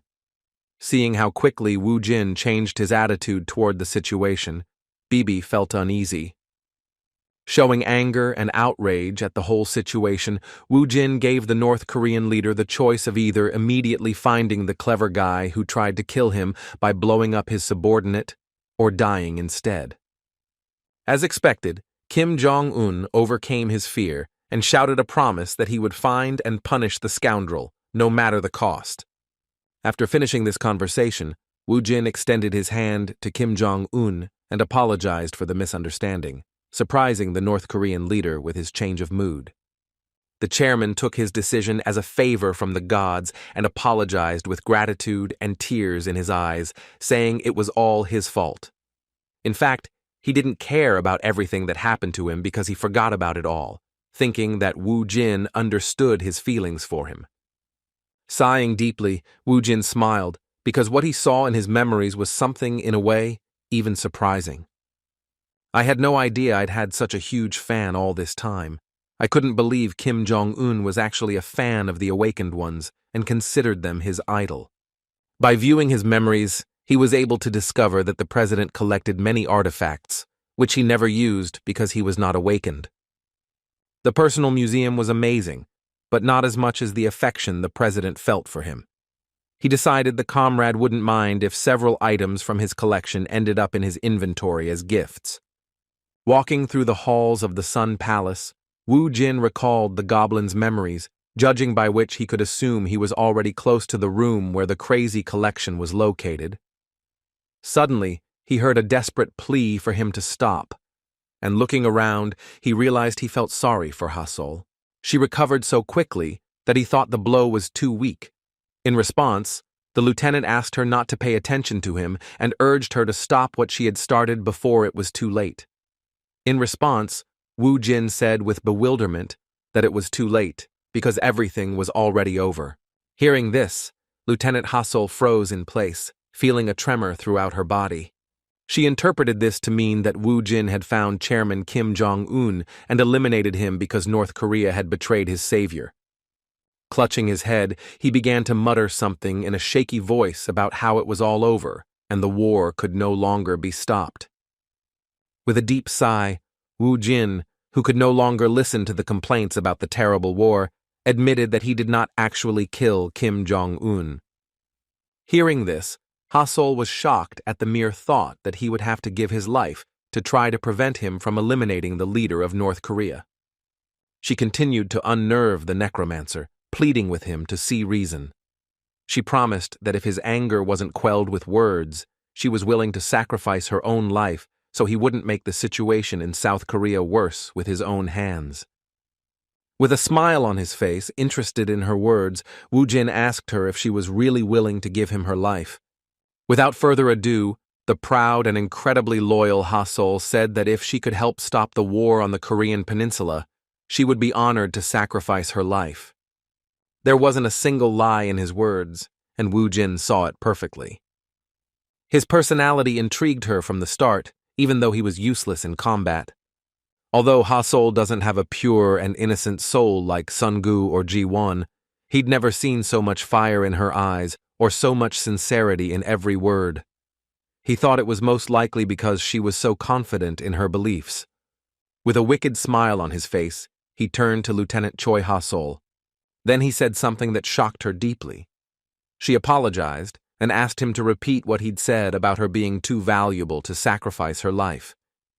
In return, he offered her the opportunity to resign. Seeing her bewilderment, he cheerfully explained that he wanted her to leave her military post and start working for him so he could make concessions and spare Kim Jong-un's life. When the lieutenant tried to find out why she had suddenly brought up the subject, Wu Jin reminded her of her words about being willing to offer her life in exchange. He explained that he had taken her words as an admission that from now on she belonged to him completely. As expected, she found it difficult to accept this information. She had worked all her life to get to where she was now, so it was difficult for her to accept the request to abandon her career as a soldier. However, she was willing to do so to stop the war, even though she didn't understand the request. Everything went very well, and everyone benefited from this awkward incident. Kim Jong-un captured Ri Pyonggwan and everyone involved. As for his investigation, as is often the case in North Korea, innocent people were among those captured. Believing they were simply resilient prisoners, Kim Jong-un continued the interrogations to the limits of his patience. Begging for mercy and swearing that they had nothing to do with it did not change the situation in any way. The enraged president looked for a traitor in anyone he suspected of hating his idol. Furthermore, he accused them not only of attacking comrade Kang Woo-jin, but also of stealing the treasures people had earned with blood and sweat. He called the treasures the artifacts in his collection that his idol had vilely stolen, taking advantage of the opportunity. When one of the interrogated assumed that it was Kang Woo-jin who stole the treasure, he made the biggest mistake of his life. At that moment, there was no single phrase that could have hurt Kim Jong-un more than accusing his favorite hunter of treason. In the end, the torture continued until the very end. Kim Jong-un, enjoying the process, thought about how Wu Jin had helped him find the traitors who were so close to him. Remembering his idol, he thanked fate for helping him avoid more serious consequences because of the traitors. The next day, Wu Jin and Ha-Sol were back in South Korea, where they were relieved. Wu Jin was quite fed up with the lieutenant's unprecedented patriotism and loyalty, as she mentioned the charms of her homeland at every turn after returning home. It turned out that she had been very nervous for the past 3 days, while Wu Jin rested carefree. Every day she heard the sound of warships and gunfire, fearing that they would come to an end. After calming the lieutenant down a bit, Wu Jin smiled at the thought of leveling up, filling his inventory, and finding a new worker. Looking up at the sky, where he could see an international flight that wasn't visible in North Korea, he declared his trip a success. His next destination was the United States, and he couldn't wait to see what awaited him there. Of course, it was the long-awaited meeting with Saint Merdi, who had somehow left Alfen and ended up on Earth, where he began his activities. Several days passed, and the events in the Democratic People's Republic of Korea were already being covered around the world. While at the Ardal Guild, the boys were watching the news, and the host and the expert were discussing how the Awakened are an ambiguous and extremely dangerous force that is capable of not only protecting people from monsters, but also easily committing crimes. The entire world was already talking about how, if it hadn't been for Kang Woo-jin, there was a good chance Kim Jong-un would have been overthrown in a coup d'etat in North Korea. His contribution to relations with North Korea was recognized as extraordinary, and in connection with this, there were plans to award him a presidential order. As expected, upon hearing this, the founders of the Ardal Guild were shocked. Furthermore, the one who feared the guild master the most was certain it was all a lie. He argued that it was impossible for someone like Kang Woo-jin to do anything without making mistakes. He was actually right, but his assumptions about what had happened were no less absurd than the truth. With a thoughtful expression, he expressed the idea that Kang Woo-jin was blackmailing Kim Jong-un. He thought his leader had offered the North Korean leader carte blanche in exchange for his life. Although it seemed crazy, the boys believed that Kang Woo-jin had arranged for Lee Pyong-gwan to end up being the thief of all the artifacts so he could have them in his own possession. Ha-min, trying to calm the situation, clumsily suggested not calling the boss a saboteur because he couldn't go and steal from North Korea. In response, the more skeptical Seung-han was sure that he wasn't one at all. He was the one who didn't think about his actions and was capable of doing it. Kim Woo-jin's biggest supporter also voiced his opinion, saying he both loves and hates his boss. He said he knew him as that person, because during the dungeon clear, he took all the rewards for himself. At that moment, Sun-gu saw that Woo-jin was willing to do anything to make the most of the situation. After hearing all the options, the founders, with depressed expressions on their faces, accepted the general opinion that he had indeed emptied all of Kim Jong-un's treasury, and it turned out to be true. Furthermore, the situation began to worsen due to another crazy suggestion from Seung-han, who was terrified of his organization's leader. He stated that they can't believe everything the media says because there's a possibility that Kim Woo-jin has already assassinated Kim Jong-un and set everything up.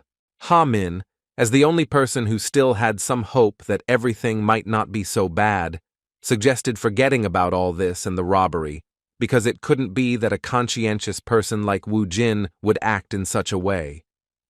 The words about the boss's conscience further strained the boys, but they tried to relax a little and distract themselves. In the end, trying to stop thinking about the worst outcome was useless, because Sun-gu mentioned that, in fact, the boss had already offered to go with him and kill Kim Jong-un even before the guild was founded. Seung-han, horrified to realize that his boss was exactly what he saw, offered to let the guys see his body's reaction to the mention of such an idea. Goosebumps erupted all over his arm as he realized that Woo-jin's cruelty and immense power granted him the ability to do such a thing. He was even more surprised when Song-gu clarified that the boss had made him a similar offer when he received his military recruitment notice. Sighing deeply, Seung-han finally decided to tell the story of what happened when he was selling phones in his small electronics store. As he began to tell the story he'd never dared to tell before, the door to the room opened. Woo-jin appeared behind Seung-han and immediately began to tremble in fear, opening his mouth in shock. Woo-jin walked in with a smile on his face, but as soon as he saw his protégé's strange reaction to his appearance, he asked why he was so alarmed. Seung-han started looking away and acting extremely uncomfortable. He was sweating all over from the adrenaline he had experienced, so Woo-jin assumed they were gossiping about something behind his back. Fortunately for the founders, they managed to hide the fact that they actually discussed it. All the guys went to the establishment together to have a few drinks and celebrate a job well done. After gathering everyone at the table, Woo-jin, with a cheerful laugh, suggested that they eat well so that they would have enough strength for the enormous amount of work later. While pouring alcohol into the glasses, Ha-min thanked the boss for his work with a good laugh. Everyone relaxed a little, but this didn't bother director Min Chang, as he was responsible for most organizational matters and the guild's interaction with the authorities. He decided to ask the boss, with some concern, if it was true that he wasn't going to the Blue House to receive the hero's order. Wu Jin replied that he wouldn't, and that there was no point in bothering him with that question again. Noticing his protégé's persistence, he suggested with some irritation that his protégé thought he would run to the president at the first word he said. Jumping up, he said that in that case he should leave so everyone would know how he felt about it. The director began to panic at the guildmaster's reaction and shouted in confusion that such a reaction was unnecessary, because it was his responsibility to decide. Taking out his phone, he pretended he was already working on the matter, and said with an awkward laugh that he would politely decline the government representative's request. Despite the wonderful dinner and excellent company, the founder's depression deepened when Wu Jin once again demonstrated his stubborn nature by making one of them suffer through a nearly impossible task. To somehow break this silence, Xiong Han decided to ask his boss if he knew who was currently even more popular than him. Wu Jin was skeptical of what the former phone scammer was saying, but he decided to listen. It turned out he wanted to show him the saint of the Aryan Order, Mayor Di, whose skills seemed simply incredible. At first, the boys supported Xiong Han's version that the video was fake, but Wu Jin refuted their assumptions, saying that everything was true. Opening another bottle of sake, he decided to divert the question from how he was so sure it was true. Wu Jin replied that it was because they knew her personally. Upon hearing these words, the boys were in a state of shock and didn't know what to say. They had no reason to doubt his words, because all the crazy things he said always turned out to be true. Director Jun decided to clarify the situation. He mentioned that the saint was first encountered in the dungeon during the investigation.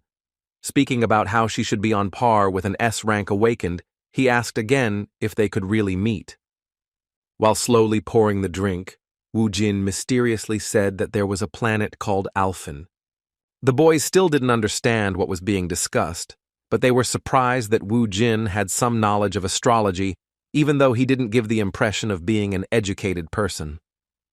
As it turned out, Wu Jin had enough confidence in his team to be willing to reveal the information he had been hiding from the others all this time. In all seriousness, he stated that 5 years ago he disappeared from Earth and ended up on a planet known as Alfen.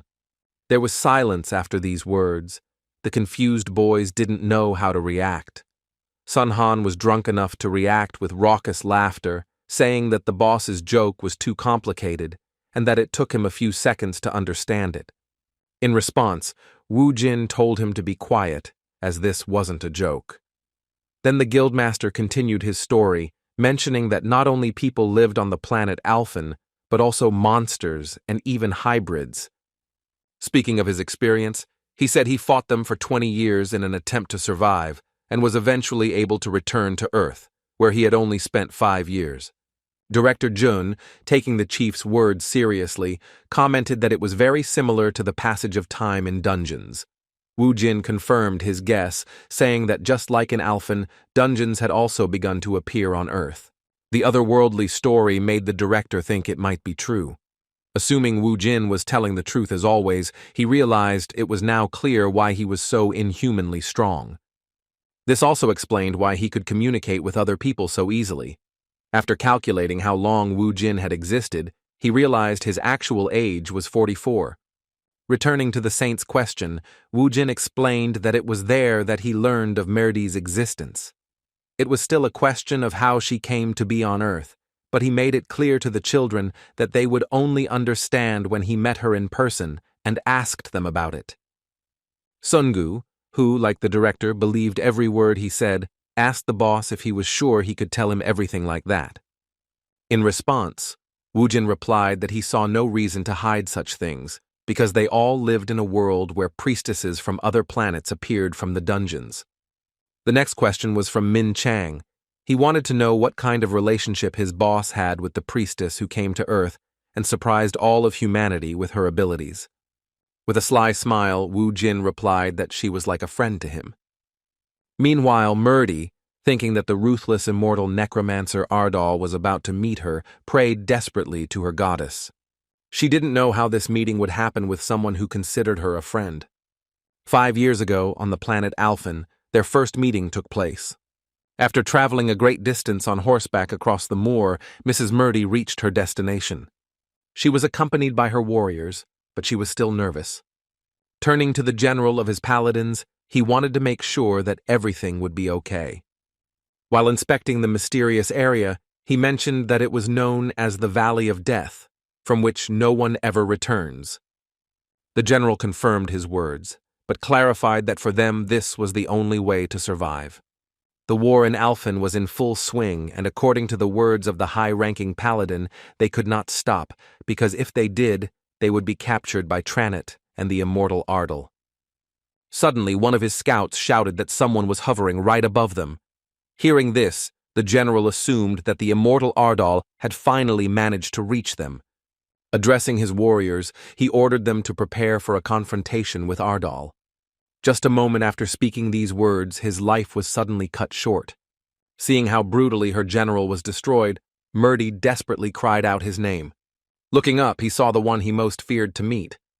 Turning to his goddess, he asked her why she was subjecting her to such terrible trials. The immortal Ardal of Alfen, who suddenly appeared on his horse against the backdrop of the full moon, wondered why the dogs of the Alliance had suddenly decided to enter his territory. With a malicious smile, he suggested that they had decided this was the surest way to commit suicide. The Ardal Guild Founders Party continued, and Seung Han, who drank more because he was nervous, fell asleep and began raving in his sleep about how he got into big trouble simply because he sold a phone at a small profit margin. The rest of the boys felt uncomfortable by what Seung Han said, while Woo Jin started to get angry and said that this time he could finish what he had started. Breaking the awkward silence, Sung-gu turned to his Hyung Nim and, with particular emotion, told him something that had been tormenting him for a long time. He was troubled by their indifference to the media and what was happening around them, including what happened to Hwarang's Sung-hoon and Lee Sang-ho. Woo Jin responded that they didn't need the details and should just get used to it. Director Jun echoed his colleague's argument and said that, even so, the president should pay attention to official matters and consider the risks of social isolation internationally. He tried to convince the president that it wasn't good to create new enemies. The words about making new enemies made Woo Jin think about what his experience in this matter had been during his time in Alfen. Looking back on his reign on that planet, he admitted that he had indeed worried about it before. He had worried about the country and how others viewed it. So, back then, he had worried about public opinion. But now, after everything he had been through, he doubted he could travel far at that pace, distracted by public sentiment. Director Jun Min Chang didn't understand what the guild president meant, but he listened attentively to the rest. In arguing that the problems the founders were concerned about weren't particularly important, he used the approaching catastrophe as an argument. Speaking about what was happening on Earth, he revealed his idea that the day would soon come when all the dungeons in the world would explode at once. He imagined it would be a catastrophe that couldn't compare to the commotion of 5 years ago. After sharing his opinion, he gave the children something to think about, asking them if human laws and countries would still exist after what was sure to happen in the future. Chairman Jun, who couldn't even imagine such an event, tried to defend the view that if the dungeons managed to break through, the military could suppress them. It turned out he was partly right, but only in terms of how the military handled dungeons containing level 6 monsters.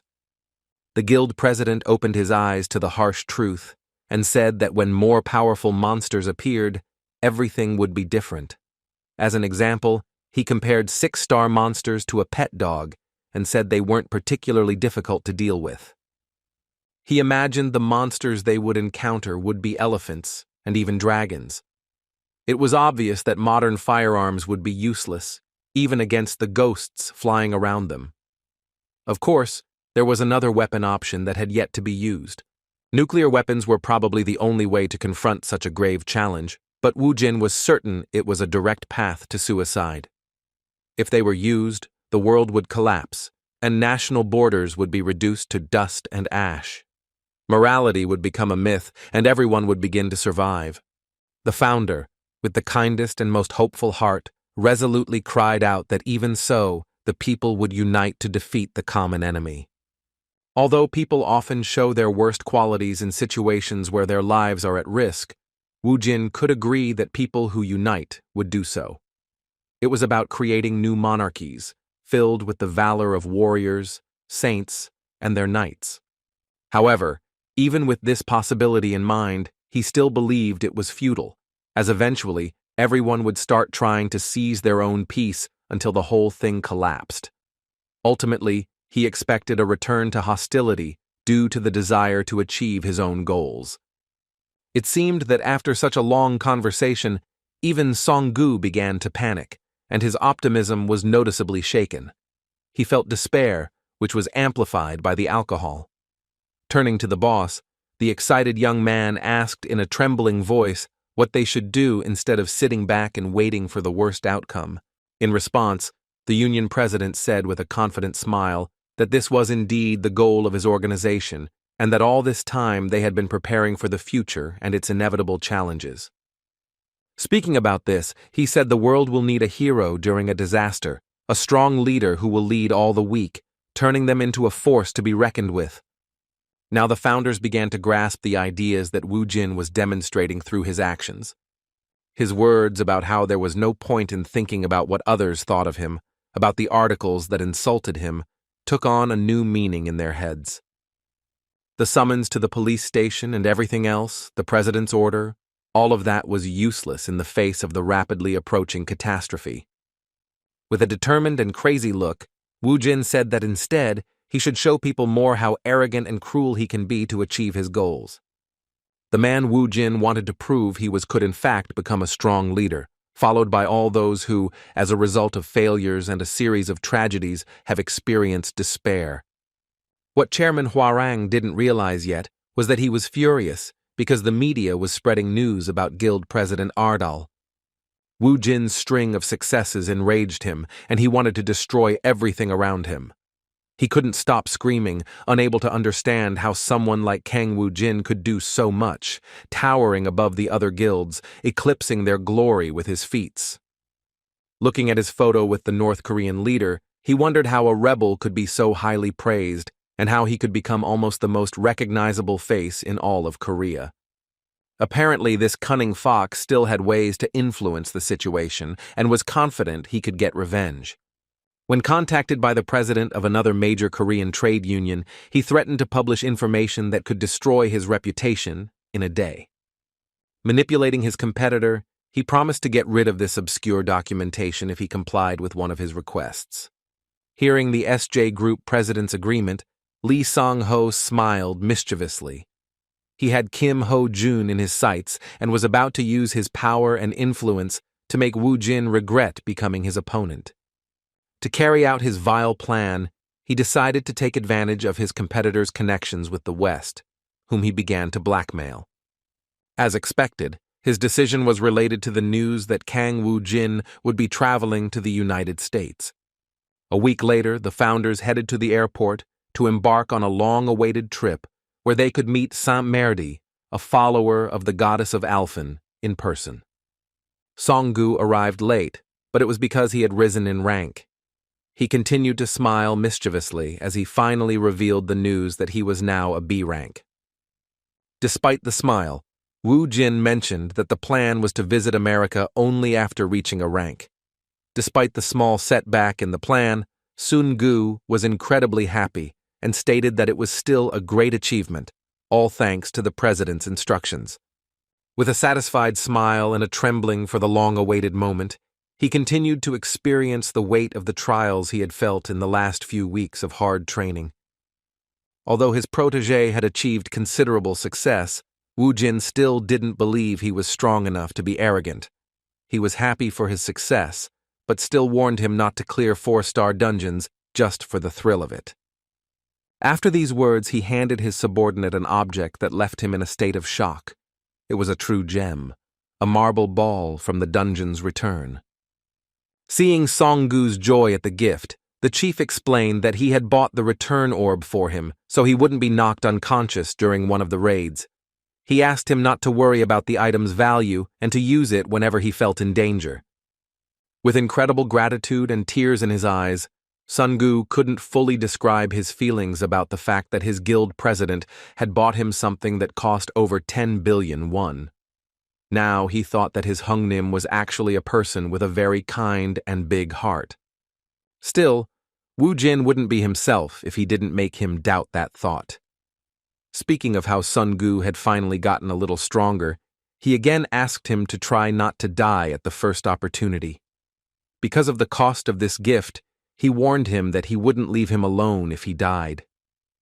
The chairman shook his protege's faith by saying that if he died, he would simply turn him into a skeleton.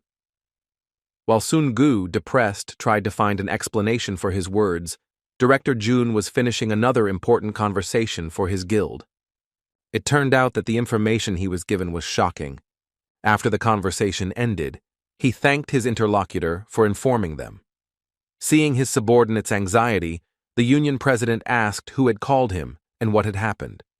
After calming down a bit, Junmin Chang reported that he had received a call from the Ministry of Defense. They informed him that they had discovered a terrorist group targeting the leader of the Ardal Guild. Hearing this, Wu Jin asked them with a puzzled expression why they needed him. To the guild founders, his question seemed odd, because in their eyes, Wu Jin was someone who made enemies at every turn. Due to the situation, he was barred from boarding the plane until the Ministry of Defense resolved the issue, putting civilians at risk. This situation jeopardized his participation in the consortium, so Wu Jin began to think of a way around the Ministry of Defense's ban. Suddenly, a tall, muscular man in a formal suit began walking toward them. Addressing his fellow Ardal Guild members, he said that unforeseen circumstances happen even to Kang Wu Jin, a man whose word carries the same power as the entire country. When they mentioned that they were going in the same direction, the apparently friendly big man suggested they accompany him on his private plane so as not to cause concern to the state for the safety of the passengers who would end up on the same flight as the person they were hunting. Kang Wu Jin was unaware of the guilds and influential people among the hunters in Korea, but his director, who had been in that environment for a long time, recognized the man who had found a way out of this difficult situation for them. As usual, the straightforward Kang Wu Jin, noticing his colleague's surprise, asked who this grandfather was, who suddenly decided to interfere in his business. Looking at the big man again, Junmin Chang introduced him as the leader of a guild that considered itself the largest in all of Korea.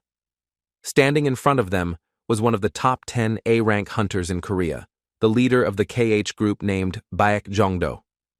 The Ardal Guild representatives never responded to their colleague's proposal, so Mr. Beck repeated his question, asking them what they thought about flying together to the United States. Taking a closer look at this good man, Wu Jin replied that he would gladly accept his offer if they were not afraid of the terrorists threatening the leadership of the Ardal Guild. With a malicious smile, the man responded in a low voice, asking if there really were terrorists who could scare him, Baek Jongdo himself. With a friendly laugh and a broad smile, the sincere man suddenly proposed to the person he had just met in person that they become best friends.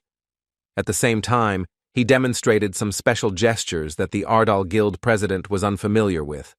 This unexpected turn of events put Wu Jin in a difficult position, and he asked his assistant what the old man was talking about. Seeing his reaction, the man in the plaid suit was shocked, realizing that Wu Jin hadn't heard of that moment from the famous series. Wu Jin didn't actually understand what series he was talking about, so the big guy explained with a laugh that he was showing a gesture, which is a popular slang used in many modern series. Sighing with a confident smile, Wu Jin admitted that he initially thought the KH Group Guild president was going to challenge him to a duel. This awkward exchange put everything back in place, and the boys began to feel comfortable in each other's company. Baek Jong-do placed his hand on Wu Jin's shoulder and started walking toward the landing site, saying that it was a long way to the United States, so they could watch some dramas together. Sun-gu and director Jun were confused, as they had no idea Baek Jong-do had such a hobby. 20 hours later, Woo Jin and his company landed at their destination thanks to the help of the KH Group guild leader. At this point, they had to say their goodbyes. Woo Jin expressed his gratitude, saying that he had only come to the United States thanks to him. In response, the cheerful big man said that his brother didn't have to say that. With a gentle smile, he asked Woo Jin to remember what they should call each other when they met, and then nodded. Woo Jin instantly realized what was being said. After that, they shook hands, creating a kind of slang gesture, and at the same time said they were friends who always shared with each other. Seeing this behavior from the heads of the two strongest guilds in Korea, director Jun Min Chang turned away to hide his red face from the embarrassment he felt. He shared a similar sentiment with his colleague, the director of the KH Group.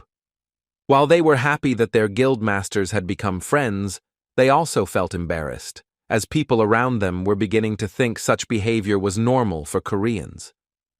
This kind of coherence and gestures of complicity appeared between them just hours before arriving in the United States. While in Jong-do's press room, they watched a bunch of modern TV series and shared positive emotions, which further strengthened their sudden friendship. Together with his companions, they headed towards the exit. At that moment, Richard Choi approached the guys from the Ardal Guild and introduced himself as their guide from the Titan Guild. He said his goal was to get them safely back to their hotel.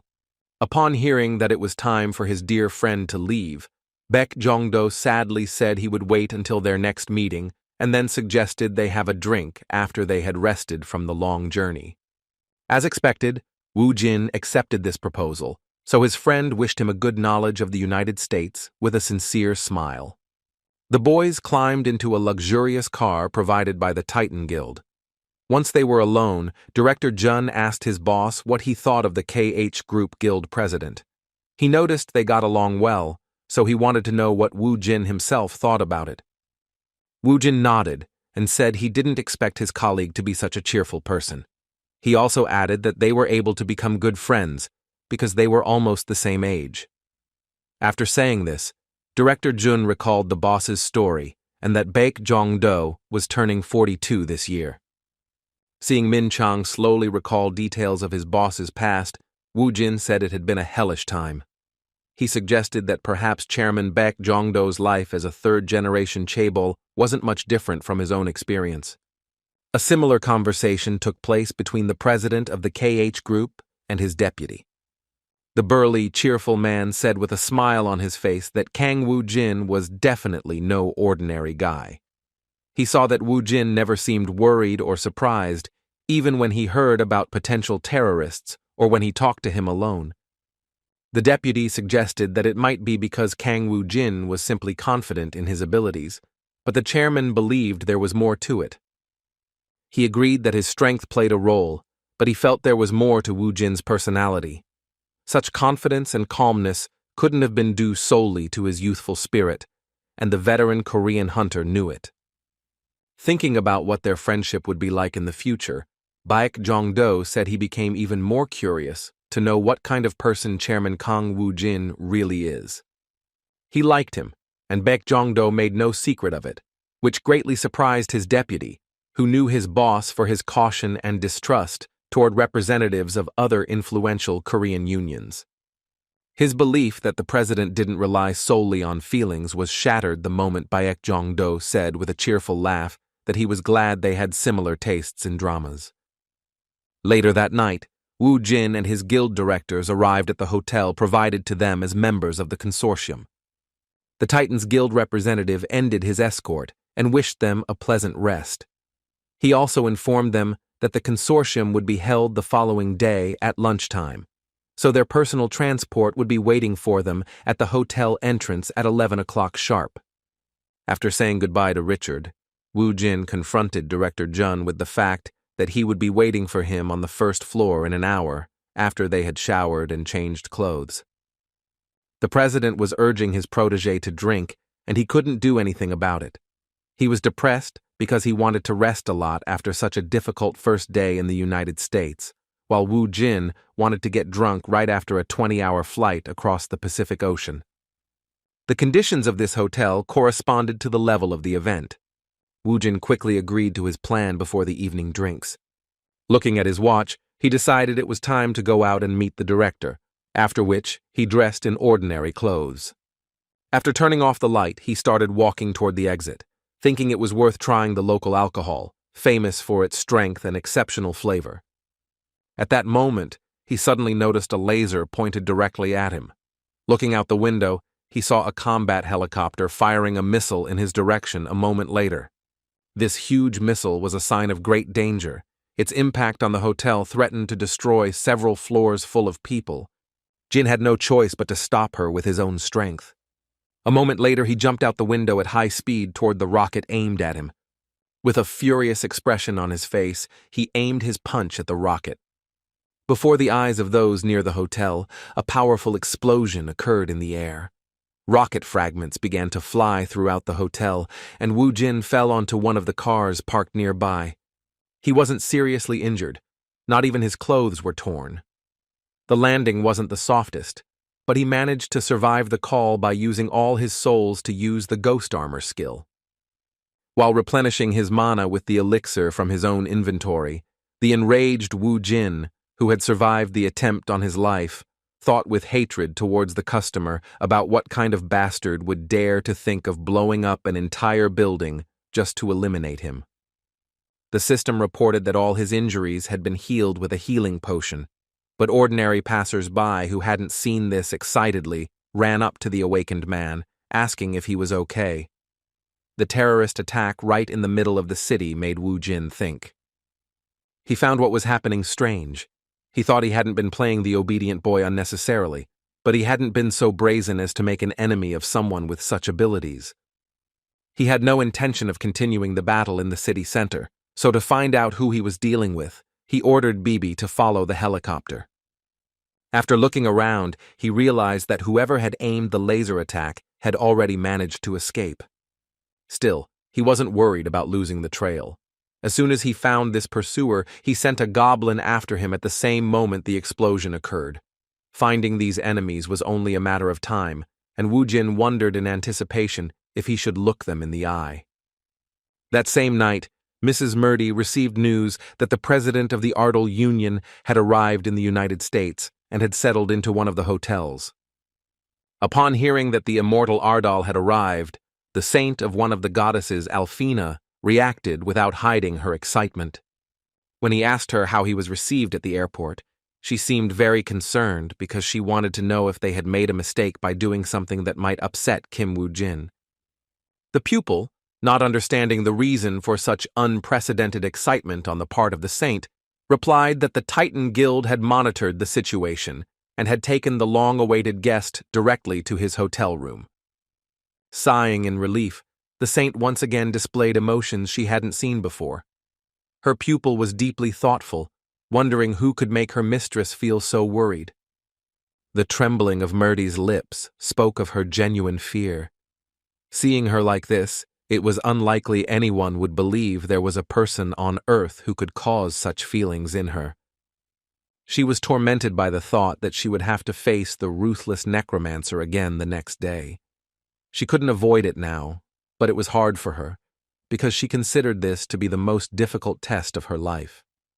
The sudden thought that she had angered him by not showing up in person for the meeting pushed her into an even greater panic. For fear of angering Kang Wu Jin, Murdy said that he was definitely the type of person who would react negatively to the way he was received. Completely absorbed in her emotions, she asked her attendant where the hotel where the knight was staying was located. The woman, who considered Murdy the greatest miracle since the appearance of the dungeons, was surprised that the saint herself was summoning a Korean knight. No less shocking were the lady's words that she should meet her guest immediately.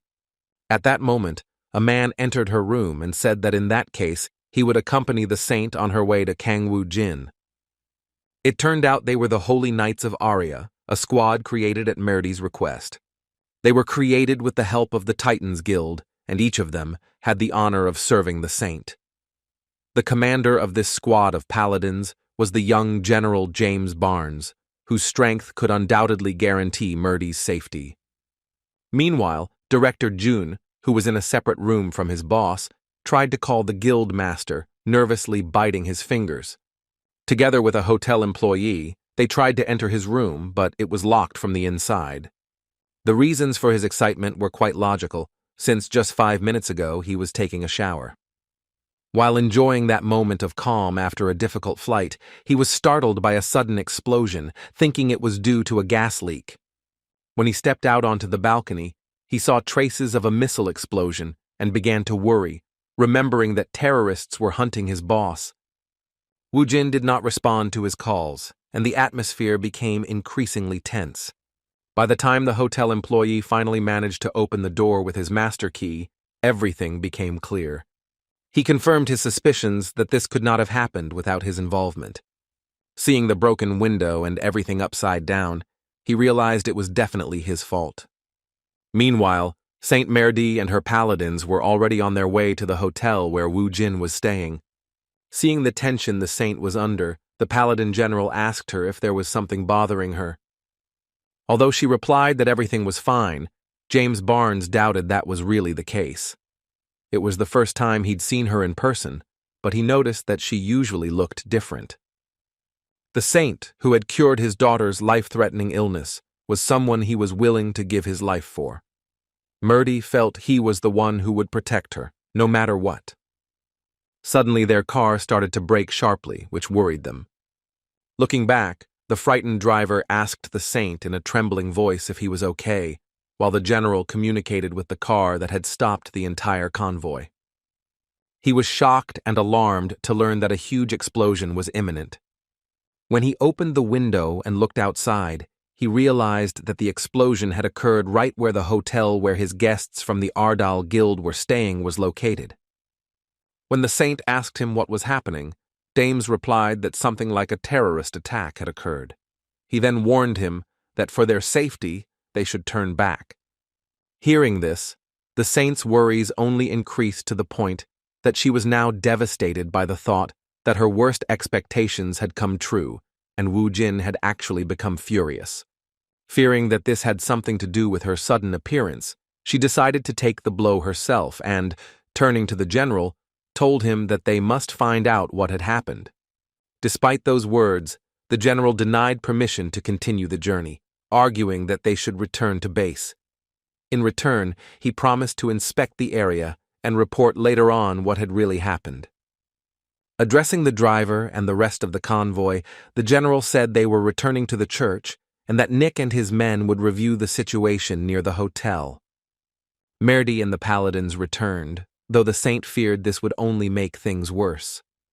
Her memories of Kang Woo Jin as the immortal Ardal only caused her fear and apprehension in the face of a terrible catastrophe, so she failed to guess what had truly happened. After the explosion, Woo Jin went to chase the terrorist who pointed a laser at his hotel room window. By analyzing his target's movements, he realized that the enemies already knew he was trying to pursue them. A laser spotter noticed this and started wandering through the alleys. It became clear that the enemy wasn't stupid enough to go straight for the base. The enemies in the helicopter were already being chased by the demonic illusion familiar, so Woo Jin decided to take on the laser-wielding guy with his bare hands. However, as soon as the Necromancer accelerated, the stranger immediately made a rapid advance. Woo Jin didn't expect her to sense his intentions so quickly. She ran after him, shouting that he was wrong if he thought it was so easy to escape from him. It turned out that this guy's speed was quite high. It had been a long time since Jin had encountered hunters whose speed was comparable to his own. I was really surprised that any terrorist could match his speed. With a smile on her face, she recalled that she had previously met a similar troubled hunter, but for her conflict had ended very sadly. Now Woo Jin was on a completely different level.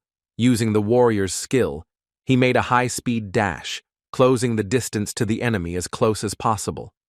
He thought he had the bastard caught, but a moment later he slipped away even though the skill glide was at an incredible speed. The terrorist, who possessed amazing speed and agility, was instantly on the other side of the street. When Woo Jin stopped, His enemy also stopped and looked him straight in the eyes. He was a fairly young boy named Al-Assad, but despite his age, he already had a very impressive level. Realizing the severity of this opponent, Wu Jin was truly shocked, because with that level, he could easily become the best hunter on Earth. He didn't understand why a little bastard like him would dedicate himself to terrorism instead of becoming a global hero. A moment later, Assad allowed himself the audacity to disrespect him by waving his finger and luring him to follow him. Wu Jin responded to his behavior with laughter, finding this act of disrespect quite amusing.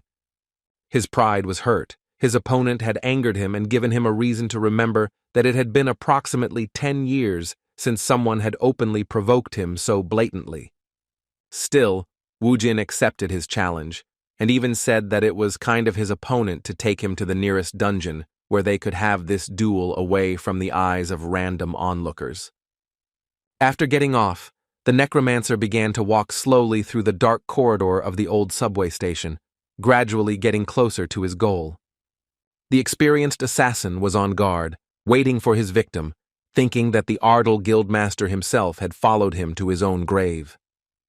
His self-confidence was not a coincidence or a kind of arrogance, because this was already his 100th hunt for a serious target.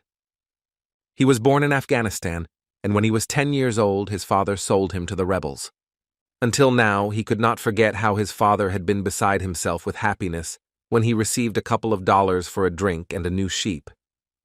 The fact that his father traded him, his own son, for any trifle turned him into a real monster. Since then, images of the endless wars in which he participated appeared before his eyes. Life forced him to kill his enemies to survive. Having enormous battle experience behind him, he did not even doubt that he had enough strength to destroy an entire army. He had fought non-stop since he was a child, and his very existence was a result of his experiences in wars around the world. In order to become such a high-level awakened being, he continued his life as a contract killer, refusing any order, no matter how difficult the objective. He perceived one of South Korea's strongest hunters as another victim, whose calmness was due to the incomprehensible situation in which there was no way out. Having drawn his sword, he had no doubt that he would eliminate the target in the best place, at the best time, as with every order he accepted. Feeling his goal approaching, he began the countdown until his mission was complete. Just as Wu Jin was within attack range, Al-Assad suddenly appeared behind him to deliver the fatal blow. Within moments he drew his sword, but for the first time in his entire career as an assassin, he was stopped. The boy was shocked to the depths of his black soul, because nothing like this had ever happened in his life. Seeing his target's malicious grin, he couldn't believe he had actually managed to predict his attack. In an instant, Wu Jin grabbed him by his clothes and pulled him towards him. Looking into his eyes, the furious Necromancer caused him a fear he had not felt since his first orders. Al-Assad couldn't afford to be caught. He immediately tried to attack, but Wu Jin managed to cope with his speed and managed to dodge him, while also praising how agile the assassin was. Al-Assad continued to try to break through Wu Jin's defense, but he easily repelled all of his blows with the warrior's staff-like weapon. This situation was an exception to all the assassinations Al-Assad had successfully completed. During this battle, he was trying to figure out how Wu Jin knew where he was. After he woke up, no one could predict his plan so easily. At that moment, the laughter of his shadow could be heard. He didn't even suspect that Wu Jin could use the shadow essence that merged with his victim's shadow. As he continued to defend himself from Assad's attacks, Wu Jin paid him a small compliment, saying that most assassins wield 2 swords. Speaking of which, he suggested that this was why one-on-one combat was his strongest suit. Al-Assad, who was somehow trying to break through his target's defenses, tensed, unable to understand what kind of nonsense his opponent was spouting. He believed the Ardal guildmaster had begun criticizing him too early, because he hadn't yet tested his full strength. He couldn't even imagine his opponent was so daring. Kang Wu Jin, like a true arrogance in the flesh, not only managed to hold off his incredible pressure in the fight, but even offered to show his all, so he could gauge how long he could last. Within moments, he counterattacked with such speed that Assad was forced to block a counterattack for the first time in his long career. Gritting his teeth, he couldn't believe his opponent had such impressive strength. Fighting with two swords has a weakness in sword distance and blocking, but for assassins, that wasn't necessary. In this case, Al-Assad couldn't believe the enemy's incredible strength, because he'd been previously told that their target was definitely a necromancer. As soon as he stopped after the counterattack, Wu Jin disappeared from his sight. Looking around, he realized that Wu Jin had descended into the dungeon. In fact, he took this opportunity to finish off the enemy. Moving forward slowly, he reached the place where subway tickets used to be sold. There were signs of battle everywhere, but he couldn't find a single corpse of the monster. As soon as he reached the next floor of the dungeon, he realized what the empty battlefields were connected to. He encountered Wu Jin again, but this time his opponent was surrounded by summoned skeletons, and it became clear that they were created thanks to the souls of defeated monsters from the previous floors. As soon as the assassin appeared, the confident Wu Jin said in anticipation that he wanted to begin the second round of tests for his pursuer. Finding himself surrounded by enemies, Assad was not surprised, as he had previously prepared for the fact that he would fight the necromancer. He began counting the skeletons, but his count went wrong after 3. A life spent in battle had deprived him of an education. He didn't even know how to count money, but he didn't need to because there was always more than enough. Having fought only for survival since the beginning of his life, he was not at all concerned about the number of enemies. Before rushing headlong into the attack, the killer focused on his breathing. Wu Jin immediately recognized this technique and became cautious, because he had not encountered such enemies even in Alfen for a long time. A moment later, his opponent's mana began to leak as he used a rare warrior ability called Wrath of God. Apparently, God's Wrath was a type of berserker skill. Wu Jin couldn't even imagine that this kid had dual abilities, even if he used assassin skills. The tension in his body was simply incredible, but with this ability, he strengthened himself to such an extent that he became a true monster. In an instant, he launched an attack with great speed. Sensing the proximity of his powerful aura, the skeleton warriors sensed danger and prepared to fight. Even with their high level and enormous numerical superiority, it was beyond their power to stop the rampage of such an experienced warrior. Al-Assad began to quickly make his way through the ranks of his opponents, while Wu Jin, watching his incredible technique, enjoyed the wonderful spectacle. The hitman's rage knew no bounds, and he defeated rows of skeletons in a matter of seconds. Even though the opponent was so dangerous, Wu Jin watched the scene with a confident smile, crossing his hands in front of him. However, a moment later the enemy was behind him and ready to attack him. With a satisfied smile, Al-Assad, who was brandishing his dagger at his target's neck, had already begun to celebrate the successful completion of his 100th hunt.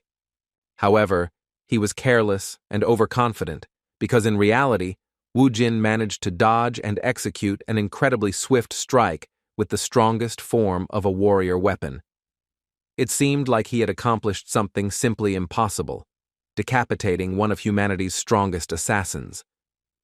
Upon seeing the body of the hitman, he revealed his secret. It turned out that he had expected such an action from the enemy from the very beginning because he had arranged his skeletons in a specific order. After that, Wu Jin used the power of the soul seal to take the power of the one who pointed his sword at him. In just a moment, he had obtained the soul stone of his dead enemy. To use it, he needed a connection to the Death Knight's summoning ability, because without it, it was impossible to make a contract with a level 70 soul. The next day, the South Korean delegations began preparing for the consortium. While they were in the Titan Guild's meeting room, Director Jun arrived alone, with no idea where his guild leader was. He was extremely worried and couldn't stop being nervous, something Mr. Baek Jongdo couldn't help but notice. The kind, burly man understood the reason for his comrade from the Ardal Guild's behavior, so he supported him by telling him that Wu Jin would be back soon. With a kind smile on his face and a hearty laugh, He reminded him that the Ardal guildmaster was the most awake in Korea. Although Min Chong agreed with his words, he still felt uncomfortable at the idea of his leader being someone who could deflect missiles with his bare hands, making the United States think he was attacking them. Looking at his watch, Baek Jong-do finally distracted him from his anxious thoughts by saying that the consortium was about to begin, and it was time for them to enter the hall. The two South Korean representatives sat next to each other, and Baek Jong-do seemed to be trying to convince his colleague with his gaze that everything would be fine and that he should simply trust his guildmaster. The consortium opened, and the leader of the Titan Guild, representing the American Hunters Association, thanked everyone who attended this important event. The long-haired blonde began his speech by saying that the problem with this consortium was beyond the power of a guild, so they were asking the awakened from all over the world to help them. To begin, he suggested discussing the information they had about dungeons. He shared his understanding of dungeons with everyone present, calling this phenomenon a spatial door. The gate, he said, is spatial because it connects two planets, namely Earth and Alfen. Not everyone present knew that the monsters who arrive on Earth are not native to it, but rather inhabitants of Alfen, which is different from our planet. As those present began to whisper about information that had not been discussed before, Mr. Kuhn also shared the news that time in the dungeons flows 4 times slower due to the difference in time flow between Alfen and Earth. Suddenly, one of the representatives of a large Asian hunters guild interrupted the story because he wanted to know if that really meant they should close that door. The Titan Guildmaster knew exactly who he was dealing with. The question came from a representative of the Japanese guild Taken, which makes money selling bloodstones. Although the possessed guild was only concerned with profit, Mr. Kuhn couldn't be bothered, because he had to reply that such changes were too risky. Responding that they had a better solution, which was a preemptive strike, the white-haired man invited the saint up on stage. Ms. Murdy appeared before the consortium and finished the Titan Guild leader's speech by saying that the people of Earth must cross the bridge and be the first to exterminate the monsters trying to invade their planet. Her appearance caused a lot of noise and discussion, as she was a mysterious woman of the highest rank, about whom there had been many rumors, as she had recently been at the top of the list in all the media. Seeing the interest of those present, she decided to introduce herself again, calling herself Saint Merdi of the Order of Arya. She also said she had come from the planet Alfen to save Earth. Only the representative of the Japanese guild had the courage to respond to her words. He treated her words with a certain degree of distrust, so he said in front of everyone present that he found it hard to believe she was really who she claimed to be. He thought she was just an ordinary person. It was not the first time that Saint Murdy had experienced such distrust towards her, and she was already used to it. The best way to prove his words were the pure truth was to demonstrate his unique abilities. Raising his hands, he began to broadcast the effect of his ability to everyone present, and in no time, the crowd began to comment on the incredible improvement in strength they had received. After such an incredible demonstration of his exceptional skills, he asked his Japanese colleague if he had any questions. The Taken Guild representative was in complete shock to realize that over 100 people received such an incredible boost at the same time. Silencing anyone who doubted his abilities, he continued his speech by saying that he planned to open the way to Alfen with the Paladin Order, so everyone should go with them in order to save planet Earth. To remove any doubt that this was a mistake, he warned that if they didn't decide on this preemptive strike, then only ruins would remain on Earth, like the once prosperous Alfen. With impressive confidence, he concluded that it would be a holy war to save both planets from the invaders' hands. Some of the guild representatives who were particularly interested in bloodstones began to look for benefits in this, saying it was a great opportunity to kill 2 birds with 1 stone. Suddenly, someone appeared in the room who could easily object to the saint's words. As soon as Murdy heard the words of disagreement directed at her, she saw Wu Jin. The blonde Titan Guild member standing next to her couldn't stand this attitude toward the saint, but he couldn't respond in any way, because that would show disrespect toward Murdy. The saint herself began to feel fear, because she had once again met a man whom she feared no less than Trannet. Ignoring everyone present in the consortium, Wu Jin, without any manners, began to slowly descend, approaching the stage where Murdy and her protectors were. No one present had ever seen a person with such incredible and exceptional abilities as Murdy tremble in fear. The goddess Saint Arya was terrified, because although Wu Jin looked different from the outside, she was absolutely certain that he was the immortal Ardal. Stopping right in front of the trembling Murdy who was standing on the stage, Wu Jin looked at her and said he felt a little uncomfortable with her looking down on him. As soon as he uttered these disrespectful words, the general of the paladins, James Barnes, could not tolerate his insolence and shouted that he was a rude scoundrel who should mind his manners in front of a saint. Mrs. Murdy ignored desperate attempts to defend her honor because she understood that their lives were at stake. As he walked off the stage, he began to kneel. Everyone present was shocked by his words. No one could believe that the most powerful woman among the awakened, a person with unparalleled abilities, would behave like this in front of some awakened from South Korea. Her most loyal protector was shocked that she would do this of her own free will. Addressing Wu Jin, he called him a king who rules an immortal army, a divine warrior who wipes out everything in his path. Bowing at the feet of the guildmaster, he called him the monarch of Ardal and said that the humble servant of Arya swears before the immortal. With a confident and astute expression on his face, Wu Jin said in his usual easygoing manner that he was glad to meet them. As expected, this situation shocked James, as he could not believe that there was a person other than the goddess, before whom the saint felt so much fear. After Wu Jin allowed him to rise, the Titan Guildmaster also stood by his side, and the Paladin General knelt, completely devastated by what had happened to his saint. Recalling the past, Wu Jin began to communicate with Murdy in the Alfen language. As soon as he reminded her that he had ended their mutual truce with his actions, Murdy, with cold sweat running down her face, began to desperately make excuses, saying that everything was not like that at all, because if she had known it was Ardal, she would not have taken a single step there. After hearing his excuses, a smug Wu Jin asked the next question, which was about the reason he came to Earth. Looking down, the agitated saint replied that she had received an order from the goddess. Arya had asked her to bring a savior from planet Earth, so Murdy called herself only a humble servant doing the goddess's bidding. Waving her hand, she said that was enough excuses, as she had long since realized that Arya had sent her. After that, he turned to the Titan Guildmaster and suddenly asked him to speak. Looking around at the cameras and everyone present who was awake, he replied that it wouldn't work there, after which he would suggest looking for a more secluded spot. The moment Wu Jin noticed the camera, he immediately approached the cameraman and asked if the live stream was on. When the man in the cap replied in a shaky voice that it was off, Wu Jin earnestly asked him to start it.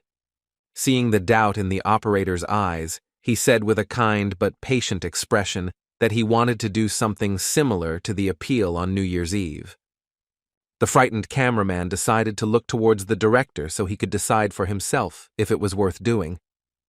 Given Wu Jin's authority, especially in the case of a hero who stopped a terrorist attack on a hotel, he decided that they should show his speech to everyone, no matter what it cost them.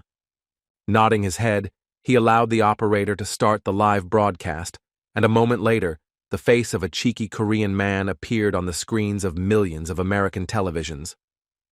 His first words surprised the cameraman, who was afraid to do anything for fear that Wu Jin would use force against him. Seizing the moment, Wu Jin said that the scoundrel who launched the missile and the man who had been his intermediary were probably watching the broadcast. After these words, he said with a threatening and crazed look that he would find them and kill them all, after which he suggested that they wait quietly for that moment. The director and cameraman had no choice but to listen to the plea of a man whom even Murdy feared. Despite this, they couldn't believe their resources were being used to wage war on terrorists. As soon as Wu Jin finished his speech, the consortium ended, and those who had awakened from around the world began to leave the hall. At that moment, Director Jun rushed over to his boss. Woo Jin was happy to see Min Chung. His protege said with a kind smile that it was a relief to see him in good health, and then hesitantly expressed his gratitude for saving him from the explosion. After hearing his words, Woo Jin suggested following the representatives of the Titan Guild and the Aryan Order to discuss some important things with them. With some hesitation, Director Jun decided to ask if he was really a friend of the saint, because the way she behaved in his presence made it seem more like she was scared to death of his appearance. Woo Jin's reaction made the director even more nervous, who repeated in confusion that they were now good friends. While the director and master of the Ardal Guild went to find their American counterparts, Mr. Baek Jongdo, who was watching them, decided to confess to his deputy how he felt about Kang Woo Jin. With a blush on his cheeks and a wide, satisfied smile, he happily said that he was now truly interested in his younger brother from the Ardal Guild. The deputy didn't fully understand what was being discussed. He wanted to know what exactly interested him about this mysterious man. In fact, he was very worried, realizing that Woo Jin was certainly dangerous, and someone you couldn't trifle with couldn't be taken lightly. As soon as they entered the guild master's office, where they could discuss more important matters without fear, the boys began to sit down. The moment Mr. Kuhn took his place in the chair, the saint rushed up to him and unnerved him with her excited words that he must give up his place to the monarch of Ardal before something terrible happened. Woo Jin, who had already moved to another seat, said in a playful tone that everything was fine and there was no need to worry about it. Feeling a little awkward, Guildmaster Kun offered the saint a seat, but she responded with extreme agitation, saying that she couldn't dare be so rude to her guest. However, at that very moment, Woo Jin, speaking to him in the Alfen language, succinctly told him to sit down, causing his entire body to tremble in fear. In response, she obediently accepted his words as an order from her master. Considering how strange they seemed around each other, Mr. Kun asked Kang Woo Jin what kind of relationship they had. In response, Woo Jin began assuring them that they were just friends. However, Murdy, depressed and frightened, couldn't believe he was talking about his friendship with the immortal Ardal. She couldn't even imagine such a thing, because it seemed like a real nightmare. Mr. Kang continued the conversation, asking how it was possible that the Alfen saint who had come to them knew the Korean awakened one. Woo Jin didn't want to be the victim of interrogation, so in response, he suggested that he personally ask Murdy about it, but after he had left. After these words, he suggested moving on to a more important topic. With that, he reached into his inventory and suddenly pulled out a head, which he then placed on the table. This sudden turn of events frightened the Titan Guildmaster's secretary to no end, and Mr. Keen himself asked in confusion what it meant. Judging by his curiosity, Woo Jin replied that it was the guy who had attacked him the night before, trying to lure him into the dungeon to eliminate him. He then went on to suggest that it would be great for Titan to find out the identity of the head's owner. Upon hearing what had really happened near the hotel, Saint Merdi was horrified. Knowing that someone had attempted to assassinate the monarch of Ardal, he began to fear that the earth had decided to choose the path of self-destruction. Confused, Mr. Kun couldn't find the right words to respond to this request. Seeing his confusion, Woo Jin said he didn't suspect them, but simply wanted them to find the person whose orders this hitman was carrying out. Pointing his finger at Assad's head, he made it clear that this was a particularly serious matter, as there weren't many AA-rank assassins in the world. Mr. Kuhn continued to hesitate because of the suddenness of this request, and the saint, fearing the immortal's wrath, desperately cried out that she would do everything herself. Seeing her anxiety, Mr. Kuhn, who didn't fully understand her behavior, asked her not to worry, and that the U.S. Department of Defense would take care of it. In response to his words, Ms. Murdy put him in an awkward position with her gaze. She seemed to be thanking him for working with her, promising that she was willing to serve him and follow his every command if he listened to her and didn't anger immortal Ardal. The confused man had no choice but to listen to her request. Wu Jin was able to assign him a task, after which, returning his head to the inventory, he asked him what he was talking about before. Murdy didn't understand exactly what the immortal Ardal wanted to hear, so she reminded him that he had previously mentioned that he wanted to gather children from Earth to invade Alfen. Looking at her with a piercing gaze, he wondered what would happen to Earth if she took all the awakened with her and sent them to a terrible death, or what would happen if all the dungeons on Earth opened and she and the paladins were already in Alfen. Her question about whether he was going to destroy all the fighting inhabitants of Earth with his stupidity or was simply declaring war on her triggered his instinct for self-preservation. She fell back to the ground with a deep bow and cried out that in reality everything was not what it seemed. Wu Jin was already tired of this behavior from her, so he said that she should stop beating her brains on the floor and sit on the sofa like a normal person. When Murdy calmed down and gathered her courage, she began her story. Wu Jin was very interested in the method she mentioned to stop the dungeon escape. Murdy replied that they must first learn about spatial dimensions and spatial fragments. At the same time, Bibi, pursuing the terrorists by helicopter, headed for an unidentified underground base. There, he found a large quantity of bloodstones, as well as a large amount of scientific research equipment of dubious purpose and many employees.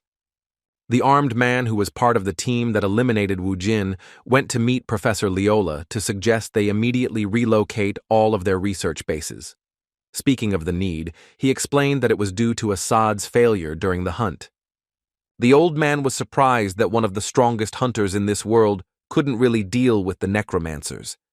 He was too busy with his own affairs, so he decided not to focus on that, saying that since they were in the final stages of the investigation, they had no chance to change locations. He also mentioned that they had initially been promised 2 days of complete peace.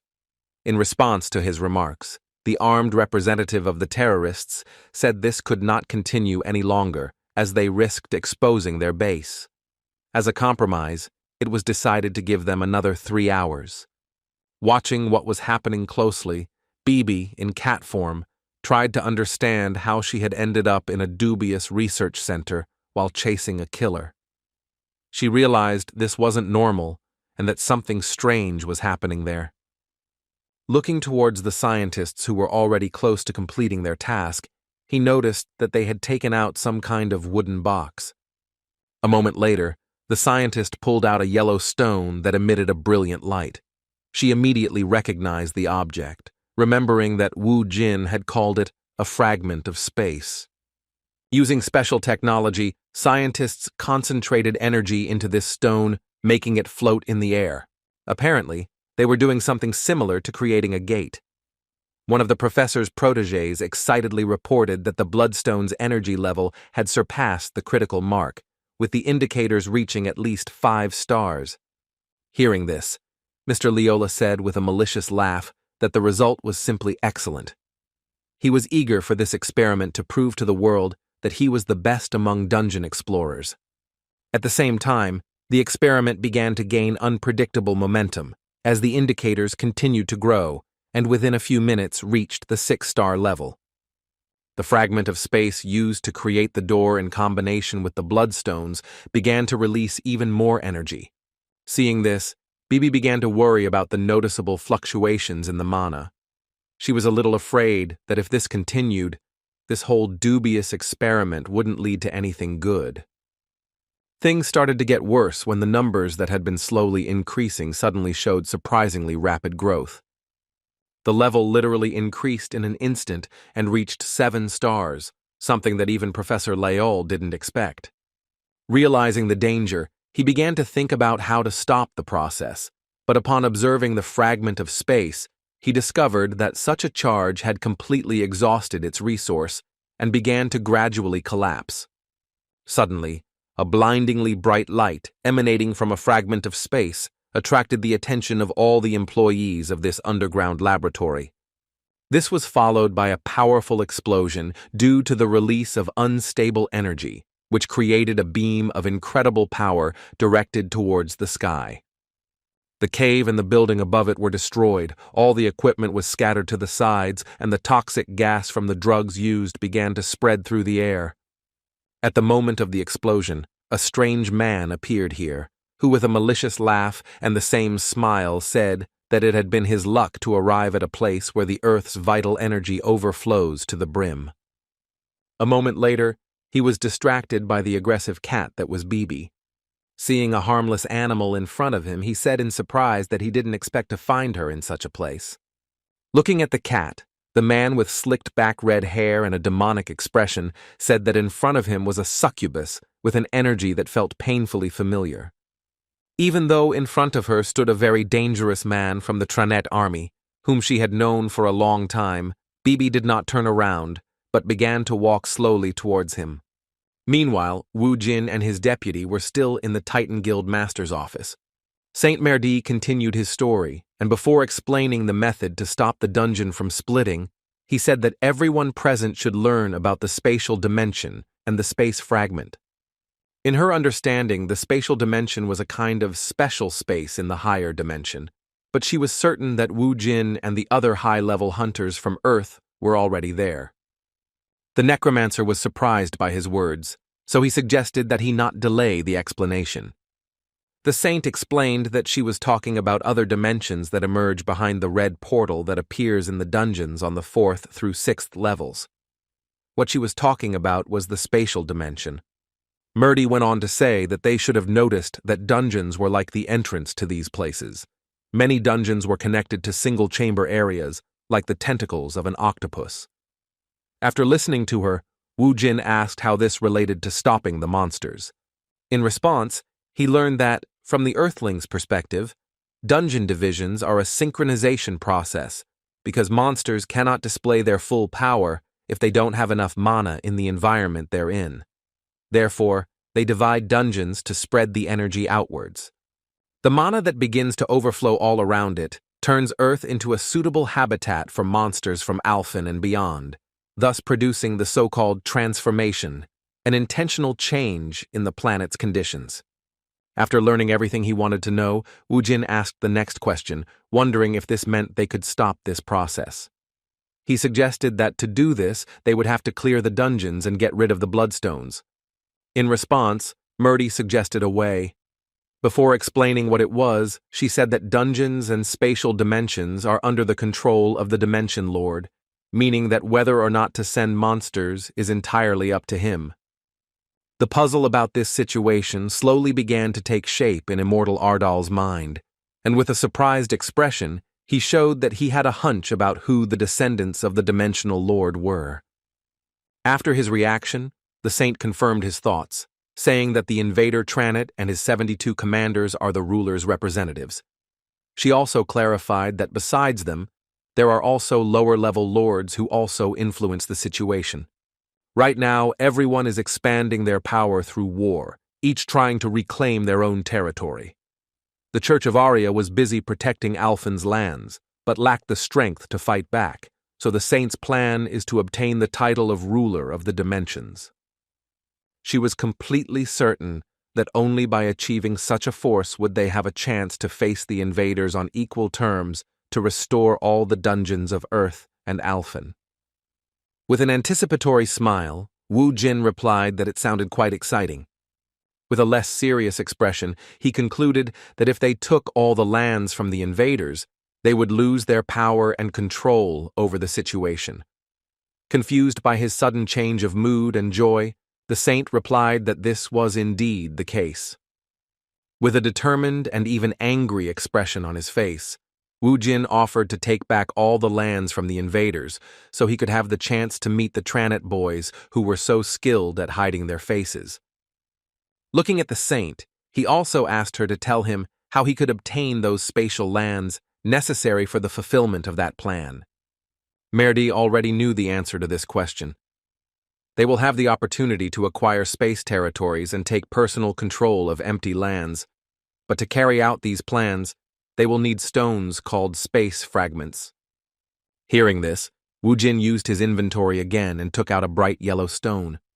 When Merdi saw the space fragment in his possession, she was so shocked that she forgot her manners and cried out in confusion because she couldn't even imagine how he had managed to obtain it.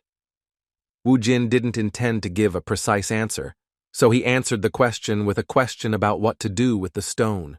It turned out they needed a fragment to conquer the dungeon. Based on this, they needed 3 of those stones, but the dungeon itself had to choose him as its master. The saint believed the fragment itself would signal the dungeon that was responding. Looking at the stone he had managed to obtain by pure luck, Wu Jin said, with some dissatisfaction, why they were demanding so much of him and where he could get the other 2 stones. As Merdi remained silent, unable to find the words to respond, Wu Jin fell into deep thought. He found a rather unpredictable way out of the situation by simply asking Merdi to give him 2 more dimension stones. Although she pretended to be surprised, a few seconds later her face broke out in cold sweat, because Wu Jin saw through her and even said that judging by how silent she was, she already had the remaining relics. With a malicious laugh, he extended his hand and politely asked her to give him what rightfully belonged to him. After a brief fight, Merdi, who was deathly afraid of the immortal Ardal, fulfilled his request. Having obtained only 1 stone, Wu Jin asked her if she was sure that was all she had. When he said he had little confidence in a priestess like her, a devastated Merdi, kneeling, replied in a trembling voice that even that was very difficult to obtain. The conversation was suddenly interrupted by the appearance of a goblin. Wu Jin immediately asked why she had returned, refusing to follow Bibi for support. In response, the demonic shadow familiar reported the disturbing news that they had lost the hallucinogenic witch. Wu Jin was furious upon hearing such an unexpected thing. He immediately asked who dared to do such a thing. In response, he learned something he had never thought possible. The person responsible for this audacity was one of Trannet's pawns, an insolent demon named Rushmod. Hearing this, Wu Jin suddenly turned around and started walking towards the exit, saying he was in a hurry to do some business. The director asked him where he got such sudden plans and, in response, learned that the guildmaster was addressing the man who had carried out the terrorist attack against him.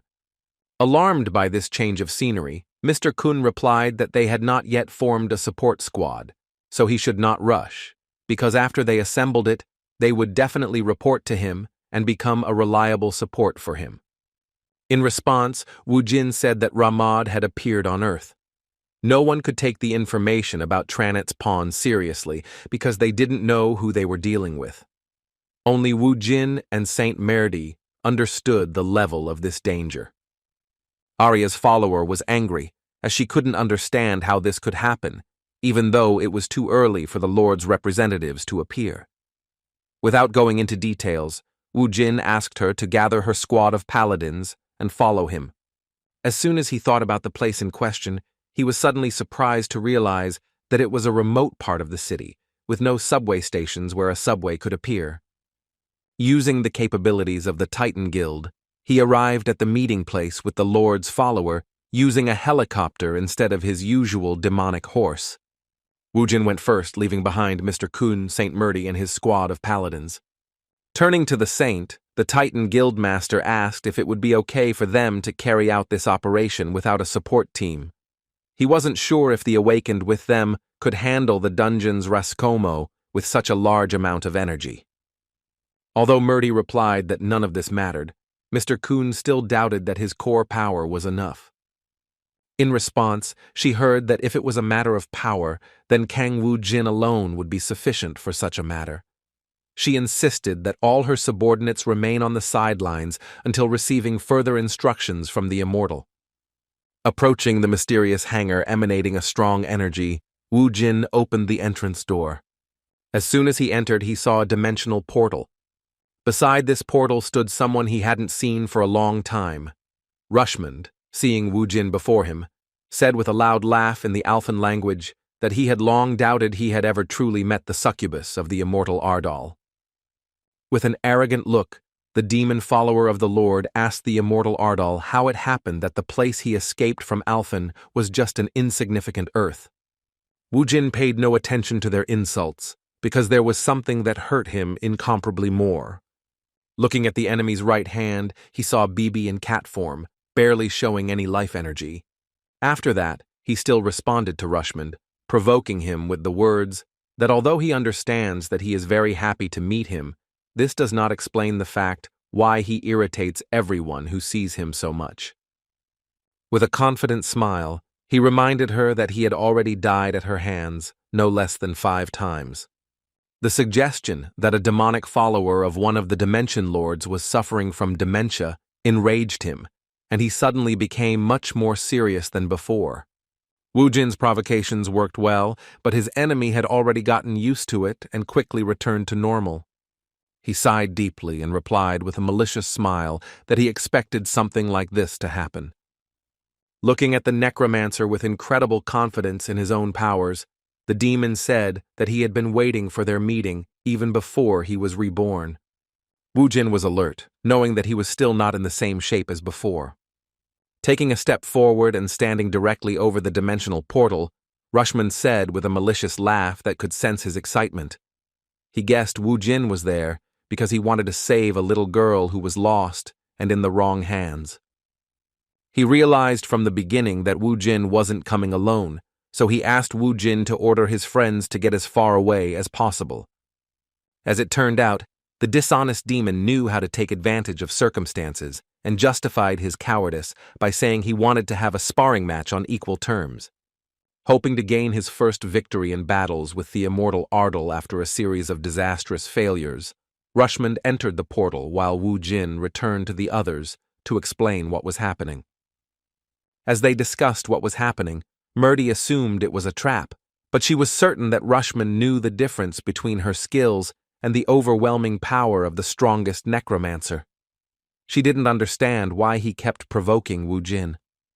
The time was right, and the immortal Ardal told the saint that Rushmod knew the necromancer's powers had only partially returned to him, and that he wasn't at his best right now.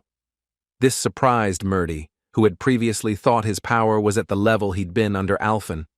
Her world began to crumble before her eyes, and even Wu Jin's words that he would quickly regain his power didn't calm her. She couldn't believe that the one who had the entire planet in fear had lost his crushing power as the strongest known necromancer. Furthermore, the final straw was the necromancer's words that he could not yet use the Lich and the Death Knights. Hearing this, Murdy began shouting that in that case, she shouldn't let herself be carried away by Rushmod's provocations. She believed that if she was going to fight an opponent of such a high caliber, she should at least have Death Knights. Wu Jin was actually surprised that she was so concerned about him. He replied confidently that he would finish off that poor guy before she could even blink. Despite her distrust of his words, Saint Murdy was still afraid of him, so she couldn't oppose him even if it was in her own interest. As soon as Wu Jin took a few steps towards the portal, he felt a surge of energy. The portal became unstable and its energy began to increase rapidly.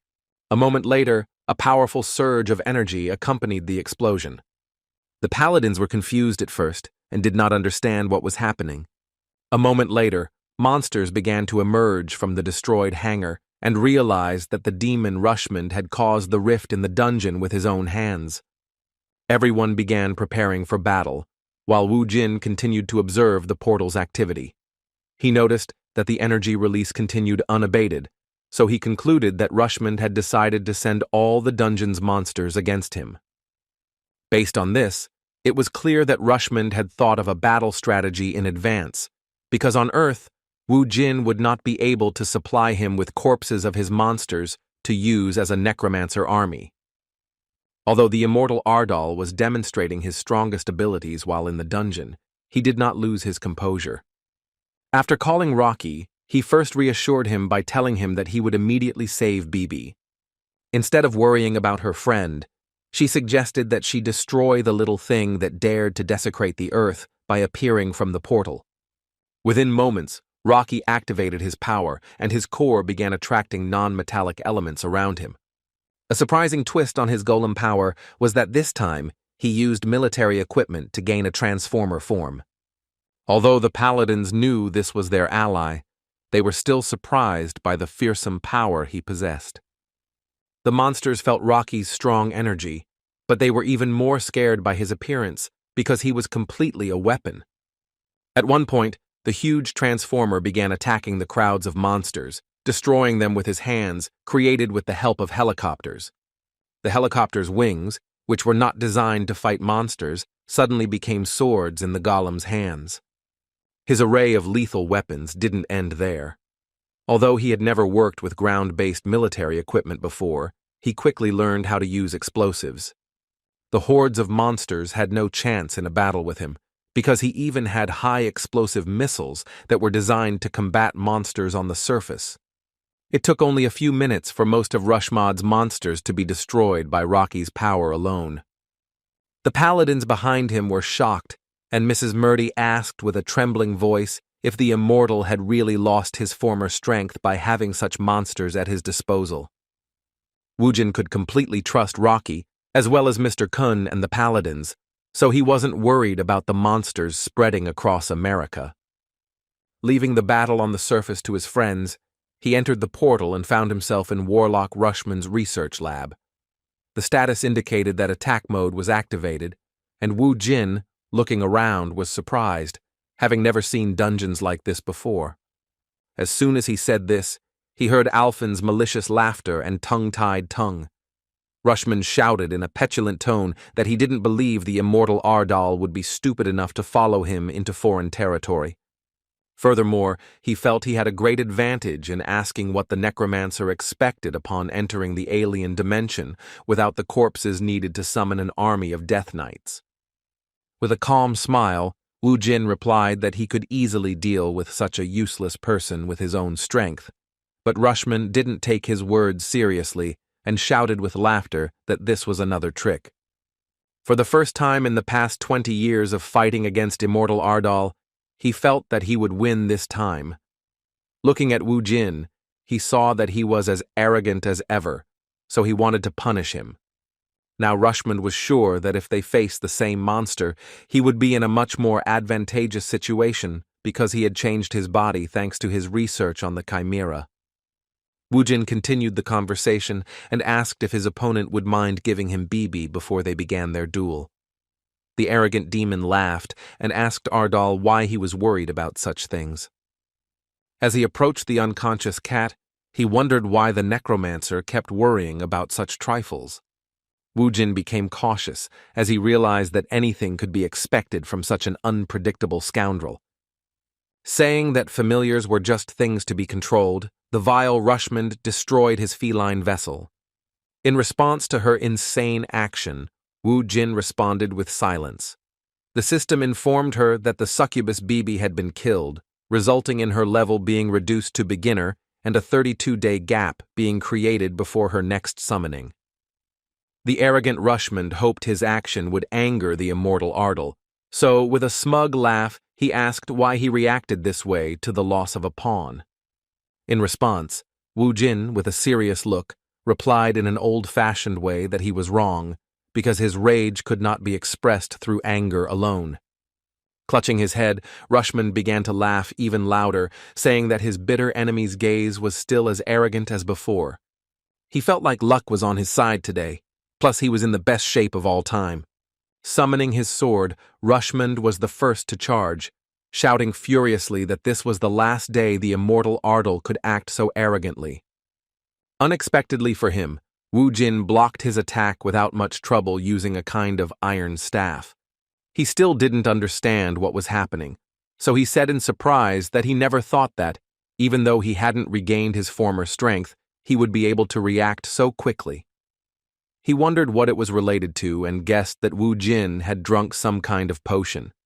Instead of answering, Wu Jin showed off his new power by changing the weapon's shape into a sword. Seeing the newly formed object in his hands, Rushmond couldn't understand how it happened. In an instant, Wu Jin brandished his weapon and threw it against the wall. Descending to the surface, Rushmond, filled with rage, tried to understand what kind of unpredictable attack this was, something that could not be available to a necromancer. He couldn't believe that his opponent, fighting with only his army, could have such incredible power in his own hands. Unwilling to accept the fact that Wu Jin was not the same as before, he shouted that it was simply impossible. Seeing his opponent in a sword stance, he was shocked to realize that Wu Jin had transformed into a warrior. Right before his eyes, the Necromancer used the Warrior Rage skill, which gradually increased his strength until he reached his limit. All of his physical attributes increased.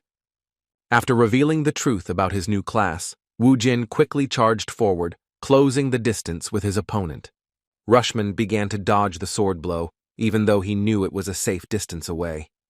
He narrowly escaped injury when Wu Jin revealed another ability of his warrior weapon that involved changing its form. The spear switch didn't work, and a moment later, Wu Jin used his hammer form. Using a heavy weapon, he delivered an incredibly powerful blow to the enemy, who only managed to react at the last moment to block it. His strength was not enough, and, after the enormous energy of the blow, he used all his body weight to make a huge hole in one of the walls of his laboratory. The blow was so powerful that even though he used a block, his strengthened body still suffered the consequences in the form of damage to his internal organs. Wu Jin continued to dominate in terms of speed and agility, and within seconds was once again facing his opponent. At that very moment, he struck a deep, cutting blow with the sword he held in his hands. Rushmod was powerless against their attacks and fell to the surface like a stone. Immediately after this attack, the system reported that the warrior's rage had expired and the ability was deactivated. Seeing the severely injured demonic follower of one of the Dimension Lords, Wu Jin said with disgust that it was boring. He wondered why Rushmod would go fight a warrior with such bodily changes.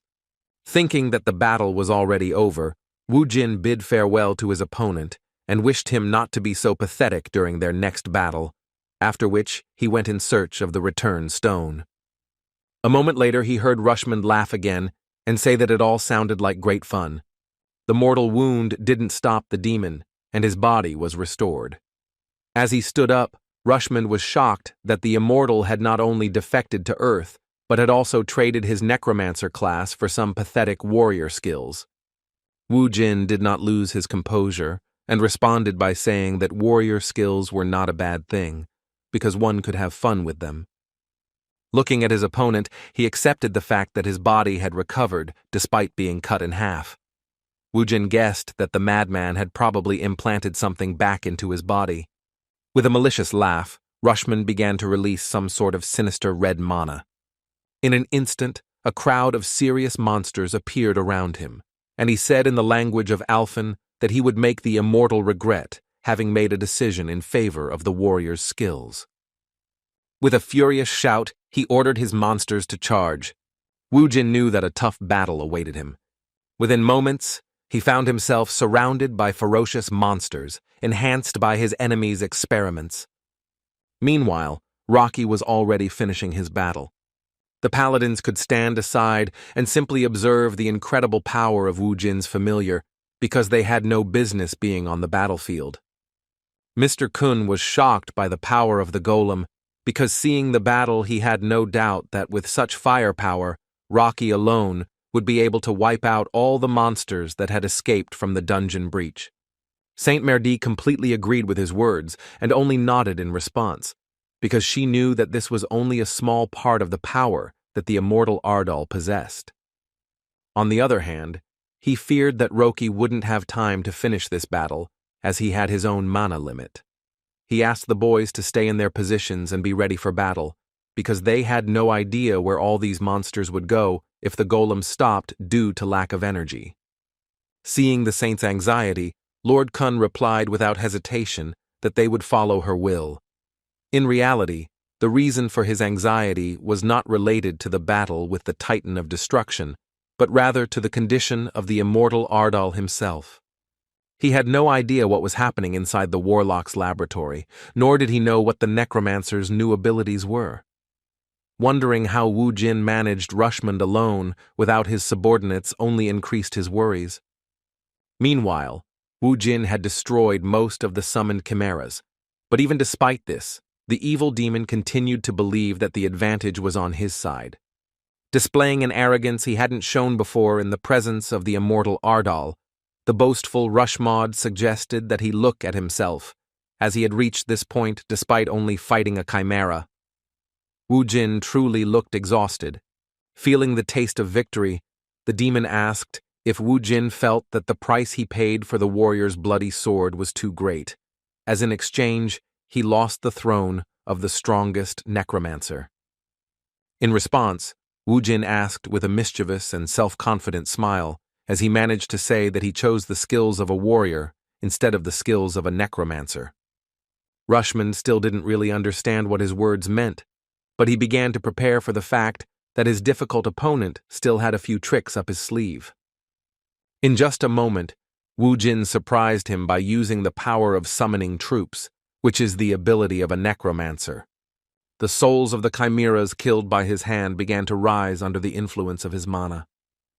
At that moment, the laboratory was filled with Wu Jin's army, which was currently made up of common warriors and mages. Looking at his opponent, who was surprised by what was happening, Wu Jin explained that he had previously put all his mana into Rocky, so it took him a little time to replenish his mana reserves to use the rest of the necromancer's powers. Seeing so many skeletons in front of him, Rushmod refused to accept reality and started shouting that all this was impossible and rather some kind of absurdity. He truly believed that immortal Ardal had become a warrior after losing his powers as a necromancer. Nodding in response, Wu Jin clarified that he had indeed become a warrior, but he had never said that he had ceased to be the necromancer he was remembered as in Alfen. These words provoked incredible anger in his opponent, who clenched his teeth nervously with a tremor running through his entire body. Losing his composure, he began to shout and curse, accusing Wu Jin of daring to deceive him using cunning tricks and schemes. Wu Jin enjoyed every moment of this battle using his new warrior skills. He was pleased that Rushmod was overcome with anger and lost his composure. A moment later, Kang Wu Jin pounced again and shouted that it was time to begin the second round of their duel. As soon as he charged, his skeletons immediately pounced on the remaining monsters inside the Witcher's laboratory. The number of chimeras was insignificant, so the numerical advantage was more than enough for Wu Jin to focus on the main target, which was a follower of one of the Dimension Lords. There was no reason to worry about the limited number of warriors, because they fought with the support of the magicians. Using his enormous sword, Wu Jin once again demonstrated his strength, forcing his opponent to block his blows. With a crazy grin, he noticed that Rushmod wasn't as strong as he used to be. The evil demon laughed and replied that no matter what the outcome of this battle was, the connection could no longer be stopped, and Wu Jin would regret getting in its way. Throwing him aside, he, concentrating all his strength, launched a counterattack, shouting that the immortal Ardal should not be arrogant, because he himself had lost his former strength. This time, Rushmod's series of attacks was more serious. Wu Jin understood that due to the waste of energy, he wouldn't win in his current state. The enemy's pressure was increasing, which meant it was worth using additional measures. As Rocky fought, the necromancer's mana reserves replenished and his level increased. Another crowd of monsters destroyed outside gave Wu Jin enough experience to level up and recover all his stats. With the extra stat points, he was able to fight Rushmod without using his warrior's rage. He was simply brimming with power, and dense mana spread throughout the lab. Having regained his strength, he looked at the scoundrel demon and ironically noticed that he looked a little tired. A moment later, he suddenly struck a powerful blow with a hammer-like weapon, sealing Rushmod into the surface. The witch not only didn't react to this attack, but he couldn't block it and withstand the full pressure with his head. His recovery was unable to cope with the damage, and he began to scream angrily. Wu Jin, not missing the opportunity, used the hand alabaster. Using a double-edged axe, he delivered a powerful slashing blow, decapitating his opponent. Wu Jin didn't know if the opponent could recover his body this time, so he decided to observe. Rushmod continued to maintain his existence even in such a miserable form, and with a malicious laugh he said that the connection had already been initiated and the immortal Ardal would not be able to escape his fate. Without listening to his empty chatter, Wu Jin gave him the final kick. Rushmod was once again wiped off the face of the earth, and Wu Jin responded to his words with a confident look, saying that he never thought of running away from such useless people like them.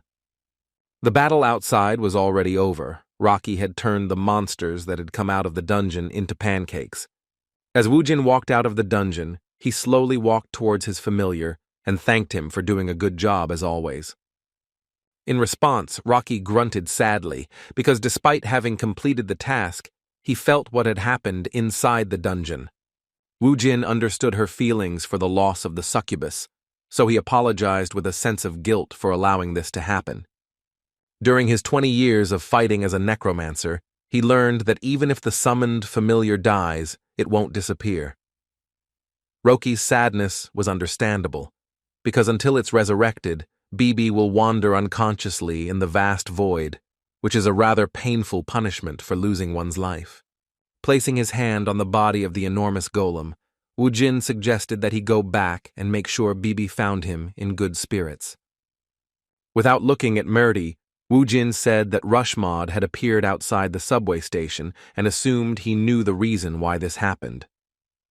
The worried saint replied that it was because Earth hadn't fully synchronized yet, because dungeons couldn't actually appear anywhere.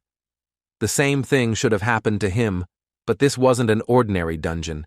This place had become a summoning circle. Wu Jin had never heard of anything like this before, but in the hangar he saw a portal that he had encountered before in high-level dungeons. Merdi was right in guessing that it was most likely someone from Earth who used a space fragment to try to summon the dungeon, but this caused Rushmod to appear, because his laboratory corresponded to the level of the spatial rift. Gritting his teeth in anger, Wu Jin wondered what kind of idiot would come up with the idea of summoning a dungeon without being able to operate it. His determination for the future knew no bounds. Turning to Merdi, he made it clear in all seriousness that he would not allow Trannet to come to Earth in that manner, after which he expressed his hope that she would assist in this matter. He surprised her by telling her that he would do everything he could to save Alfen if he could obtain the spatial dimension. A chill ran through Merdi's body because she never thought she would hear that the immortal would save Alfen, whom she never cared about. Remembering the goddess's words, he thought that now he had no doubt in the prediction that the immortal Ardal indicated. With a bow to the future savior of Earth, he promised that he would do everything in his power to aid the immortal's plans. After the somewhat unsuccessful battle, Wu Jin focused on leveling up in 6-star dungeons as a service to the Titan Guild. Subsequently, the Ardal and Titan Guilds established a strong alliance in the form of an alliance, considered the details of the defense of Earth and the expedition to Alfen. The conclusions drawn from the consortium, the Trannet army, and Alfen's situation, as well as the entire truth about the dungeon structure, left the entire world in confusion, just like the moment when the saint, who was considered the most powerful and mysterious, awoke and trembled in front of Wu Jin. There was also a pressing dilemma in the noise. Earth was at particular risk due to the mining and use of bloodstones, causing the ecosystem to become increasingly suitable for monsters whose powers became in tune with their home planet. Furthermore, all these bloodstones were an integral part of life on Earth, as they also served as weapons against danger. My party split into 2 factions, which engaged in heated debates with each other. Among them were those who believed it was time to end the dungeons, and those who wanted to strengthen the defense by actively entering them. Given all these circumstances, the world needed a unified defense system, and it was decided to convene a team to lead the global organization of the Awakened. After a month of cooperation with the Titan Guild, it was time to say goodbye. Mr. Kong sincerely thanked Wu Jin for his excellent work, making his country much safer and the world more aware. Wu Jin himself was grateful for the comfortable working conditions. After this, she turned her gaze toward the saint, because she too needed to say something last. Looking at her, it sent shivers down his spine, saying that now he would probably feel much better because they would be at a distance and couldn't see each other. Seeing her reaction, he prompted her to say that since she was reacting so quietly, it meant he was right. In response, the confused Merdi awkwardly shouted that everything wasn't as he thought. When she looked away, and a blush appeared on her shy face, Wu Jin reassured her by telling her that she didn't need to justify herself, because it was already written all over her face. The Ardal Guild team flew back to South Korea, wishing him a safe stay on Earth and expressing a desire to reunite in Alfen. 20 hours later, they finally arrived in Seoul after a long visit to the United States. As soon as Woo Jin left the United States, the saint returned to her temple of the goddess Arya and began to pray to her. He was glad that the immortal Ardal had left America, but he didn't expect to hear a response to his emotions. The statue of the goddess began to speak, and she immediately understood what was happening. It was a rare phenomenon, a revelation from the goddess Arya with which she attempted to instruct her follower. There was talk that she would continue to follow the man. Murdy listened tensely, because she didn't know exactly who they were talking about. Closing her eyes and gritting her teeth, she began to pray to fate that he wasn't who she thought he was. A few seconds later, her worst suspicions were proven true, as the goddess was asking her to stay by Kang Woo Jin's side. With tears in her eyes and trembling with fear of the immortal Ardal, she pitifully asked why she had to go through all these trials. The life of a saint could not be called sinful, but her destiny was to be where the man she feared more than death itself was. After arriving in Seoul, Woo Jin and director Min Chang headed to his office. On the way to the office, the guildmaster suddenly asked the driver to stop the car. Director Jun didn't understand what was happening, as they had a dinner planned with the president of South Korea himself. The guildmaster decided once again to deviate from this event, using the excuse that he was going to continue his journey by taxi. He sighed deeply and added that he was already full. Director Jun was desperate, as he didn't want to reject the president's offer once again. His guildmaster's excuse was simply ridiculous, as they understood that this meeting clearly wasn't scheduled just for eating. Woo Jin's influence was comparable to that of the entire country, so it was important for South Korea to maintain good relations with him. Despite this, Mr. Kang wasn't interested and said his deputy could handle it himself. Jun insisted that Woo Jin do it. After accepting another obstinacy from the guild master, he asked if he would appoint an executive director for his now larger guild. In response, he received a surprising suggestion to prepare new business cards. With a smile on his face, he declared that Director Jun would now officially become the vice president, with the authority to hold a meeting with the president without interference from the guild master. A man like Woo Jin was simply unstoppable. After getting out of the car, he said he was going home because he was tired, and then wished the vice president a pleasant dinner with the leader of South Korea. The confused Director Jun didn't know what to say, because his life had once again turned upside down, and his responsibilities had only increased. On the contrary, Woo Jin was in a very good mood, and as he left, laughing, he wished his official delegate good luck in all his plans. The vice president, deeply concerned, clutched his head and began to think about how he should prepare for the meeting with the head of state. He couldn't even imagine that he would suddenly be second only to the leader in the organization. At one point, the realization that he was now the vice president of Korea's strongest guild began to bring him to his senses. The driver witnessed once again how crazy the people of Ardal are, because recently the panicked Min Chang started laughing out loud and shouting that he is now at a height incomparable to when he worked at the Hammer Guild. On his way home, Woo Jin called his mother and surprised her by telling her that he had already returned to Korea. She was confused and told him she wasn't home yet and wouldn't be back until tonight.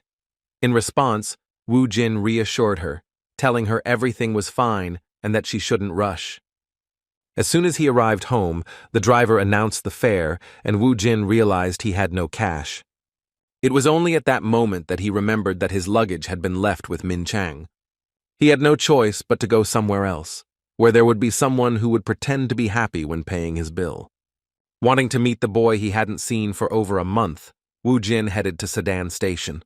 After receiving the call, Jae Min, who was at home, asked his boss with a smile how his trip to the United States was going. He was surprised when he found out that Woo Jin had already returned to Korea. Also, he had no idea that Hunim was actually under his house and looking directly at his apartment balcony. When Jae Min heard the request to leave with 50,000 won in his hands, he felt confused. Everything fell into place when Woo Jin said he didn't have money for the taxi fare. With a dissatisfied expression, Jae-min wondered why his crazy friend hadn't changed at all since the moment they met. Ji Woon was surprised that his brother was suddenly going somewhere.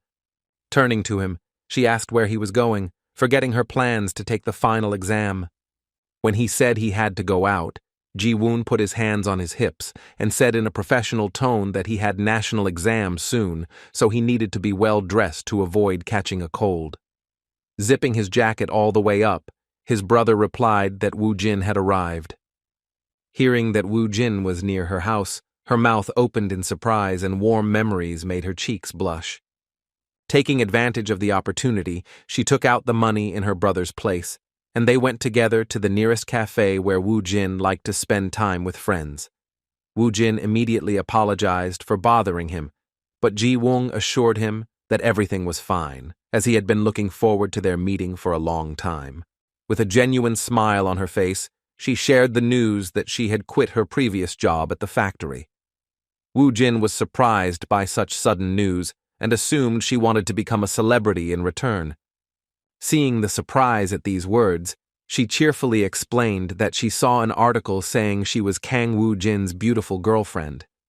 Her words further embarrassed the shy Ji Woon, and she angrily yelled at him to stop teasing her. Trying to change the subject, she decided to mention what had been worrying her all this time. As she handed him the phone, she told him she had recently started writing her novel and wanted him to review it. Looking at the pages, Woo Jin said it looked pretty good. He was surprised that she enjoyed writing. Ji Woon explained that she had actually always wanted to be a writer, but had only recently started taking it seriously. The first page of this novel was a story about how a summoning circle suddenly appeared under the feet of a Korean high school student. Through it, the main character of the novel found himself in another world, encountering monsters he had previously only read about in books.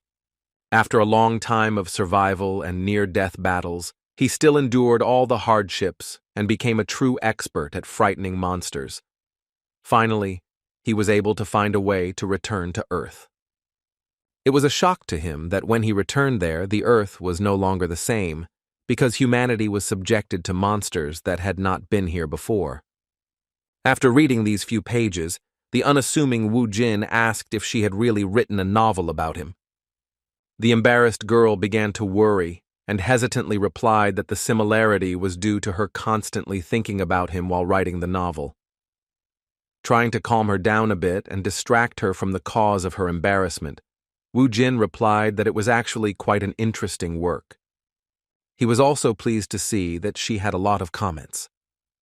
Hearing the aforementioned comments, Ji Woon felt uncomfortable and angrily asked not to read them, due to the fact that among the support, there were words that would make it difficult to keep the story up to par. After sharing her creation and receiving warm praise, Ji Woon thanked him for everything he'd done for her. She sincerely said that if it weren't for him, she wouldn't be able to walk among people so easily and wouldn't be able to do what she dreamed of. Modestly adjusting his hair, Woo Jin asked her to stop that embarrassing speech with a kind smile. With a sincere look, she said that it wasn't really her fault, because she herself was strong enough to endure all those difficult trials. She wanted to put her role in the background, saying that it only helped her a little to return to her former life. Looking at Ji Woon with bright eyes and blushing cheeks, she finally told him that she really was brave enough to be worthy of such a life. After meeting with Jae-min's sister, Woo Jin went to his guild's office. Work was in full swing, and there were many more workers than before. The work process was closely supervised by Shung Han, who was attentive to every detail, understanding that not a single mistake could be made that would incur the wrath of his terrifying boss. After a month of absence, Woo Jin appeared in front of the new workers for the first time and approached one of the founders, who was previously a con man. With a smile, he said that the guild was now quite lively compared to what it was before his trip. In fact, Shung Han was even happy to see him and said he was glad to see him in good health. As the new workers whispered about this incredible opportunity to witness Korea's strongest awakening in person, Woo Jin asked where Ha Min and Sun Gu were. It turned out they were also hard at work and busy distributing the rewards. A moment later, they were distracted by a stern female voice loudly congratulating the guild president on his return.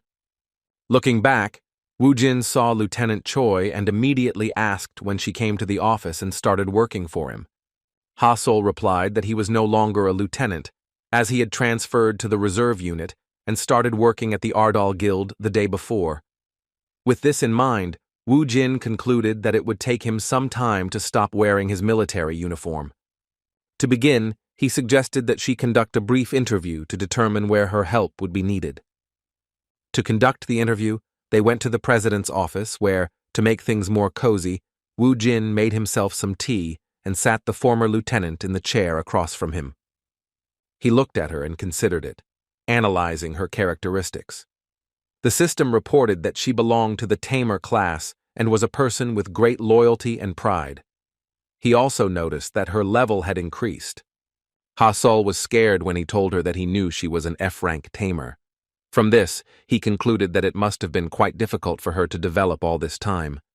When she finally asked him how he knew her characteristics, which were hidden in the Ministry of Defense database, he replied that he could see them simply by looking at a person. To him, she seemed quite interesting, and another confirmation of this was that when he last analyzed her in North Korea, she was level 11, while now she had already risen to level 11. Although she was a tamer without enough practice, she did not gain skills. Woo Jin guessed that her level was due to the strengthening of her synchronization. Judging from the fact that she had leveled up 3 times in such a short time, he concluded that she had quite good potential. Because the military used modern weapons, she was limited. Since Ha Sol didn't have the chance to improve her awakened abilities due to the nature of fighting monsters on the surface, Woo Jin decided to speed up her cultivation process a bit. He extended his hand with a sudden gift, surprising her with such generosity. Woo Jin thought she didn't know what kind of stones they were, so he explained that she should eat them first and then start absorbing the mana.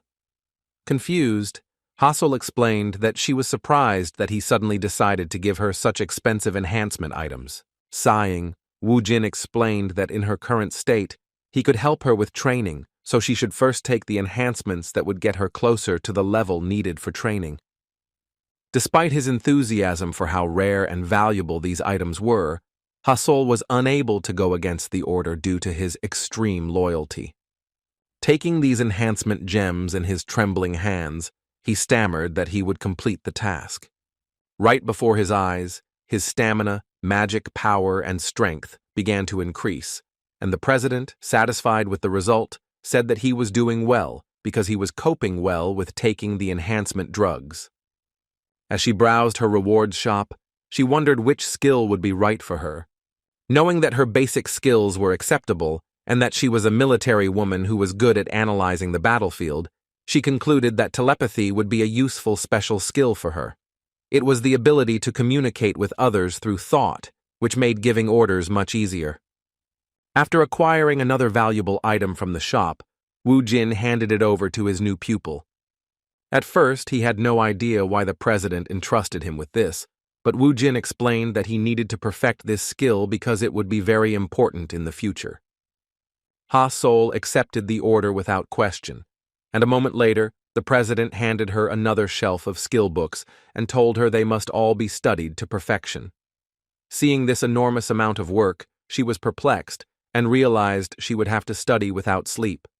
Just as he was about to leave, Song-gu burst into his office with some strange emotions. Woo Jin didn't understand what was going on, but his protege was actually agitated by something, believing that he was the one who did it. Taking advantage of the moment, the president took a closer look at Song-gu and expressed satisfaction with the news that he, too, had grown quite a bit during this time.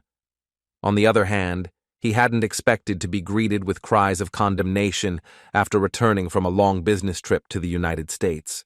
Sighing deeply, Song-gu realized that Woo Jin didn't really understand what they were talking about, so he simply picked up the remote and turned on the news on the TV. The conference on the South Korean defense agreement was broadcast live, with Min Chang sitting at the negotiating table in the middle. Under the flashing press, It was reported that they had gathered in this room to announce that South Korea had signed a defense contract with the Ardal Guild. Woo Jin still didn't understand the seriousness of the situation and was surprised to ask what Min Chang was doing after dinner with the South Korean president. Looking at the smiling vice president, he asked who the people sitting next to him were. This question took Sung-gu by surprise, as he had already forgotten that his Hyungnim sometimes didn't understand the most common things. Ha-min answered for him, saying that the head of South Korea's defense ministry and the country's top military leader were sitting with Min Chan. He also explained that based on the agreement announced by Mr. Jun, his union would have the same support from the state as the military. Woo Jin was surprised by these words, but Sun-gu didn't understand his reaction and nervously said that this was not the best time to seek advantages. Understanding what Sun-gu was worried about, Ha-min, feeling extremely uncomfortable in this situation, explained that the matter was that now the Ardal Guild would be responsible for national defense and its status would be equal to some kind of state army. Hearing the mention of the state army and the comparison to his guild, Woo Jin was enraged, but he still didn't fully understand the meaning of these words. Alarmed, Song-gu, who understood the whole picture, decided to explain the essence to the end and anxiously shouted that, in simple words, most of their time now would be spent in the army.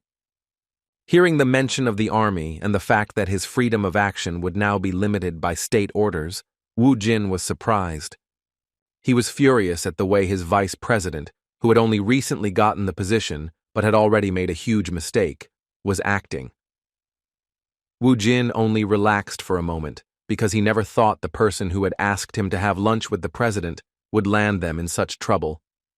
The air began to tense as Woo Jin showed his dissatisfaction with the director's actions. Addressing the founders, he said that when that idiot returns, they should tell him not to go anywhere and to expect a meeting with him. Woo Jin stretched his shoulders and headed to the beginner training ground. He went to the dungeon and asked Sun-gu and Ha-sol to accompany him. Hearing that Ha-sol was coming with them, Sun-gu was genuinely surprised, as he hadn't known that she was also an awakened. She awkwardly replied that she had actually had the skills and mana for a long time, but hadn't had time to use them while in the army. Immediately after these words, Song-gu suddenly grabbed her hand.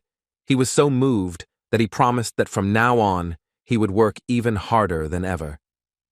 As Woo Jin prepared to train with the boys, negotiations between the vice president and the Ministry of Defense ended. Jun Min Chang left the building and was provided with a car and driver to take him back home. The friendly driver asked if he should take him home, but Min Chang replied that he was going to visit the Ardal Guild office. On the way home, he thought he had done much more than his boss expected. I had no idea what Woo Jin's reaction would be to the news. The driver was the first to break the silence in the car, saying that the Ardal Guild would soon have to relocate its office.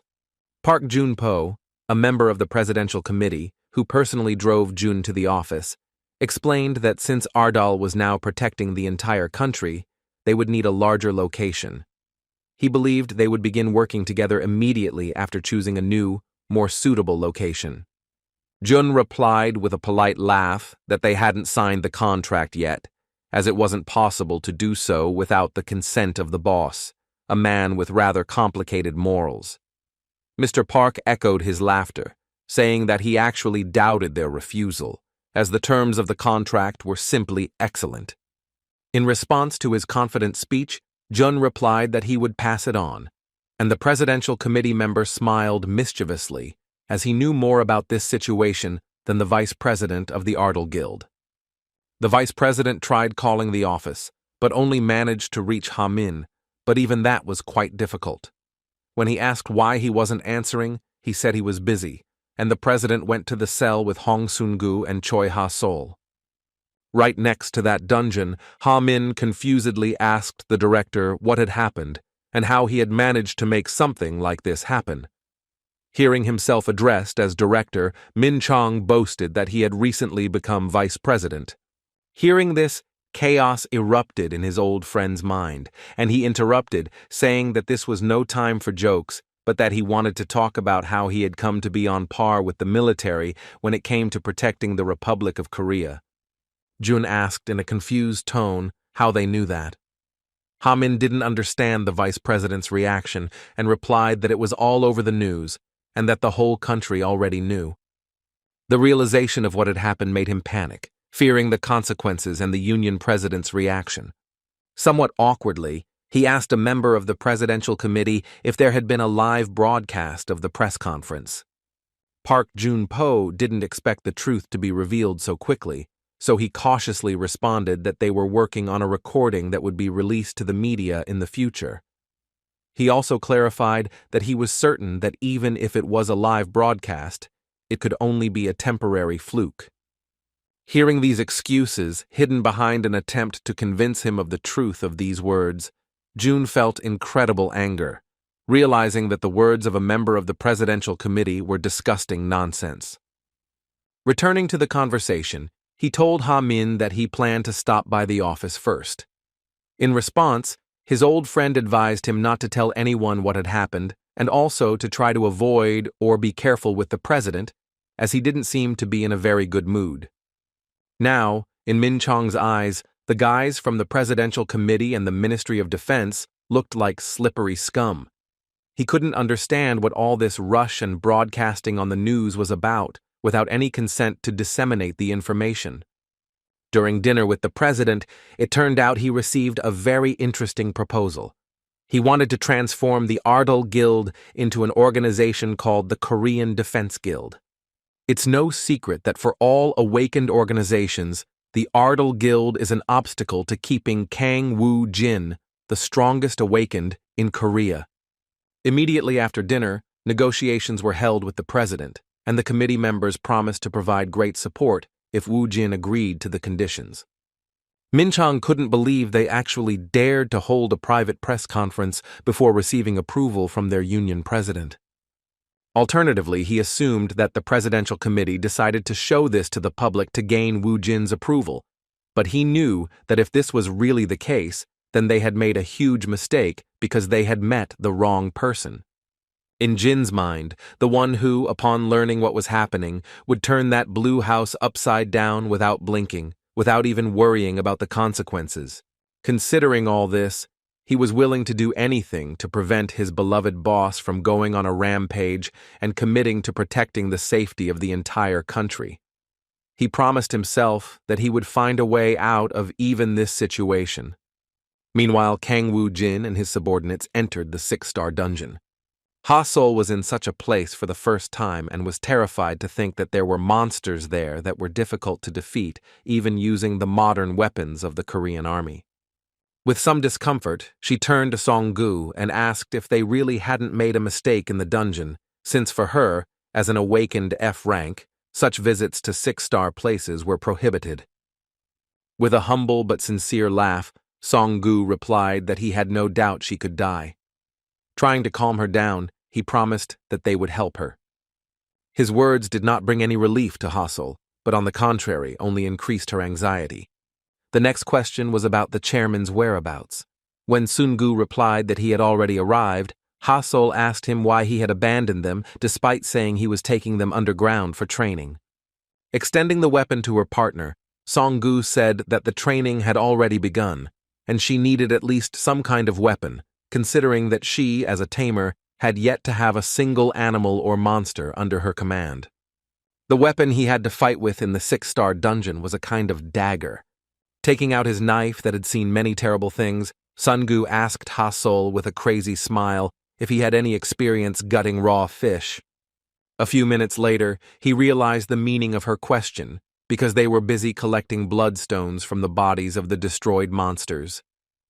The bags filled with precious trophies were collected a little faster than before, because now Song-gu was not alone. Ha-sol had no experience like this, and found it difficult to master the craft due to the enormous amount of work involved. As I continued to obtain trophies, I was in a kind of despair, not understanding where I was and what I was doing at all, being one of the members of the awakened Ardal Guild. Looking up for the first time since he started working, he was surprised at how fast Song-gu was. He hadn't realized he was definitely the best at this trade, having worked under a necromancer who could clear entire floors in seconds.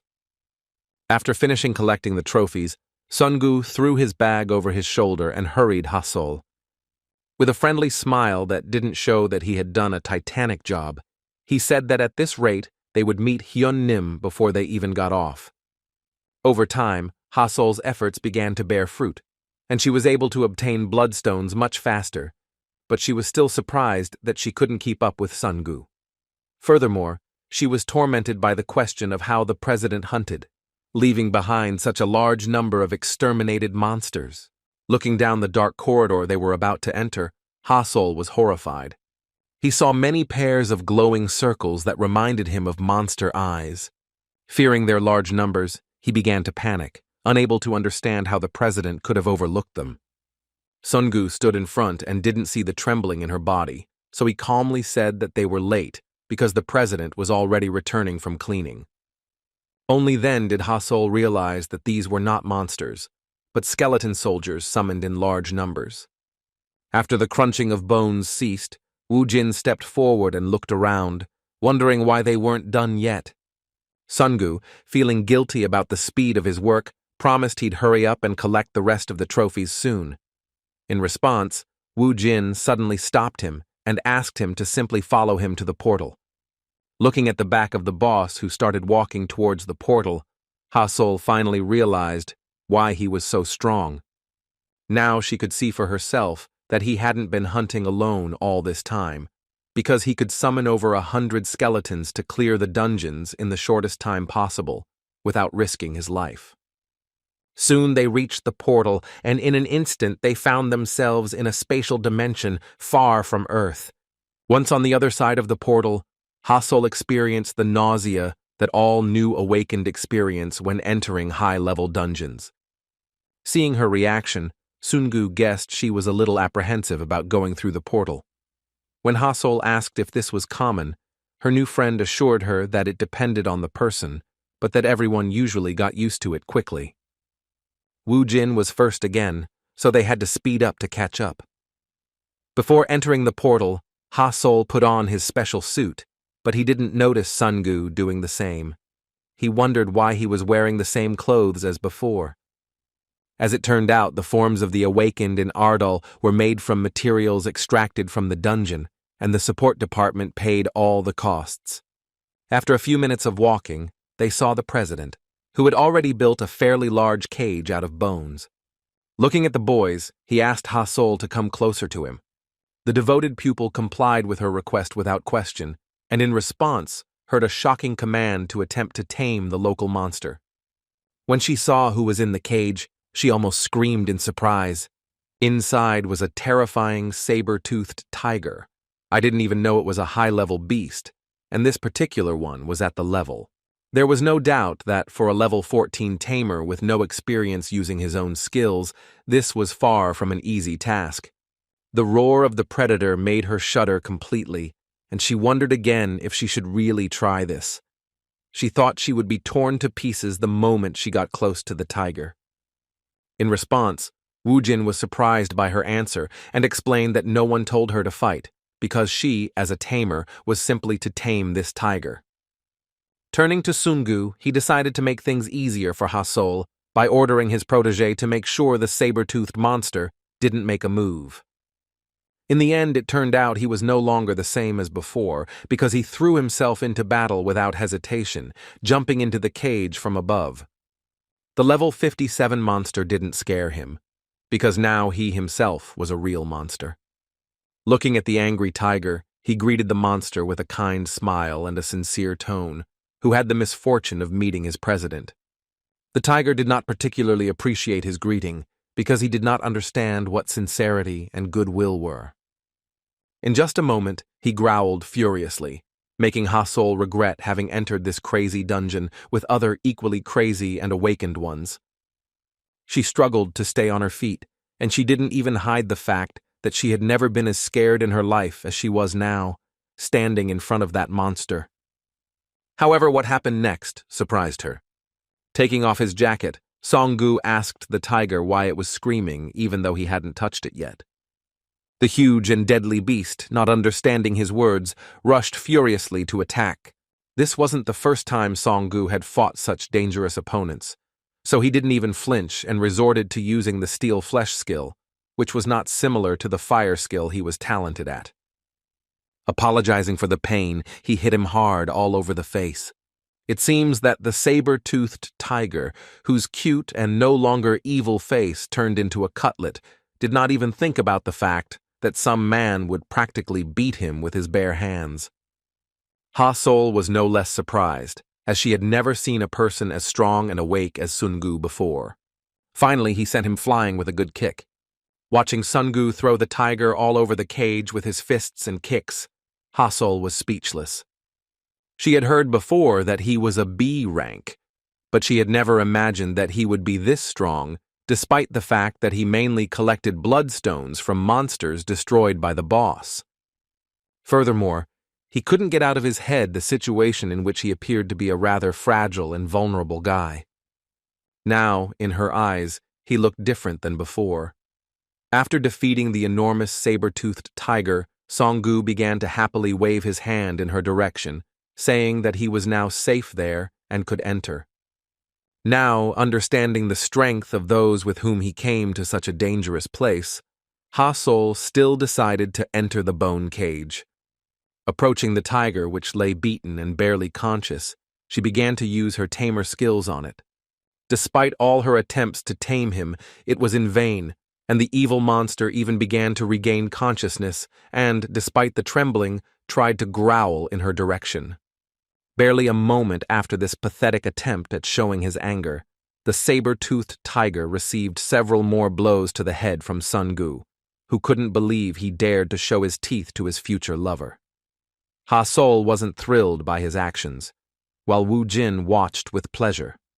Looking away, Ha-Sol, who had already spent a large amount of mana in a dozen attempts to tame the monster, hesitantly said that even if he tried again, it still wouldn't work. He also mentioned that he no longer had enough mana to continue. Just a moment after these words, his mana suddenly began to recover, and he felt a noticeable surge of strength similar to the feeling after a good night's sleep. He didn't understand what was happening or how the president, being a necromancer, managed to do this. In response to his words, Wu Jin asked him not to rush, saying that it was natural because they had a significant difference in levels, which affected the difficulty of completing the task. She never stopped doubting that she could do it, so the president made it clear to her that there were two options.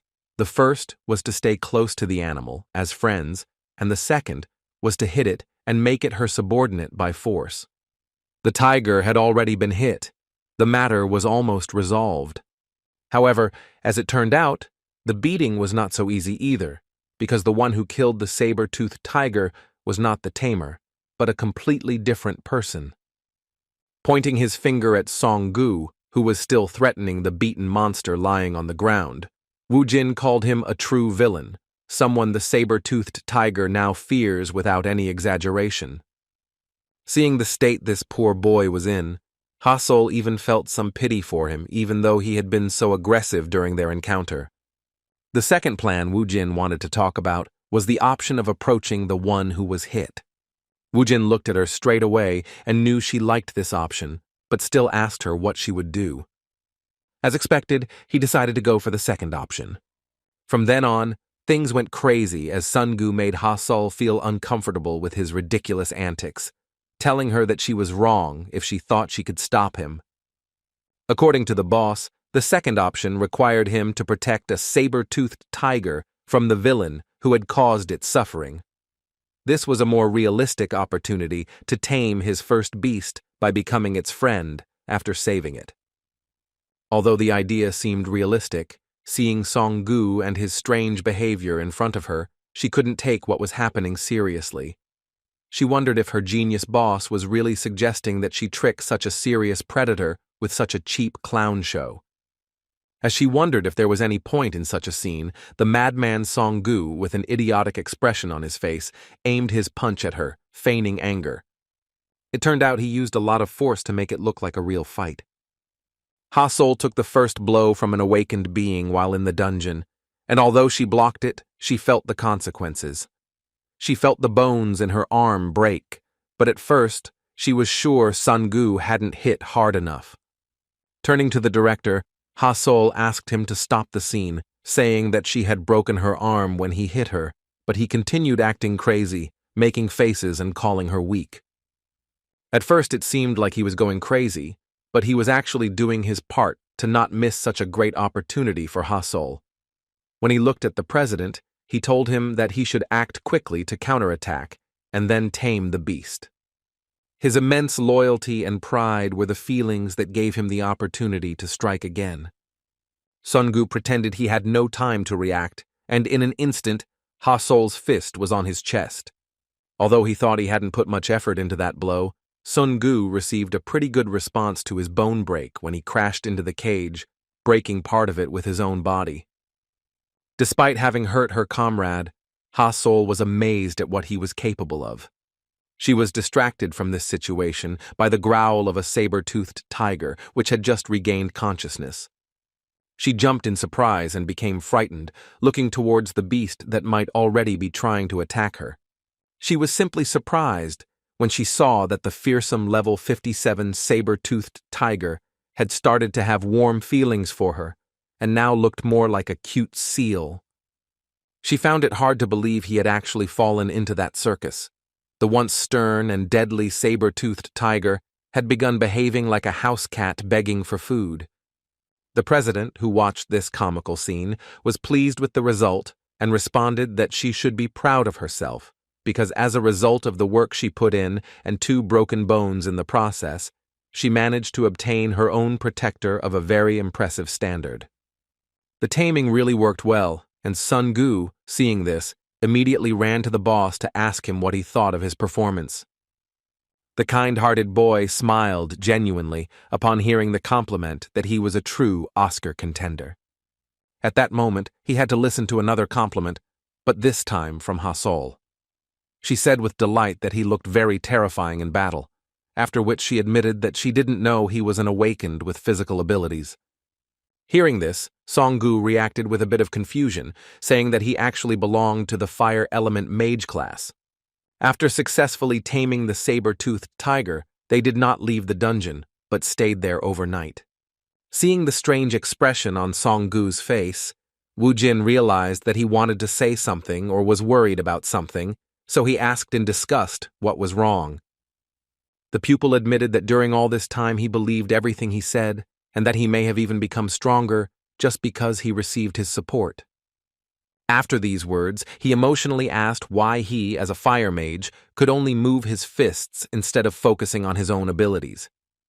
It seemed strange to him, and Woo-jin understood, knowing that he had actually dreamed of becoming a fire mage from the beginning, when he first entered the dungeon after obtaining the status of an awakened one. In response, Woo-jin explained that he was one of the directors of his guild, and that it was very important to know how it felt to be one. Somewhat disappointed, Song-gu hesitantly replied that he only ran minor errands for the guild directly for the president. To him, that meant he was nothing more than an errand boy, but surprisingly, one who was paid quite well. Sighing with a smile, Woo-jin explained that that wasn't what he had in mind. He wondered if his protégé knew the purpose of all those little errands. He wanted to know what Sun-gu thought about who he would ask to do his work when he wasn't around. Hearing this, Song-gu froze, realizing what his boss meant. As it turned out, Kang Woo-jin considered him the second boss of his guild, leading him to believe that one day he would be forced to become even stronger than ever. He explained that he needed that training because advanced fire magic has high requirements and he hasn't met them yet, so he needs to level up and acquire close combat skills first. Looking at his protégé, he suddenly congratulated him on reaching A rank. Although it was unofficial, Woo-jin could see that he had now reached level 61, which meant that he could now truly become a person with a true affinity for the fire element. Jumping out of his seat, Sun-gu began to shout with joy, once again reflecting on how wrong he had been all along, especially when he complained despite his young Nim's good intentions. He promised himself that he would follow Woo-jin for the rest of his life. Meanwhile, the Ardal Guild, despite the late hour, was already surrounded by journalists, and the staff who had finished work were forced to leave the building through the emergency exit. Min Chang was very worried and thoughtful because he understood that the situation he found himself in was simply terrible.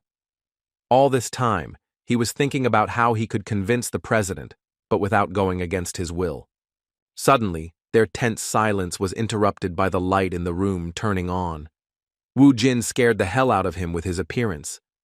Behind him were Ha Min and Sung Gu, and the chairman himself looked very angry and was clearly demanding an explanation. Ha Min, afraid of what would happen next, whispered to his old friend, saying that the chairman's mood had worsened even further when he saw the reporters.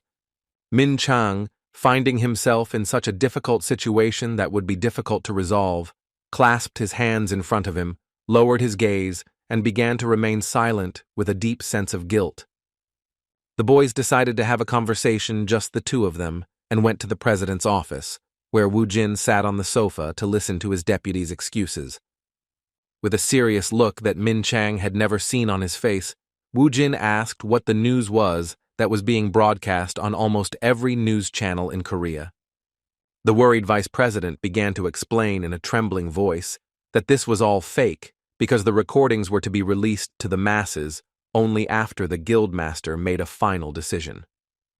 When Wu Jin heard that there was a mistake in the media, he came to the conclusion that the government was simply pretending there was a mistake. Min Chan went on to say that he had indeed been offered a good deal. He referred to the conditions he had been offered and said the government would do anything to prevent him from going abroad. He admitted that some countries had even pressured them. Without listening to him until the end, Wu Jin said the name of his deputy, which made him even more worried. Wu Jin, looking him straight in the eye, explained that it wasn't about the conditions. He asked him if he remembered the real reason this guild was created and immediately heard the answer that it was to prevent recruitment. As it turned out, this wasn't entirely true, as Wu Jin explained why he needed to bother creating his own organization if he could join the Hammer Guild with such a desire. After these words, Vice President Jun realized what was happening. This wasn't a state issue at all. In fact, he didn't want to work for anyone. With this in mind, Jun thought it would be better for the president to fly to some island and declare independence there.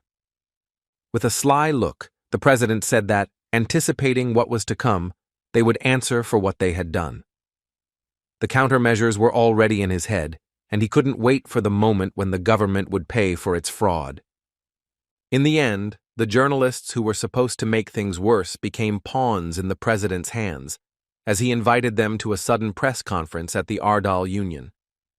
A large number of journalists with cameras were positioned in the conference room, their flashes brightly illuminating the stage. The president himself decided to speak before them and take matters into his own hands.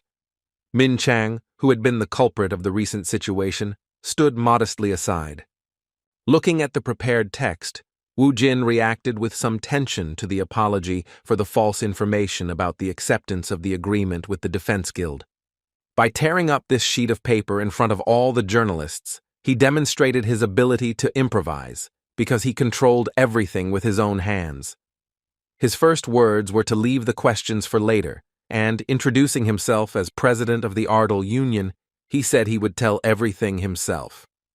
Seeing that the president was once again going to act on his own, Min Chang began to panic, realizing that he would once again have to solve the problems on his own. Ignoring their reaction, Wu Jin told reporters that the agreement the government had shown on the news had not yet been signed, and then went on to say that he was terribly upset by their actions. Looking around, bewildered reporters began to whisper about the situation, shocked by the exclusive information that South Korea's Blue House had lied about everything. Continuing his speech, Wu Jin explained that since there was no such contract in the first place, they should forget about everything that was said previously. After that, he uttered the words the government feared most. In response to their vile act, he declared that due to this pressure, he would have to emigrate, after which he threatened that if they dared to mess with him, he would leave the country immediately and without a second thought. At that point, His conference ended, and he began walking slowly toward the exit, ignoring the journalist's futile attempts to get answers to his questions. As he passed Min Chang, he sternly asked him to finish what he had started. In fact, Wu Jin not only gained an advantage from this situation, but in doing so set in motion a whole chain of processes. Analyzing the situation, Min Chang realized that a fight with public opinion was looming, but he believed there was nothing to fear, even if the opponent was the South Korean government itself. Once again convinced that his simple-minded boss would get what he wanted by any means, Min Chang thought for a second that what had happened was only for the best, because it was hard to imagine what would have happened if Wu Jin had gone to dinner with the president at the Blue House.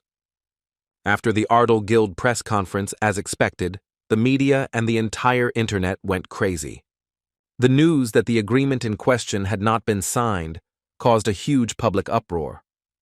The reaction was particularly harsh after the news that the Ardal Union, after a few hours of meeting at the Casa Azul, had flatly rejected the proposal and threatened to emigrate abroad. At the same time, the Ardal Guild was already preparing for the impending disaster. To expand their reach, they were recruiting new awakened. Their recruitment was quite strict, and some applicants had to be asked to stop applying after receiving a rejection. Meanwhile, Min Chang, who continues to work with the media, also receives calls from the Blue House. The calls don't reassure him, even though he's up to his neck in business. He claims the president's decision is final, explains there's no reason to reconsider, and simply hangs up.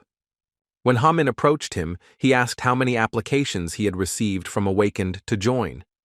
It turned out that there were over 1,000, which was actually quite a lot, but the real problem was that many of them were only F rank. After thinking about it for a while, Min Chang came to the conclusion that this was natural, because usually high-ranking Awakens are already in large guilds, and if they are not, it is because they want freedom of action. Still, Hamin was pleased with this result and said that they would still be useful given that the chairman could help them. As an example, he mentioned that Director Hong and Ha Sol were also originally F rank, but their development quickly brought them to the top. Min Chang nodded with a laugh of anticipation and said it was truly amazing. He said that if the Awakened could grow enough, their guild scale could rival the top 3, or even reach the international level in terms of strength. As the boys were motivated by the lofty prospects and inspired by their dreams, they continued to work hard. Wu Jin eventually reached level 70, fighting non-stop in the dungeon. He was glad to have reached the point where he could use the skill that had kept all of Alfen in fear. It was thanks to this ability that in the past he had been able to command an army of thousands who could regenerate during battles. His next action was to deactivate the Death Knight's summoning ability. With a smile of anticipation, he sensed the 52 Death Knights in his summoning room. In addition, he had recently had another promising recruit at his disposal in the conscription army, which he was counting on. Using the stone, he finally unlocked the soul of Al-Assad, the assassin he fought against during his visit to the United States when he was the target of a terrorist attack. Even in his sealed form, Al-Assad's angry soul was filled with hatred towards Wu Jin. All this time he was delusional about how he would kill the person who had ruined his streak of success, preventing him from achieving his 100th successful contract killing. The moment she appeared in front of him, he immediately launched an attack with the thought that he would destroy his target and survive again no matter what. Shouting that his goal was liquidation, he shook his fist furiously, forgetting that he was no longer a man, but only a submissive soul to his master. Seconds before the attack, Wu Jin used his power to order him to stop. Assad was in shock, suspended in the air and unable to move. He still had no idea what was happening or how his opponent had managed to stop him with a single word. A moment later, Wu Jin added another order, ordering his servant to kneel. Al-Assad's control over his own soul was suddenly broken, and he, following his master's command, fell to his knees. With a trembling all over his body, the young savage, who had almost reached the pinnacle of all the awakened people in the world in his life, angrily asked what had been done to him. In response, Wu Jin offered to surrender and promised that he would allow her to exist in this world in that form if she swore to serve him. Assad, who could exercise a small part of his own will, including his voice and freedom of thought, shouted angrily that this was nonsense and that he did not agree. In response, Wu Jin summoned his sword and said that it seemed like he was still not fully awake and didn't understand the whole situation he was in. Placing one of the swords over her left shoulder, she looked him in the eye with a confident smile. After this, the cunning necromancer asked him if he would choose the path of submission, or if he would prefer that his soul be erased forever and no longer exist, disappearing from this world. Assad's entire body trembled as he gritted his teeth, realizing he had his own dagger in his shoulder, the one that had kept him alive all this time. Recalling the moments before his death, he was certain that at that moment he had completed his 100th hunt, having finished off his enemy. Then he was already celebrating his victory, feeling the blood of his enemy on his hands. A moment later, his life was cut short by a blow from the necromancer's alabaster hand. What had happened only became clear to him at that moment. Resigned to having lost, Al-Assad, not wanting to lose his existence, said with a trembling and forceful voice that he would submit to his master's will. With a satisfied smile on his face, Wu Jin replied that he had made the right decision and that he wouldn't regret it. After these words, Wu Jin's status changed, and after that, he took on an appearance similar to the one he had experienced during his early years as a hitman, becoming an unparalleled warrior in the war. The Middle Eastern assassin with terrifying strength became the 53rd knight of the immortal king Kang Wu Jin. He was a beginner, and his skills included commanding a squad and a number of unique abilities. Seeing that he had a rebellious nature, which made his control level terribly negative, Wu Jin decided to test this out in practice and asked him to come and see him. In response, the Middle Eastern assassin simply shook his head in denial and remained motionless in silence. Wu Jin was genuinely furious at his behavior. He couldn't believe he had such a stubborn fighter at his disposal. Putting his hands on his hips, he decided to improve his position a little and called out to his fearsome warriors, offering to accept the new recruit and give him the warmest welcome possible. The Middle Eastern assassin felt fear, driven by the instinct of self-preservation, which drove him to scream as a terrifying aura, the summoning of some terrible warrior, began to reign around him. He didn't even have time to notice how a moment later his head was pressed to the surface by a heavy hand. A fearsome creature in heavy armor and carrying a huge weapon on its back angrily told its new comrade in arms that he must be submissive, bowing to the Lord. Seeing his old comrade from their time fighting at Alfen, Wu Jin smiled, feeling the warmth of his loyalty. Bowing his head, one of the Death Knights who had returned to his command said it was a great honor for him to see his immortal master again. This fearsome gorilla-like monster is called Kiba and was an indispensable knight in Wu Jin's army. Looking at Al-Assad's stats window, Wu Jin was surprised at how quickly his distrust level was decreasing. This was because the new recruit had received proper training since the Death Knights were summoned. Despite his level, he was afraid of the rest of the squad and listened to every piece of advice Kiba and the other kids laughed at him. When Wu Jin reached level 70, he felt like he was on a completely different level. Now that he had regained the ability to summon Death Knights, his strength had increased significantly, and hunting had become much easier.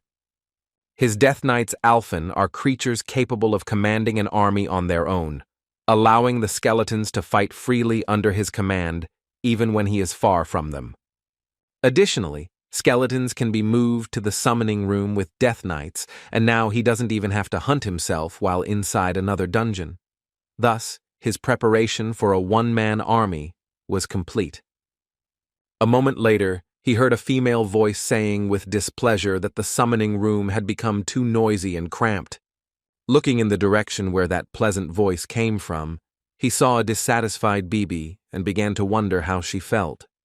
The succubus was beside herself with rage and screamed that she would become stronger to show the vile Rushmod what true hell was. Seeing her so irascible, Wu Jin remembered that her soul had been suppressed after her resurrection. Fortunately, he could now see that her former energy had returned. On the other side of this dungeon, Sun-gu continued his training.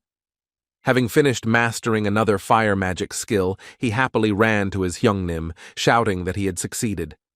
Surprisingly, he developed quite quickly and even mastered the flame movement, which pleasantly surprised his boss. With a genuine smile on his face, he said that all this was possible only thanks to the guidance of the guild president. Seeing Song-gu for the first time after his resurrection, Bibi was surprised to hear that he had become incredibly strong compared to how he had been before.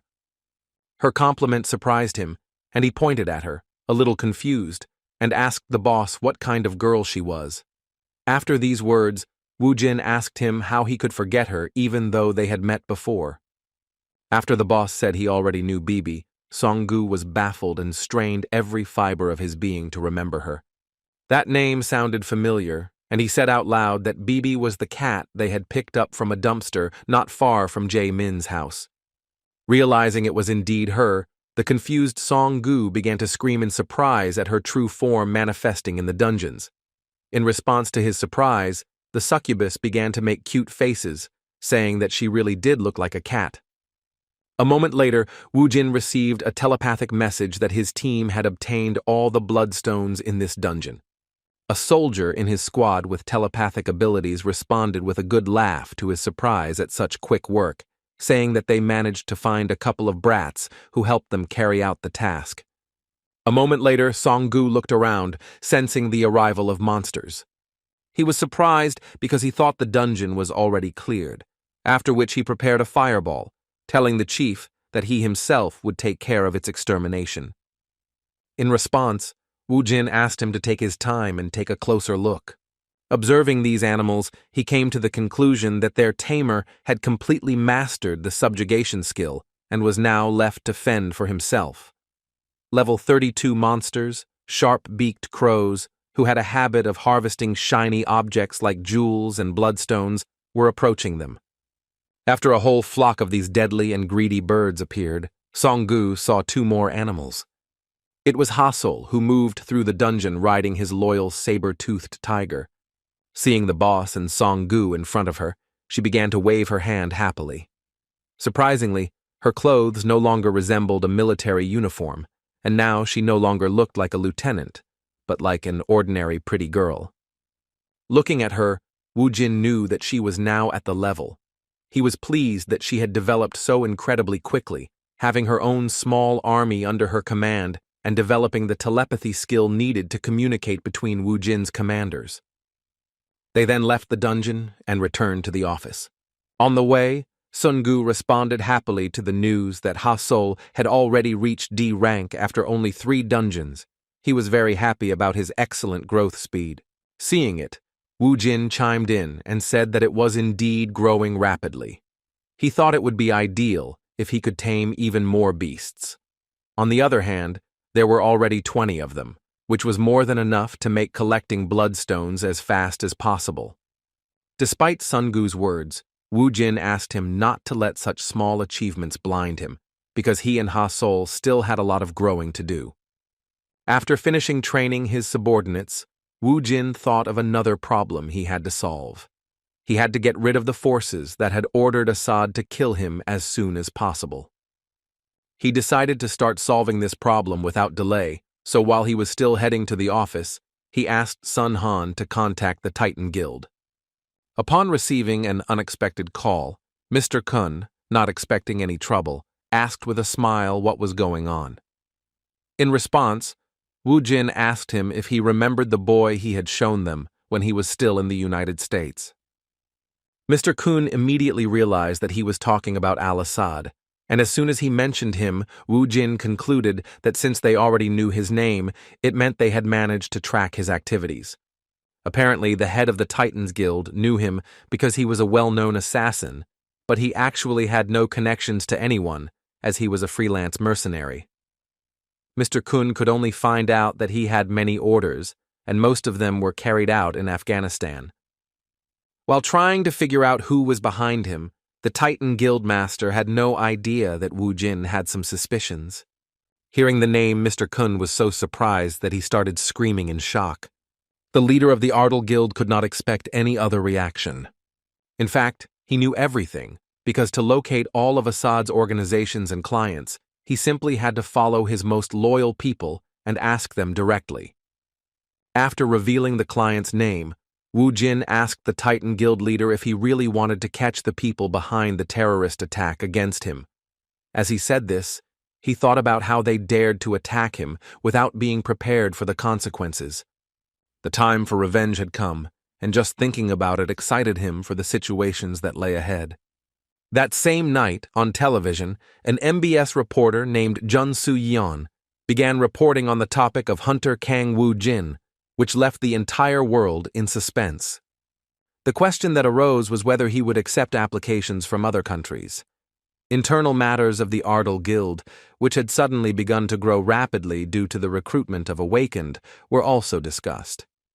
Lee Sang-ho, the president of the Hwarang Guild, was furious to hear his worst enemy being mentioned again.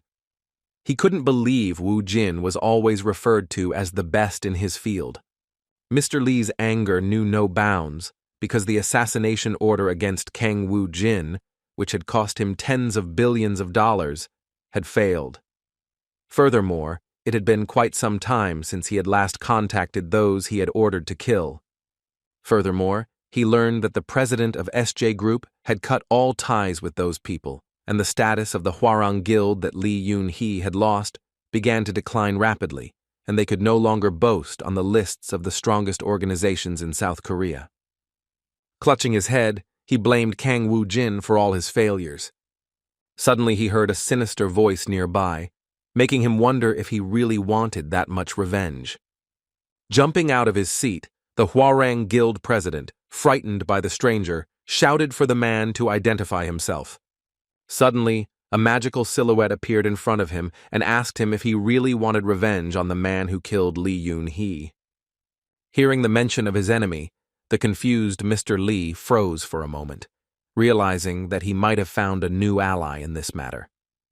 A silhouette of a creature appeared before him, and with a malicious laugh, promised that if he agreed, he could fulfill his wish without any problems. He assured the Hwarang Guild president that he would lend him his strength so he could deal with Wu Jin. To make his deal effective, he asked her to go to the dungeon where his younger sister died. The shocked Lee Han-seo could barely find the words and just shouted who he was dealing with in response. The stranger's silhouette never appeared, and after a moment he had already dissipated, saying that he would wait for him at the previously indicated place. Mr. Lee tried to grab it with his hand, but it was useless, because a moment later the silhouette disappeared without a trace, and light returned to the room. The trembling Hwarang Guild president fell to the ground with cold sweat on his face. As he stood up, he wondered what kind of ghost it was and how it knew his intentions. Suddenly he saw a mysterious object on his desk that wasn't there before.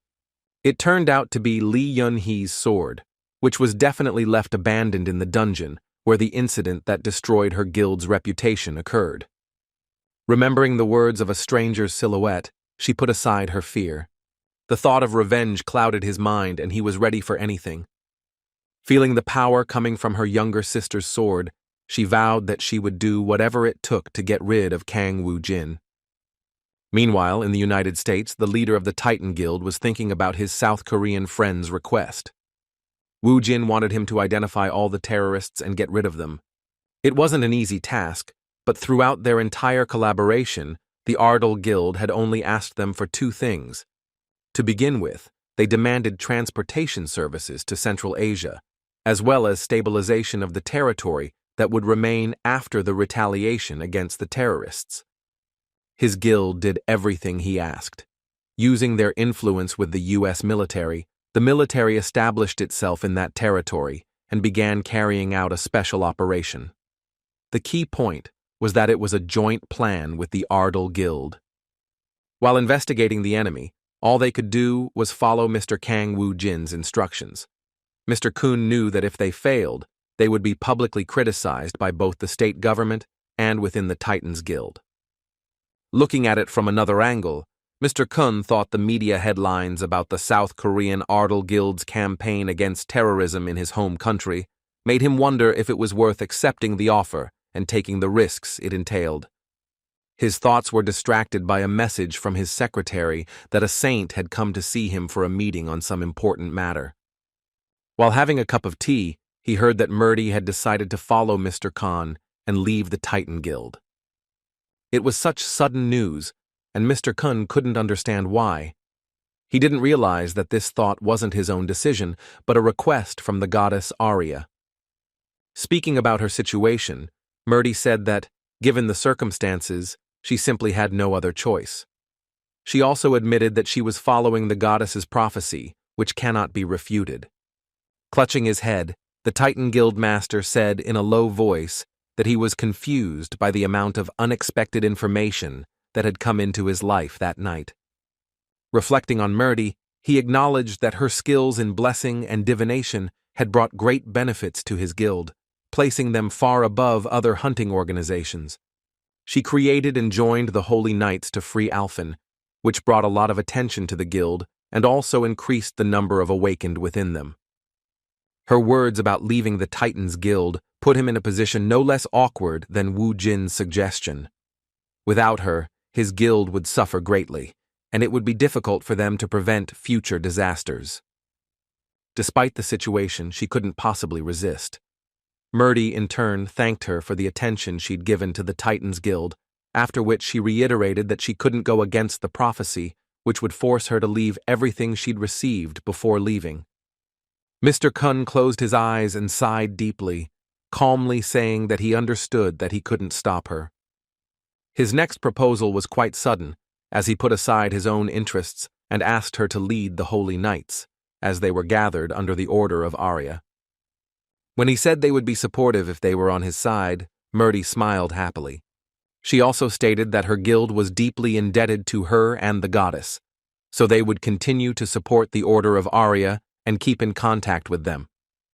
By saying that his request will always be welcome in the United States, Mr. Kuhn only confirmed that he is a man of true pride and honor. With a blush on her face, a cheerful Murdy thanked him for this and said that the goddess Arya wished him and his guild true happiness. With a smile on his face, Mr. Kuhn took her words for granted. It was the best alternative to losing Murdy. He had to maintain contact with the saint, no matter what it cost him. Meanwhile, an inadequate man walked and raved through the streets of Seoul. He was the red-haired president of the ancient and famous Hwarang Guild. On the way to the dungeon the ghost in his office had told him about, he raved under his breath about how he needed power to get revenge.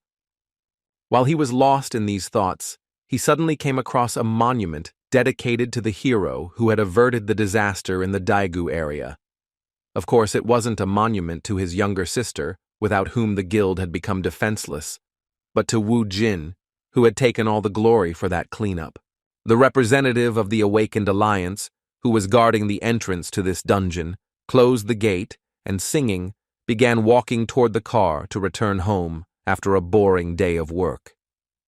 As he climbed the stairs, he saw a strange man who, using force, pointed his hand at the monument to Kang Wu Jin, the savior of this area.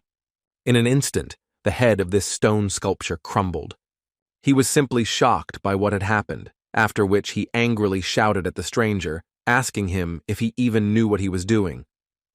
In response, the red-haired man, who used to be the main topic of news in South Korea, simply remained silent, containing his emotions. A moment later, he couldn't stand it any longer and, using the power of telekinesis, lifted the Awakened Association worker into the air, staring angrily into his eyes. Lee Sang-ho, who was desperate because of his hatred towards Kang Woo-jin, asked the man if he really didn't know him. With a trembling voice, the shocked hunter said he couldn't believe the Hwarang Guildmaster would do something like that. Hearing a noise, his friend, who had previously been in the bathroom, asked the boss what was going on. When he saw his senior comrade hanging in the air due to the stranger's telekinesis, he panicked and asked the Hwarang Guildmaster who he was and what he was doing. Realizing that neither of them could handle the situation, the man turned on his radio and shouted that there was a suspicious and dangerous being awake at Chokjeon Station and that they were calling for reinforcements. Before he could finish his sentence, Lee Sang-ho destroyed his radio with telekinesis. Grabbing him as well, he asked him if he really looked like the awakened suspect. A rage that couldn't be described with words completely consumed the Hwarang Guildmaster. Lifting them up and squeezing their bodies to the point that they began to tremble from the pressure, he asked them what right they had to look down on him. The children began to choke, and the pressure in their vessels began to rise rapidly. The madman did this on purpose. He couldn't hear their answers, but he didn't need to. A moment later, the pressure increased, and the boys finished. As soon as the telekinesis stopped, they fell to the asphalt with a crash, and Sanho continued to look in their direction without a drop of sympathy.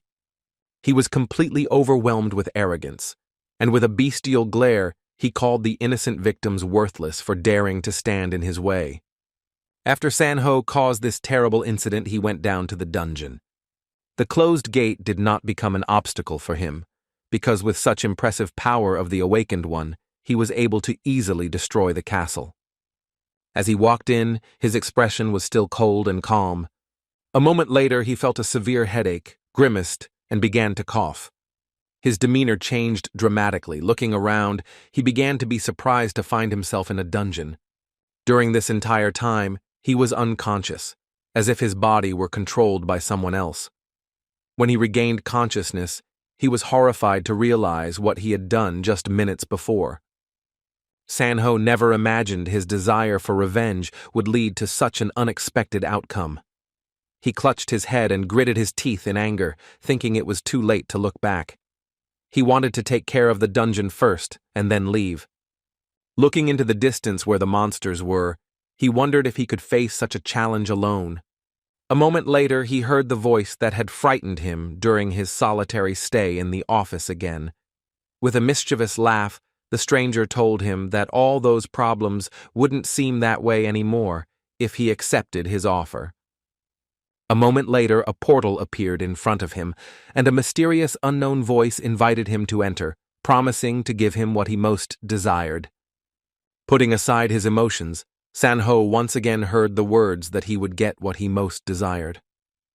Even so, he mustered up the courage to enter and found himself in a snowy area. After losing his belongings during the passage through the portal, he immediately acquired new clothes made from materials from this dimension.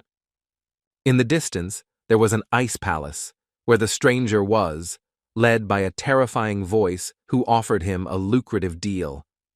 As he traveled through the spatial dimension, he found the situation very strange.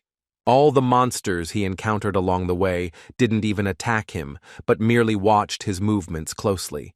Based on this, he surmised that the one who had called him must be the master of this dungeon. Opening the huge door inside this ice palace, he began to walk forward without a drop of fear. Everything around him looked completely different than he expected. There was a long blue carpet, and the palace was lit from within by blue flames. Looking around the palace with distrust, he continued walking forward until he saw the throne of the master of this dungeon in front of him. The master of the spatial dimension, sitting on this throne, said with surprise that his dear guest had actually decided to visit him. The strange creature with a body that looked like ice smiled maliciously, having obtained the servant it desired. Lee Sang-ho understood very well that he had to behave appropriately in front of such an influential being, so without hesitation, he knelt in front of him and lowered his head. The dungeon master replied that he was a fast learner, and then began to slowly descend towards him. Lee Sang-ho, who was trembling with fear and had only a huge desire for revenge in his mind, heard the order to raise his head and listened to it immediately. Seeing this ice lord even more closely, he was horrified by the monstrous flow of energy. Sensing its terrifying power, he understood that if he said anything wrong, he would die in an instant. With a malicious smile, the dungeon owner welcomed him to his spatial dimension. Hearing this, the Hwarang Guild Master, who was frightened by his power, became even more horrified by what he had done for the sake of his long-awaited revenge. A few days after these events, Woo Jin went to the airport to make another trip, this time to Afghanistan, to get rid of the terrorists who were trying to kill him. Fortunately, the support of the Titans Guild made his life easier once again. They provided him with a private jet, and the pilot of the flying craft personally wished him a pleasant and safe flight. In return, Wu Jin smiled and thanked him for his concern, and said that no technique could compare to them. Taking a few more steps, he suddenly saw a white-haired girl whom he wanted to forget once and for all. He unnerved her by furiously asking her what she was doing there. With a confused laugh, she said she was glad to see my master again. Standing beside Wu Jin, the saint listened to all the conversations of his army and felt very depressed about it. They called her an unholy child and blamed her for the entire summoning hall reeking with her scent. They turned to their lord and begged him to finish her off as quickly as possible. Jin was also stressed about the situation. His summoning room was too noisy. The Death Knights were going crazy because Murdy was around. Glancing at her, he asked her with disgust why his goddess, whom he called grandmother, needed to do this. He already knew her words about him, so he was surprised that she thought she could use him as a companion with the skill of a necromancer. In response, Murdy, confused, offered her sincere apologies and added that, to her, the goddess's prophecies were unquestionable. Her face flushed as Wu Jin, sighing deeply, said there was no point in thinking about it, because if that old woman told him, he would do it. Just when Murdy felt better, thinking that Wu Jin was understanding towards her, he clarified with disgust that she shouldn't approach him, because if he noticed even a spark of holy energy without needing it, then there was a high probability that the Death Knights would quickly deal with it. Realizing she was wrong about him no longer seeing her as a pain in the ass, a dejected Murdy was also forced to listen to him tell her that he hadn't meant to scare her, but was literally saying she could lose her mind before she could blink. Submissively accepting his master's advice, Murdy looked down at the clouds from the sky and, wiping away a tear, turned to the goddess, begging her to watch over his sinful soul and wish him a peaceful journey. Fortunately for her, they arrived at the U.S. military base in Bahram without incident. 2 days after Kang Wu Jin's team arrived, a meeting was held in the task force. During the meeting, the soldier presented the identity of one of the terrorists, Narsur Salke, and according to Mr. Kun's testimony and other supporting documents, he had actually been a businessman in the past. He warned his comrades that not only the insurgents, but also the Afghan government were involved in arms sales, so they should be vigilant. There were also a couple of other illegal transactions that warranted special attention. Changing slides, he commented on his conclusion that they have an important negotiating point in this area from which they issue instructions. Wu Jin, who was present during this discussion, spoke up for the first time, suggesting that they meant that if they could find out what those guys were doing, they could find out who the hitman was. Following that logic, he immediately asked where they should go to be closer to the protagonists of the terrorist case. In response to his remarks, the commander stationed in Afghanistan, David Magran, urged the young man to moderate his ardor, justifying his words by the fact that they would be in trouble if the suspect fled with the key evidence or got rid of it altogether. He wanted to say that haste would lead to nothing good, after which he added that, to begin with, they should share the details with the Ardal Guild representatives only after everything had been discussed to the end. With a thoughtful look, Wu Jin came up with another possible scenario that could solve this problem. Addressing the commander, he asked how they would react to the fact that he had the opportunity to observe the targets without allowing them to notice his actions.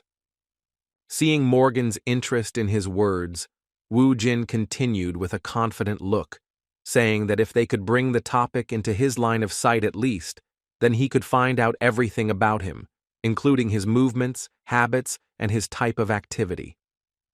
The proposal, which included detailed information on the target's subordinates, as well as the businessman's latest business dealings, seemed completely insane. The commander couldn't believe that this young man was capable of discovering confidential information about the target with his own power.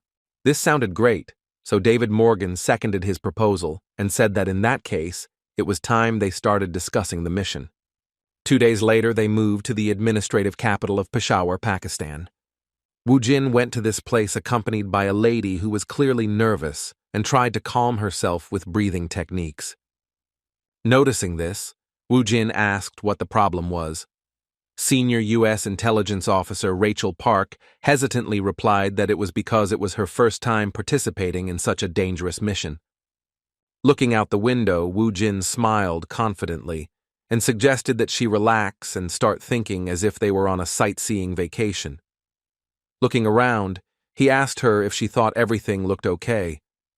The sight of the destroyed buildings did not make Officer Park feel at all relaxed, and she doubted his words about how wonderful it was. She excitedly replied that the area had been bombed recently, making Wu Jin guess that this must be something that happened quite frequently in the region. The officer knew everything about the place where she was conducting her operation, so she explained that in reality, this kind of thing usually causes chaos. Here, it's an ordinary phenomenon that no longer frightens the locals. As Wu Jin continued to look out the window, he saw people who had lost their homes and perhaps even their loved ones. At that moment, he had a strange feeling of being back on the battlefield, which made him remember those good times in Alfen. Seeing his smile and his incredible calm, the agent wondered how he could act that way in a situation like this. She assumed it was because he trusted his own strength. It was hard to imagine him taking the time to think about anything else. A few minutes later, they arrived at the scene of the destruction. Surprisingly, there was a pretty nice hotel there. Before leaving their vehicles, they were asked to avoid any action that might attract the attention of others. The boys decided to visit a restaurant where, according to their information, their target was located.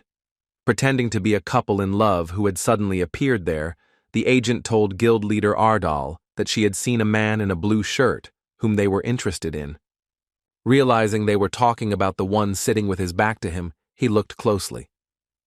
As he continued to enjoy the local food, he noticed that the destination was simply wonderful and in line with his wishes. Alarmed by the tense situation, Officer Park didn't understand what he was talking about, so she clarified that while there was still time, she should install her tracking device on the man. She was simply shocked when she heard he'd already done everything.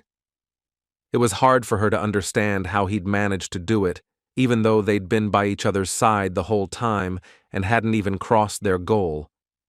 The food was really delicious, but Wu Jin decided to leave and asked his partner to follow him when he finished.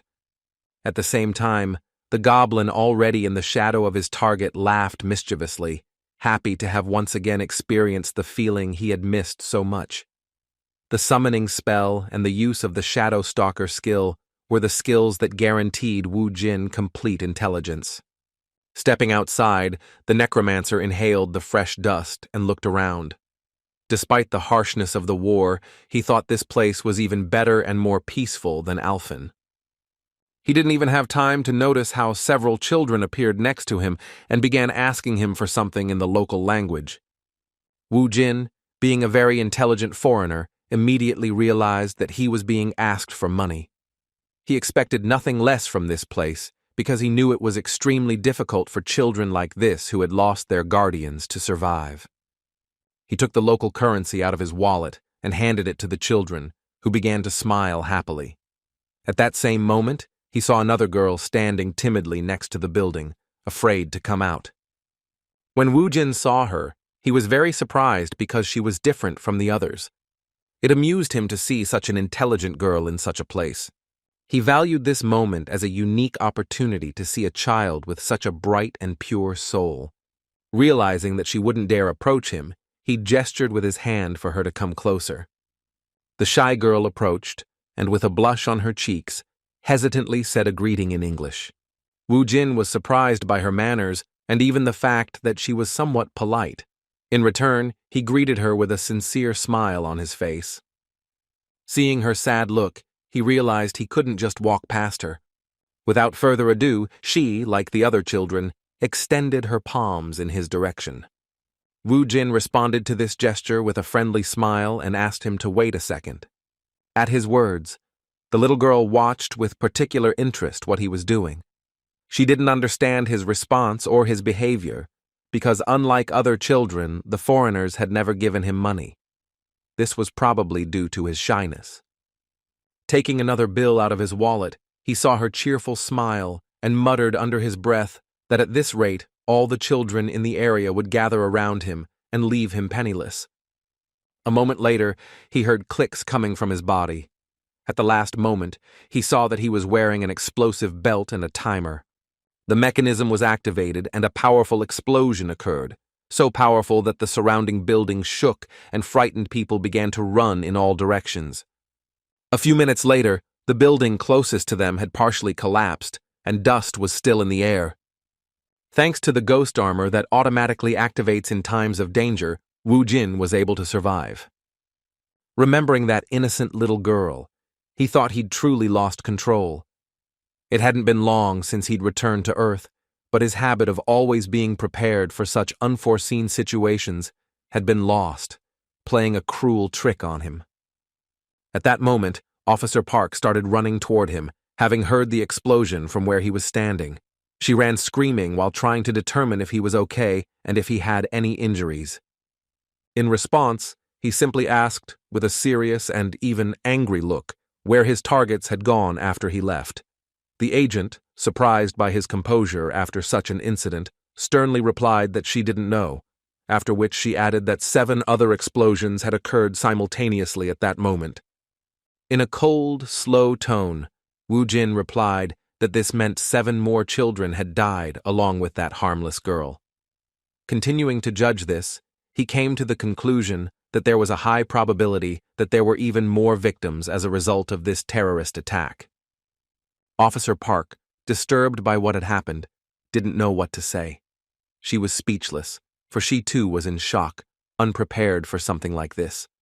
After that brief silence, Wu Jin turned around coldly and said that they wouldn't have to wait long. Recalling this incident, I couldn't believe that those vile lunatics would use such an ignorant child as a trap. It had been a long time since he felt so much rage inside him, which made him leave immediately, promising that all those disgusting terrorists would soon be caught and punished. A week after the terrorist attack, Wu Jin began to carry out his plan in a rather strange way. While traveling through the desert in a truck, he was in the cargo compartment along with the other captives. One of these men, who had a red bag on his head, trembled with fear and turned to his master, begging him to save them. Wu Jin, who was sitting opposite him with a dark bag over his head, was extremely unhappy that there was such a noisy guy beside him. After the events at the hotel, Wu Jin and Officer Park went to headquarters to discuss the next plan. Apparently, when he mentioned a targeted attack on the enemy camp, the commander reacted harshly and forbade such a risk. While discussing strategy in his office, Wu Jin didn't understand this reaction to his request, so he explained that they didn't have to participate because he could handle the task himself. In response to his words, a man standing at the window of the commander's office asked him what he planned to do alone. A veteran of military service in Afghanistan explained that it would be difficult to distinguish between civilians and insurgents. Based on this, he wondered if Guildmaster Ardal was truly prepared to eliminate everyone he saw in the hopes of catching his target. An awakened-era colonel named Roger, who had a huge scar over his left eye, had vast experience in such operations. He harshly criticized Wu Jin's radicalism, saying that he seemed to have a burning desire to become the most dangerous and violent terrorist around. He further added that if the beloved guest planned to thoughtlessly invade his territory, the supplier leader would most likely commit suicide, making the subsequent mission simply impossible. He was right, and the commander said they should listen to him. Turning to Wu Jin, he said he understood his anger and then urged him to understand that this wasn't a problem he could solve alone, following his emotions.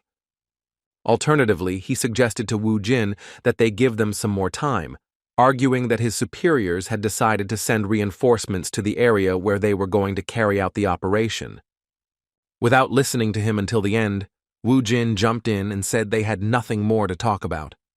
As he left the office and started walking toward the exit, Roger ran after him and desperately asked him to wait. Stopping, angered by this dialogue, Wu Jin, who was still filled with anger, looked at this veteran and asked him if he was really in such a hurry to die at his hands. Roger responded to his words with understanding and calmly replied that he had not said that he could not help them in any way. Taking a few steps closer, he told him that, on the contrary, he already had a solution for how they should carry out this mission. Instead of going directly after him, he suggested starting by killing the rebel commander. Hearing this, Wu Jin smiled with satisfaction and said that this was how they should have started their conversation. Before infiltrating this madness, Wu Jin learned of Roman Baker, a black market arms dealer who, working with the government and the rebels, was the only one who could prevent them from winning the game. The rebels planned to take him prisoner soon, so they decided to capture them both, as that would give them the opportunity to follow him. From the beginning, Wu Jin and Roger hoped to be able to enter the rebel headquarters without any problems. After being captured by armed terrorists, Wu Jin and his second captive headed to a small, deserted village, where they were kicked in the butt and pushed into one of the buildings. In the end, they simply threw them into a room where the third prisoner was already, after which they closed the door from the outside. Wu Jin responded with a smile that everything was going as planned.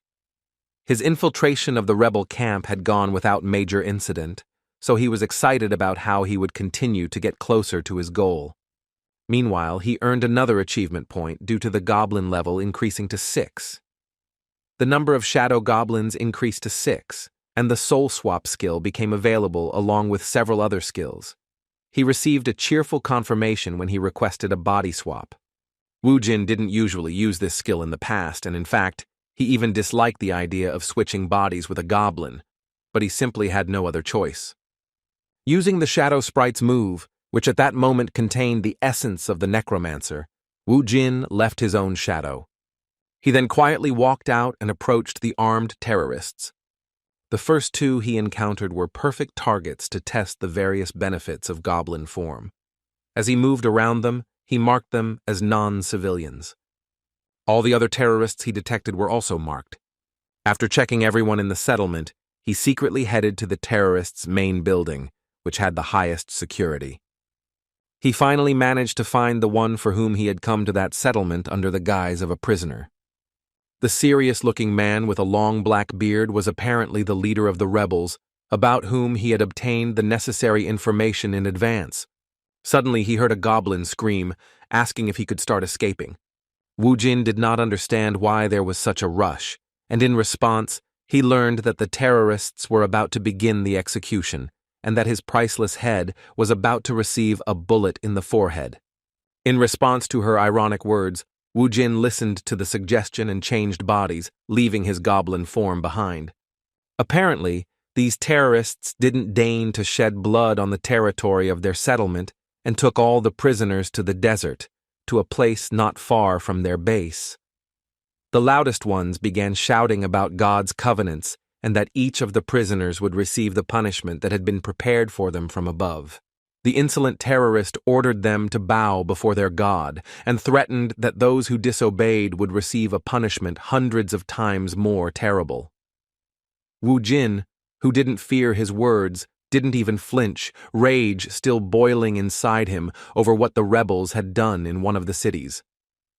Looking around, he realized there were as many as 25 rebels with machine guns, while there were only 18 hostages.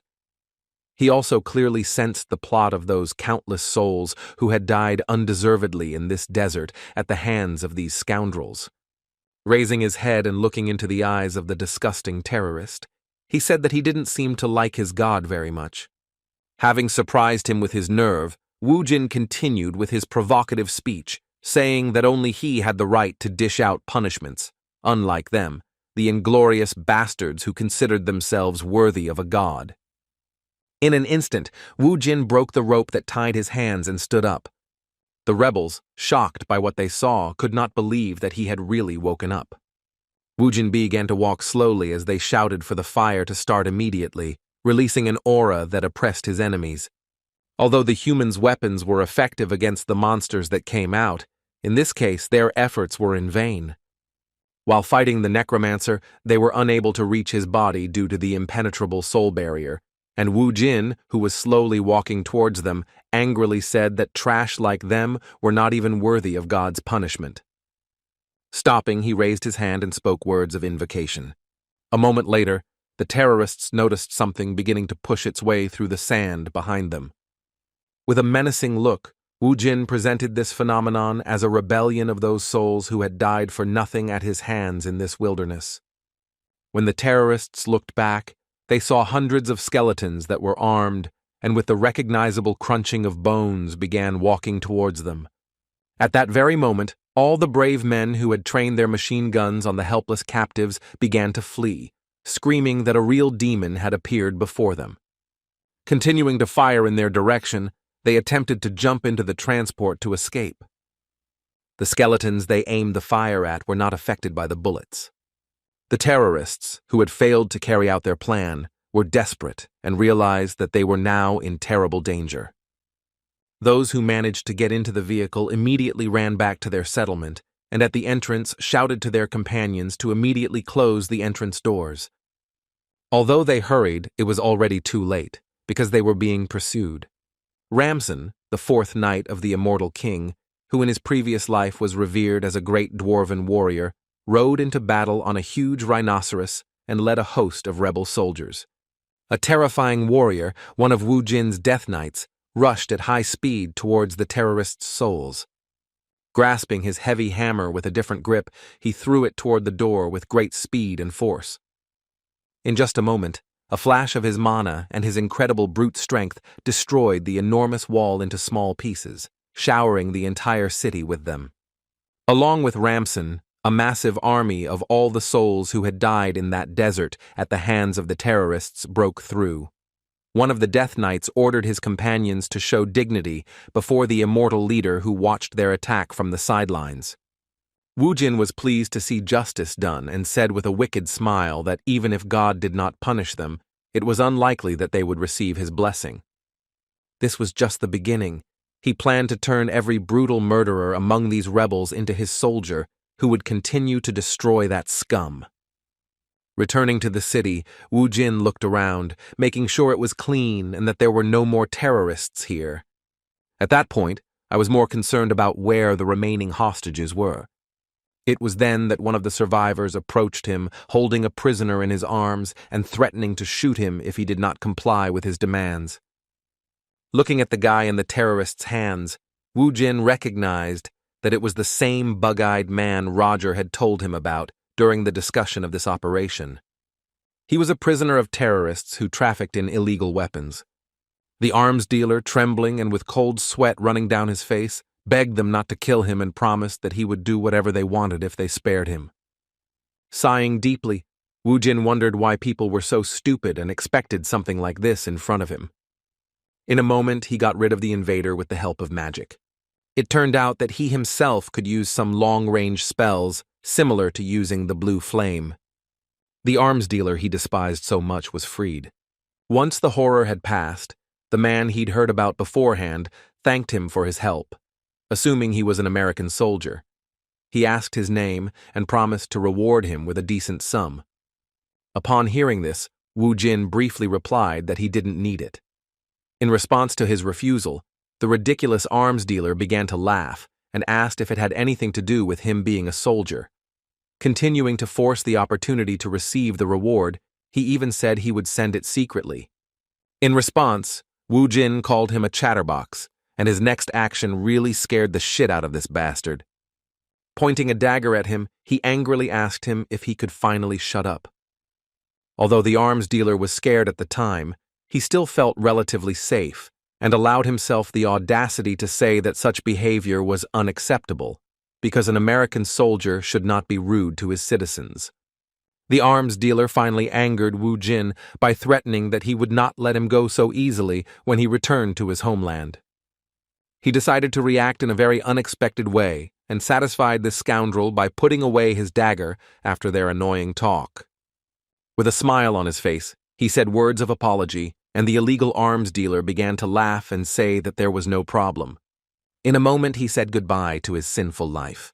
Wu Jin completed what should have happened many years ago. Having gotten rid of that disgusting guy, he clarified with an evil smile that he was not an American soldier, so he wasn't worried about his justice against those disgusting swindlers.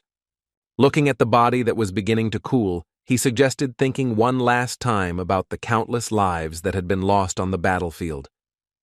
At that moment, there was another person nearby holding a camera. Woo Jin knew he was there from the start, so it wasn't surprising that he tried to film everything. Without turning around, he approached the man hiding behind the rock and asked him to show himself. Without waiting for a reply, he warned him that he would start counting to 5, after which he would say goodbye to life if he didn't show himself. The confused man, fearing the same fate as the many who had gone against the Necromancer, emerged from behind the stone without hesitation. Woo Jin knew he was a war correspondent, and this man confirmed it and introduced himself as Tom. He had heard about the hostages, so he came to this place himself. With a smile on his face, confident as ever, Woo Jin said that he wasn't late at all and that he didn't have to worry about it. Looking at the camera in his hands, he asked her to follow him from now on and record whatever he asked her to. The confused man became a little nervous, but found the courage to ask exactly what he was supposed to write. Under the bright light of the sunset, Woo Jin said he had to capture on camera what the end of terror was like. A few hours later, the U.S. airbase at Bagram had learned of the incident. One of the military personnel in charge of intelligence showed up at the commander's office to examine the strange report. After watching the video, the shocked man asked what was going on. He saw a large number of tanks and couldn't find an explanation for where they had obtained such enormous military power. In response, his protege clarified that all the equipment was being moved to his base.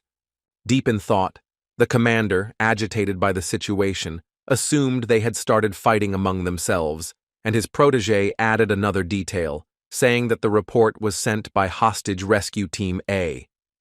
He then broke the news that the man responsible for taking 37 hostages who had reached rebel territory had been captured.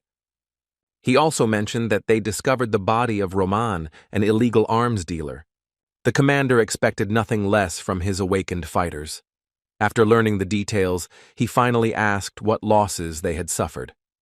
Hearing that there were no losses, he was very surprised by these words, because he could not believe it was true. He decided to check the information and asked if it was possible that they hadn't suffered any casualties, despite fighting in rebel territory. The officer at his side explained that, in fact, there had been no enemy resistance. All of this seemed mysterious to the commander, so the officer decided to show what was circulating on the internet at the time. It consisted of strange videos and images. Seeing a man who had solved with his own hands such a huge problem, which they had been unable to solve for several years, the commander felt a real shock. One of the videos features Kang Woo Jin, and the reporter who filmed the video described the situation as the appearance of a messiah in this war-torn land. Showing a video of the scene, the war correspondent said that the one who woke up from Korea declared war on the terrorists, as a result of which Kang Woo Jin's anger began to spread throughout the desert, restoring justice. The commander, confused by the information, turned to his protege and asked if it was possible to confirm the authenticity of the footage. The officer replied that the video had been taken from the social media of a military reporter named Tom, who had previously filmed many unique pieces. The commander was shocked by what was happening, but now the puzzle was beginning to take shape in his head, and he realized that everything fit together. All the enemy forces he had seen through intelligence seemed to be preparing for the final battle. It became clear that they were heading toward Kang Woo Jin's undead army. On a rocky pedestal stood a small figure personifying a deity. Merdi looked down, prayed to the goddess, and said that Kang Woo Jin was furious. He protected adults and children in distant countries who were subjected to cruel abuse. If this guy had protected Alfen instead of Ardal, then maybe their planet would have been saved? Merdi asked the goddess that Kang Woo Jin's anger would lead to the destruction of Trannet. The saint prayed that a new order would be established after the death of this evil tyrant. And the rebels were outraged at the same time. The leader was furious about what was happening. He shouted angrily at his subordinates. He couldn't understand what kind of skeletons were that suddenly attacked them. All major rebel bases were destroyed, including troops in cities under their control. The firearms were useless. The soulless skeletons seemed to understand and furiously attacked only the rebels. Furthermore, the leader was sure that his people had been followed, and that he had probably already been discovered, that he was finished, and that it was only a matter of time. The man said they can't just die and sit idly by, they need to act. He paused for a moment to collect his thoughts, and then told his people to prepare something secret. And Kang Woo-jin sent a warning to all terrorists from the Necromancer, and said that it was necessary to spread this announcement all over the world. Joint United Nations U.S. forces have just begun discussing the introduction of troops and humanitarian aid, but nothing has been decided yet. Kang Woo-jin and his army of 10,000 soldiers were on the threshold of the final battle. There might be people who doubted the Necromancer who controlled such a large army. But amidst the abyss of despair, he saw for the first time a ray of hope. It came from a man who had worked as a war reporter for more than 15 years. Perhaps in the future he will be reborn as a god who will surpass the king of the undead. It is this victory that will make him so. Kang Woo-jin smiled mysteriously and said that the goblin energy was getting closer. It was very close. The boy wondered how long he would continue running and finally managed to get out of his bunker. Kang Woo-jin narrowed his eyes mischievously and said that it was necessary to take action and burn the remaining garbage. The entire army of the guy, which consisted of unusual and aggressive monsters and skeletons, headed towards the bunker. They furiously launched themselves into the attack and began to run quickly forward, clutching weapons in their hands. Wild Monster said he never thought the time would come when he could fight shoulder to shoulder with the king. Kang Woo-jin replied that he wouldn't let him down. They rushed to attack, and the leading knight shouted that they were after the king. This bloody festival should be enjoyed to the fullest. It is necessary to quickly kill everyone who comes within a short distance of them. Many skeletons drew their swords and began an offensive operation. They mercilessly killed everyone they found on the way and carried out their ruthless attacks. The people attacked in panic in response, but their forces were significantly weaker and were unable to stand against Kang Woo-jin's army. They fired pointed guns at them, but nothing helped. The skeleton army did not retreat, and soon incredibly powerful explosions were heard in the distance. Kang Woo-jin called Ramson to action. It was necessary to appease these people. The monster immediately replied that he would take care of them and do everything in the best way possible. The rebel leader shouted to his subordinates to kill anyone who came close. They loaded the cannon again, and the flames of bright orange light thickened and filled the surrounding space. And Ramson held a huge hammer in his hands. He threw himself forward, overcoming the force of the shockwave. A purple glow ignited around him, creating the effect of strong magical energy. The knight stared ahead in anger, his eyes flashing with rage and his tense facial features betraying his readiness to fight. Using magic, he created a powerful energy field that combined with the impact, leaving only a glow around it. His enemy, panicking, eyes wide open and body tense, watched what was happening, feeling the full power of what he saw. Ramson brandished his weapon, concentrating his strength, and with a deafening cry he rushed forward, rushing to deliver a crushing blow. He released a magical light that formed an explosion. In the center, a violet flame burned, eclipsing everything around it and dispersing a stream of energy. Kang Woo-jin ordered his followers to go on the attack, the dead and the knights. Everyone had to capture the tanks first. The next moment, a multitude of helicopters appeared in the sky, flying with a deafening roar across the reddened sky. The guy saw a large number of combat vehicles floating in the sky, blocking the horizon. And on the opposite side, the rebel leader watched the entire scene through binoculars, following the helicopter's every move. With a grim expression, he said that villains should go to hell, his voice filled with determination and rage. The pilot of one of the helicopters was preparing to launch a fire, but he was under incredible stress and was very worried. Gritting his teeth, he finally made up his mind and pressed the lever, setting in motion the mechanisms that worked instantly. And the next moment, the fired missiles advanced at an incredible speed, leaving a trail of fire behind them, heading towards the target. They flew continuously, cutting the air with a deafening whistle, and a trail of smoke remained behind them. Stabilizers helped maintain the rocket's balance and direction while it was moving. Kang Woo-jin watched this, seemed calm, and said that people had probably already separated from him. Now the boy understood that his troops were surrounded, so people did not care who was friend and who was enemy. Then the young man decided to manifest a magic projectile and used his skeleton army to do so. The next moment, a bright light flashed around and a magical interception action occurred. With the help of interception magic, the missiles were diverted from their target and exploded in midair, and the attack helicopters continued flying, maintaining the tension. The pilot clenched his fists in anger and said they needed to prepare for a relaunch, his tense voice sounding raspy but restrained.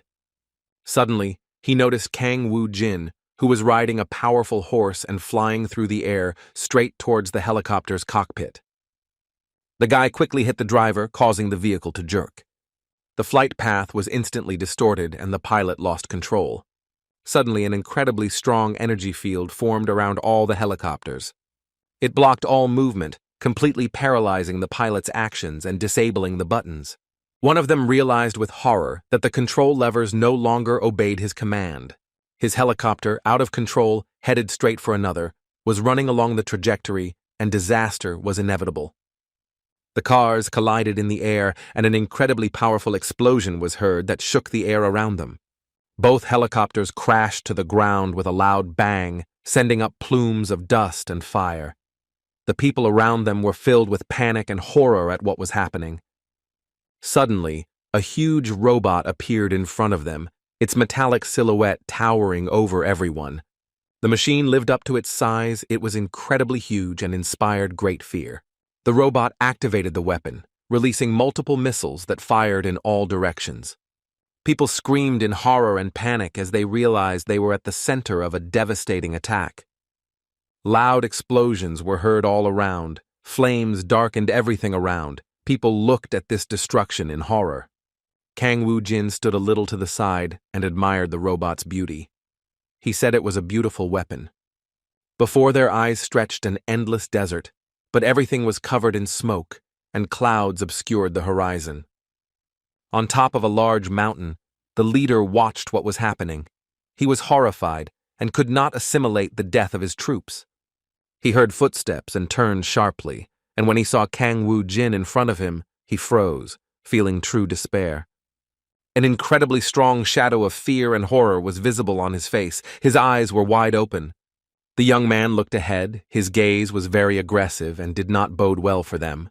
The rebel leader and others looked at this man in panic, feeling a paralyzing horror. They thought they would have time to escape. The leader tried to stop them, but he didn't succeed. Nobody listened to him anymore. Kang Woo-jin watched silently as the criminals tried to escape and didn't say a word.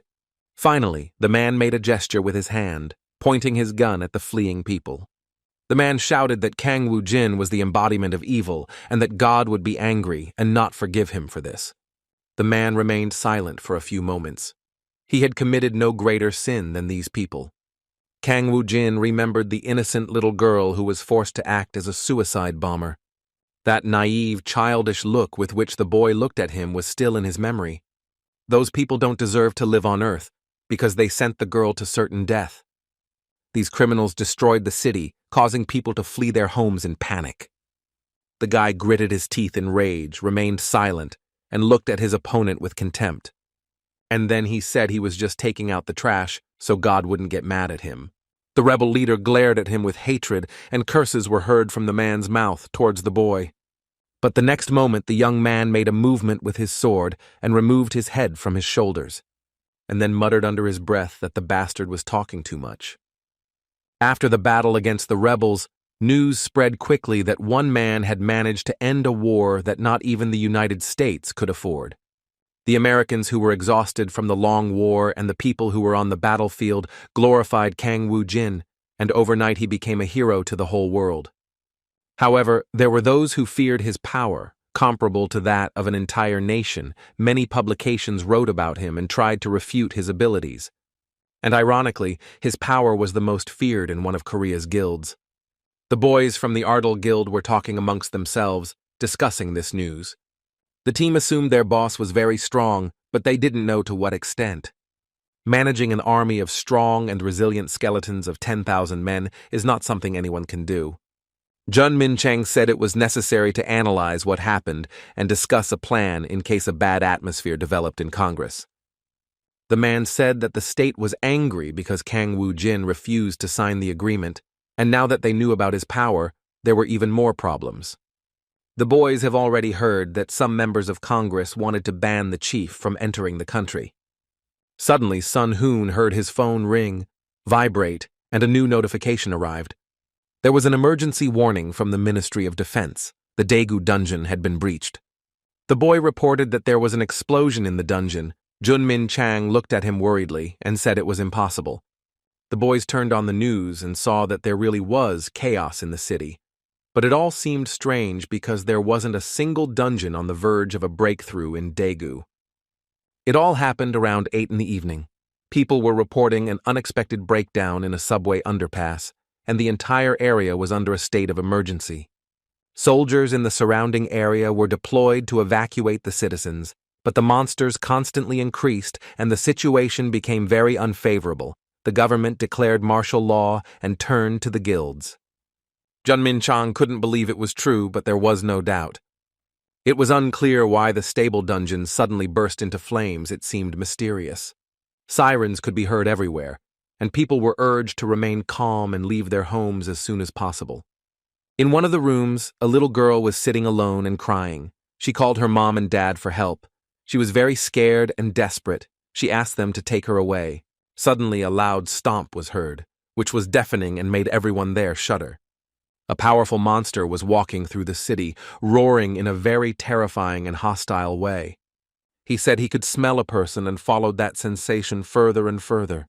The girl trembled in horror, afraid to move, and worried that the monster would catch her. She secretly watched every movement of that giant who walked by. But suddenly the monster realized that the girl was very close and turned around, heading towards her. He reached out with his huge clawed paw to grab her. The girl screamed and tried to run away. The monster didn't notice how behind him a brave man rose from the ground, preparing to jump. And in the next moment, something unexpected happened. The man jumped on the monster with lightning speed. He wanted to attack him from above and threw his strong fist at the enemy's head. The man used his ability to strengthen his body, with which he could defeat even a giant, launched a strong attack from which the monster fell. Debris rained down around him. The hero asked with a malicious smile how it felt to have his head crushed. Soon, several people who were members of his group ran towards the man. He said it was necessary to leave that place as soon as possible. It was very dangerous here. But suddenly, they heard a girl screaming at the window, asking for help because she was left alone. The army was probably on a search and seizure operation in the east at the time and could not protect civilians who could not find shelter, but simply waiting for them is useless. Beck noticed that only B-rank monsters appeared, which was good, otherwise it would have been worse. They may have been able to resolve it fairly quickly, but there were some unexpected moments. Perhaps this unexpected advance into the dungeons will not be an isolated incident. Well, normally it would be an incident, but there's a high probability that it isn't. The impact of this mysterious dungeon breakthrough is as great as the damage. Memories of the dungeon breakthrough 5 years ago returned to people's minds. Many of them left the city in fear. 2 days passed after the advance, and the boys returned to their headquarters. Sun Gu asked Jun Min-chang how things were going. It could be that he hadn't been able to contact the boss yet. He replied that there was no news yet. Kang Woo-jin had not returned yet. The boy said he couldn't just sit around. He needed to train in the nearby dungeons. There were several suitable options, though not many, but he had to try to get stronger. Jun Min-chang left Sung Hoon in charge and said it was necessary to keep in touch. They soon arrived at the dungeon, which was located near the city's railway. Sun Gu said they would be back in about 3 hours, and Sung Hoon wished him luck. And then he turned to the others and told them they could stop at the nearest cafe and wait for the boy. As they walked towards the cafe, an unknown man in a raincoat walked towards them. As he passed Sun Hoon, the boy felt a slight chill run through his body. The young man turned around in bewilderment and looked at the passing silhouette. It seemed to him that the unknown man was smiling when he looked at him. But after a moment, Sung-hoon thought it was just his imagination. He had been very nervous lately. Soon his thoughts were interrupted by a call. He saw on his phone an incoming call from director Kim Hae-min. The boy picked up the phone, a little puzzled and willing to listen. Kim Hae-min spoke abruptly and was probably in a very agitated state. He excitedly asked if Sun-gu and Hae-sol had gone to the dungeon. When the man heard that they had already entered, he said they were in serious trouble and he wasn't sure what to do. After all, Sedan Station had just been blown up, meaning there was no time to waste. Sun-gu in the dungeon, they started training with Hae-sol. The girl did not forgive him and hit him with all her might. The guy soon got the hang of it and was able to land a crushing blow, sending her flying to the ground. Hae-sol slowed down and managed to stay on her feet, and within moments the fight was over. She caught her breath and realized that it was incredibly difficult to fight with Song-gu, who was stronger and more mature. The boy extended his hand and told him he could get up now. They shook hands and generally expressed satisfaction with the success they had achieved. Hae-sol said that the director had improved his abilities. They had become very amazing. The girl compared him to those people who had awakened with abilities. The boy felt embarrassed and replied that he had room to grow, especially if you compared him to the boss, but it's better to compare him to the Death Knight. After all, he almost died when he fought with Kiba before the leader left for the Middle East. But in any case, they decided they had to get out of that place and get back on the road. The boys slowly climbed the stairs, exited the dungeon, and smelled the familiar smell of their hometown. Suddenly, Song-gu's eyes opened, and he realized that something incredible had happened here during his absence. The boys watched in amazement as the city turned into ruins. Everything was in flames. The roofs of the houses collapsed under the pressure of the flames, walls fell, and smoke rushed into the sky, obscuring the light of the sunset. The burning streets presented a terrible spectacle, with buildings, alleys, and squares in flames. Sun-gu approached a wounded man and asked him what had happened there. He replied that there had been a strong explosion at Sedan Station and that a catastrophe had occurred. It started with a 5-star dungeon, but then other 4- and 5-star dungeons started to make their way in. All this gave rise to a bad suspicion. Song-gu thought that the high-ranking dungeons began to break through just like that, and he had many relatives in Sedan. The boy turned to his companion and asked if she could take care of it alone, since he needed to leave. Song-gu said he urgently needed to go to Sedan because he was needed there much more. Intrusions occurred at many stations, disrupting the peaceful lives of local residents. Chaos reigned in the city. People, confused and desperate, tried to hide from the monsters that attacked them. The animals tried hard to catch and quickly bite their prey, reaching the people with an angry growl. Hammer Guild President Pan San summoned his powers to use magic. He intended to stop the flow of powerful monsters that were approaching the unfortunate inhabitants of the city. But despite all attempts, the monsters came closer and closer, destroying buildings and overturning cars. The man felt that everything was useless because his enemies continued to attack. He watched people entering the building in an organized group. All this was ordered by Junmin Chang, who invited the locals to go to the headquarters because staying in the bunker is much safer than anywhere else. The man approached him and asked him what was going on. The young man looked at him puzzled. The president said he was very surprised and that it was impossible to even predict that they would find themselves in a similar situation again. Junmin Chang was once one of his top subordinates, but has now become the vice president of the rival guild. The boy said that the awakened members of his guild will arrive soon and they will be able to rest a little. The president said that it is very dangerous here and they can go to the shelter. The young man turned around and replied that in that case he was heading there. In the Ardal guild, only Kang Woo-jin deserved attention, so the president didn't expect anything special. He then began to look around for his companion, but unexpectedly came across a monster very close by. The wolf opened its mouth and looked aggressively at the people from the roof of a huge multi-story building. People stared in panic at this monster. It looked terrifying, and it was unknown where it had appeared in that area. And the next moment the terrible monster opened its mouth and howled, people felt an incredibly strong anxiety.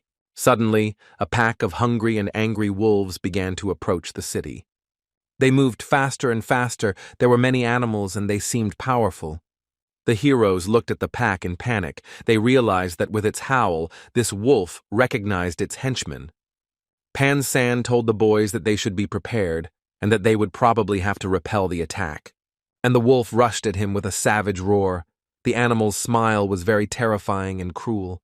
The man gritted his teeth in rage. He wanted to repel this attack and hit his opponent. But suddenly Sun Gu appeared, waved his arm, and managed to throw the beast back. The president and his companion looked at this in amazement and could not believe what they saw. The boy began to slowly stand up, and a thick fire energy gathered around him. He summoned a wall of fire through which the beasts could not enter. He said there are many enemies, but they are capable of facing them one by one. It is necessary not to lose hope. The people agreed and thought that it was really like that and prepared their weapons where the attacks would take place.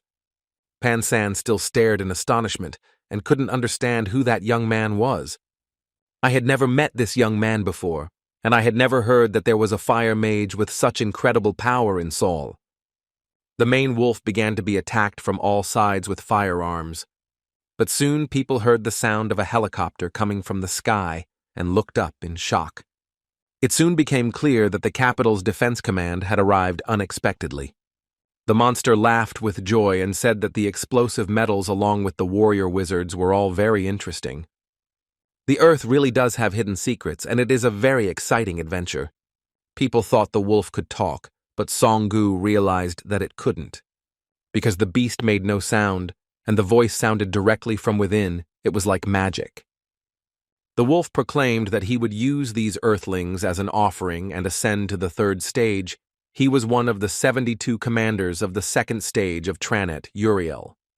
A blue stream of energy ignited in the air and lit up around him with a brilliant light. The people gathered in the street watched this unusual phenomenon with confusion and horror. There was a wolf standing on the roof of a tall building, its eyes shining and radiating a solar stream of energy.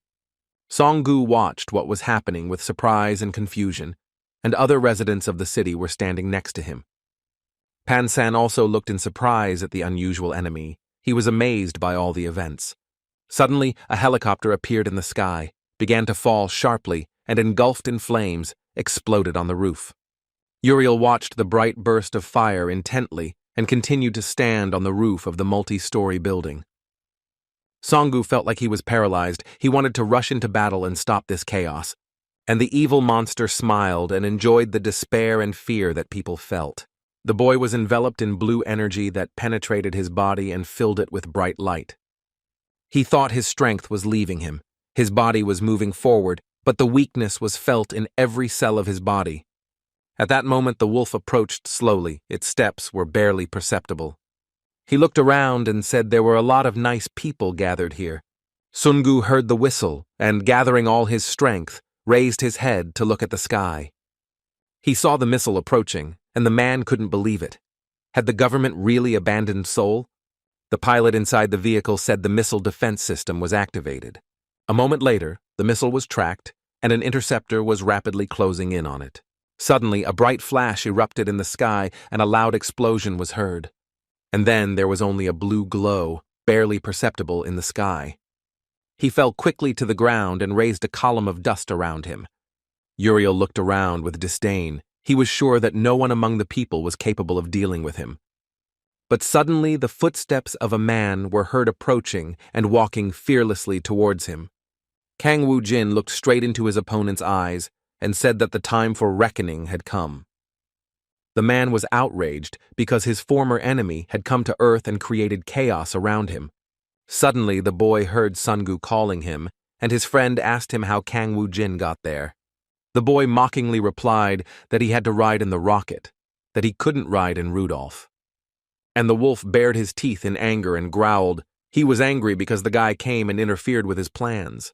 He lamented that this damn loser Rushmod never fully admitted who he lost to. But no one could even imagine that the immortal would appear on Earth. Kang Woo-jin asked the enemy how it was possible to break through to the dungeon. The wolf asked contemptuously, "What nonsense is your interlocutor talking about?" He did nothing of the kind to force his way through. The man looked angrily at the beast and thought, if he hadn't done it, who had? Kang Woo Jin thought for a few moments, and then said that in that case, there was nothing else to see here.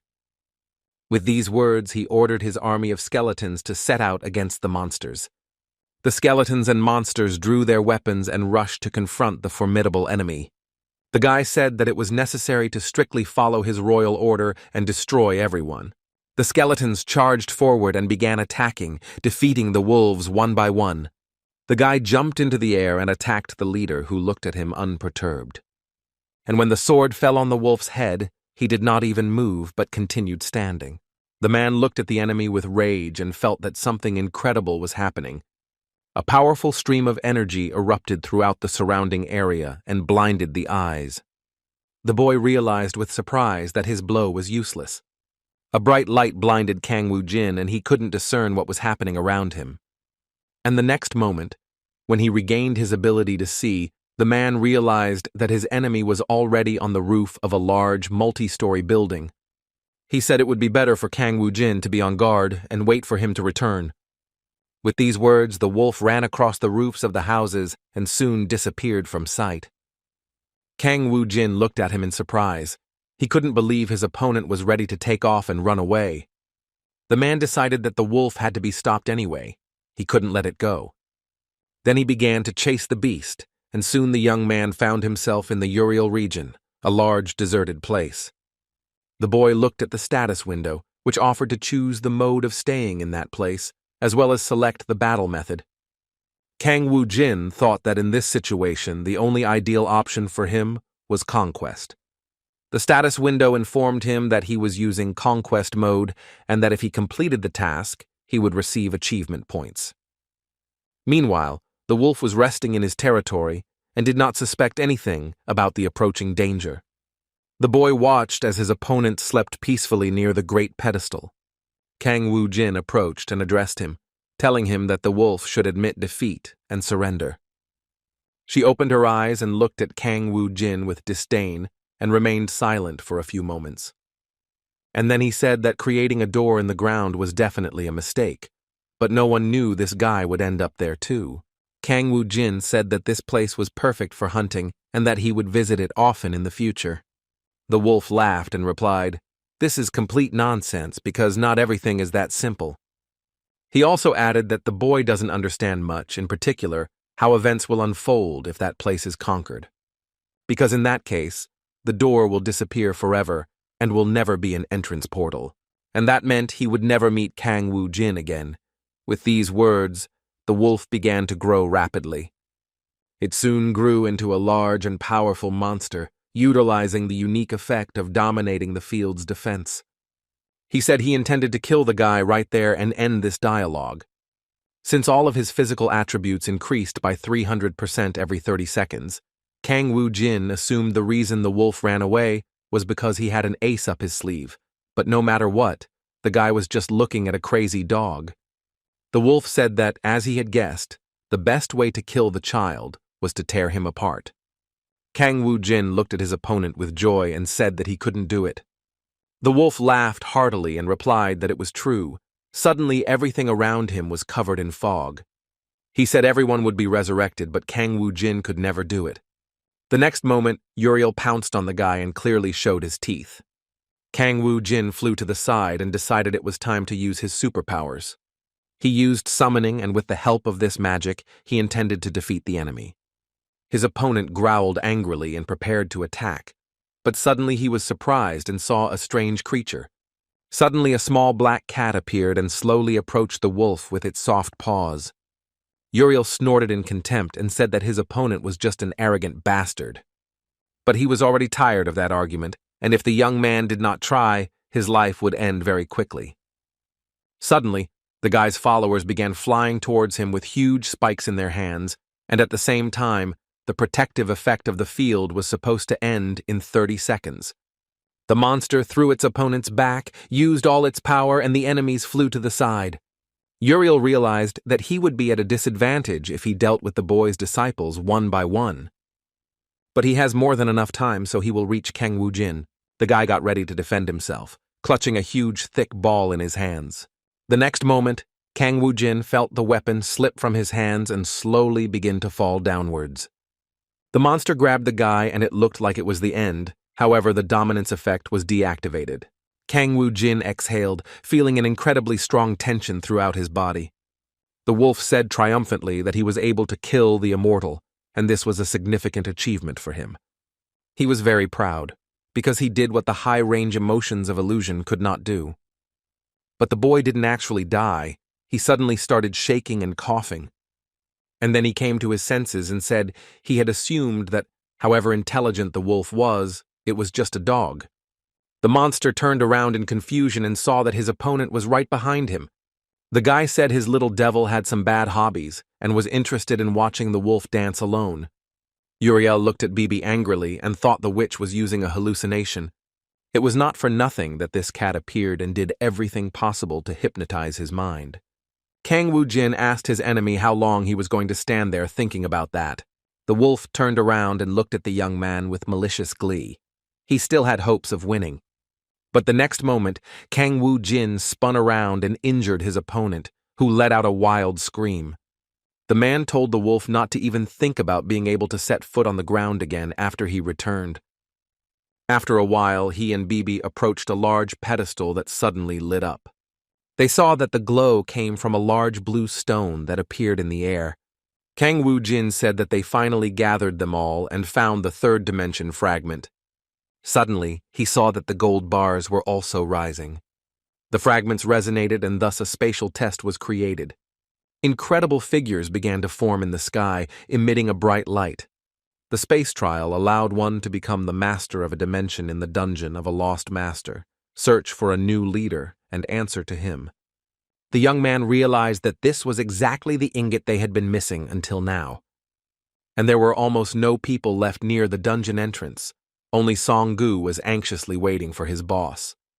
Kang Woo-jin climbed the steps and soon found himself at the top. He looked around.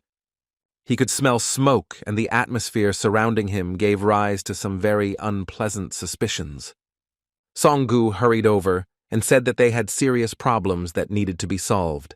Besides Sedan Station, other dungeon breakthroughs continued to appear. Kang Woo-jin asked where exactly this happened. Sun-gu replied that they always break down after the 4th subway line. The boy also heard on the radio that a breakthrough happened at Sukmyeon Women's University. The boy listened attentively, alarmed, thinking about the 4th line of the subway. It was from this direction that he decided to start the destruction. Kang Woo-jin said he would check out this area, and the guys should take care of the surrounding area. A fierce battle was raging in every district. The huge beetles that came out of the dungeon were killed by the brave ones. They had no intention of surrendering, but the approaching monsters were increasingly numerous, and it was necessary to call for reinforcements. Suddenly, the heroes saw a bright red light appear out of nowhere. The boys drew back in horror and stared in amazement at this unusual phenomenon. An incredibly powerful flash appeared in front of them, blinding their eyes. A moment later, they realized that a large monster had appeared nearby and was heading straight for the battlefield. It was a large iron monster that mercilessly attacked spiders. He crushed them with one hand, and the boys watched in amazement as they watched. Suddenly, Kang Woo-jin appeared in the sky, a guy flying on a big purple horse. He told the fighters they needed to buy themselves a little more time. From Sedan to Sukmyeon Women's University, he placed his henchmen everywhere. The boy was sure that if he participated in the battles, everything would be decided soon. But if the dungeon continued to make its way, then there would be no end to it. Therefore, it was necessary to stop everything in its infancy to prevent its spread. He was still surprised that the dungeons were not perforated anywhere, but on the 4th line, someone had probably deliberately caused an explosion. While thinking about this, the boy headed to his next destination, which was Seoul Station. He approached her, sat on the floor, and began to look around. The young man listened in surprise, but everything around him was calm and quiet. The boy thought it was very strange. 30 minutes had already passed, and the advance towards the dungeon had not yet occurred. It was unclear why this was happening, because the only difference between this station and the others was that Kang Woo-jin had arrived here early. The boy thought that if he was right, then the dungeon was being traversed by someone who knew him well. Suddenly he heard voices beside him and looked at the people calling him. The boy introduced himself and said his name was Lee Myung-jin, vice president of the KH Guild. Also with him was Tai Gyu, president of the Joas Group. It was a great honor for the boys to meet a man they had only seen on television. Suddenly, the young man noticed that many people had gathered around, everyone saying that if Kang Woo-jin had come, it wouldn't be a problem even if the station was forced to break through. Kang Woo-jin looked around and noticed a person who caught his attention. The boy headed resolutely in that direction. He thought it was necessary to solve this. He approached the man who was holding a large staff in his hands and looked closely into his face. The man caught that look, and for a few moments they stared at each other. Then he asked what the boy wanted from him. Instead of responding, Kang Woo-jin swung his arm and hit him hard, causing him to fall to the ground. The people around him recoiled in horror, not understanding what was happening and what had made the young man so angry. They ran to the fallen man and began trying to help him up. And the man said he dressed up a little, and suddenly Kang Woo-jin hit him. And then he said that people should know what a disgusting character he has. Kang Woo-jin looked at the man with a mocking look and asked if his opponent had really dressed up a bit. The next moment he struck him with a blow that sent the man flying to one side. He tried to stand up but started shaking and asked what was going on. Kang Woo-jin replied that there should be appropriate punishments for such crimes. The man stared at his face and couldn't understand what the word crime meant. Did this young man really understand everything? At Jukdong Station in Daegu, he became one of the vassals and received great power from the level 25 Great Nord Yellow. He received enlightenment when he became the master of this incredible and powerful force. And the being who endowed him with this energy was a god, and the earth had to fall on its knees before his power. He triggered the dungeon breakthroughs and carried out his orders. But is Kang Woo-jin seriously planning to kill the chairman? The next moment, Lee Sang-ho landed a powerful blow, intending to defeat the guy. But when the attack attempt failed, he realized that his enemy was using telekinesis, probably having good control. The enraged man thought that maybe this guy had always been so strong. The next moment, a multitude of sharp swords rushed towards the young man. However, Kang Woo-jin easily fought off any weapon that flew towards him. He said mockingly that even those attacks were merely minor evils to him. And after these words, he rushed forward, struck a blow, and prepared to counterattack. The people gathered around watched in amazement what was happening. Lee Sang-ho started coughing blood. He felt like he was losing strength, but he still decided not to give up. He fell to the ground, and when he realized that his attempts at resistance had been in vain, he began to lament that the world was really unfair and he was not able to compare with that guy, even though he had become stronger. But the next second he smiled and said that in any case, Kang Woo-jin is not able to change anything, because even if it is not him, someone else will start making their way through the dungeon. Kang Woo-jin looked at him with a puzzled expression, and it suddenly occurred to him that this man was the one who had gone through the dungeons. Lee Sang-ho was very surprised that the young man didn't know this before, because he thought that was the reason why he attacked him. Instead of answering, Kang Woo-jin said that his interlocutor was a very cheerful boy and smiled slightly. He had long known that Lee Sang-ho ordered the assassination when the man was in the Middle East, and then added that everything was upside down now, but that they should both have a friendly chat. They soon went down to the basement. There was darkness everywhere, and there was no one who could interfere in this conversation. The young man threw his opponent to the ground, and he groaned and tried to get up. Kang Woo-jin asked how the dungeon was broken through, and if the chairman wants a painless death, then he should speak up. Lee Sang-ho mockingly said that they weren't going to tell the boy anything. At these words, the young man smiled slightly. He understood that he would achieve his goal at any price. And then he asked, "Is it really true that your opponent will continue to remain silent?" After a while, Lee Sang-ho realized he was in total darkness and didn't know where to go next. He started forward, but it was dark all around and impossible to see the path. Lee Sang-ho turned around anxiously because he heard someone's heavy footsteps behind him. Soon a large silhouette began to approach the frightened man. Kang Woo-jin held an iron stick in his hands, looking very scary, and then told his opponent to turn around.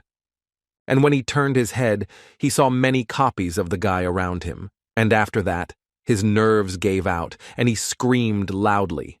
Lee Sang-ho began to think feverishly about the best way to get out of that place. But he could never hide, and yet the man had to answer for all his crimes. Bibi was very happy. She couldn't even imagine that she would find something extremely necessary on Earth.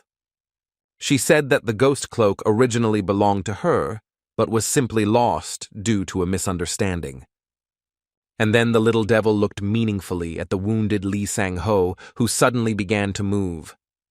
The girl said she must be having a lot of fun because hide-and-seek games with a brutal outcome, where the one caught will be beaten to death, are very entertaining.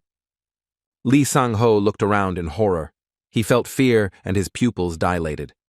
Kang Woo-jin approached him and told him that the president had finally woken up.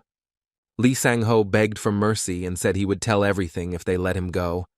The guy looked him in the eye for a few minutes and then said he didn't know. Lee Sang-ho looked at him with a puzzled expression. He couldn't understand what the hero had been thinking for so long. And in the next moment, Kang Woo-jin spun around and dealt a fatal blow to his opponent. He took a deep breath and said thoughtfully that the people of Earth were gradually becoming involved in this process. This guy fell under the influence of Bibi's magic, began to reveal everything, and told how he became a vassal of Lord Yellow. Thanks to this, he was able to avoid the monster's aggression, thus saving himself from cruel reprisals. But since he was human, he could only trigger an underground advance using the return stone. Bibi said that it was still a relief for the owner. The guy replied that that man had become a vassal of the Lord of the Dimension, so he would still be resurrected. And after his resurrection, he will become a full-fledged vassal, in whom not a drop of humanity will remain, so he will not be able to repeat the same trick. The guy said that it is necessary to end this and continue further. Meanwhile, red clouds thickened over the other dimensional city, and large fire-breathing dragons began to appear. Through the opened portal, the hero Kang Woo-jin and his companion stepped onto the ground. This time, the flying dragon dungeon was incredibly terrifying. On the horizon, a great castle was visible, and a flock of wild monsters flew against the backdrop of the scarlet sunset. The boys entered an ancient tower where there was a statue of a saber-toothed tiger. It opened its terrible mouth as if preparing to bite, and in the dimness, it looked even more impressive. Bibi told Kang Woo-jin that this place was a little scary. It felt like a ghost was about to appear. The huge folding doors opened and a dim light entered the large and spacious living room. Kang Woo-jin slowly walked inside and looked around. He saw the return stone right in front of him. The spatial test reacted with the dungeon's return stone, and the boy was able to claim this place as his territory, in which case he would become the owner of a certain amount of land specified in the synchronization level. The boy remembered how the saint spoke about this, that the owner is chosen by the dungeon itself, and if three-dimensional fragments are collected, then space can react to this. He said there was nothing to worry about and pressed the accept button. The wyvern's nest was declared its territory. Before registering, they asked him to change the name of the territory, and Kang Woo-jin said it would be called Ardal. A status window began to appear in front of him, warning him that a territory management guide and some rules about receiving an adventurer test had been created. He received a lot of messages from the system, and the guy said his head was spinning. Kang Woo-jin said that even if he tried to plan, his enemies were still one step ahead. After all, this is all a game of the Lord of the Space Territories and 72 commanders. To gain more power, it turns out that Alfen and Earth are just hunting grounds for acquiring energy. He said he would turn everything upside down and not allow his insidious plans to come true. The guy gritted his teeth in anger. Meanwhile, news spread throughout the city that all the monsters that appeared during yesterday's dungeon raids had now been destroyed. The boys, led by Kang Woo-jin, headed towards their headquarters in the apartment and soon entered the office. However, what they saw shocked them. The office was in complete chaos. Papers, chairs, tables, and other furniture were scattered everywhere. Kang Woo-jin bitterly noted that the enemy had completely cleared even the warehouse.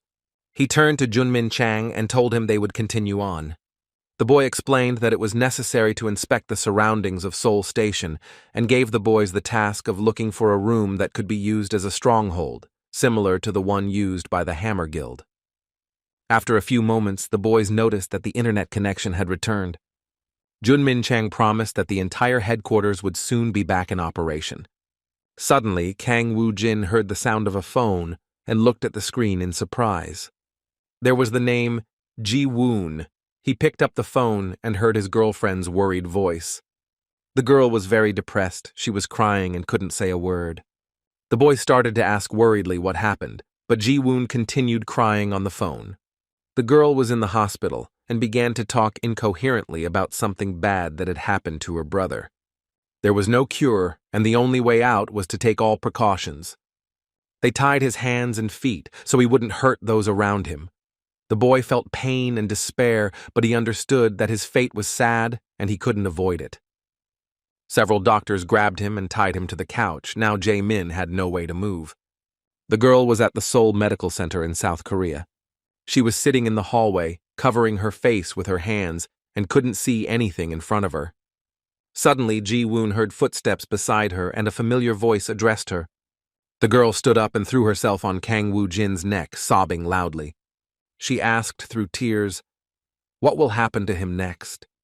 Is it really impossible to help him anymore?" Ji Woon couldn't believe that the worst would happen and that his brother would end his life. Kang Woo-jin hugged the girl and gently stroked her head, trying to calm her down. He said everything would be okay, that Jae-min wouldn't die but would live, and that everything would be okay. Kang Woo-jin told her to trust him and that he would definitely fix everything. Ji Woon looked at the boy with wide eyes. He didn't know what to answer, but he felt a small ray of hope in his soul. And Kang Woo-jin opened the door to the hospital room and entered where his exhausted friend lay. Jae-min looked at the boy who came in with a devastated look. He was very confused and felt terrible. Kang Woo-jin looked at him thoughtfully and then asked, "How did it all happen?" The young man replied that he had been bitten on the shoulder by a terrible vampire, and everything happened so quickly that he had no time to defend himself. Jae-min was very worried about what would happen to him next and asked Kang Woo-jin about it. The boy asked what he knew about vampire bites and these creatures in general. And then he explained that his friend would become one of them. Jae-min was desperate, because then he was doomed to spend the rest of his life without the sun and daylight. Kang Woo-jin replied that he could look at the sun, but that he would die tomorrow, leaving only his body, which would become a vampire. He will become an ordinary bloodsucker and will transform into a soulless monster. The boy said that unfortunately after a vampire bite, there is no going back. Jae-min looked at his friend in despair and sobbed out loud. He didn't want to die. Kang Woo-jin explained that there was a way that would allow him to avoid death. But before doing so, the young man wanted to know if his friend really wanted to live. Jae-min replied that he was willing to do everything possible to stay alive. At night, the vampire roamed the city, found his victim in dark alleys and caught her. The exhausted victim could not resist, and the monster drank its blood greedily. After that, he threw his empty body to the ground and said that it was simply paradise. He looked around and said that this world is overcrowded, which means there will always be an opportunity to eat. This was the great lord of the seventh foot, Ryler's vassal, the vampire Wymort. He looked at the rising sun and thought that dawn would come soon and that he needed to hide in a secluded place. Suddenly he heard a stern voice behind him ordering him to stay still. Wymort remembered the child he had bitten that night, but he didn't know the child next to him. The vampire decided there was no need to expose himself to danger, because it would soon be dawn and he needed to leave immediately. Wymort thought the young man was no match for him and that he shouldn't waste any time, but he didn't have time to hide because a strong hand grabbed his leg. All attempts to escape were unsuccessful. The vampire screamed loudly to be let go. Kang Woo-jin vigorously attacked the vampire, pinning him to the ground as the boy stood there with a determined expression on his face. The young man's hand held the chain tightly, squeezing his opponent's neck. Holding on tight, the vampire tried to break free, but all his attempts were fruitless. Kang Woo-jin called out to the scared Jae-min, and the boy slowly approached. The young man handed him a dagger and told Jae-min to pierce his heart with the tip of the weapon. He was very afraid to do it, but the boy had no other choice. Kang Woo-jin said he should do it himself. Jae-min was still hesitant, and his friend sighed devastatingly. Kang Woo-jin explained that this guy would die anyway as soon as the sun rose, and after that happened, Jae-min would die along with him. The child can die with him, or absorb his life and still become a vampire. A difficult decision loomed for the confused Jae-min, who looked at his friend in horror. Then he took a deep breath and thought he had to decide something. He remembered his sister, and how she was very worried and couldn't find a place for her in the hospital. And besides, Jae-min dreamed that he could live, so he had to do it. The young man, with a desperate cry, abruptly raised the dagger above his head, preparing for a fatal blow. The dagger whistled through the air, falling with elusive force, the weapon passing through the targets, completing this action with a decisive blow. Blood sprayed in all directions, creating a moment of tense silence. The boys looked up at the sky in amazement. Their eyes widened in surprise as they noticed something incredible. The droplets in the sky merged to form an iridescent magic ball, which shone and rushed down. The magic ball spun in the current and hurtled straight towards the surprised Jae-min. The man froze in shock, his gaze fixed on the fast-flowing stream, each moment seeming to stretch into eternity. The first drops of blood, mixed with magic, touched her lips and penetrated her interior, its cold touch passing through her body, activating the ancient ritual. Kang Woo-jin smiled. With these actions, his friend could be saved. He said, "This is an ancient blood ritual. Now they have done everything according to the rules, and we can expect a positive result." His ears began to stretch and become pointed, taking on a different, inhuman shape, obeying a hidden force. The remains of her nails fell away from her fingers, giving way to long, black claws that gleamed in the gloom. Now, in front of Kang Woo-jin stood a completely changed friend, with eyes shining with a scarlet light and the features of a true vampire, in each of whose movements shone a cold power. And at that time, extremely strange events were occurring in the territory of the Ardal dimension. A large knight in iron armor rushed at a mighty wolf, raised his eyes and looked around in surprise. I wonder what was hidden beyond this fabulous and extraordinary territory. Through the fog, some astonishing silhouettes became visible, approaching him powerfully. The monster growled angrily. He was very surprised, not understanding who was approaching him. He asked what their business was and why they were visiting Ardal. The animals that arrived looked at him in surprise. The tiger looked at him intently, and then turned thoughtfully towards the deceased warrior. He said they needed to meet with the owner of those territories.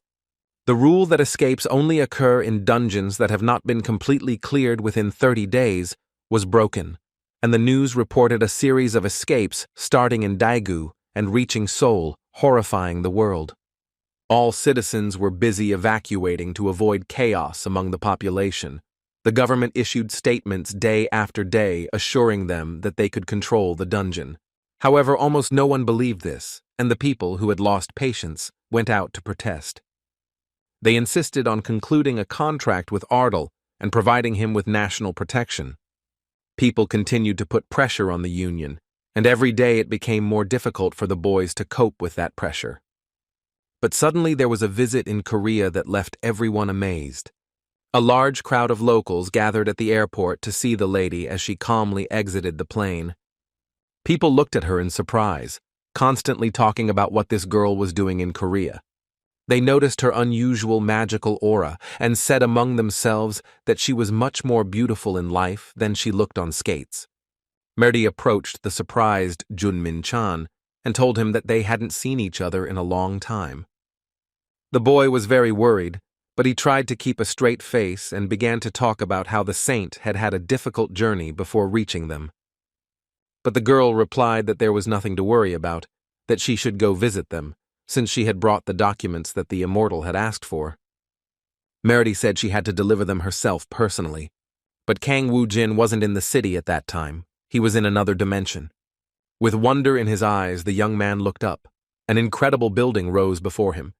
Kang Woo-jin stopped in front of the enormous door, looking up, the light shining through the bars adding a sense of grandeur and mystery. Suddenly he heard Bibi calling him, and the little girl happily ran towards him. He noticed that the surroundings had changed a lot since his last visit, and the girl said it was her effort. The place looks very beautiful. And then he added that the trading post in this dimension has everything you could want, so it was very difficult to choose something. The man looked at the beautiful flower bed in surprise. He told her to take care of the palace, and Bibi made a flower field there. Spatial energy was directly related to the level of the troops defending this dimension, but she had already managed to use up the 10,000 points he had given her yesterday. The girl looked at him in surprise. She didn't understand why the boy wasn't happy. Kang Woo-jin replied that, in principle, it looked pretty good. Suddenly, he heard a suspicious sound that was not at all typical of that area. Meanwhile, Bibi told us that she had built something for Ramzan at his request, because he said he needed to get a hobby or something. The man pointed to a small shack and asked what was in that building. The little devil replied that there was a tavern where you could buy alcohol for dimensional energy.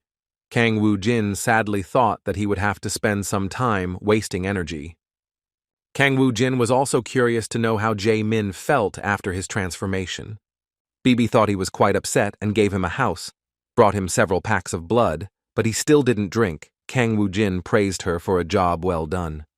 Suddenly, their conversation was interrupted by an armored knight who addressed him solemnly. The gentleman said that the boy had been asked to appear before a hearing because an urgent matter had arisen. When the young man turned around, he saw a large number of different animals in front of him. They went to a large tower that was located not far from this place. Kang Woo-jin sat on the throne and asked, "What is the reason for this army's visit to Ardal?" The leader replied that he was asking for the opportunity to let his family stay here for a while. The boy thought for a moment. These animals were exhausted from living as refugees, and the system explained that it could order the soldiers to either expel them or accept the family as inhabitants of the dimension. After thinking about it for a moment, the young man said he didn't mind, but that he would like to ask him a few questions in return. Kang Woo-jin said he was interested in many nuances, and first of all, he wanted to know how the animals got here. The tiger thought for a moment and then said that the guy had probably recently become the owner of the dimension. Kang Woo-jin confirmed his words and said that he had assumed this position yesterday. The leader of the guests said that before coming here, they had surpassed the dimensions of Ort, which was ruled by the leader of the orcs. But due to the overwhelming Dani, they had to leave this place, and so they ended up here. Kang Woo-jin assumed they came from another dimension. The tiger replied that the boundaries of dimensions can be moved anywhere. The boy asked his next question. He was interested in knowing what kind of tribute was required of them and how the animals paid these taxes. The leader replied that the feudal lord imposes a tribute on the inhabitants settled in his dimension, usually paid in bloodstones obtained as a reward for hunting. The topic of hunting interested Kang Woo-jin a lot, and he decided to find out more about it, because in this wasteland, he hadn't met anyone to hunt with. The tiger replied that they had nothing to worry about, as hunting took place outside those areas. Kang Woo-jin frowned and asked which world the door led to, impatiently waiting for an answer. For the spatial dimension, there were 4 ways to obtain energy. The first was to kill and absorb the energy of a wanderer who came to hunt, and the second, to release troops and population from the dimension to the outside world. That is, to carry out an underground advance. The third is to grow plants or animals that contain bloodstones. In other words, it is a farm for energy production, but a major drawback of this method is that it is too inefficient. The last method was interdimensional wars. It had the highest reward, but the consequences were no joke. Of course, the easiest thing would be to allow the residents to hunt, but forcing them to pay tribute, the guy seriously considered it. And then stood up and said that the doors would not open. The beasts protested that in that case the energy would decrease and they ran the risk of being conquered by other dimensions. However, Kang Woo-jin looked upon them favorably and said that this should be avoided because the world beyond the gate is his home. The tiger stopped dead in his tracks and said he would apologize for his words, and the guy replied that everything was fine. In conclusion, he said that staying or leaving is the resident's own decision, but only after they have rested. Once someone receives a dimension in their possession, it is protected for 30 days. But once the protection period expired, a battle over the area became possible, in which residents could claim rights to their territory. Furthermore, vagrants could come to them. If they were entitled to defensive protection, the owner risked losing that space. They could become prey for those seeking new territories, and before that could happen, it was necessary to find a way to increase not only military power, but also the energy of the dimension. After 20 days, the spatial dimensions seemed different. In preparation for the capture of other lands, they quickly built a system of their base throughout the territory.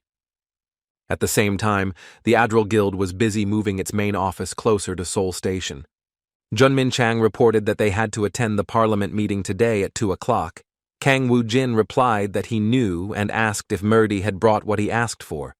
The girl handed him a folder of papers and told him that all the information was there. The boy thanked her for the good work she had done. Junmin Chang asked what kind of documents were there, and the chief calmly replied that it was a list of people who were to be eliminated. The director did not immediately understand the meaning of the words spoken, so he smiled peacefully and nodded. However, a moment later, the meaning of what the boss said became clear and the guy became very scared. And then asked to look at these documents and verify everything personally, Kang Woo-jin generously allowed this to be done. When Junmin Chang looked at the list, his hands began to shake. Suddenly, he realized that this was precisely why the chief had agreed to attend the parliamentary meeting. Kang Woo-jin confirmed his suspicions and said that was exactly the case, as it was more convenient to get rid of them all at once when they were all in one place. He himself had no idea that so many people were behind the attempt on his life. Kang Woo-jin decided that no one could escape punishment, and he would rip off everyone's head, and then gave the task to his colleague to contact Parliament and inform them that they were already moving forward. The majestic green-domed building was the parliament where deputies met to make important decisions. Several deputies entered the room with focused faces, but friendly smiles and slight nods accompanied brief handshakes. Park Seo-guk reported that Kang Woo-jin had finally decided to appear, and Deputy Choi Tae-oh smiled mysteriously at him and said that the guy simply had no other choice. The men in suits argued about him and said he was too young, but that he behaved insolently in his dealings with the country in which he lived. The objective of the meeting was to propose recognition of their association as equal to the Ministry of Defense. However, if the guy wanted to continue living in Korea, he had to accept. After all, it's a pathetic act to raise his price. They decided that within these walls, they would surely unmask him and discover all of the young man's intentions. Meanwhile, the man's car was approaching the city's Grand Parliament. Sun Hong glanced at the boss and asked if it was true that he wasn't going to kill anyone. Kang Woo-jin frowned and said that if he heard one more question, he would definitely destroy everything there. The vice president tried to reason with him as best he could, so the worst-case scenario could probably be avoided. That was all the driver hoped for. Suddenly, she heard Kang Woo-jin talking to her, and her whole body tensed. The boy said they needed to go somewhere else. Seung-hoon looked at him in surprise. Against the backdrop of the mountain stood a blue house with shiny tiled roofs. It was surrounded by gardens. The children went there. The president was inside and asked his supporter how things were going with the demonstrations, and he replied that people were furious. President Kim Byung-man clutched his head, wondering if the incompetent government could protect its citizens. The only good news was that Kang Woo-jin was positively considering the possibility of drawing up a contract, and the hearing should pass without incident. He was called unexpectedly. The president thought the time had come and it was necessary to rush to the meeting. However, he was informed that a visitor had come to visit them and needed to be received. Kim Hae-min was quite surprised when he found out that it was Kang Woo-jin who arrived at the Blue House. An hour had passed since Kang Woo-jin's meeting with the chairman, and the deputies were outraged because he said he'd be here soon, but ended up being late. They considered his behavior to be very shameless. The deputies talked among themselves, thinking that perhaps the man had decided to flee, because for him, the government's requests were always empty words. Choi Tae-oh gritted his teeth, angrily thinking that Kang Woo-jin imagined himself to be a great man and having received worldwide recognition, now thinks he is above parliament. I should have killed him in the Middle East before things took such a serious turn. However, Kang Woo-jin suddenly entered the room. The boy smiled smugly and said, "Finally, everyone is gathered." Choi Tae-oh shouted angrily that, for that boy, the speech was a joke, that it was disrespectful, and that he could have arrived on time. However, Kang Woo-jin didn't say a word in response. One of his assistants moved a chair for him. The deputy shouted angrily that there was no need to pretend they hadn't heard him. Kang Woo-jin must be held accountable for his actions. The young man calmly approached prosecutor Lee Kang-jin, who handed him the verified materials. The man looked closely at the people gathered and also studied the faces that were visible in the images. He thought there was a lot of rabble here, but it was impossible to kill them all. However, the number was decent, almost half. After a few moments, the boy stood up and said he was leaving. The boys stared at him in astonishment. Did he really intend to leave immediately? Kang Woo-jin replied that he had walked right over their faces, and that was enough. Park Seo-guk said it wasn't a mental issue. Maybe this guy doesn't care about the parliament at all? Kang Woo-jin replied that the deputy was probably planning to use this meeting to convince him to establish a defense guild for his stupid government. With these words, the boy took the microphone in his hands and prepared to give his speech. He said he wasn't going to do it, so he didn't care about this meeting. Before leaving, Kang Woo-jin warned about only one thing.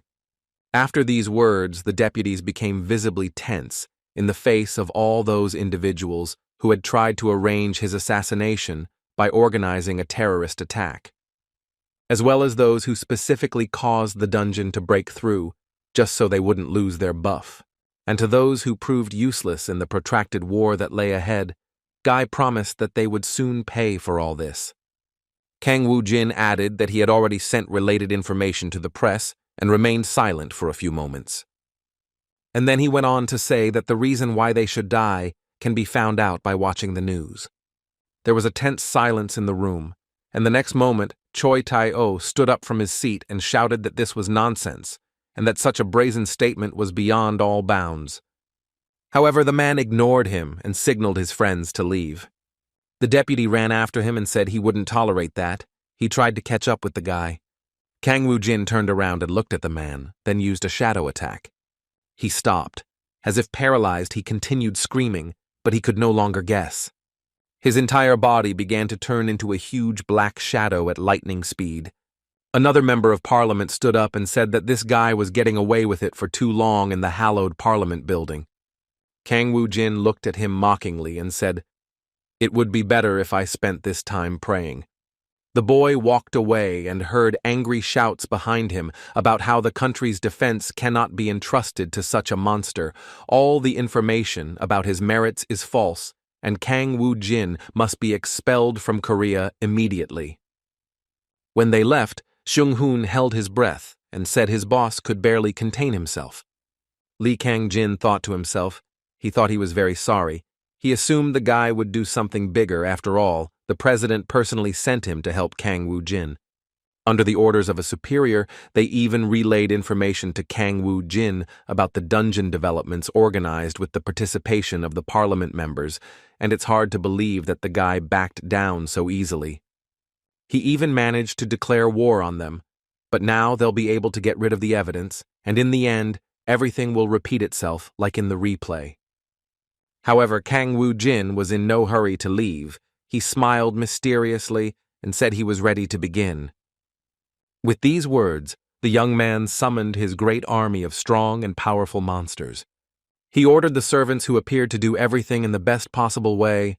Kang Woo-jin remembered everyone who was to be eliminated. Sun Hong looked at him fearfully and reminded him that the chief had promised not to shed blood in the parliament building. The boy replied that he had already left there and that now he could do so with a clear conscience. They had been standing near the entrance of the parliament for a long time, but no one came out. Kang Woo-jin decided to speed up this process. The guy used fire magic. The The fire alarm went off and began to warn loudly about the danger. The deputies ran in panic toward the street exit, trying to quickly free themselves from the fire trap. The fire lit up the corridors, people's screams could be heard everywhere, and tongues of flame moved inexorably along the walls. At the threshold, all the deputies suddenly stopped, because a new threat awaited them in front of the entrance, which made them forget about the fire. Choi Tai-o pushed the others away and stepped forward, not understanding why everyone was frozen in indecision. But when he refused on the street, he looked closely at what was happening, and the man's pupils dilated with horror. After all, the monsters had gathered there, were tearing their colleagues apart, scattering the remains of their bodies. The great mighty knight examined those present and reported that the targets had been identified. The deputy tried to flee, but a huge monster in iron armor chased him. Choi Tai-o tried to enter the huge elevator, pushing the other men in the process. However, he couldn't escape. A huge iron hand grabbed him by the neck. The deputy screamed, tried to free himself, but could do nothing. The strong knight was strangling him. Soon, Kang Woo-jin approached them. The boy watched with pleasure as the assistant suffered. He mockingly said that Choi Tai-o had to be gotten rid of as soon as possible. The deputy took a deep breath and asked why they were treating him like that, and the boy replied that he would find out on the news. Choi Tai-o asked in confusion how he could watch the news if he was going to die soon. He groaned and said the guy had enormous power and probably thought of himself as God. And then he shouted angrily that he should at least know the reason why he would lose his life. Kang Woo-jin muttered that the whole reason was his connection with Lee Sang-ho. After all, he deliberately organized a dungeon breakthrough and made a lot of money from it, illegally obtaining billions, and he also participated in the assassination attempt on Kang Woo-jin.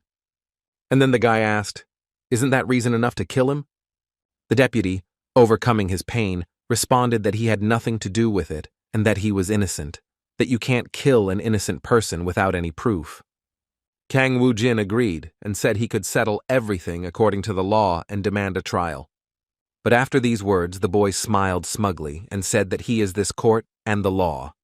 The deputy shouted that the guy was crazy, that they were in South Korea, a republic, and that he wouldn't get away with it.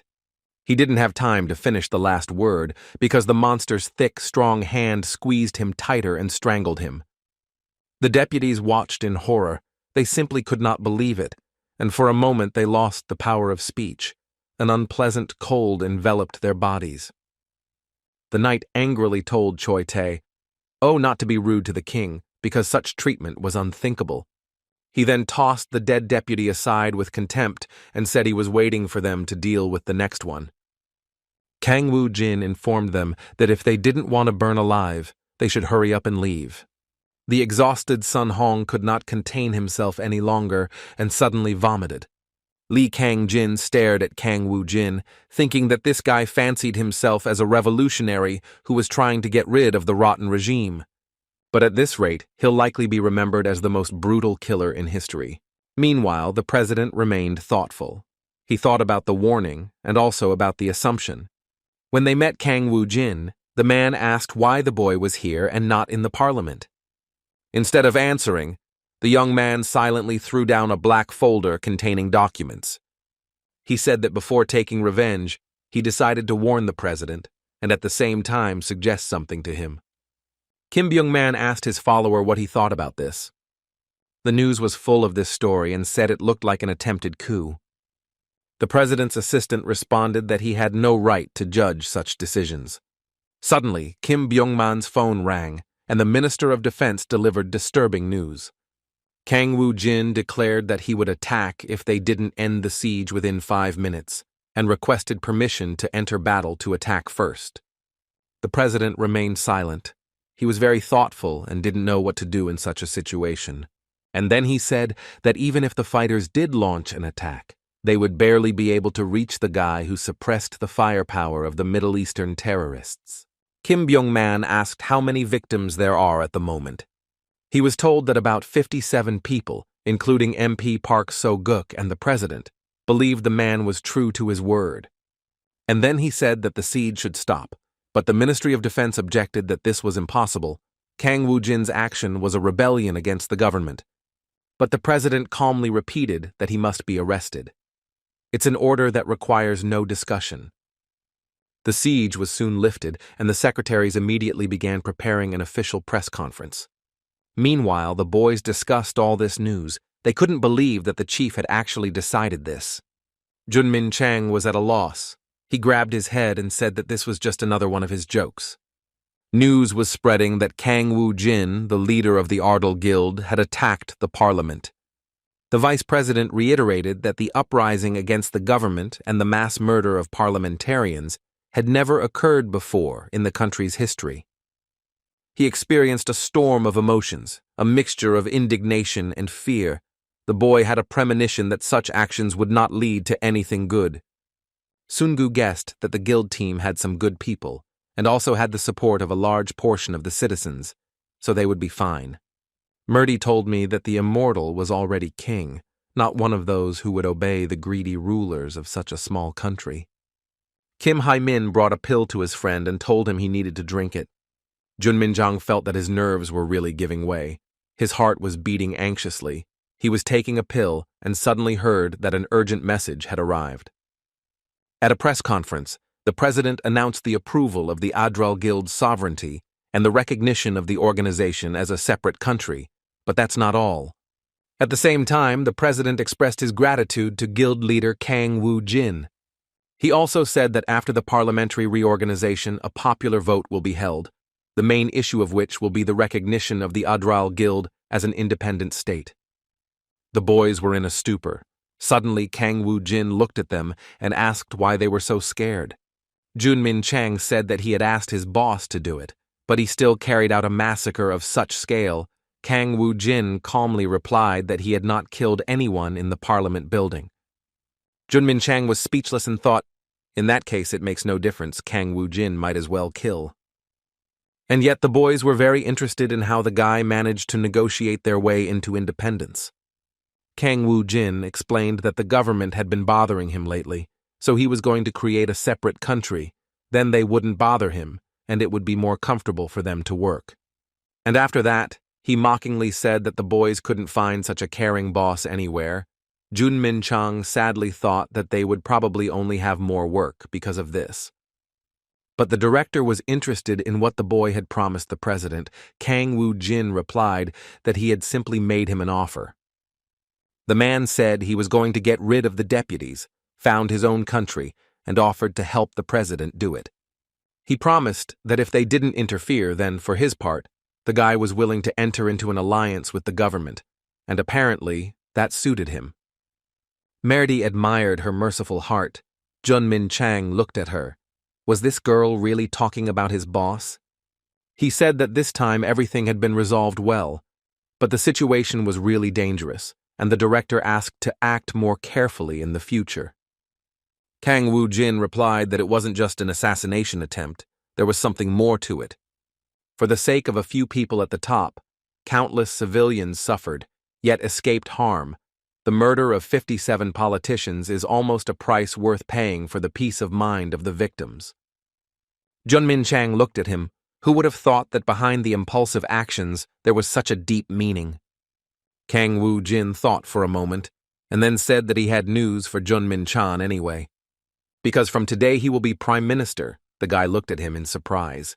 Kang Woo-jin said that if they needed to establish their own state, then he should take responsibility and manage everything for him. But the boy didn't like it. He considered himself ambitious, but not that much. At the same time, Sun Gu was supposed to become the Supreme General, and he really liked this idea. He decided that he would definitely post it on the internet and brag. Kang Woo-jin looked at Shung Hoon and asked him where to put him. The boy replied that he could assign him the Ministry of Foreign Affairs because he has a great gift for speaking. Meanwhile, in the spatial dimension of Kormod Swamp, everything was shrouded in fog. A monster was watching Kang Woo-jin from its hiding place and was furious at what was happening. He chuckled and said that it seemed like the first owner of the dimension to come to Earth was just an ordinary rookie, as green as can be.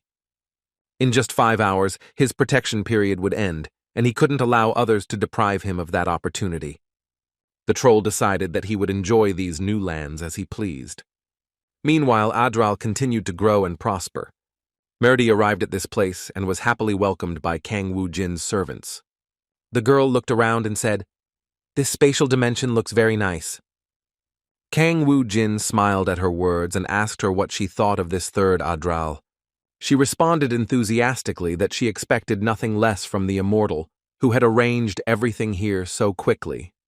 The saint apologized for his insolence but informed him that he needed to strengthen this defense. Kang Woo-jin replied that he had knights and an army of skeletons, and they were enough. The girl looked into his eyes. Kang Woo-jin thought that maybe there was some common sense in her words. Merdi added that, of course, no one can compare to the army of death in combat power, but still, the problem is that the battle for territory is completely different. Once the period of protection has elapsed, they will fall upon them one after another, and the ruler will not be able to use the army of death to defend himself. The boy looked at her puzzled and asked her what that meant. He wanted her to explain her words to him. The girl explained that it was like a game of chess. The owner of the dimension cannot participate in the battle on his own, but can only compete with enemies using only the resources of the dimension. Merdi said they could have a mock fight. Kang Woo-jin looked at her in surprise. A tall black tower rose into the sky, its top lost in the thick fog. Kang Woo-jin sat on the throne, and Merdi stood in the middle of the outlined magic pentagram. They threw out the tools to fight for territories, chose energy and tariffs, and after that, the recruitment of a conditional enemy began. The guy was blinded by a bright light from all sides. Soon they arrived at a small garden. Kang Woo-jin asked confused what was going on there. In front of him were several creatures, similar to pins. They were in cells. They militantly said that when the guy gave the order, the warriors were ready to execute it. Kang Woo-jin assumed it was a base made up of buildings and workers located within it. There were also resource and population indicators, probably a tactical simulation. The ruler immediately made a plan in his head. First, it was necessary to collect the blood plants and then get the prize. The boy looked at the structures at his disposal and realized that they only contained what was already in the territory. To prepare for battle, it was necessary to obtain all the equipment in reality. First, the boy decided to install big workers and an orc warrior. The system told him he'd reached maximum population and needed to build a cabin, and he got angry. He hadn't done this in a while, and he'd forgotten how annoying it was. However, after thinking about it for a while, Kang Woo-jin realized he had no other choice. Suddenly, he heard footsteps behind him. It was enemy forces, Count Ritten's detachment of knights. He wondered when they managed to break through. The system reported that he had lost the battle for territory. The guy grabbed his head and thought it was necessary to entrust this to others. Merdi approached him and asked what the king thought about this. Kang Woo-jin replied that he couldn't fight alone, which made him feel like he was tied hand and foot. Who would have thought that invading dimensions and collecting bloodstones would turn out to be some kind of stupid soldier game? Merdi replied that battles for dimensions were important and the stakes for them were low, but that in return they could gradually increase their rank without exposing themselves to danger. The boy asked him what kind of fight he was talking about and how it could be used for revenge. The girl replied that in battles for territory, battles occur between dimensions, but a duel is a competition between the rulers themselves in the fight for primacy. He added that the fight can only take place if the opponent consents, except in the case of a loss and a rematch being demanded, where the contest will be forced. Kang Woo-jin said that it was to his liking. Even if they lost the territory in battle, it would be enough to get it back. Meanwhile, Bibi walked slowly through the narrow bazaar. Around her reigned a chaos of sounds, smells, and flashes of fire. Instead of people, strange aliens wandered there. In one hand, the girl held a huge hot dog covered in purple sauce. She took a bite with pleasure, but suddenly noticed Kang Woo-jin. Bibi ran up to him and bombarded the owner with questions. She was very worried about where Merdi was now. She admitted that when they both suddenly appeared, the girl was confused and even scared. Kang Woo-jin handed him a thick notebook and said that he might have to use these skills right away, so he needed to quickly familiarize himself with the information inside. Bibi took the papers they handed her and told her the good news that Jae Min was already feeling better. He had hunted monsters today and had even eaten. Kang Woo-jin decided it would be a good idea to visit his friend, so he went to his house and knocked on the large iron gate. He entered the room and sat on the soft sofa. Kang Woo-jin asked how Jae Min was feeling. He replied that he was better now. The ruler asked how Jae Min felt about meeting his sister. The man looked down sadly and said that she could not come to those places and that he was not yet ready to be among people. Kang Woo-jin confirmed that this is true. It will be difficult for her to enter another dimension. She is not awakened, so even through the portal she cannot be thrown into a state. Jae Min became sad and said that sooner or later he would have to leave, but for now he asked her to wait a little. The vampire hesitated for a moment. He wanted to ask his friend a question that had been tormenting him for a long time. The boy took a deep breath and asked if it was true that Kang Woo-jin was God. Kang Woo-jin thoughtfully ran his fingers over his chin, his gaze fixed on nothing. In Jae Ming's eyes, it might actually seem that way, because the Lord of Dimension created everything from spatial energy. However, the boy looked calmly and firmly at his interlocutor and said that he was not God, but an ordinary person. Jae Min looked at him, and his tense shoulders relaxed noticeably. The boy took a deep breath and said he was very happy about this. And yet, he noticed that recently, people were quite worried. Kang Woo-jin didn't care at all. The man added that many people say their lord is a weakling, incapable of collecting taxes. Won't they take away all his territory at this rate? Kang Woo-jin calmly replied that soon everyone would find out who the weakling really was. He smiled encouragingly at his friend and told him there was no need to worry about such trifles, that Jae Min should just focus on getting used to the new uniform. When the ruler returned to the tower, he immediately received a request for a battle for Kormod territory. The system informed that it was necessary to accept or reject it. It should be noted that it can be refused at least 3 times, after which the battle will be conducted by force. In case of victory, Ardal's protection period will be extended by 4 days, in case of defeat, by 12. Kang Woo-jin told Bibi that it doesn't matter if they win or not. The main thing is to beat them up. The little devil said he was going to win. She belligerently said that if she wins, she would like to be allowed to control half of the energy. The boy said that of course he accepts those conditions. He thought that if they won, it would be good, but losing wasn't scary either. They would immediately take revenge through the duel. His opponent laughed. He couldn't believe his luck, and that the guy accepted this so quickly. The monster was anticipating taking everything. Soon the fighters took up their positions and tensely waited for the fight to begin. Each one had a specific place and their own task, and all these processes were managed by Bibi. Kang Woo-jin watched with excitement as the little devil did his job well. He noted that the battle looked pretty good and, for the first time, was simply perfect. Bibi concentrated and a stream of incredibly powerful aura gathered around her. The enemies had already arrived at the place. A troll was approaching them with a heavy step. The warrior looked very powerful and strong. Bibi said happily that the enemies probably decided to attack first. She sent her orc warriors to attack. With a threatening roar and clutching their weapons in their hands, the monsters rushed forward. Meanwhile, the trolls were running towards them and looked very sinister. Kang Woo-jin thought that in terms of control, he was a little behind his opponents.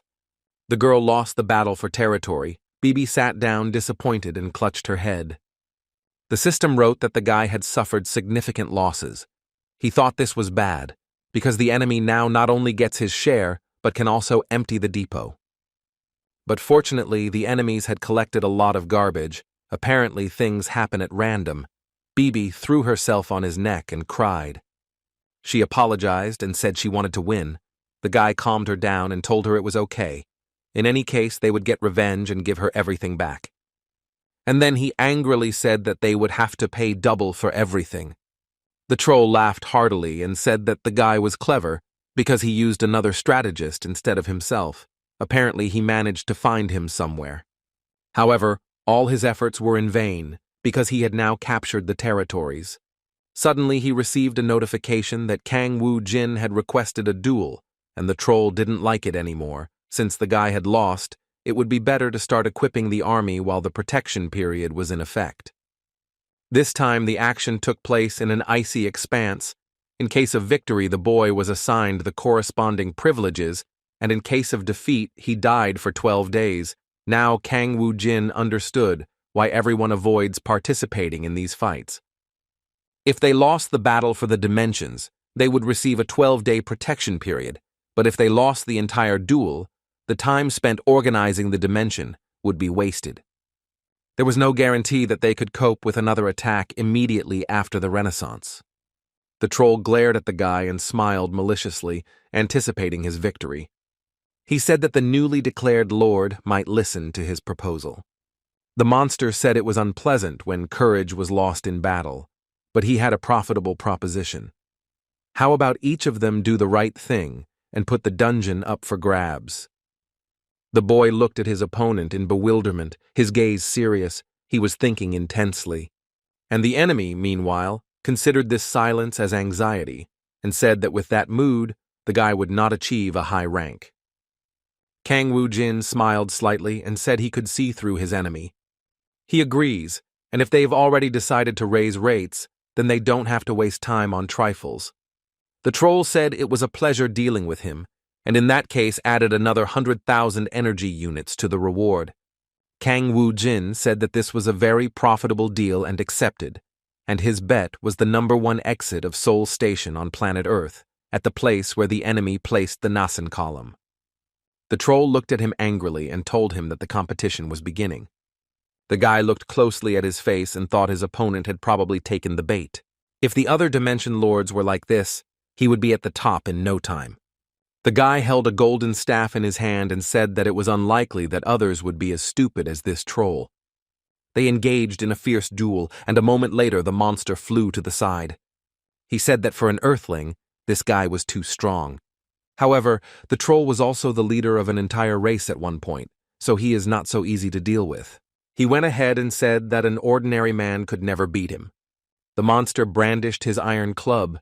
He was sure that the guy wouldn't be able to survive such an attack. However, to his great surprise, Kang Woo-jin remained alive and even had enough strength to not fall.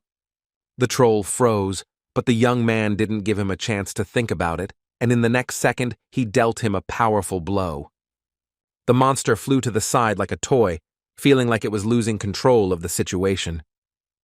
Gathering all his strength, he stood up, gripping his club firmly in his hands.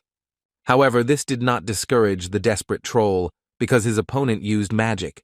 Kang Woo-jin's eyes shone with an evil fire. It was hard to stop him now. The frightened troll saw the boy raise his sword above his head and prepare to die. The next moment, there was a powerful blow that destroyed the monster. The system declared the Overlord the winner of the rematch, and as a reward, he received the Nesian Column dungeon. Now, Kang Woo-jin also had the planet Jiao, the Nesian Column, under his control. A great gorge and huge rocky caves were taken over by an uncountable army of skeletons. The reset dungeons have now become your safe haven. However, getting rid of the skeletons is very easy, simply by smashing their skulls with one blow. The leader of the Roddy race, Rarik, said that they simply had to succeed in this campaign, and then they could survive. They must win at any cost to save the planet and their own species. Among their conquests, only the heavenly dungeon remained, to which they rushed, having gathered a large army. Rarik warned the army that they did not know who would attack and from where, so they had to remain alert. Suddenly he heard a suspicious sound in the sky and raised his head to see what was going on there. The scarlet sunset hid a flock of large and powerful wyverns in its gloom. Rarik concentrated, used his Raksha magical abilities, and summoned a powerful lightning bolt. With the help of these rays, he tried to target the wild dragons that were rapidly approaching them. However, all his attempts were in vain. The dragons easily repelled the blows. Rarik couldn't believe it. He assumed the rider sitting on one of the wyverns was also a mage. Kang Woo-jin reported that this planet Jakku will be conquered very soon. The monster glared at the daredevil and thought he had enough strength to resist. Meanwhile, the man approached him and mockingly told him that he was inviting them to an unforgettable adventure in Ardal. The stranger looked boldly at the arriving traveler and asked him who he was and where he came from to these lands. Kang Woo-jin slowly walked towards him on the ground, feeling confident, and replied that he had now become the master of this place. The monsters looked at him in surprise. The boy said they looked pretty strong. He even became interested in what the planet Jakku represents thanks to you. The monster looked him fiercely in the eyes and told him firmly that they were not going to say anything. Kang Woo-jin replied that he wasn't suggesting they have a conversation, and the boy's eyes flashed with a cruel light. The alien suddenly realized that something incredible was happening, similar to a magical attack. Rarick guessed who was in front of him and ordered all his henchmen to retreat, because this guy is not an easy person, he is a necromancer. The monsters obeyed. They ran off, their heels clicking, and the guy looked at them with a satisfied look. He ordered his servants to bring one of these strangers to him to converse with. Several of his subordinates moved forward and began to catch up with the monsters that were trying to hide. However, they couldn't escape far, and Kang Woo-jin's henchmen easily caught up with them. Rarick thought they were at a disadvantage. In such numbers, they had no chance of resisting dozens of death knights, and they had to try to save at least the remaining ones. He told his allies that he would hold off the enemies and that they should use the home stone to escape. But suddenly Rarick realized that they were already surrounded on all sides. He was trapped.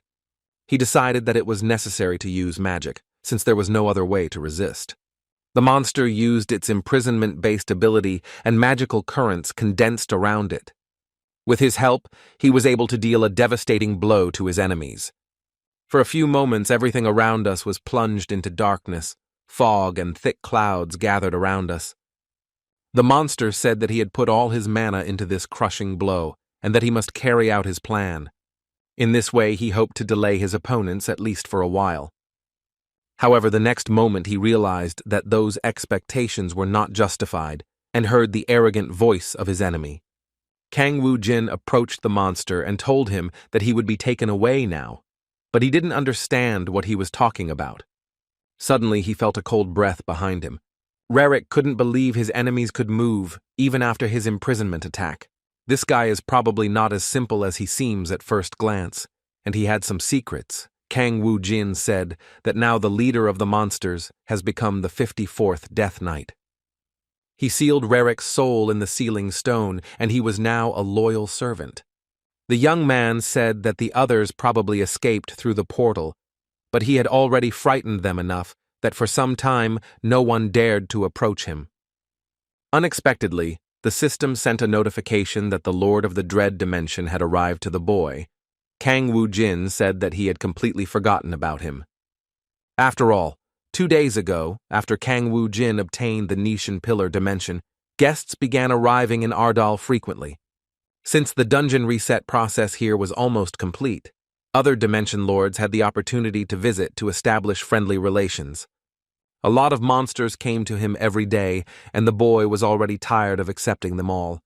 Dread said on his third visit that neighbors exist to visit each other often and be friends. Kang Woo-jin replied that if his interlocutor returned, he would go to his dungeon and destroy everything to hell. The octopus peacefully told the boy not to be angry, because he even brought him a gift, an unusual sculpture in the shape of a bird. The system notified that if this bird settles in the territory of the dimension, the artifact will accelerate the growth of bloodstones by 1% for the restoration of blood plants. Kang Woo-jin took the bird in his hands in surprise. And his interlocutor noticed that every time he came with a gift, and when it came time to pay in some way, the boy suggested dinner. Dread happily agreed and said he would be happy to try the food there. He began to enjoy the delicacies they brought him, which included various hamburgers and pizzas. BB watched in disgust as the monster greedily ate that food and said it was very disgusting. The octopus said he was really embarrassed. Kang Woo-jin replied that if he was full, then they should move on to the real reason for the visit. The monster thought for a few moments, took a napkin and dried his face, then said he had a question. Dread asked the boy if he knew what forces existed on the planet Jakku. Kang Woo-jin replied that he was well aware of this, and said that the indigenous inhabitants of the Rati race as well as the unions formed by the lords of various dimensions, are the Black Hat Alliance. There was also the Red Hammer Alliance, which was represented by a huge mallet. And the Yellow Lizard Alliance had been around for a long time. The monster was surprised at how the guy managed to find out all this. He replied that he had found a very useful informant, the Rassian whose death knight he had become, and that he had told him a lot. The monster looked at him in surprise and said that it seemed as if another alliance had managed to hit him before him. In that case, he decided not to beat around the bush and said that he served Raja Kui, the head of the Yellow Lizard Alliance, the strongest of all the unions, and wanted to ask the boy to join them. Kang Woo Jin replied that he didn't need to, because he could protect his territory on his own. The octopus said that his interlocutor was still an inexperienced lord, since for now the dungeon could surely be managed by one person alone. But if there are several of them, how can they protect the dimension when it is attacked from two fronts at the same time? Kang Woo Jin thought for a moment. There was some sense in those words. He hadn't even thought about it before. The octopus noticed his thoughtful look and said that his interlocutor probably didn't know much yet. If someone suddenly enters both of his dungeons, the territory will be divided into two separate dimensions. The same will happen with the military forces, and the Lord himself will be able to choose only one of the sides of the defense. The second will still have to be entrusted to another servant. With the number of dungeons belonging to him increasing, it will become increasingly difficult to protect the dimensions. And as he left, he said that the boy needs to think everything through carefully. Kang Woo Jin told Bibi that in the future, if any of the lords wanted to sit in their dimension, they would have to refuse without exception. He thought there were about 30 days left until the Nesian Column dungeon restarted on the planet Jakku. If the intruders want to advance along an individual route, the column will obviously become their target as soon as the barrier is opened. He had to hurry up to level up, and immediately after meeting Dren, Kang Woo Jin returned to Earth. Their main goal was to level up and gain the ability to summon more powerful spirits. To this end, the guild decided to start helping other countries clear the toughest dungeons. Strongman Baek Hyun was sincerely happy about the hero's arrival to his lands. He saw him from afar and waved his hand. The boy smiled back and said he was very happy to see him. Kang Woo Jin said he would be indebted to them for the help they gave him with the flight. The president replied that renting a private jet was something so small that it couldn't even be called help. Suddenly, he noticed the boy standing next to Kang Woo Jin. He recognized the fiery Sun-gu. The boy was very happy to be recognized, and his friend thought it was a very childish nickname. The president explained that Sun-gu is now a very popular blogger and has his own page. Baek Hyun suggested taking a selfie together, smiling at each other and laughing like old friends. Kang Woo Jin and Sung Hoon looked at each other with puzzled expressions. The president soon announced that they would start with the nearest dungeon, out of the 12 that had requested reinforcements. It was located in Japan, in the Tokyo and Osaka area, a picturesque place in the country. A huge plane flew through the clear sky, cutting through all the clouds with its wings. The boys arrived at Kansai Osaka Airport in Japan and began to get off the plane. The locals looked at the arriving boys in surprise, bewildered by their arrival. Kang Woo Jin asked why no one was waiting for them, and Seung Hoon explained that his Japanese wasn't very good. The boy looked at him with displeasure and noticed that his friend had decided to become Minister of Foreign Affairs, but at the same time had a poor command of languages. And then asked Seung Hoon to open his mouth, looked at the boss in surprise, and Kang Woo Jin poured an incredibly flavorful mixture onto his tongue. He said this item couldn't be transferred just like this. The boy cleared his throat, feeling a little dazed. But unexpectedly for him, he realized that he understood what people were saying at the airport. They were surprised that Kang Woo Jin had arrived in Japan and said it was probably because of the Nanba Station dungeon, as its authorities had given up after carrying out a purge there for the 3rd time. The boy looked at them in surprise. He couldn't believe he had understood that speech correctly. Kang Woo Jin told him that if the potion had worked, he needed to contact the rulers as soon as possible. They soon arrived at Osaka's Nanba Station and were warmly welcomed by the locals. They thanked the boys for going a long way to help them. The vice president of the Japanese Sensei Guild, an A-rank water mage named Takuchi, said that before entering the dungeon, he would like to briefly brief them on the situation. Kang Woo-jin explained that they already had a lot to do and could do without the briefing. The boy said there was no need to worry. They would go there together with Sun-gu and clear the dungeons as quickly as possible and move on to the next one. Takuchi looked at him closely and said that he was not lacking in confidence, but no matter how high his skills were, they alone would not be enough to carry out the capture. For such a process, a diverse team is usually formed and clear instructions are followed. Kang Woo-jin assured her that there was no need to worry and just wait for them to return, since as promised, they would do everything very quickly. Takuchi said he could at least accompany them on this trip because he needs to document the cleaning strategy for further bloodstone extraction. Explaining that he had to see everything with his own eyes, Kang Woo-jin thought for a few moments. The guy thought that if he carried it around, it would just get in the way. But on the other hand, the more bloodstones the Sensei Guild gets, the better it will be for them.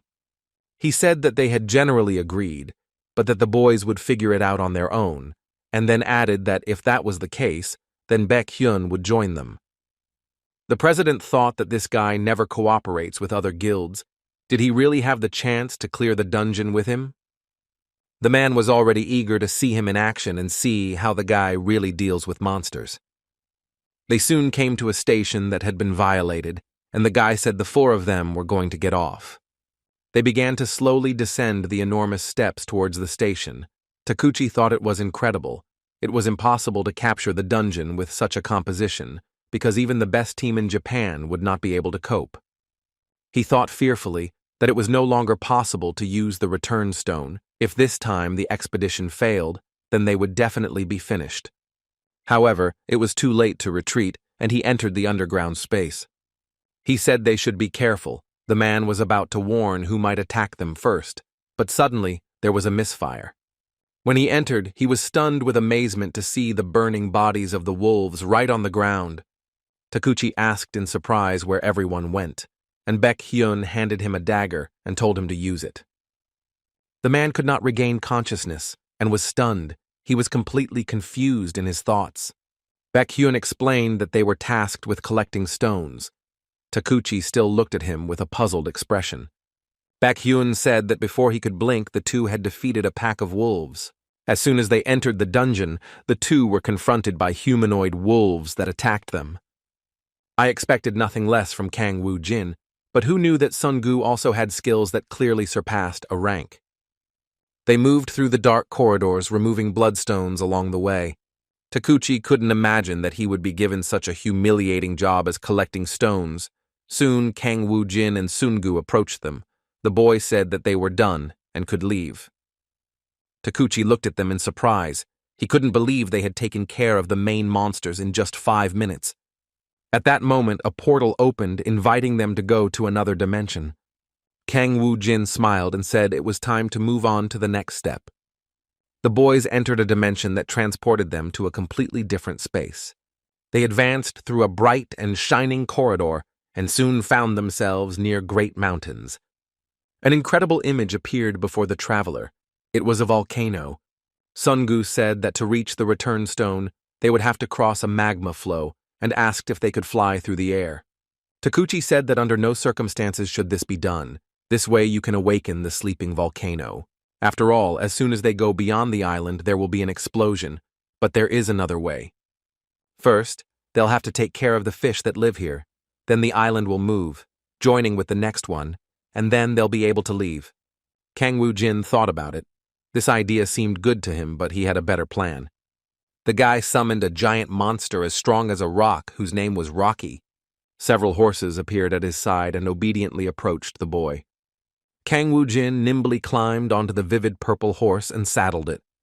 He said they had to hurry, that Rocky would clear the way and they would follow him immediately. Takuchi was very scared and couldn't understand. Didn't they hear what I just said? If the travelers left the island, there would be an explosion immediately. Because these were explosive stones, he suddenly saw something astonishing in front of him. Kang Woo-jin explained, and the mosquitoes flew towards him. They are difficult to see with the naked eye. They move barely perceptibly. These mosquitoes lived near the volcano, and it was because of contact with them that the explosions occurred. At least they were lucky not to fly so close to the magma. Therefore, the heroes will stay close to the golem and will not be in any danger. Soon the travelers set out in search of Rocky, who led the way. Takuchi was very interested in how the boy knew about this. Kang Woo-jin simply looked at him. And then he said he was trained by a master. No matter how capable he was, it was impossible to know all the monsters. Sungu assumed that his friend was probably talking about the times he spent in Alfen, which meant that the boy had learned magic from that person. Kang Woo-jin replied that he learned magic on his own, but that he learned more important things from him. Madness and cruelty, submission through the suppression of fear, that was it. Sungu asked where his mentor was now, and the boy replied that he had died. The boy apologized for such questions, but Kang Woo-jin replied that there was no need to apologize because he was originally dead. Sungu looked at him in surprise. Kang Woo-jin explained that they would meet soon. He was also a fire mage, so he could teach his friend something. Sungu was delighted because he would be instructed by Master Kang Woo-jin himself. This is a big part for him. The boy warned him to die, and his interlocutor with a notification asked him what he was talking about. Harris's Memories, a device that allows video and audio recording inside the dungeon. With a wild roar, a huge evil monster approached through the enormous steel chains. Meanwhile, another amazing magician sat in a huge outlined circle and proclaimed a spell. The savage masked marksman took aim and loaded a sharp arrow, which he fired immediately. The Death Knight belonging to Kang Woo-jin's army easily dealt with the enemies. They continued to fight each other, and a resonant sound was heard around, and flashes of energy were released into space. The monster roared with a wild cry, but with each new attack his strength left him. Kang Woo-jin used his finishing move, the two-way slash, and finished the fight brilliantly. He said this marked the end of Osaka's underground cleanup.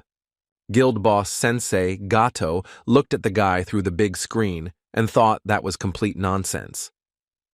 How did he manage to so easily conquer a dungeon that the best team couldn't handle 3 times? Takuchi said that Gato himself saw this recording and that all of this really happened. Another board member said that even after seeing it with his own eyes, he still couldn't believe it. After all, no team could repeat such a feat. Gato said he was very interested to know where the guy was now. Takuchi replied that he had taken care of all the dungeons that were close to breaking through and was now moving towards China. The man couldn't believe it because it was simply impossible to clean so quickly. He said he could only laugh nervously in surprise, that waking up like this was a great fortune, and that for the first time he envied Korea. Takuchi said this man was no longer a Korean citizen. The man said that if he was referring to Ardal, the government had not yet officially recognized its existence. And I heard in response that they will soon see who will recognize whom. This guy is too independent. Takuchi looked his interlocutor straight in the eyes and asked, "When was there a time when the weak recognized the strong?" After Kang Woo-jin cleared the underground of Osaka and Tokyo, he successfully dealt with 2 more that were already in China. It only took a day to conquer a total of 5 dungeons, and Kang Woo-jin's group immediately headed to the next spot. When the boy was flying on the plane, Beck asked him what he was going to do with the offers. After all, 2 countries have already offered to officially change citizenship and become legal residents of Japan and China.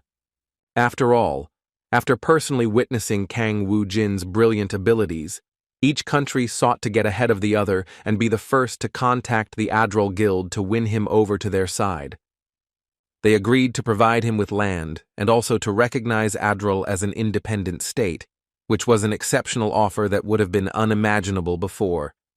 The boy thought for a few moments, holding back the smile on his face, and then turned to his interlocutor and told him that he was not going to agree. The man said that he expected this from Kang Woo-jin's brother, and although you can't tell, but it seems that he really has patriotism. Kang Woo-jin replied that patriotism had nothing to do with it. Seoul Station was in Korea. Why would he emigrate? Baekhyun asked, what was so unusual about that station that the guy didn't want to miss it? Kang Woo-jin thought for a few moments and then said he had several reasons for this. It's all a matter of spatial dimension. The boys looked at him in surprise, not understanding the meaning of these words. But soon, the plane arrived at the airport and landed safely on the runway. When Baek-hyun heard the secret of Seoul Station, he was very shocked. He realized that there are countless mysteries hidden in the world. Kang Woo-jin revealed that there was a possibility that a Dimension Lord was located in one of the high-class dungeons, and that they needed to get rid of it before a connection between their planet and Earth could be established. Sungu joined the conversation and said that maybe there are ways to make the entire dungeon disappear at once, then there would be no need to worry about the connection. However, Kang Woo-jin replied that the dungeon was under a powerful protective barrier, so that wasn't an option. And if they ever discovered the full truth about the other dimensions, there would be a way to do it. They soon arrived in the capital of India, New Delhi, where they were welcomed by a noisy city with a large number of multi-story buildings. The local people greeted the arriving travelers with respect, greeting them cheerfully and shaking their hands. The team headed to one of the stations to go underground. The system informed Kang Woo-jin that he had entered the Terror Coast. The boy smiled and said it was bingo. It seems that this time the dungeon is connected to the spatial dimension, he said. But on the other hand, if this is dread, then events could develop in a completely unpredictable way. A fighter approached them and told them he was always around and specialized in support, and now he could bless them for their good work. The guy's name was an awakened A-rank buffer, Blanca of the Vishnu Guild. Kang Woo-jin said that they didn't need any blessings. It would just reduce their strength. It would be better for them to wait here. For the Necromancer, the parting words were a disadvantage and would rather have the opposite effect. Blanca angrily said that he was also an awakened Orango and could be in the field. Baek-hyun thought this guy was looking for trouble because he was told to wait, so why not follow that advice? They soon descended into a dark dungeon that was deserted. Blanca kept complaining about the fact that they had entered the dungeon as a team. How could they refuse help? She understood that they didn't want to reveal the secrets of their fight to outsiders, but it wasn't clear why they would do the same to Beck. He replied that they didn't need it at all, that they probably couldn't help much, so there was no need to waste time on that. Suddenly a portal appeared in front of them. Blanca asked in amazement if everything was really over. Baek-hyun admitted that even after the incident with Japan and China, his reaction remains the same. And then he told the boys that they would go through the portal, and when they came back, they could start recording. And after a while, the team entered a black hole to reach another dimension. Songgu looked around in admiration. He really liked the sight that appeared before them. And in front of them was a huge ocean, which attracted them with its waves, and the man ran towards it. Blanca shouted that it was very dangerous and that they had to be careful. Hearing a warning that there was great danger lurking below, the man turned around. But it was too late, because a huge monster had entered the arena and was about to catch him. Sungu reacted quickly and grabbed the crab that was trying to bite him, and the young man told him not to scare people like that anymore. And then he turned to Kang Woo-jin and said, "This is a king crab. It's huge. It can be boiled. They haven't eaten anything like this in a long time." Blanca, astonished, shouted that they were moving in a group and that they should get away from there quickly. The boy turned around and noticed that a large number of these crabs had gathered around him. Kang Woo-jin smiled and said there would be good fishing today. Songgu used his magic powers and created a flame around him. He said that fried crab is also food. He was very hungry and could eat some. After a while, the entire flock was destroyed, and they could be eaten safely.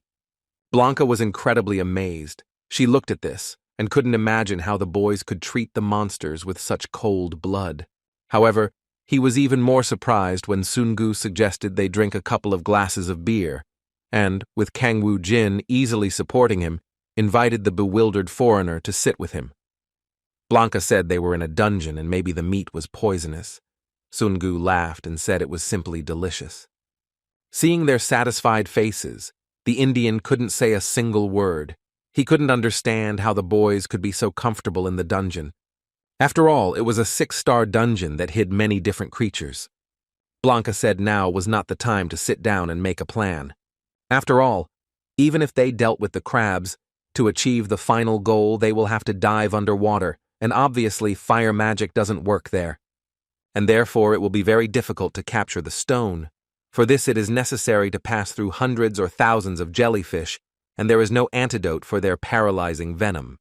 Kang Woojin said that if there are hundreds or thousands of them, then that would be exactly what is needed. And he happily announced that they could now start fishing. His companions looked at him in surprise, and Kang Woojin walked calmly towards the water and moved forward slowly. When he reached a certain point, he said this would be enough. The boy looked around carefully and listened, picking up every sound that was nearby. And soon he noticed small splashes of water extending several meters away from him. Suddenly a huge monster approached him from the water, showing its snow-white teeth. However, the young man continued to stand calmly, not feeling anxious, and boldly looked into his opponent's face. And then he used his magic and summoned a skeleton. Its ability was a poison ring. And suddenly there was a bright flash that blinded the children's eyes, and for a while they couldn't see anything in front of them. Soon, all kinds of creatures began to slowly emerge from the depths of the sea. Kang Woojin waved his hand and said that an additional skeleton magus summoning would be performed. He then invoked a skill called Continuous Poison Ring, causing a large flash to form in the seawater. Not even a few minutes had passed when a multitude of marine life corpses were already floating limply on the surface of the ocean. The boy approached his companions and told them that it was all over. Baek-hyun said that was probably what was called fishing, for his brother hunting was a piece of cake. Kang Woojin smirked and said that was only if we were talking about small fish. He ordered the skeleton to continue spreading the poison. His enemy would soon be unbearable and would have to go to land. Baek-hyun didn't understand who he was talking about. However, after a moment, a suspicious splash was heard, and a terrible sight began to appear before the boys. A huge octopus came out and said this guy was being too arrogant. He could have taken this as a declaration of war, and then Kang Woojin would have had a hard time. The young man replied that he started first, because no one asked him to connect his dungeon to Earth. The monster replied that this was quite impudent, and that the guy was behaving as if the entire dungeon on Earth was his property. I couldn't believe that Kang Woojin came to conquer the dungeon as a traveler, without fearing anything at all, okay? It would have been a battle for the dimension, or a duel where he could use the power of his domain. And here the situation turned out very well in his favor. The monster laughed with malicious joy. He said the boy would pay for invading his dungeon. Now he would show him the incredible strength and power he possesses. Kang Woojin looked straight into his opponent's eyes and said he would end this with his last words. His enemy looked at him in surprise. He didn't understand the words the young man was saying. And Kang Woojin made the corpses explode, and by the magical effect, a glow began to appear around the soulless bodies of the monsters. The octopus looked at this in amazement. He was shocked by what he saw. Incredibly powerful flashes of fire began to spread around, consuming everything around them with their flames. Blanca stretched her hands forward, trying to resist her opponents. Suddenly he realized that his level had now increased much further. Some time passed, and suddenly there was absolute silence in the entire area. Now Kang Woojin's level was already level 76. This was a great achievement. He only regretted that there was nothing left of the enemy, but the octopus fried in butter was very tasty. Sun-gu laughed and said they could eat together when they returned to Korea. Suddenly Blanca began to cough violently. The boys stared at him in astonishment. And the Indian said that if they had a plan, why hadn't they told him before? After all, since they had to extract a large amount of mana suddenly, the return trip was no joke. Kang Woojin looked at him and said that he didn't have to stick his head out. They were protected by transparent armor anyway, so there was no need to interfere. And yet Blanca believed that this should also be noted. She concentrated beforehand and remained silent for a moment. And then he exhaled. You could tell he felt much better. The boy said that everything was fine now, he had healed himself. Kang Woojin was surprised. Probably this person not only had range enhancement skills, but also self-healing skills. The boy thought about it and decided that this skill could be useful to him. He asked the Indian his name, and he replied that his name was Blanca. Kang Woojin asked what his salary was. The boy looked at his interlocutor in perplexity. Then Kang Woo-jin invited him to his place in Ardal and said that he promised him good conditions, better than those of the Vishnu Guild. Blanca felt very discouraged by this proposal. She thought a lot and remained silent for a few moments. Did this guy really think he could be bought that easily? He said he appreciates the offer, but that he has a close connection with his boss, the Vishnu Guild, and that this is the place he should dedicate himself to. Kang Woo-jin narrowed his eyes and thought this guy was quite loyal, but he already had a plan on how to convince him. After all, the guy had several aces up his sleeve when they returned. Guild leader Vishnu Kasim asked how easily they dealt with the dungeon. He added that he was infinitely grateful to Kang Woo-jin for this honor.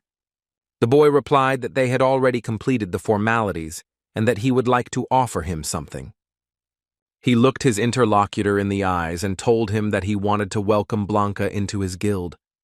For a few moments, everyone was silent and looked at him in surprise. The leader slowly said that Blanca was his adoptive brother. Kang Woo-jin now understood why Blanca spoke of a close relationship, and asked what amount would suit the guild chief in that case. Kasim replied that he could not sell his brother for any amount of money. Kang Woo-jin commented that if the answer was positive, he would completely transfer the rights to manage this dungeon to him, and if another similar one appears in the future, he will clean it up and hand it over to his guild. The man thought a lot and thought it was too good an offer. And then he turned to his brother and said that he had been thinking about this for a long time, but still, keeping him here would be selfish and, as a loving relative, he was obliged to let him go so he could grow. Kang Woo-jin turned to the bewildered boy and told him that he was now inviting him to Ardal. Blanca muttered darkly that he had been sold like a pig to the slaughter. Sungu patted him on the shoulder and admitted that he had also come to that place for money, so one should always think positively. And Blanca should have been glad that she didn't have to die to join them. Soon, the Indian found out how the other guild representatives greeted him. He found it humiliating.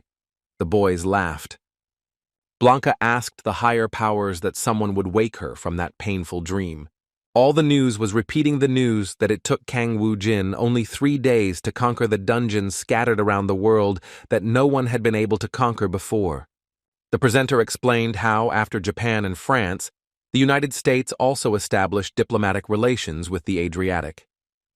The president carefully studied all the recent events surrounding this subject. He himself said that signing a contract with them no longer made sense. His interlocutor replied that everything was fine and that they could no longer influence the situation. The ruler was interested in knowing what the people thought about it. The South Korean Prime Minister spoke to him and said that for people, this is something they take for granted. However, the authorities could do more to prevent what was happening, and in that case, it was necessary to at least become Adrala's strongest allies. This decision was made between the Prime Minister and the President of South Korea, and in the meantime, a plane landed at the airport. Passers-by watched intently as wonderful people exited the plane. They were greeted with loud cheers, and people tried to take their picture first. Sungu excitedly said that he had become a celebrity. Seung-hoon added that except for the boss, Director Hong was the most popular among all the awakened ones.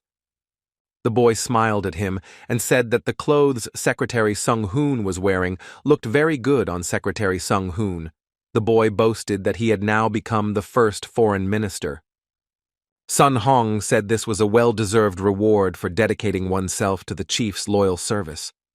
After 8 years as a phone salesman, he finally achieved success. Suddenly, a girl approached him and told him that her name was Lee Xion from June Media and that she wanted to ask him some questions and was very interested in knowing why Mr. Kang Woo-jin was not among them. The young man looked at her in astonishment and said, "Sir, this is an overly familiar attitude toward the king of the state of Ardal." The girl looked at him and, embarrassed, corrected herself and said that she was interested to know where the king was now. Sun Hong replied that the boy was currently in the dungeon, and he did not want to say anything further. However, the reporter continued to bombard him with questions and asked if he was referring to the U.S. dungeon. The young man wanted to end this conversation as quickly as possible and not answer all kinds of questions from curious people.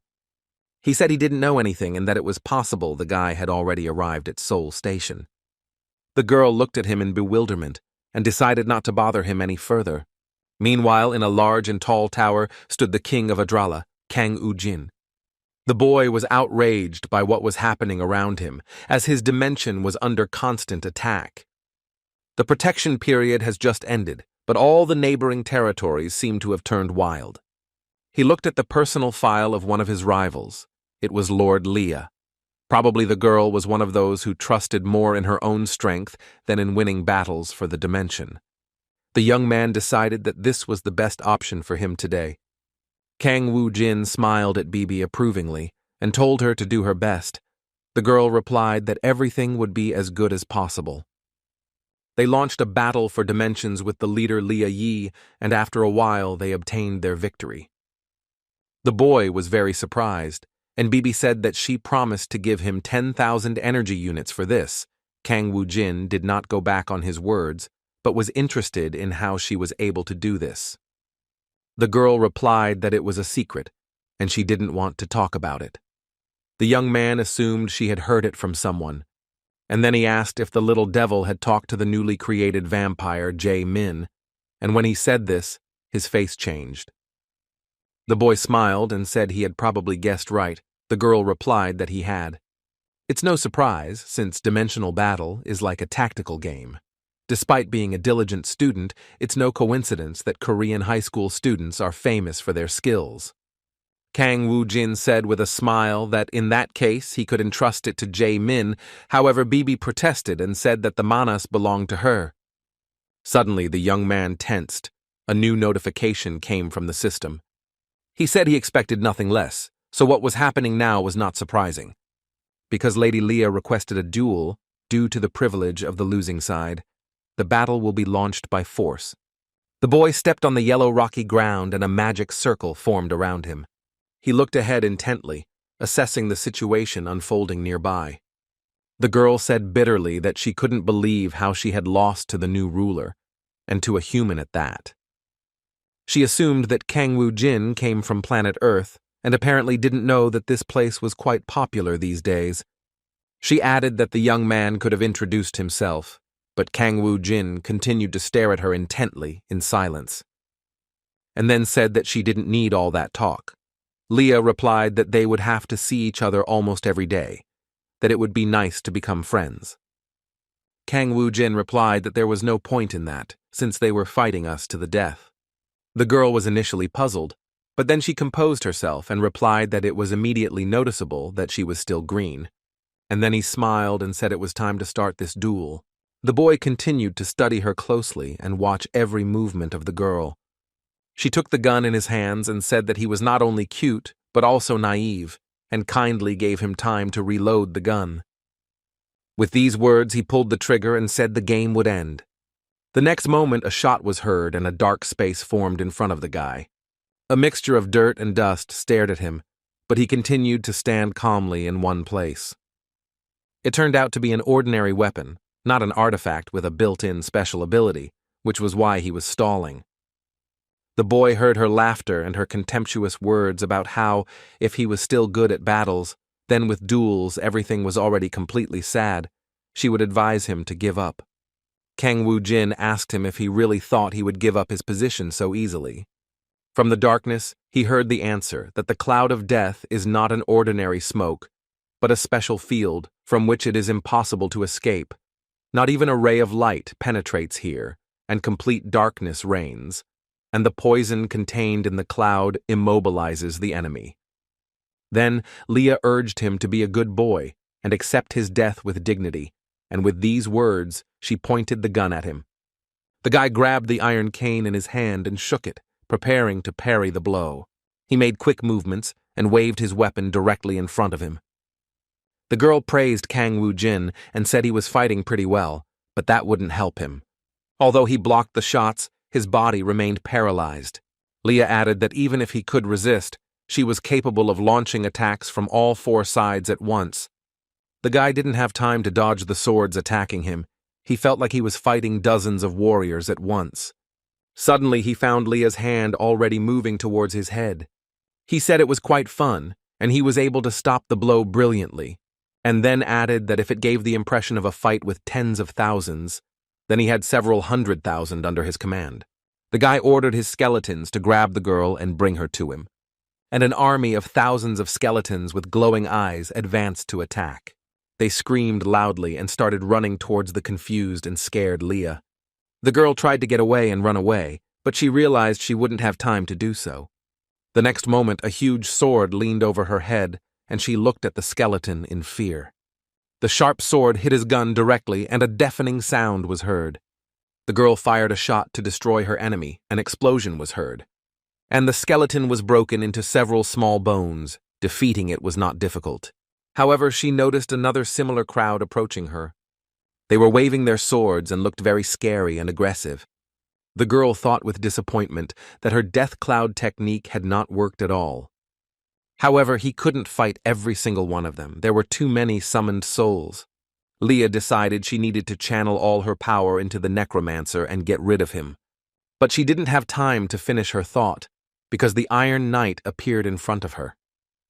She was attacked by several enemies, and the girl accidentally dropped her hat, which fell silently to the ground. The girl screamed in pain as many enemy swords pierced her body. Now, she was surrounded and sat on the ground, trying to collect her thoughts. Kang Woo-jin said that she had finally brightened up.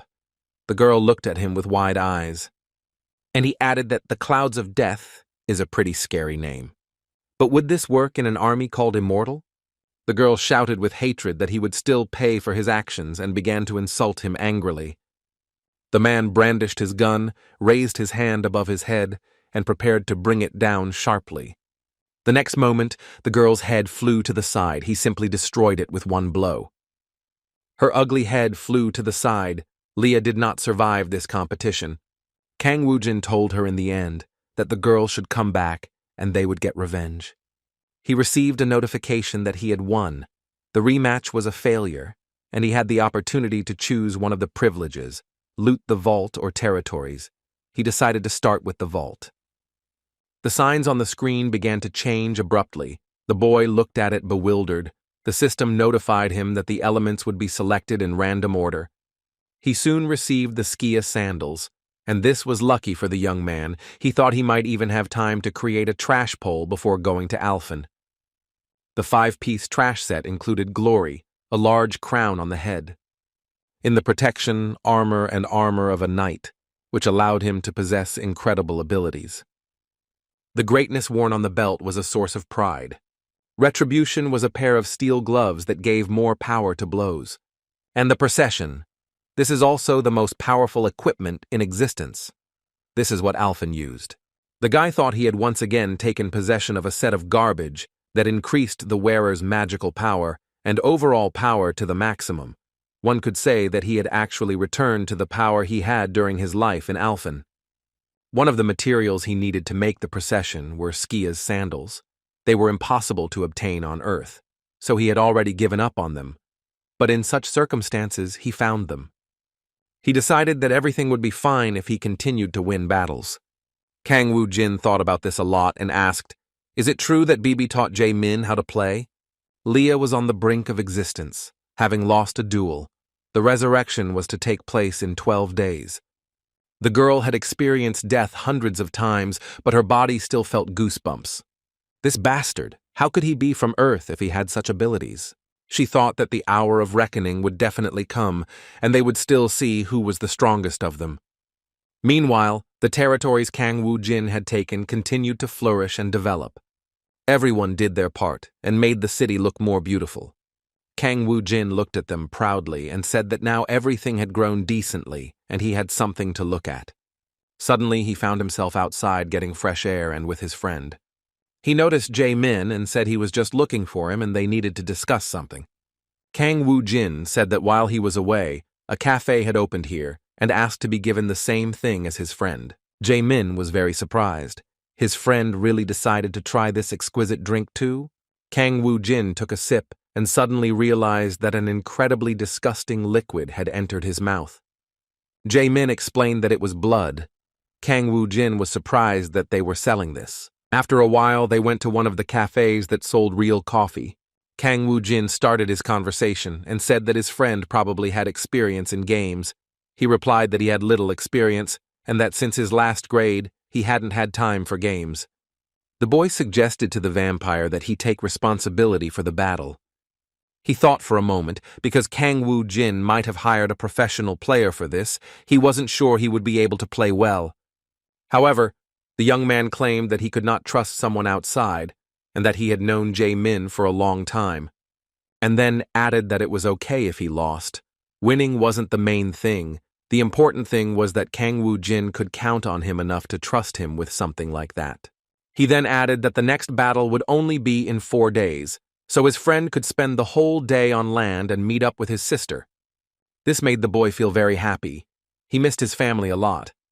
At the same time, being beyond the limit of death, a miserable little soul was trying to wake up again, wanting to live, and not wanting to die again. She asked to give him one last chance to fix everything and change the current situation. Lee Sang-ho stood exhausted in front of the large monster that was walking towards him with heavy steps. He said the guy was too pathetic and completely incapable of performing any task. The stone monster said he still felt sorry for him and would give him another chance. Lee Sang-ho promised he could trust him and that this time he would definitely make it through the dungeon. However, the terrible monster interrupted their conversation and shouted loudly at him to be quiet. After going through death and resurrection, his attachment to the land was lost. Now he is only its servant, and therefore cannot seize the return stone and cause a breakthrough in the dungeon. And the reason why he resurrected Lee Sang-ho was because he had another job besides that. With these words, the monster extended his palm in which a bright light shone, told Lee Sang-ho to take it and go to the planet Jakku. There you will have to find the dragon Rajakuya and give him a message.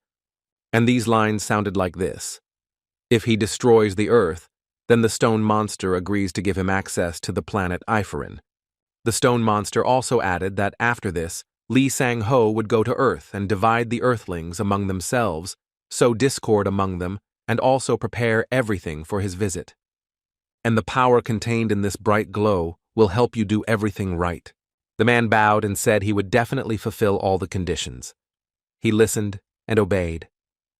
And a small blue-yellow ring, which emitted an incredible shine, fell into his palm. The Ardal territory is the place of residence of employees and their families.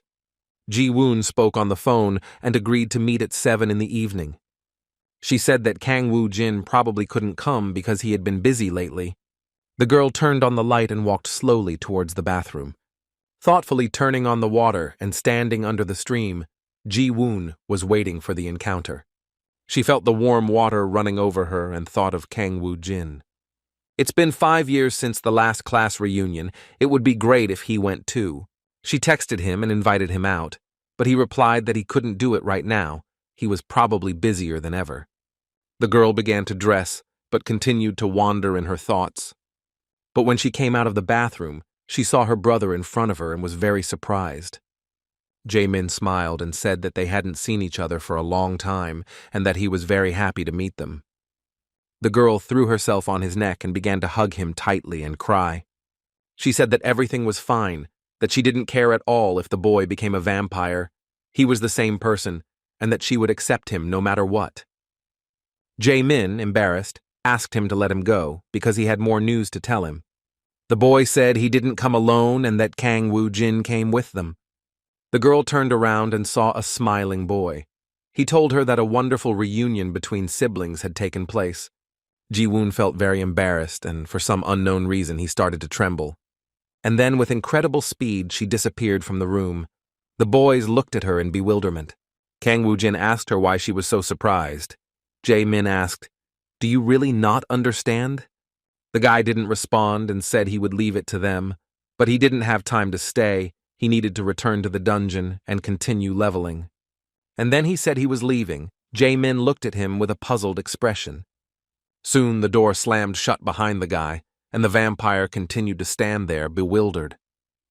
He didn't understand why his friend needed to be enhanced, since he was strong enough. You might not notice it, but Kang Woo-jin is quite conscientious when it comes to things like this. The boy met Sung-hoon. Soon they arrived at Mokdong Station, fourth entrance. The boy was very interested in knowing more about it. He got out of the car and approached the large, massive steps. Kang Woo Jin said he'd be inside all day, so the gang could go get something to eat for now. There was no need to wait for him here. However, they unanimously replied that they would keep an eye on the entrance. When the boy entered, he was greeted by an extraordinary energy. The system informed that he had entered Mibichi Garden, and it was necessary to choose one of the following modes: a duel, a battle for the dimension, or a visit penetration. Kang Woo Jin guessed that the Lord of the Dimension was located in this place. Judging from the young man's experience, dungeons up to the 6-star level were generally run by ordinary owners, but even so, the ones with a higher energy level almost always belonged to the Golden Dimension. Only this time things were different. The connection between the dungeons and spatial dimensions was happening everywhere, so it was only a matter of time before one of the lords reached the ground. Of course, the connection itself can be broken and the dungeon can be conquered later, but if the Lord of the Dimension manages to reincarnate, then the Earth will suffer enormous damage before that. The young man realized that no matter how much he wanted to, he wasn't able to protect the entire planet at the same time, and he liked it less and less. He had been silent for a long time, and there were still no monsters. Suddenly the boy saw a portal next to him, inviting him to enter. Kang Woo Jin decided that the Lord was suggesting not wasting time on small things and getting straight to the point. 6 hours after the boss left for the dungeon, the boys were still waiting for him. Sun Hoon was already shivering from the cold. His friend asked how the authorities would react if they walked through that place. After all, Ardal became an independent state and is now on the territory of Korea.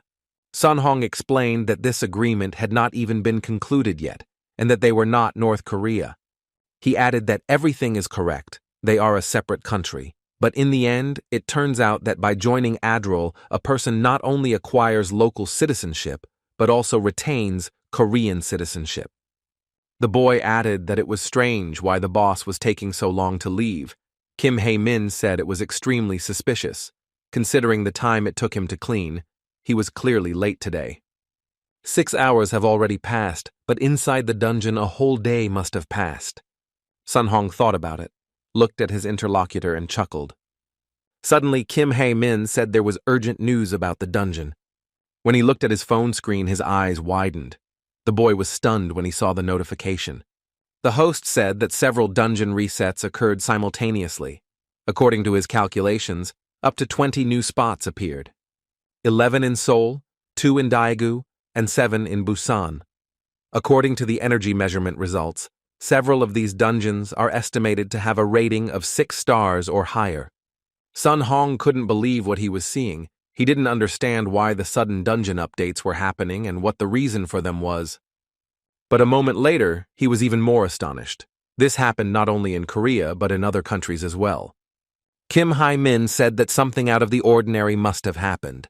Sun Hong looked at him with a puzzled expression, but suddenly heard the boss's footsteps getting up.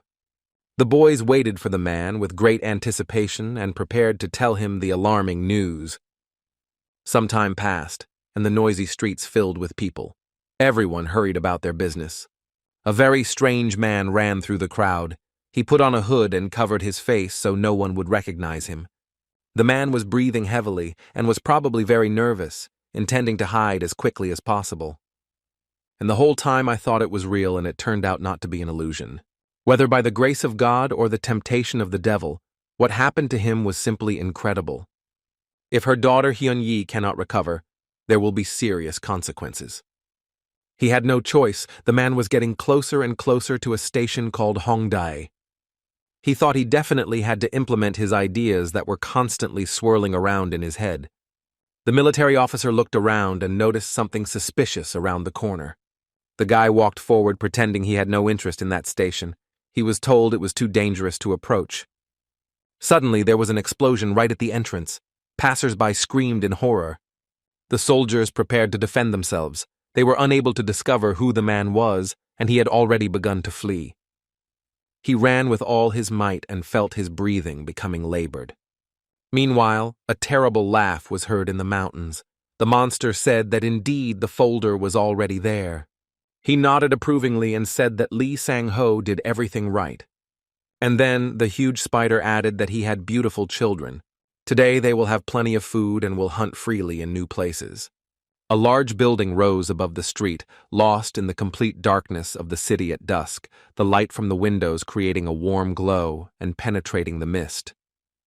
It was the 13th reunion of Mido High School, and the students were having fun and greeting each other. A friend approached Ji Woon and asked if Kang Woo-jin and Jae Min would attend the meeting.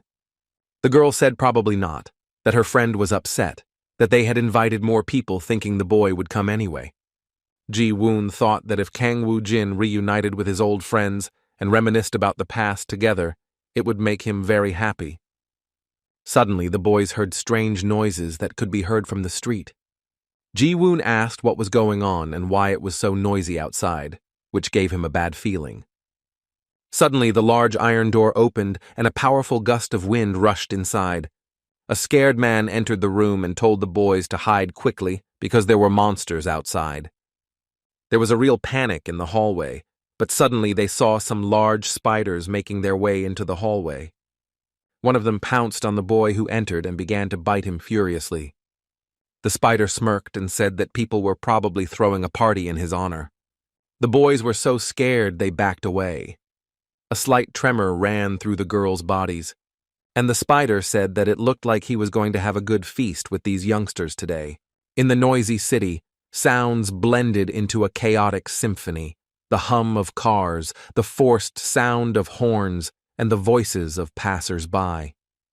Jae Min enjoyed the hustle and bustle of this city and felt like he really missed it all, interrupting him in another dimension.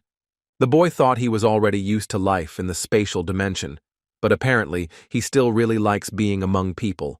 Suddenly his attention was drawn to a huge tank traveling along the road. The boy looked at him closely and thought that something terrible had probably happened. The people around were calm and nothing suggested trouble. It seemed that the city was in a state of peace. Suddenly the boy saw a signal on his phone and read the message. The dungeons, which were located at several stations in Seoul, were reported to have been re-established, and the government asked citizens to evacuate to the nearest shelter or other safe place as soon as possible. The boy began to think feverishly about what was happening. Hongdae Station was also in danger, and her sister mentioned that the homecoming would be held near hers. In addition to the huge, disgusting spiders, a swarm of screeching bats descended upon the city. They rushed down, people fled in panic and tried to hide in any shelter. The sound of a shot was heard. The cannon fired at the uninvited guests who brazenly barged in and disturbed the peaceful life. However, the bats also skillfully dodged all the blows that people directed at them. The military ordered the locals to all go to a safe place. Suddenly, the sky was completely covered by these unprecedented creatures, which rushed forward with loud cries and flapping their wings. The soldier looked at this and thought that the evacuation of civilians was not yet over. It will be difficult to attack them all indiscriminately. Furthermore, due to the fact that so many dungeons have been breached, there is a catastrophic shortage of awakened. The man grabbed his head and began to think about how to get out of that situation. It was extremely dangerous. Suddenly he heard his worried companion calling him.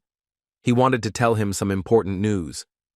The man looked at the place she was pointing to, and his eyes widened in amazement.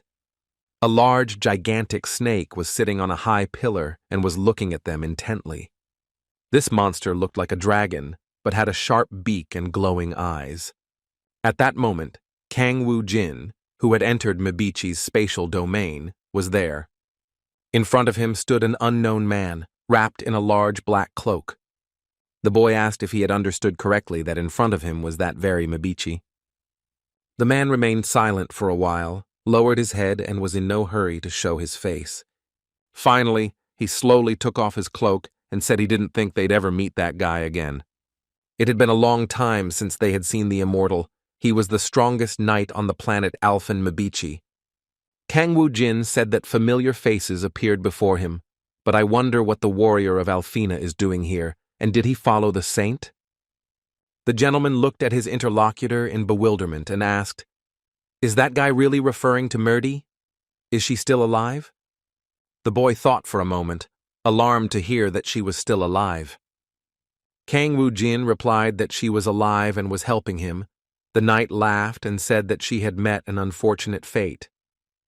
He then said he couldn't believe she would leave the alliance and join him, an immortal, all to save Alfen. Kang Woo-jin sternly asked who he was talking about. The gentleman was probably referring to himself. And then added that they say he betrayed the alliance and infiltrated Trannet, and also wanted to become a hermit. If he is not in alliance with the saint, then this is the only reason. The knight said that this was not a betrayal at all, but that the young man did not quite understand what he was talking about. Trannet. This is the one who makes no sense to resist. He is the new world order, the absolute law that not even God himself can hinder. So the word betrayal is not entirely appropriate in this case, and the man smiled. Kang Woo-jin realized that his interlocutor was probably crazy for saying those things. Trannet isn't worthy of being the law and ruling everyone, so Kang Woo-jin is ready to wipe them out and end this. The gentleman replied that they apparently had not yet realized the full extent of the situation they were in. After all, Kang Woo-jin and his people already exist in obedience to the laws of Trannet, and by their actions they bring upon themselves death and eternal oblivion.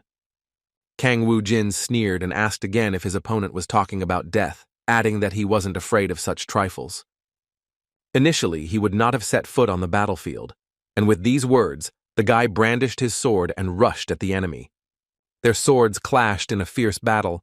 The sound and grinding of metal could be heard.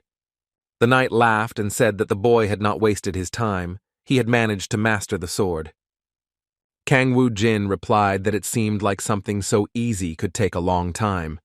These words greatly offended the knight, and he attacked the guy with renewed vigor. Kang Woo-jin flew to the side. However, this enraged him even more. He gritted his teeth and prepared to counterattack. He saw how the enemy tried to brandish his sharp weapon against him. But suddenly the knight realized that something amazing had happened, because instead of Kang Woo-jin, another warrior was fighting with him. It was a huge monster that was difficult to defeat. It stepped aside and blocked the sword strike. The knight flew to the side.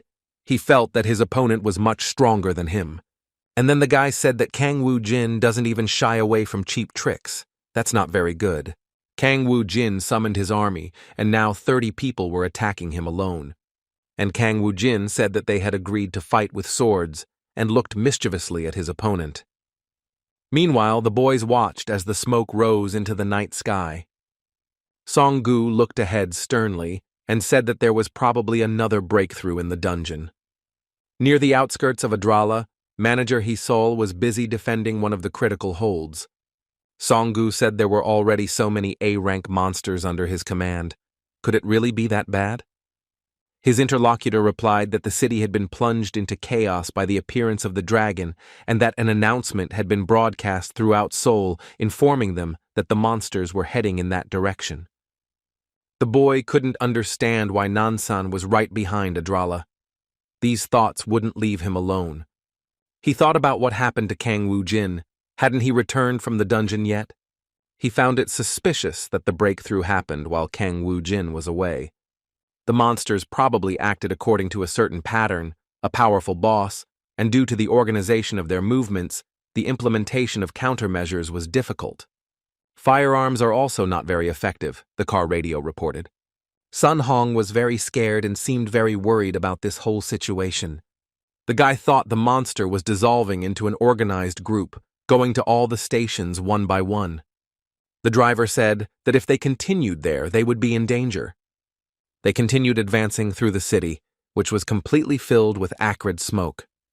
At that moment, Kang Woo-jin was leaving the dungeon. He was already on the surface. The boy looked around in surprise and didn't understand where all the local residents had gone. The boy dreamed of returning home as soon as possible and immersing himself in a hot bath. But suddenly, the boy saw a note that shocked him. It said that there was an emergency in the city. 14 dungeons had been broken into. They were forming organized groups. He needed to contact Seung-hoon as soon as he read this. Kang Woo-jin told himself that Seung-hoon was a great guy. Because he couldn't contact him, he didn't even leave his phone number. Meanwhile, Jae-min ran across the roof. His steps light and precise, he pushed off the edge, leaped over the abyss, and landed softly on the neighboring building. The wind hit him in the face, but he didn't lose speed, skillfully jumping the obstacle, overcoming the height. Suddenly the boy heard someone calling him and froze for a few moments. This voice belonged to Kang Woo-jin. However, it wasn't clear why he heard it, as if it were in his head. The chief said he could contact him telepathically because he had designated him as one of the servants of his spatial dimension. He asked him how things were going. Jae-min reported that there are riots all over Seoul. The worst of them are near Namsan and his base. Vampire heard that the boys had already gone there and were fighting. Kang Woo-jin was interested in what was happening to Ji Woon now that he had gone to meet the graduates. The boy replied that he was heading in that direction because he couldn't communicate with her. Finally, Jae-min said that this is the BB Hotel near Hongdae Station. The boys in the building were tied up with the rigid shackles of the net. Ji Woon was tied up. She thought she couldn't breathe anymore. She tried to free herself, but they left her there for too long. The creepy spider looked with joy at the victims it had managed to catch in such a short time. The monster thought that if the Earthlings were so weak, then it wouldn't be difficult for her and Mr. Rajakui to capture the entire planet. And what a shame that Mr. Yellow was the first to set his sights on this Earth. However, there was no time to waste, and the monster decided it was time to begin colonization. He approached one of the captives and curiously opened his eye. The tied man groaned, tried to free himself, but could do nothing. The monster brought its terrible face closer, and the man recoiled in horror. This continued for quite some time, with the spider walking among its victims. Ji Woon glared at her. He wanted to break free, but the strong net tied his body too tightly. Transparent entrance doors led to a spacious banquet hall, behind whose glass soft reflections of light could be seen. But now everything was plunged into darkness. The two boys entered, and Jae-min said that the entire building had become a nest of spiders. His companion replied that the monsters had not wasted any time and had managed to settle comfortably. But still, monsters of this type reproduce quickly, and due to their number, fighting them will be very tedious. Kang Woo-jin called out to his servant Rarik, and his friend looked around in confusion. Beside him were skeletons led by a powerful monster. Kang Woo-jin told him to take care of roasting spiders. After a brief pause, the young man said there was one more task. He needed to find Ji Woon. The goblin chuckled and said the owner probably meant finding his fiancée. Meanwhile, the spider approached the girl and told her that it had been a long time since he had met such a pure soul. She looked at Ji Woon's face with a malicious look and said that thanks to her, someone special could be born. The girl was destined to become a vessel for his new children, but she did not want such a fate and glared at the monster in fury. The terrible paw was already approaching the girl, and it seemed that nothing could save her. But the next moment an explosion was heard, causing the spider to jump back. She glared angrily at those who had interfered with her evil plan and heard Kang Woo-jin's voice, who apologized for being late. The girl looked at his face with a different expression, and tears sprang from her eyes. And Kang Woo-jin smiled approvingly and said he had probably been waiting for a long time. Jae-min approached his sister, hugged her, and asked how she felt. The girl was finally able to free herself from the sticky net. Ji Woon said his classmates and friends were in cruel captivity. The boy frowned. He didn't like everything that was happening here because all the boys had gathered rejoicing and anticipating that he might come too. And if Kang Woo-jin had really arrived, then probably nothing would have happened to them and they would have returned home. Meanwhile, the spider said that he could not believe that such warriors existed on Earth. Now he understood why the lords of the dimensions could not establish communication with the outer dungeons. Kang Woo-jin looked at her face and asked her name. She looked at him in surprise. And then she said that she was called the ruler of the dimensions Charlotte, who belonged to the Yellow Lizard Alliance. Kang Woo-jin realized that he was in the same place as the octopus. Charlotte laughed and said that she now understood that in front of her was the new warrior that Dredd had spoken of.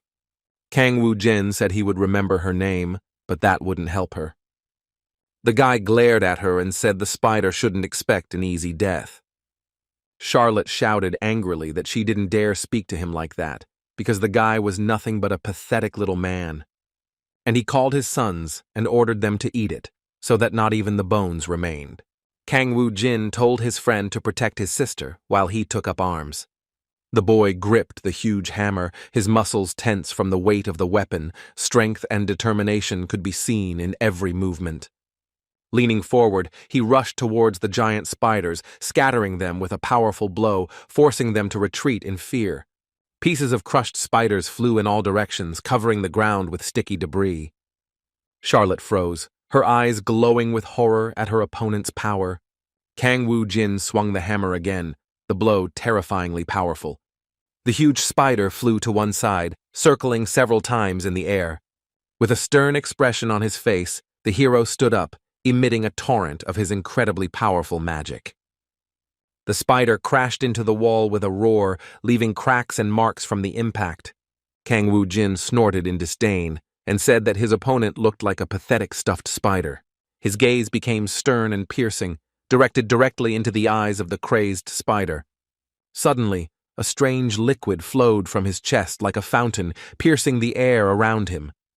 The young man looked at her with hatred, said it was too soon to give up, and then added that she would not die just like that. Meanwhile, Song-gu was fighting the terrible monsters. He created a magical fireball around him that spread through the air. The guy switched to his fire attack and tried to deal threatening damage to his opponents. However, the terrible monsters continued to appear, and with each passing moment, their number grew. Horrid monsters with sharp fangs and evil glowing eyes rushed forward, and Sun-gu and Hae-sol stood shoulder to shoulder, their gazes filled with determination and tense anticipation. They were quite tired of fighting. The boy thought his supply of magic was almost running out and thought about what to do. After all, recovery takes time, but if it is withdrawn, all the families living in the surrounding area will perish. A monster distracted him from his thoughts and pounced on him with lightning speed. Hae-sol froze in horror. Her eyes widened and her breathing became ragged with shock and fear for her comrade. The guy clenched his fists, ready to attack. His face expressed determination. He was going to act. But the next moment, Song-gu looked ahead in astonishment, his eyes wide open, not understanding what had happened. A terrible explosion erupted in front of him. Everything around him turned upside down, and the air was filled with chaos. Suddenly, a rock monster appeared from the clots of dust, its gigantic steps walking slowly towards them. However, this rock monster turned out to be an ally, its shining eyes looking at the boy with respect. Standing on his shoulder was a girl with black wings. Sun-gu saw the little devil for the first time. Bibi smiled broadly, her gaze mysterious and a little playful. The saint also approached them and placed her palms on Song-gu's back, performing a magical action. He warned that the boy is not yet fully recovered, so he should not overexert himself. Bibi turned to him and told him that Kang Woo-jin's owner would arrive soon. Song-gu breathed a sigh of relief and said that in that case, they would be saved because his friend would definitely sort out this whole mess. Bibi said there was little time left until Lychee was called. The saint looked at them in confusion. She said that the Plague King had probably finally arrived. Song-gu couldn't understand what she was talking about. The saint explained that he held a high position even among the soldiers of the Immortal, the King of the Plague, as the Lychee called Janus was called. In the last 200 years, it has managed to kill 30 million people. Its mere appearance can be said to herald a plague, hence the nickname.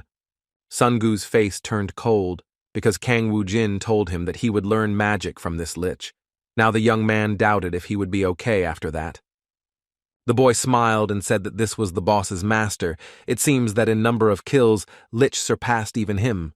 Murdy objected and said that the number of those killed by the immortal chief was 100 million. This news completely discouraged the confused boy, but suddenly they heard Kang Woo-jin's voice nearby. The boy praised Sun-gu and said he did a good job holding the line while he was away. But now they had to go after the head of the lizard that loomed over the city. The monsters stood and looked ahead. Suddenly, an incredible green glow erupted in front of them, blinding everything around them, creating an atmosphere of anxiety and anticipation. Songgu looked up with joy, his face lit up with an expression of surprise and admiration. Kangwoo Jin jumped, flying higher than all the monsters. He seemed very light. His strength and energy were simply amazing. The boy looked at them and said that it looked like he could get a lot of points in one of the Namsan neighborhoods. He thought he would soon be able to reach level 80, but suddenly Kangwoo Jin heard the flapping of enormous wings near him. The young man stared at the dragon, his eyes filled with anger and fury.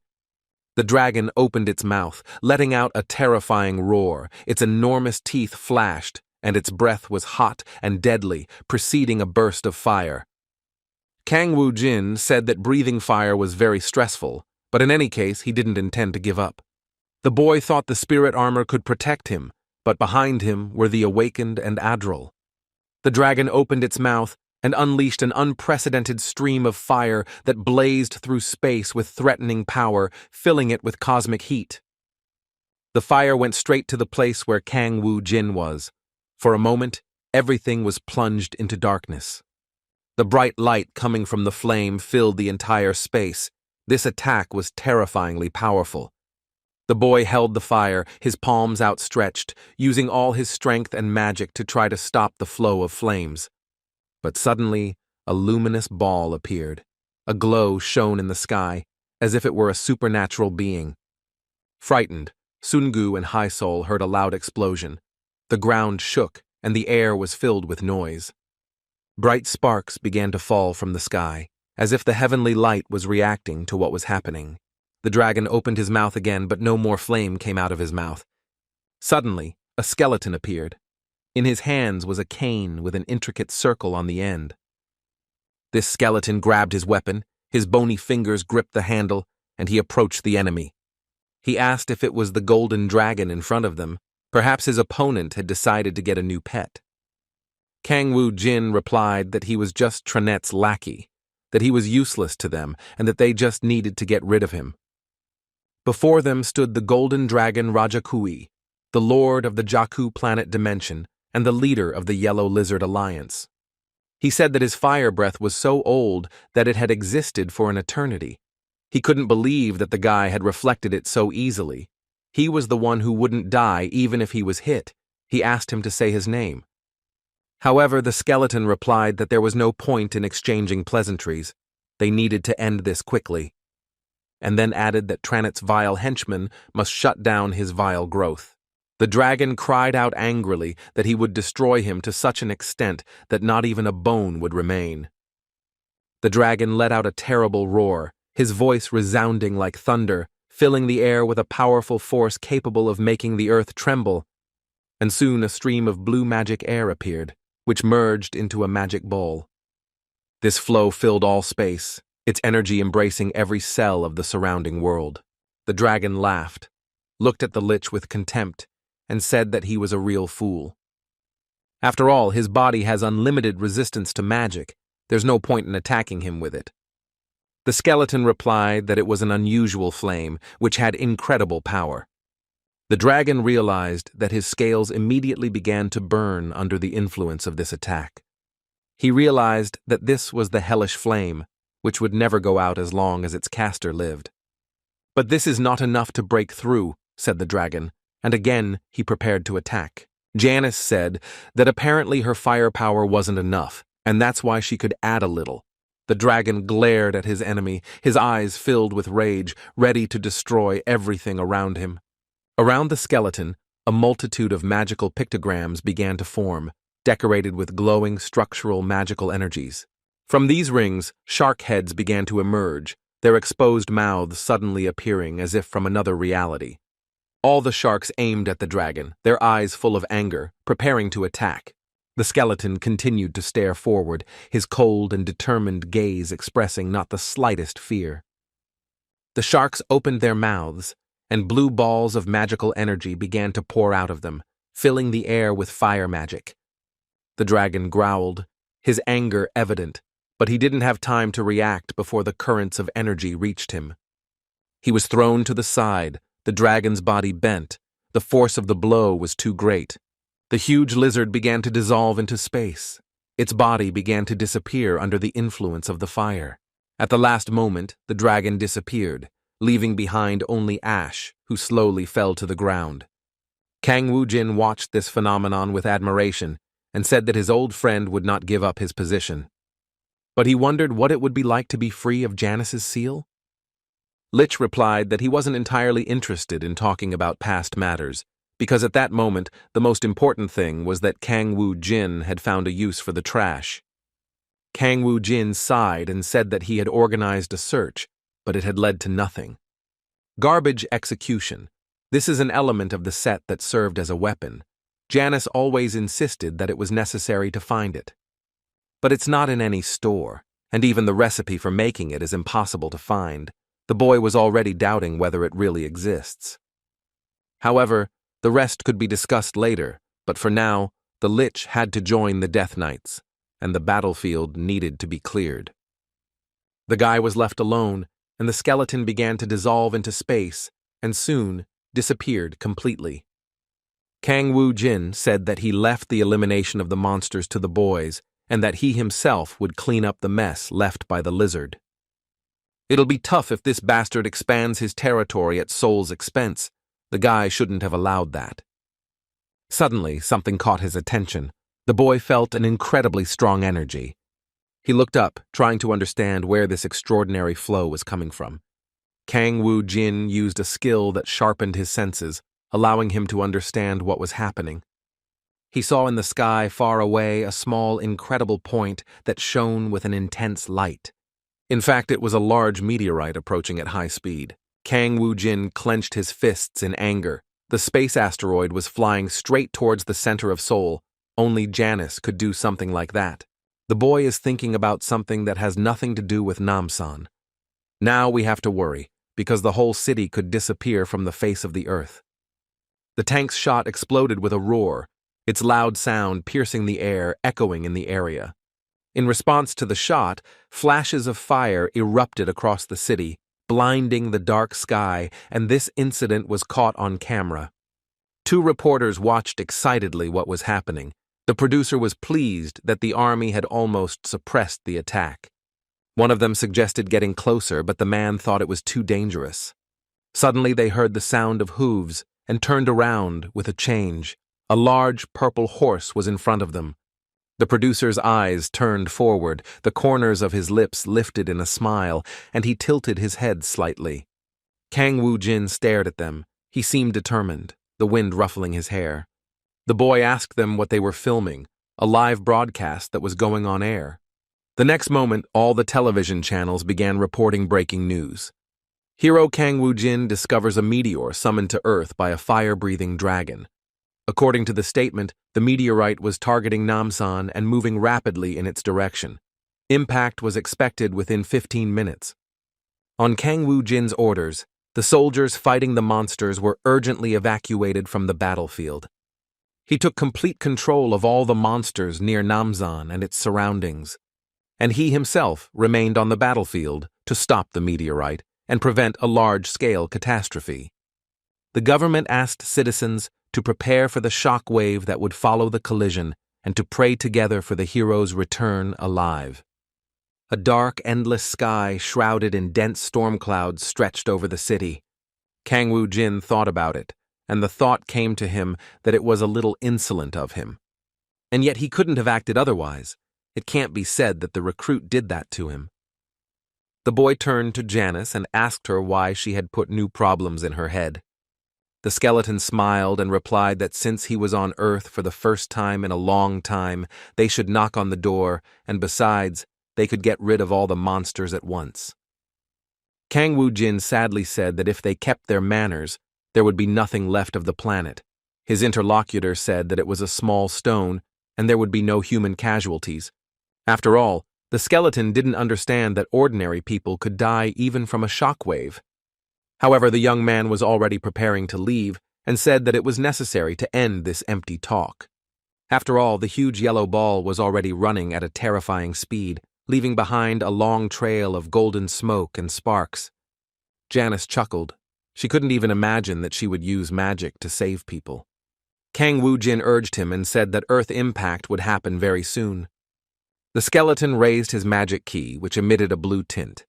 Using the Great Barrier skill, Janice's figure expressed all the power and strength.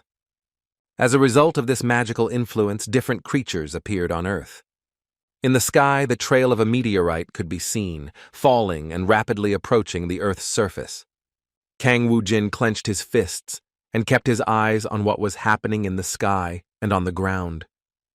In the distance, an alarming rumble was heard. The ground beneath my feet shook slightly, and a trembling sound was heard in the air. 2 days after the dungeon invasion, restoration work on the destroyed infrastructure was still ongoing. Monsters were destroyed using nuclear weapons in other countries, but Korea became an example of how a crisis can be overcome with minimal damage. And all this is nothing other than the merit of Mr. Kang Woo-jin's characteristics. No one doubts it anymore. Day after day, the dungeons exploded and monsters emerged from them en masse. The inhabitants of this country were faced with an important decision in their lives: recognize the independence of Ardal and place themselves under the protection of this community, or see them leave the country. And when the news ended, the vice president turned off the television and a tense silence ensued. The man said the situation had probably taken a positive turn, but they still had to prepare for the fact that tomorrow's elections would see a majority of votes against. Lee Kang-jin, who officially joined the Union, said that if the constitutional amendment was not passed, they would leave Korea immediately. Jun Min-chang told him that Ardal wasn't going anywhere, that private property would become state property, and yet the former prosecutor believed that Kang Woo-jin would leave the country entirely if its independence was invaded. The boy said that it would really be better, but the president won't go anywhere because Ardal has become an anti-state organization. Lee Kang-jin said thoughtfully that in that case they would probably rebel against the country and an armed conflict might occur. The vice president said that's why they plan to stop it. The prosecutor suggested they could simply convince the president. Sun-gu laughed and replied that it was easier to carry out a coup in the country than to convince his brother. The boys decided that in that case they would have to pray to heaven to accept the result of the vote. Just as the Ardal Guild members were racking their brains to find something, Kang Woo-jin, who had taken care of all the dungeons in the country, received an invitation from abroad and headed to the base. The boy was flying in an airplane and thoughtfully said that now he too was the master of dimensions. He turned to Murdy and told him that he was very similar to the Alfen he had ruled before. The saint lowered her head and said that she had had a very terrible dream and that now she had a bad feeling. The boy said, monsters must be constantly appearing at the base. Presumably the base is where the Overlord uses his power. The youth bought monsters in the store, and through the base it was possible to sell said monsters. On the planet Alfen, they only destroyed the monsters that invaded the territory, but now the situation was a little different. To protect the Earth, Kang Woo-jin must quickly destroy all the bases where these bastards have taken root. The city of Rome was plunged into darkness. Dark and dangerous clouds covered the sky. The situation seemed grim. Suddenly, desperate gunfire was heard. The soldiers hid and continued firing with machine guns. A giant monster appeared from around the corner, its body so strong that bullets easily bounced off it. Suddenly, the monster appeared in front of the young soldier and its huge claw approached the boy. With the force of his powerful blow, the monster broke the wall of one of the buildings. Screams and noises rose up around. One of the officers, looking around, grabbed the radio and said it was urgent to get the wounded into the car and withdraw.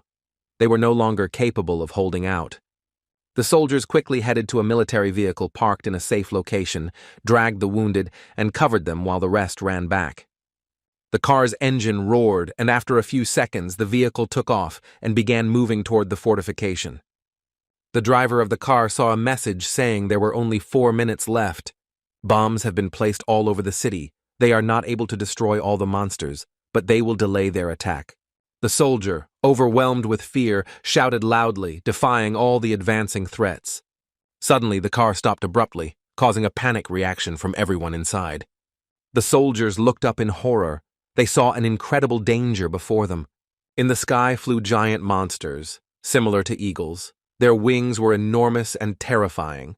The soldier gave the order to fire without hesitation, hoping to stop this attack. Powerful shots and bullets began to fly from the vehicle, the soldiers hoping to divert the monsters from their course. However, the full-scale continuation of the flight was already almost at ground level, threatening everyone on the vehicle. The soldier closed his eyes, preparing for the inevitable. He was already mentally saying goodbye to life. At that moment, something incredible happened, and the soldier opened his eyes and was amazed at what he saw. All the huge birds were destroyed. They were on the ground and no longer posed a threat. The soldier turned to see his savior and couldn't believe what he saw. After all, in front of him was Kang Woo-jin himself on his purple horse, and behind him was a little girl. Kang Woo-jin told his partner to stay and treat the wounded, while he headed back to the base. And when the boy was about to leave, the soldier shouted at him and told him that he couldn't go there, because there were bombs all over the alley. The guy looked at him sideways and asked, "How long would it take for them to explode?" The soldier replied that there were only 59 seconds left, and then the young man could enter. Kang Woo-jin made a sudden decision and ordered his horse to gallop with all his might. He told Murdy that they would see each other later. The soldier tried to stop him and shouted that there was a bomb there and that it was very dangerous. Kang Woo-jin frantically thought that he shouldn't allow himself to lose his experience points under any circumstances. The boy turned thoughtfully to Janice because he had something very important to do. The skeleton laughed and said that he was always ready. It was necessary to destroy the entire city and he would gladly do it. The monsters were already walking on the ground. A yellow glow erupted around them. It penetrated all the surrounding areas, igniting the city and filling everything around it. Janice caused a massive, large-scale explosion that left the entire city in shock. Soon, Kang Woo-jin and Janice approached a large and powerful base. The boy noticed that a huge tree with dense intertwined roots had recently grown. They completely covered and hid the building. It looked like an ancient temple. Everything around was calm, but suddenly there was a bright flash that broke the silence. Kang Woo-jin stood still and looked at this phenomenon. He was calm and confident. After this, a powerful explosion was heard that shook the ground and destroyed everything in its path. The terrible voice of the old man was heard, who said that the man was behaving like a dead man because he himself had destroyed Lord Rajakuya. Kang Woo-jin looked at him mockingly and said that it was indeed like that. The old man slowly said his name was Nictor and grabbed the gun with his huge muscular hand. He said that with his own hands he would take revenge on the boy for Lord Rajakuya. However, the young man looked at him bravely and asked him how he was going to do it. Was he really stronger? Nictor replied that Lord Rajakuya is a great lord who cannot compare with him. He is just a servant. The young man sadly reported that in that case the old man would not be able to kill him. For a few moments the warrior froze and began to scratch his head. He hadn't thought of that before. But then he shouted again in anger that he would not tolerate such insults. The huge warrior, overwhelmed with rage, swung his hammer with the aim of hitting the guy. But he missed, and Kang Woo-jin stepped aside in time, avoiding the blow. A moment later, the guy found himself behind Nictor. This happened at incredible speed. The young man, smiling smugly, said that his enemy was very stupid and that his only advantage was his large size. He summoned his army of monsters to confront this warrior. The giant, filled with rage, became very angry and prepared to repel the blows of these little bugs. However, the monsters attacked him and dealt him blow after blow, not allowing him a second to rest. The eyes of one of the monsters burned with a terrible fire, reflecting all its ferocious power. And finally, the monster, in fury, dealt the decisive blow to the giant, knocking him down. Kang Woo-jin and Janice watched with delight as their creatures won, enjoying the spectacle. When young Nictor Upal said he had taken him on, he was just a huge giant, and he was very boring to be with. And then the boy added that it was necessary to take everything that was left at the base. In a few moments, fire gripped the earth, and the night sky burst into brilliant flames. Suddenly, like heavenly jewels, ingots of gold began to fall, blinding with their brilliance. It was a piece of dimension that was directly connected to Trannet. Kang Woo-jin said that this is the key that can be used to enter the Trannet game. Among the 9 dimensions, only 3 had pieces with which he obtained 5 pieces in Dread's dungeon. The boy said there was a good chance he would fall now. But this is all very strange. Why are all the bases crowded places or historical monuments? Janice replied that he doesn't know much either. Kang Woo-jin said it was even better when they appeared in flocks in places that were easily visible to people. And if the lords had acted covertly, it would have been more difficult to neutralize them. Entrance to Manjangal Cave in Sherdu. There was a policeman sitting at the cash register. He asked the manager what was happening, and he was told that repair work was being done that had been postponed to an earlier date. The security guard replied that he should have given advance notice because there were still tourists. The man apologized and said he shouldn't be selling any more tickets and that the tourists were arriving slowly, and then said he asked to inform them about the innovations. The guard asked him what kind of box he had, and he assumed it was the workers who repaired the railings last time. The man smiled and said the developer had changed, that he couldn't reveal all the details, and asked to cooperate with them while the repair work was carried out. The rocky walls of the caves framed the dark space, emphasizing the grandeur and mystery of this place. The man walked in confidently, and his gaze fell on the workers who were performing their tasks. He said there should be no strangers in that place. With each slow step forward, the tension around grew. The man approached the magic circle, skillfully outlined on the ground, with energy pulsing in the center. He ordered everyone to step aside. These words sounded inexorable, and the people quickly moved away. The next moment, the man turned into Lee Sang-ho and announced that he was beginning the Lord Yellow summoning ceremony. At that time, Kang Woo-jin finished his business, and having received an invitation from England, was heading to London. The house in the suburbs of London in England was very pretty and looked quite quaint. It has now been revealed that Kang Woo-jin will be taking part in a military operation in London. England, tired of the long war, was encouraged by the news of his accession to the throne. On the TV news, it was reported that the immortal soldiers and he were at the scene of the event, waiting for the next battle, and the residents were able to watch it live. The eccentric old man looked at the television screen and said that the young man had finally arrived. The second candidate for the role of the one who will save this world is the great and powerful Kang Woo-jin. There was a mixture of stone and smoke in the air that gave London its unique charm. Kang Woo-jin was near the rocky cliffs.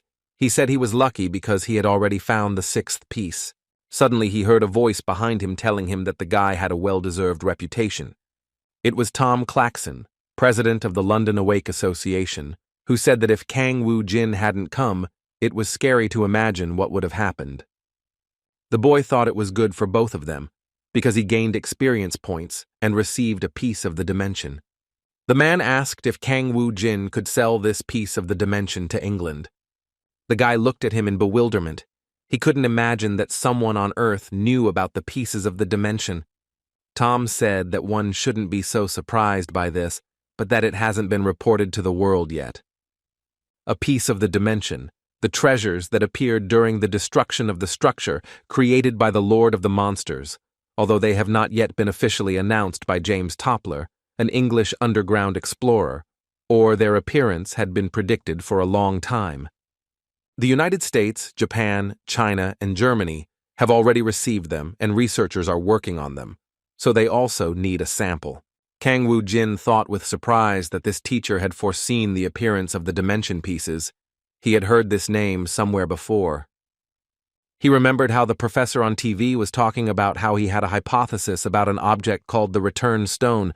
As people know, it can stabilize the dungeon in the ruins. It's the key to the exit. But the dungeon is not the mine yet. The bloodstones they steal are just their bait. Monsters are alien creatures. They are completely different from humans in their structure. Now it all clicked in the boy's head, which meant this man was from England. So Kang Woo-jin liked his speech, and even listened to him, and it turned out that he was the one closest to the dungeon's secret.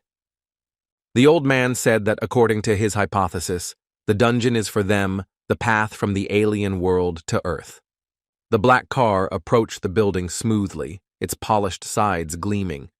Tom turned to Kang Woo Jin and told him that they should say goodbye there, and once again thanked him for saving London. The man reminded him to think again about his proposal regarding the dimension pieces. The man smiled and said he would report this to Parliament. Soon the man walked away, and the boys looked at him for a while and remained silent.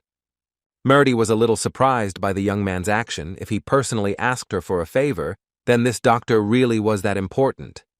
Kang Woo Jin said thoughtfully that this person was the closest to the dungeons. And in any case, nothing bad will happen if you meet and talk to him. Kang Woo Jin approached the threshold of this professor's house and stopped to think. Murdy also came with him. He felt the unusual aura of this place. When they entered the room and sat in the living room, the professor invited them to drink tea. Kang Woo Jin noticed that he spoke Korean. The boy said that James Toppler had an excellent command of the language and asked him if the man had any connection to his country. He laughed and said that, at his age, he should learn everything he could. And then, turning to Murdy, he told her that the lady could sit down because the tea would get cold.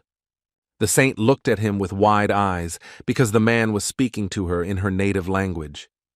Kang Woo Jin felt as if electricity had run through him, and he looked closely at his interlocutor.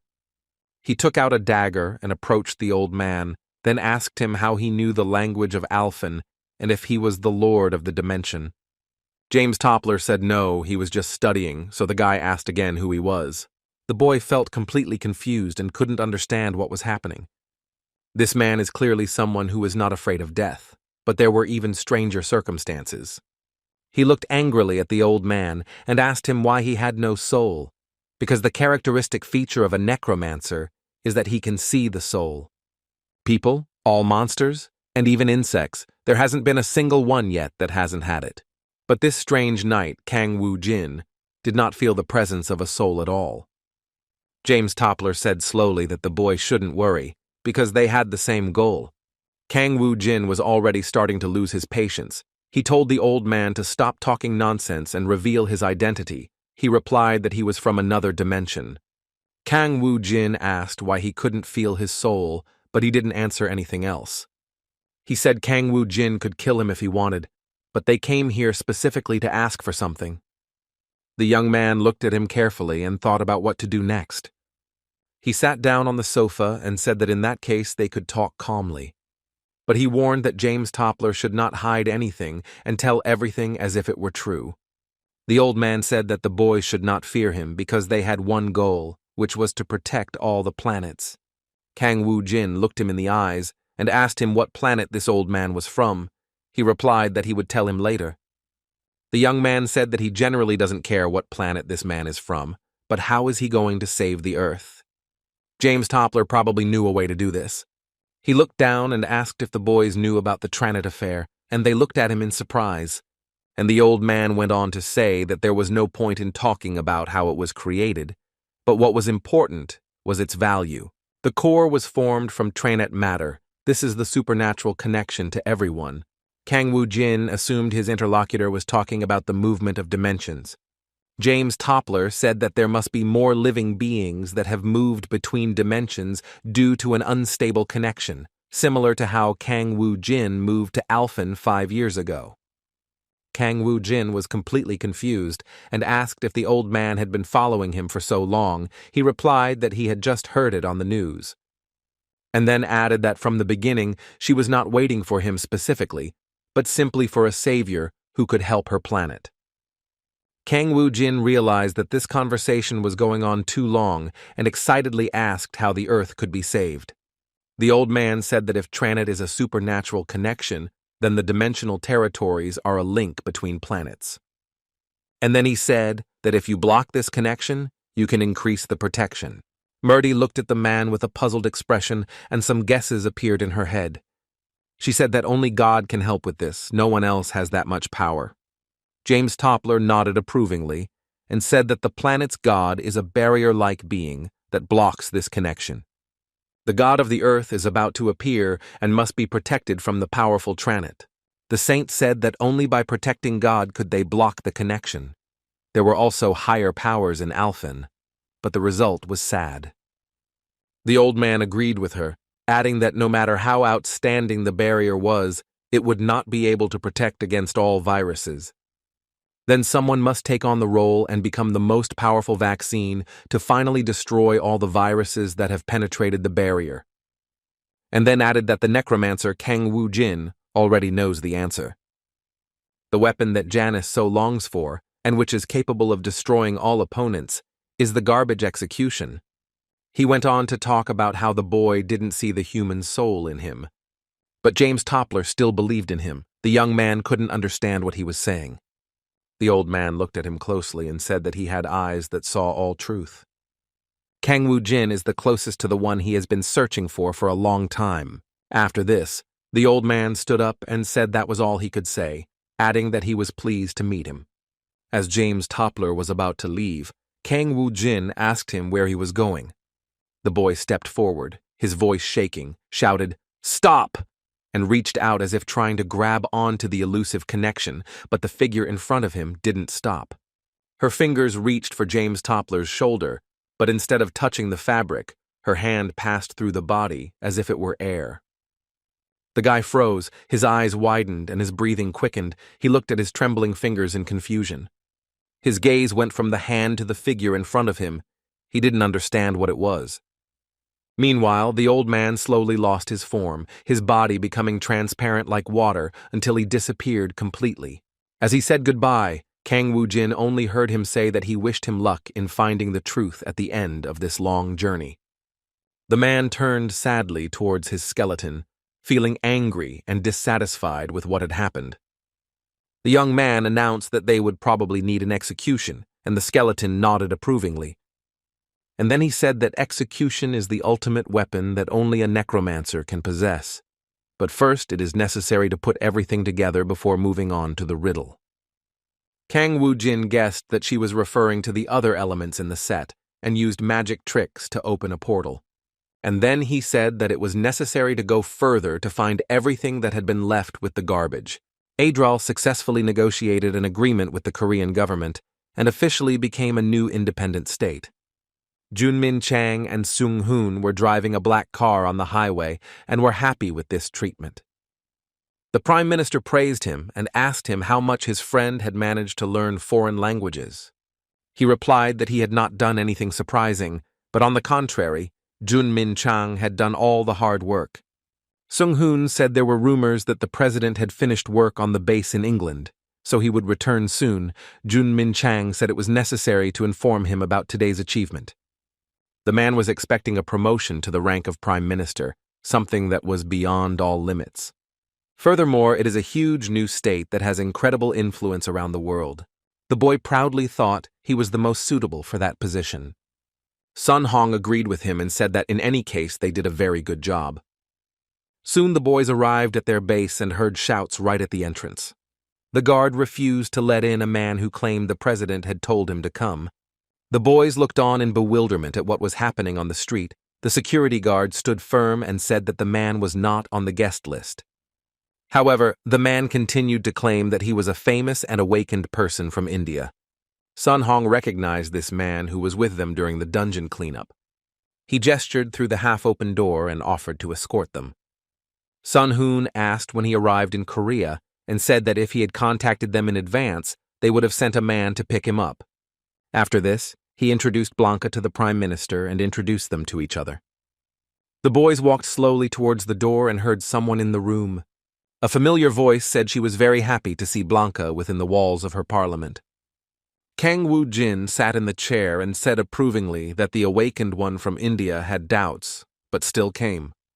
The boy smiled and replied that he wasn't slow, that he had things to do, and that was why he was late.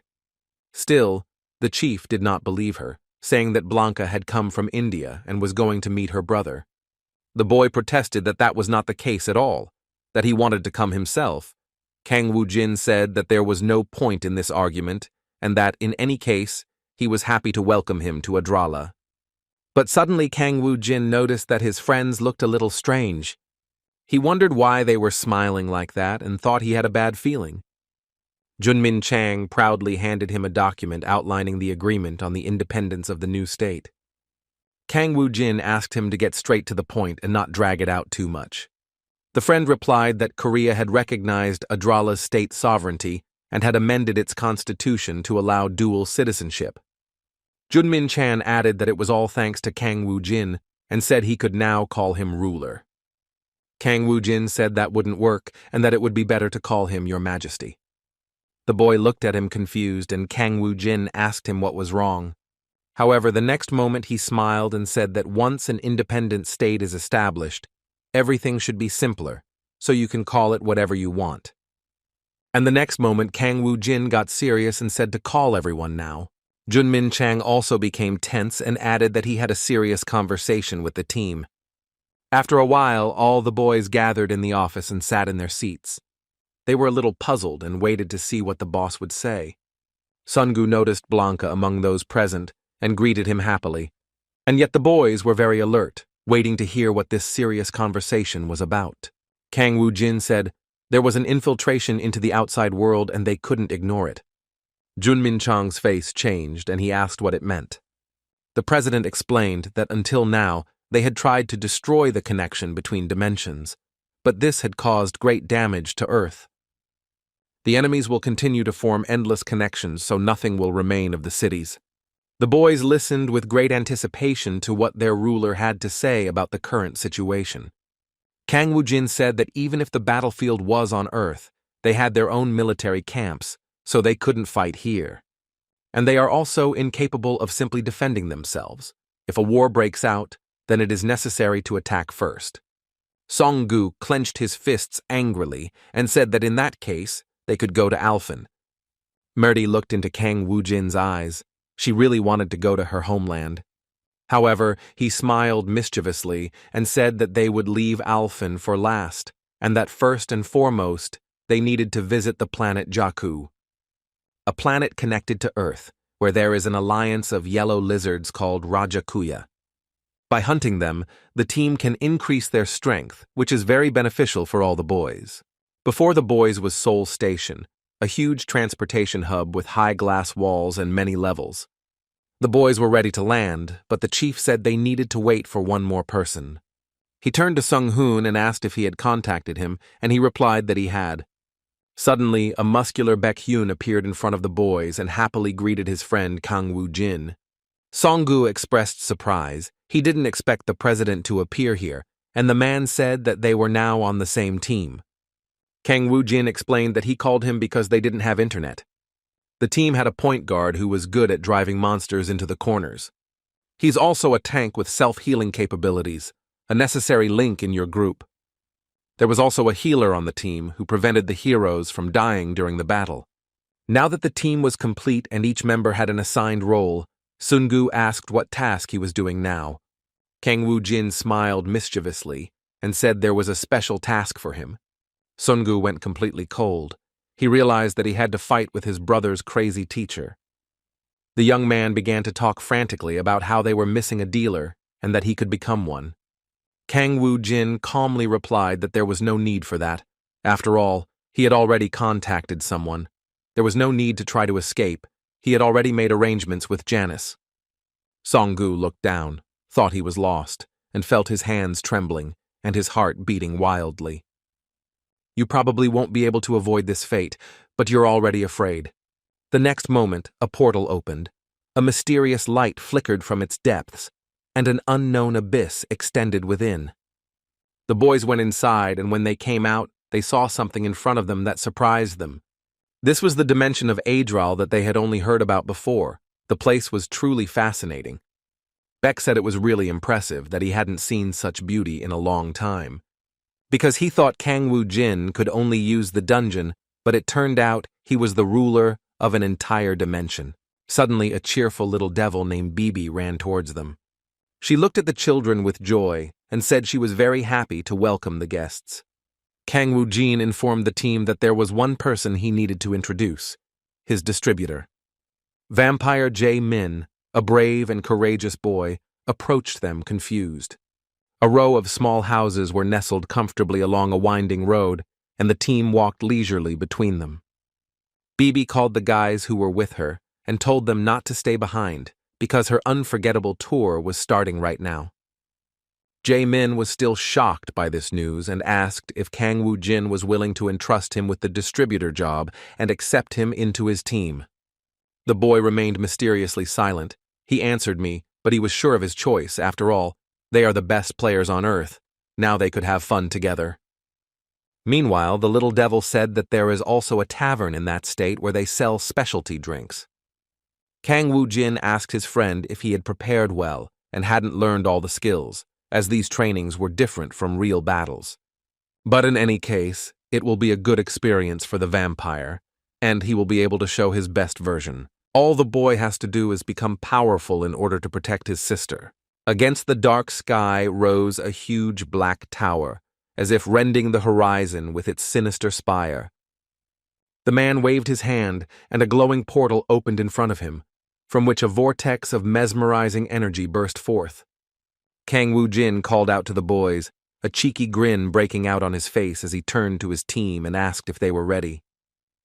The team looked at each other, each nodded tentatively, said they were ready. The answer sounded firm, without a doubt. The boys took a step forward, preparing for the unknown. And the boss said that when they go through the dungeon, Sun-gu will train with Janice. Meanwhile, they will conquer the rest of the dungeons on the planet Jakku together. A swirl of blue energy began to form around his outstretched hand. The light from the portal reflected in his eyes, and the air heated with tension.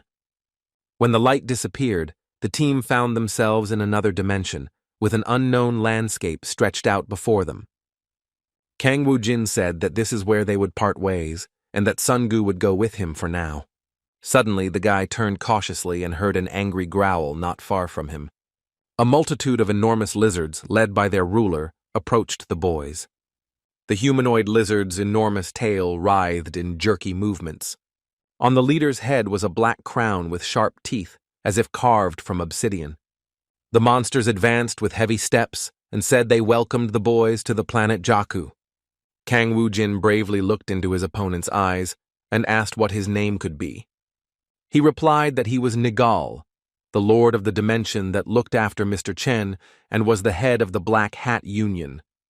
The boy assumed they were preparing for his arrival. Nigal said he heard about how Kang Woo-jin destroyed the yellow lizard. Mr. Chen was very happy about this and wanted to meet with him to offer him a good position. However, Kang Woo-jin didn't think it was necessary to waste time on empty words. He accelerated and instantly cut off his opponent's head. The head immediately fell off and flew to the ground with a loud noise, turning several times during the flight. The man stood there lost in thought. A stream of dust rose around him, and the wind stirred his cloak. The monster asked what that meant because one cannot attack just like that.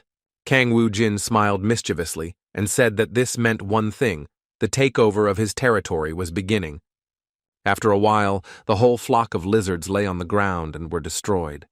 Beck watched this with delight. The strength with which Kang Woo-jin fought against the enemies was simply astonishing. He thought about how a leader of an ordinary dimension could handle everyone on his own. How much more powerful could he become? Hai-Sol said that now was the time for them to go on the attack. The boys surrounded her and listened attentively. Beck asked, how would they find dungeons in such a vast place? The girl smiled. She had an idea with which they could do this.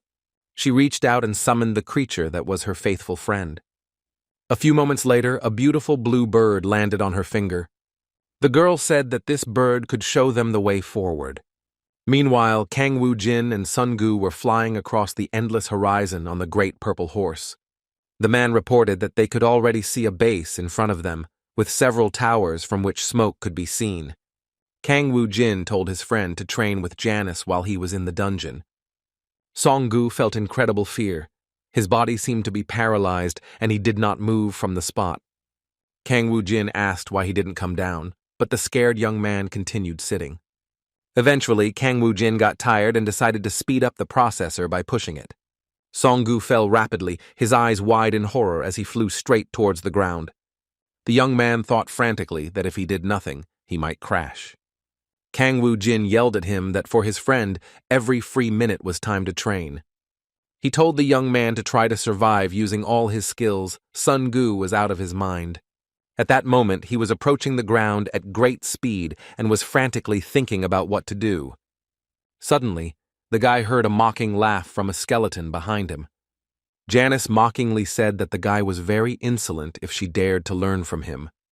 The skeleton had many ways to test his willpower and how good a fighter he was.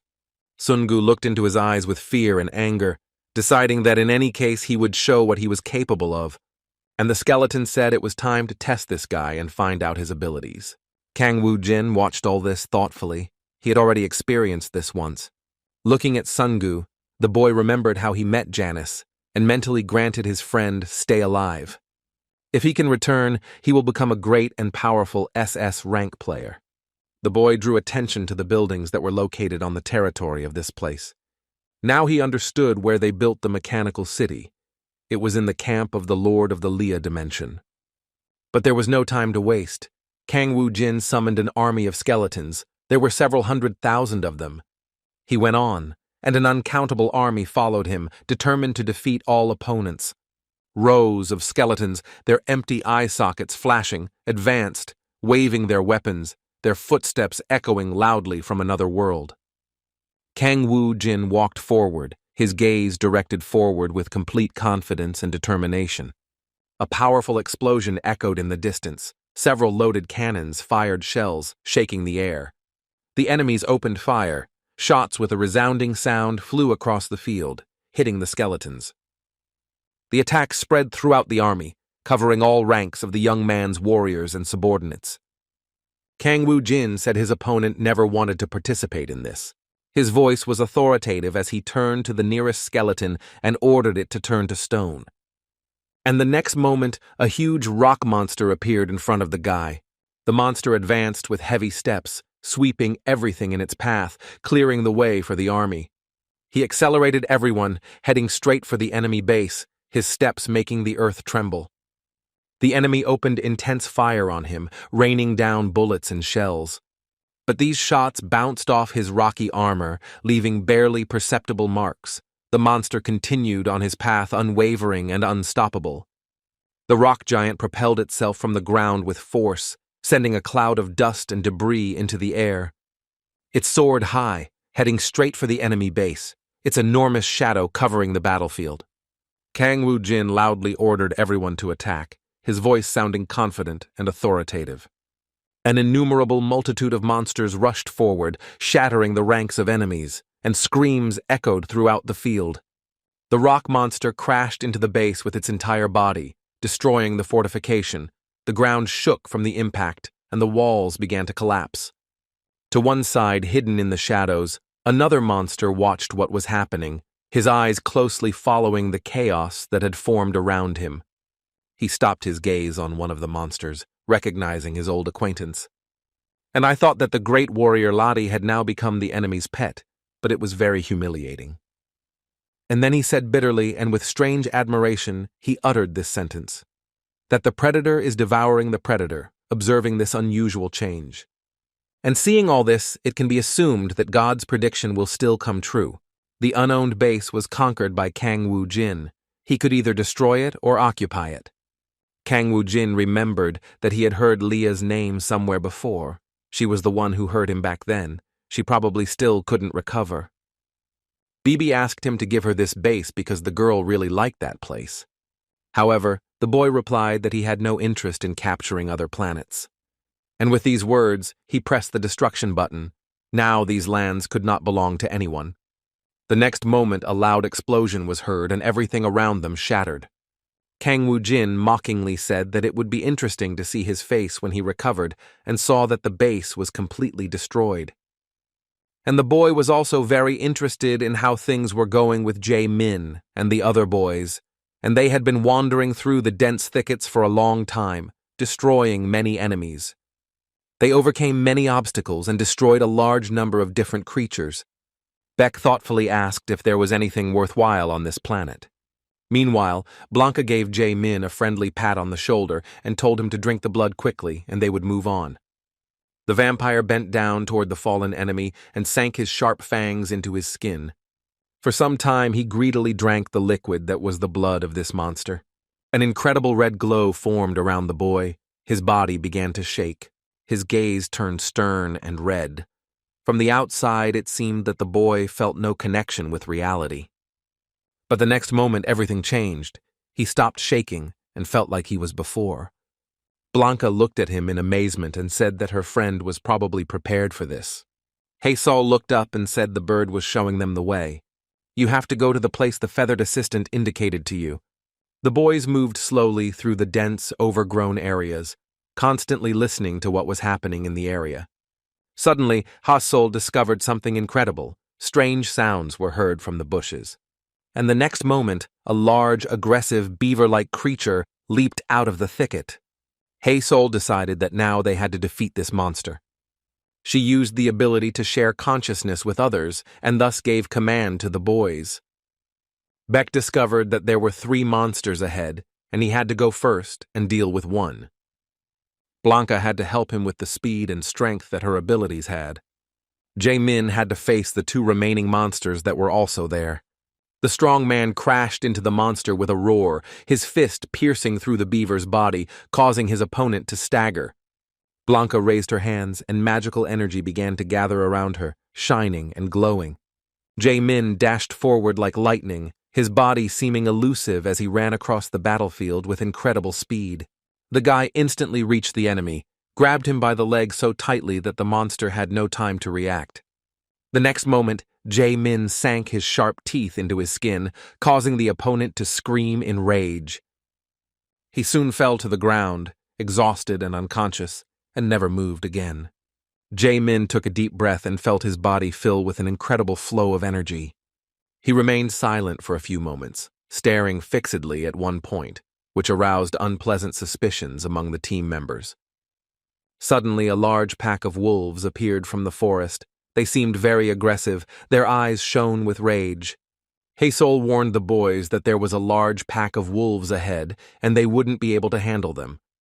She connected with Jae-min's consciousness and asked him to leave, but he continued standing. His whole body was wrapped in a bright, glowing fire, and he did not move from his place. The next moment, the guy gritted his teeth and felt an incredible wave of aggression. He ran forward at breakneck speed, straight toward the herd of hungry animals. Haesol tried to stop him, but it was in vain. The guy continued moving. The girl couldn't believe she was losing control again, and this circumstance did not bode well. The vampire leaped forward with a furious cry, latching onto the nearest wolves, its movements lightning fast and ruthless. His face was distorted with anger, his eyes burned with fury like fiery torches, every movement was full of power. The rest of the team froze in horror, their eyes wide open in shock. Haesol thought hopelessly that until she came to her senses, there was nothing else to do but cover her back. Suddenly, they heard a suspicious whistling behind them and looked back in horror. Behind them were some giant, disgusting frogs that had many teeth in their mouths. The girl thought in horror that, by some unknown coincidence, those monsters had arrived at precisely that moment. Murdy heard something suspicious in the sky and looked up. She said in horror that monsters were approaching from the air and the children were paralyzed with fear. The enormous eagles opened their beaks and swooped down, intent on destroying all the team members.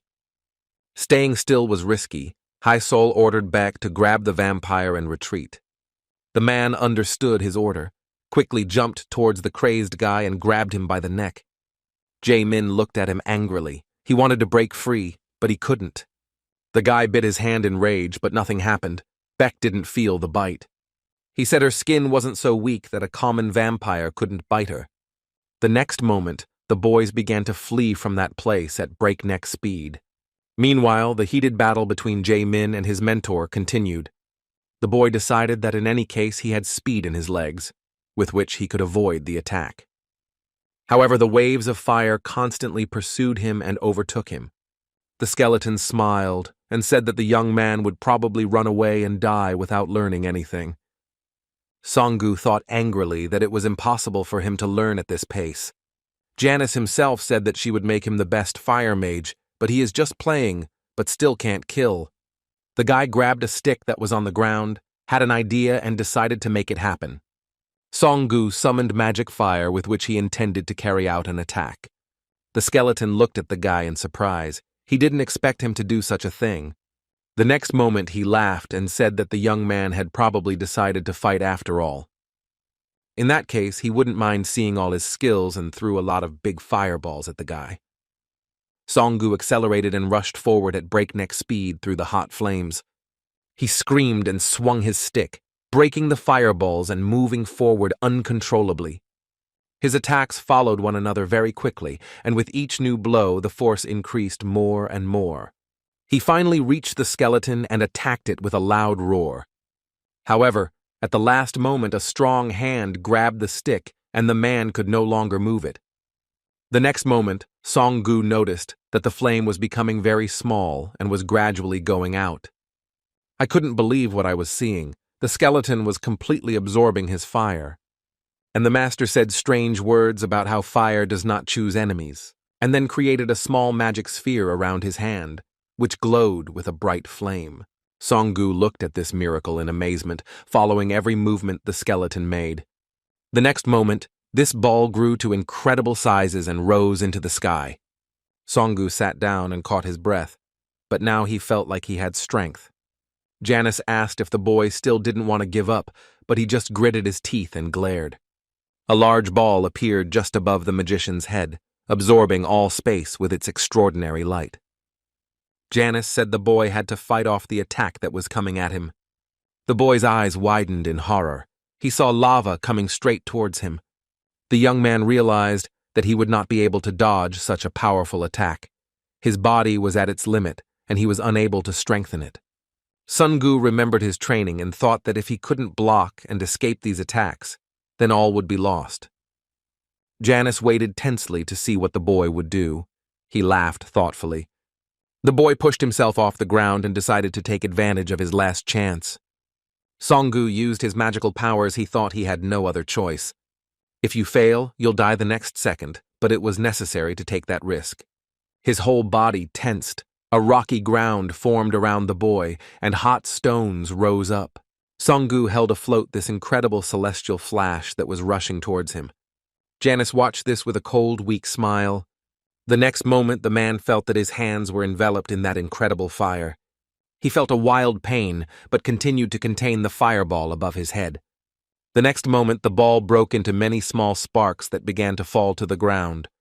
Song-gu exhaled and finally felt how tense his body had been all this time. And then he clenched his fists and happily said that he had succeeded, that he had absorbed this fire. The next moment he felt power flooding him. Now he understood what kind of magic Janice had. The skeleton turned to him and said that it looked like the guy had really learned the basics. Song-gu thanked him for this valuable lesson and said that the master probably showed him how to absorb fire by his own example. If something had gone wrong, he was at risk of dying. Now he could look back on it with a smile. He had passed this test. However, the next moment the boy turned around and saw that the fireball was behind him. Janice said that this is not the end yet, and there is a test ahead. Song-gu will be able to thank her when the training is over. The man gritted his teeth in rage and felt an even graver danger approaching him. The avalanche of fire rushing forward looked very terrifying. A small village is nestled comfortably in a dense forest, immersed in the gloom of the evening sky. Raksha ran through the forest at breakneck speed, pushing through dense undergrowth and low branches, her breathing heavy and intermittent. Finally, the monster leaped into an open space and stopped in front of a tall door where his comrade greeted him. Ribido asked how everything was going, but Raksha, worried, quickly asked what happened to Sharanka. The monster was confused. He said the savior had finally arrived, and that it was necessary to inform the shamanka about this as soon as possible. The warm light from the lanterns hanging from the branches softly illuminated the paths and walls along which Raksha ran quickly. The shaman settled into one of these cozy houses. She remained deep in thought and paused in front of 2 candles. Suddenly, a breathless Raksha burst into the room. With a trembling voice, he turned to the shamanka. She turned calmly and asked what had scared her tribe mate so much, why he seemed so worried. Raksha spoke incoherently about what had happened the day before, and these circumstances had disturbed him greatly. Ria's fortress was destroyed, and it wasn't the Union's fault. It was all the fault of the new predator that destroyed Larrick. The shaman thought about it, because Rhea had joined the Black-Headed Union, so maybe he was from the Yellow Lizard Union or the Red Hammers. However, his interlocutor worriedly stated that this was not the case. According to the spy, he too was against those two unions. The old man sighed hopelessly and said that in that case the outcome was obvious. He would soon be forgotten if he acted against 3 alliances at once. Raksha said that she said it because she didn't see it. This guy defeated the great warrior Leric with his bare hands and completely destroyed Rhea. The monster assumed that this was the man mentioned in the ancient legend. The shaman said slowly that her interlocutor was probably referring to signs that would save her planet. Raksha nodded and said he was very glad that his planet would finally receive help. However, the shaman was in no hurry to rejoice, saying that her friend did not understand what she was talking about. That tradition is a lie meant to give hope. The true tradition of our ancestors was something else. He said that the day a predator appears that devours other predators, the planet will come to an end. Raksha trembled with fear and continued saying that all they could do was pray that it wasn't that person. Suddenly they listened, for they heard vague, suspicious noises in the street. It was a warning of an invasion. A huge flame had already erupted behind the forest. The shamanka and Raksha went out, and what they saw shocked them. Rabito reported that there was a large detachment advancing toward them beyond the forest, and that they should leave as quickly as possible. The old man stood there for a few moments, stunned, as the enemies fought each other, and he gave no thought to nations as small as his own. But why? Suddenly, Raksha turned cold and asked Rabito who was on that team. Were they skeletons, by any chance? He replied that they were monsters, whose skeletons he had never seen before. Raksha said in a trembling voice that this was the guy who killed Leric. He had already arrived here, and the monster trembled at that thought. He was very scared. People froze in place, their eyes widening as Kang Woo Jin suddenly appeared in front of them. The boy looked around, raised his eyebrow slightly, and asked, "What kind of place is this?" Kang Woo Jin looked at the locals and realized that they seemed weak, and that he wouldn't be able to get many points because of them. The monsters, overcoming their stupor, advanced, their movements tense, but they prepared to defend themselves, understanding that the battle could begin at any second. Despite this fear, the people decided to resist with dignity. Their eyes filled with a brave glow, and their paws gripped their weapons tightly. Raksha remembered how Kang Woo Jin fought on the battlefield. He was indestructible and brave, destroying enemies with terrifying ease. Meanwhile, the young man calmly informed his army that they were all to be destroyed. Behind him emerged dozens of skeletons, with slow steps, advancing with a warlike attitude. They walked silently across the ground and inexorably approached the monsters. The skeletons raised their weapons, their movements sure and precise, waiting for the order to attack. Ribido told his fellow tribesmen that they should buy as much time as possible so the townspeople could escape. An army of monsters and skeletons lined up facing each other, and cold gazes met in tense silence. Kang Woo Jin kept his hand on the hilt of his sword as he watched this confrontation intently. Suddenly, Leric stepped out of line, approached him, and knelt down, surprising everyone present. The man looked at the monster in bewilderment and began to beg for mercy for his people, asking the king to have mercy. Kang Woo Jin stood there confused, trying to understand the unexpected turn of events and make a decision that would determine the fate of many. The boy was amazed by this devotion and asked for a benefit for himself, right in front of his master. The boy asked a question about what would happen if he didn't want to comply with his request. Leric replied that they are inhabitants of the planet who have nothing to do with the power of Trannet.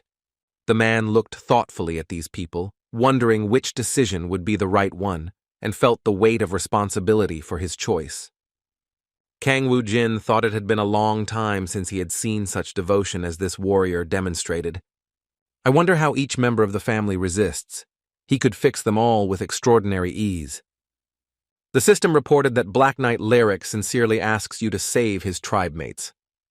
If Kang Woo Jin responded to his request, he would repay him with his loyalty. The young man decided it was a good deal.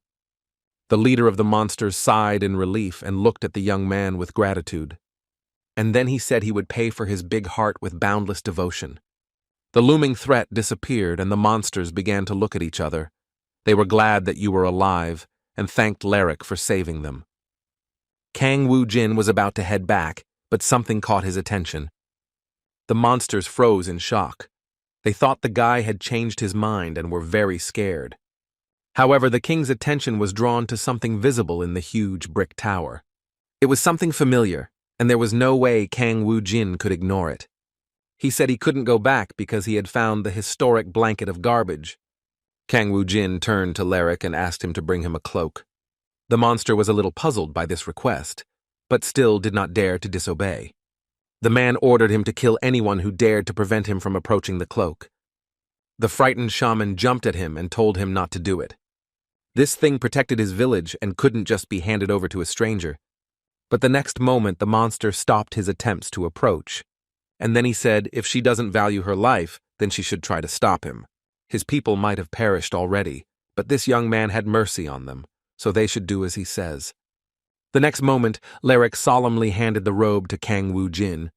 The young man happily said that he had found one of the things in the world of garbage so easily. The shaman shouted furiously that this robe contained the power of the god of destruction, and no outsider could touch it. Kang Woo Jin mockingly asked him what he could possibly know about the god of destruction.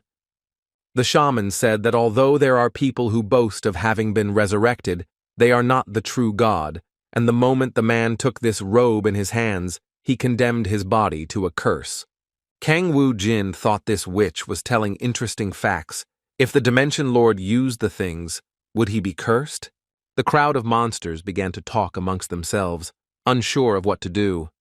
After all, if the guy takes the mantle, they'll be forced to wander for the rest of their lives. The shaman told him not to worry so much because Kang Woo Jin would not survive. He would die from the curse.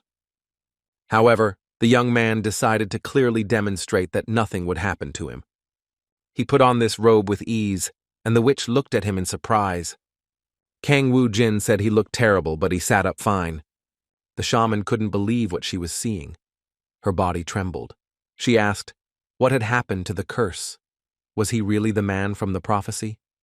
Kang Woo Jin said, with a smile, that it was originally his thing, and that's why he gave it back to him.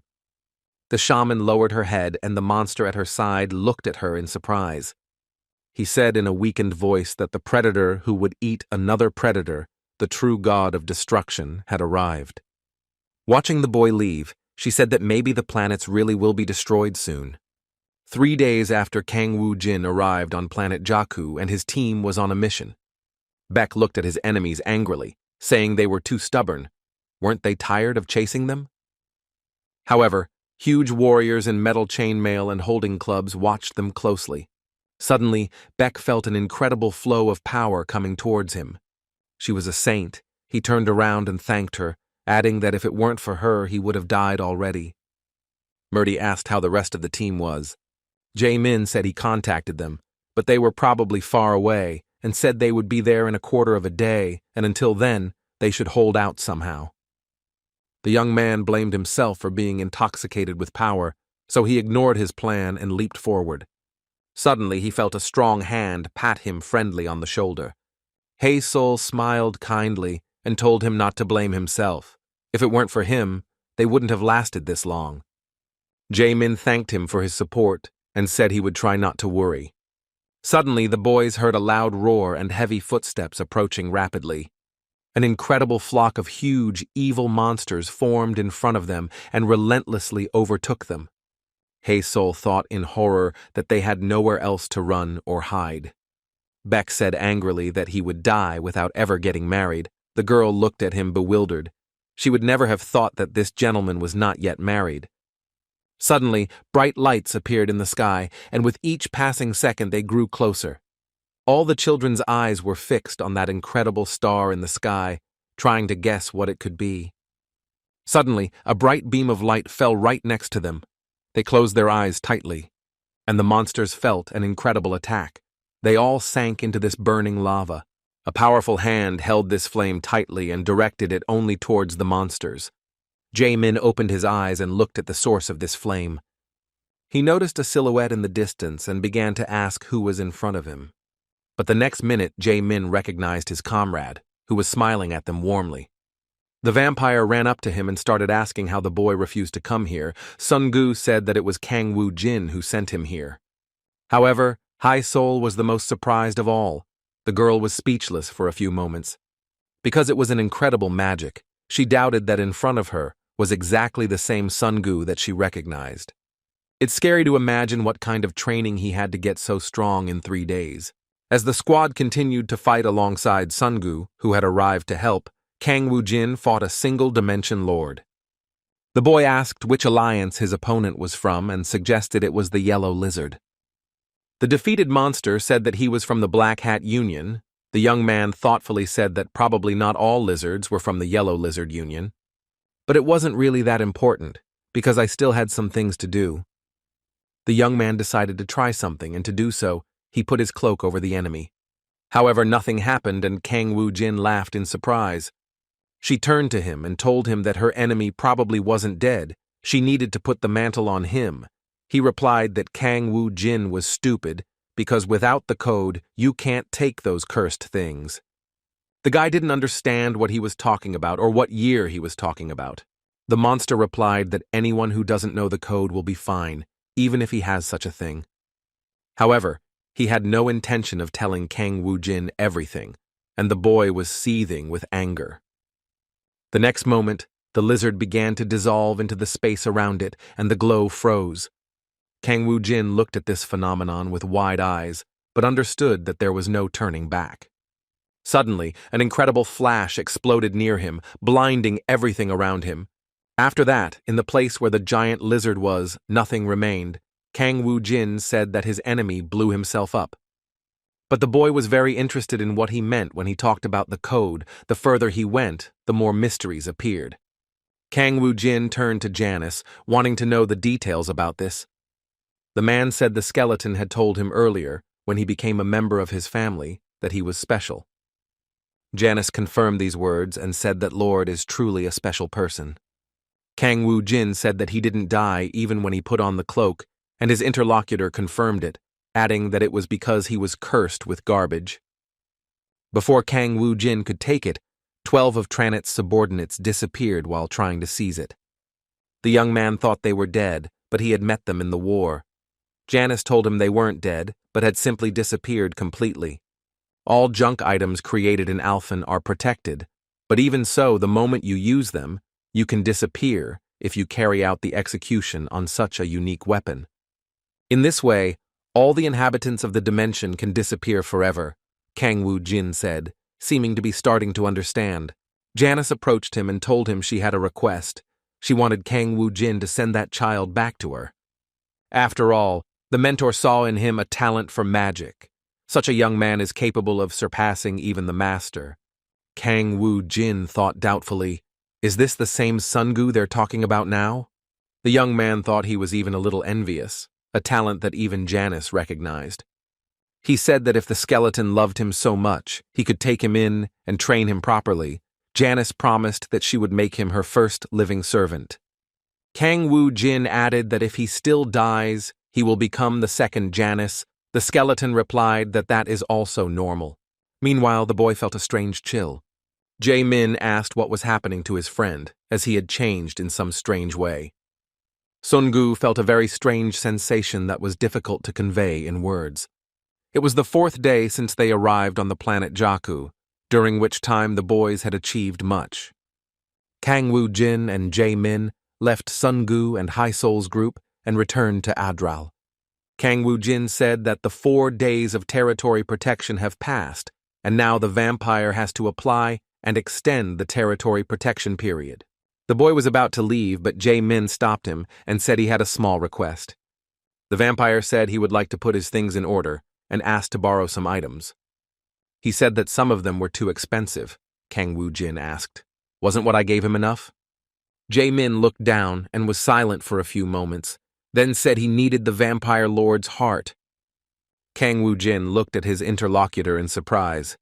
The boy apologized and said he probably asked for too much. On planet Jakku, Jae-min did nothing but harm his comrades. In order to cope with his tasks, He had to become much stronger, but the boy couldn't rely on Kang Woo-jin forever. Kang Woo-jin thought an ray of hope appeared in his friend's eyes. The young man looked closely at the price list and realized that 200,000 points was quite expensive. But if this is the heart of a powerful aristocratic vampire, then it's worth it. The guy bought this thing and gave it to Jae-min. The vampire happily said that he would definitely pay all the expenses. Kang Woo-jin replied that he shouldn't talk nonsense. It would be enough if he didn't die and destroyed at least one monster. After this, the boy gave Jae-min the final instructions to finish absorbing the heart and went to test his strength on the planet Jakku. It is necessary to put your hand in before going to other planets. After all, the day they will leave Alfen is not far off. Kang Woo-jin said these words and dissolved into space. At that time, life also continued in Ardal, and various business negotiations were carried out. Sun Hong became Minister of Foreign Affairs and reviewed negotiation documents sent to other countries. The guy read the contract and said angrily that they wanted too much, that they needed to prove who was in control. Suddenly his thoughts were interrupted by a phone call. Sang-hoon picked up the phone. He was informed that the ambassadors were already waiting in the minister's reception room. The man entered the meeting room and saw that several people dressed in business suits had gathered there.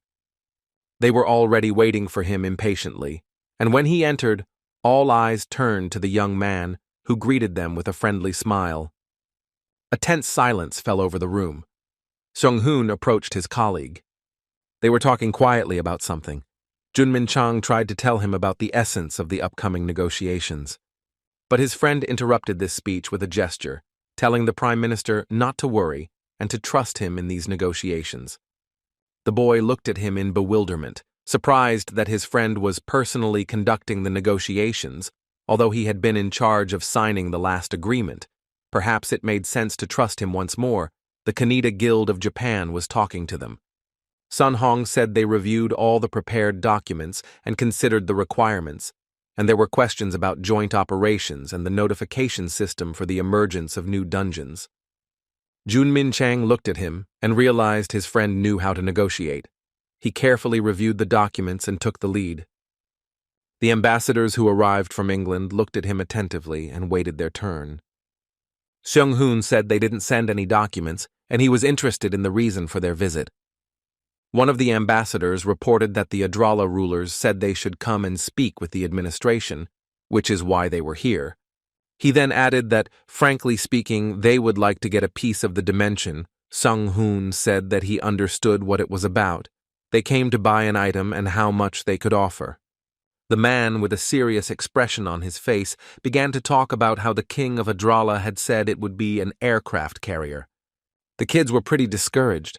They wanted to appear confident, but they didn't understand what we were talking about at all. Sun Hong asked again, "Do you understand correctly that the boss offered them an aircraft carrier?" The boy turned to his friend and started asking him what a dimension piece was and if it was something valuable, but he didn't know. The ambassador scratched his chin thoughtfully and then began to speak. He said the English government and royal family consider a piece of this size to be quite rare and valuable, but it would be unreasonable to demand only an aircraft carrier for it. Therefore, it is also possible to place an English army in the East Sea for 5 years, and also complete protection of the Ardal. The man also said they are willing to split all maintenance costs for the aircraft carrier roughly 50-50. Sang-hoon, frightened, said that these are not issues he has the right to decide. It is necessary to discuss all this with the boss. Suddenly, he heard Kang Woo-jin's voice. The boy said that Sang-hoon took over the negotiations, and what is he doing now? The young man broke out in a sweat, saw that the director had entered the office and was extremely confused. Kang Woo-jin said the English ambassadors could only give them a ship. They didn't need people. The ambassador thought for a moment and said that it takes thousands of people to operate aircraft carriers, and assumed there weren't many in Ardal, but Kang Woo-jin asked him not to worry about it, saying they just had to abandon ship. The man looked intently into the eyes of his interlocutor. He was surprised by such a position. He thought about what this guy was going to do with the aircraft carrier, but he was apparently confident in his actions. Kang Woo-jin asked about the dimension piece. "Are you willing to buy it?" The English ambassador replied that they needed it for research, but that they still didn't know what that thing was. The young man thought for a few moments and decided that these people could be allowed to lift the veil of secrecy, and said that with the help of this piece of dimension, you can open doors leading to other planets, as well as take possession of the dungeon. Everyone present stared at him in fear and amazement. This opened up unlimited possibilities. The boy smiled mischievously and said that it was a pretty good deal for the English ambassadors. After a while, a tense conversation took place in the principal's office. The boys didn't understand how the boss was willing to exchange something so valuable for an ordinary aircraft carrier. Kang Woo-jin said he just wanted to check something.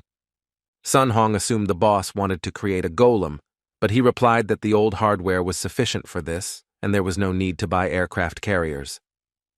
And then he turned to Junmin Chang and asked if they had managed to gather the newly awakened arrivals. The boy said he had already received the documents, but there were too many, and he would need more time to review them all. Kang Woo-jin replied that there was no need to waste time on this, that everyone should be summoned 3 days later, and he would choose the right ones himself. Junmin Chang approached him and asked him what to do regarding the general meeting of awakened people from all over the world that would be held in 6 days. He assumed that Kang Woo-jin would personally join him. A month ago, after stopping Uriel's invasion, Ardal, the Hammer Guild, and KN planned to hold a general meeting to take further action. The boy thought he should find out about the other awakened and join forces in this way. It would be difficult to prevent the impending crisis alone. He stood up from his seat and said he had little time before returning to Alfen, so it was necessary to send an invitation to all the guilds. Finally, the boy said that it seemed that they had everything decided and he could go. The boys warned him to be careful on the road. Suddenly, Kang Woo-jin remembered something and turned to Foreign Minister Sung Hoon. He told the man to stop acting like a minister and do the work of a secretary, adding that he was terrible at negotiations. The boy thought sadly that he wasn't such an inexperienced person after all, since he had been able to foist the phone on him. As the door closed behind Kang Woo-jin, a tense silence fell over the office. Sun Hong sadly covered his face with his hands, not understanding how he was so easily ousted from his position as minister. Now he is an ordinary secretary, but the next second an unexpected thought lit up his face. Now, Sun Hong was not the Minister of Foreign Affairs, but the secretary to the ruler of Ardal. This thought made him tremble all over. Junmin Chang watched with apprehension what was happening to his friend. He suddenly burst into laughter and said he had been promoted, as the position of press secretary to the ruler was higher than that of Minister of Foreign Affairs. Meanwhile, on the planet Jakku, it was still incredibly hot. The locals were in a panic, Mr. Gur called his subordinate. He told him to let the soldiers in, and they created a barrier, thus protecting the base. Suddenly a portal opened and incredible energy poured out of the black hole. Inside, a monster that looked very much like a monkey appeared. It was the Lord of the Red Hammer dimension, angrily asking who dared attack his base. Gare reported that this person did not belong to the Union. Recently, a madman had infiltrated the planet Jakku, and it was probably him who attacked them. This man even destroyed the Yellow Lizard Alliance. The Monkey King said that we must quickly take up arms to protect the fortresses. However, the troll hesitated, not knowing how to tell what had happened, when he took a deep breath, and then said that he was already destroyed. The ruler asked how many soldiers were left. Gur replied that he himself barely survived, and moreover, the attack was so powerful that he could not even get close. This circumstance completely shocked the Monkey King.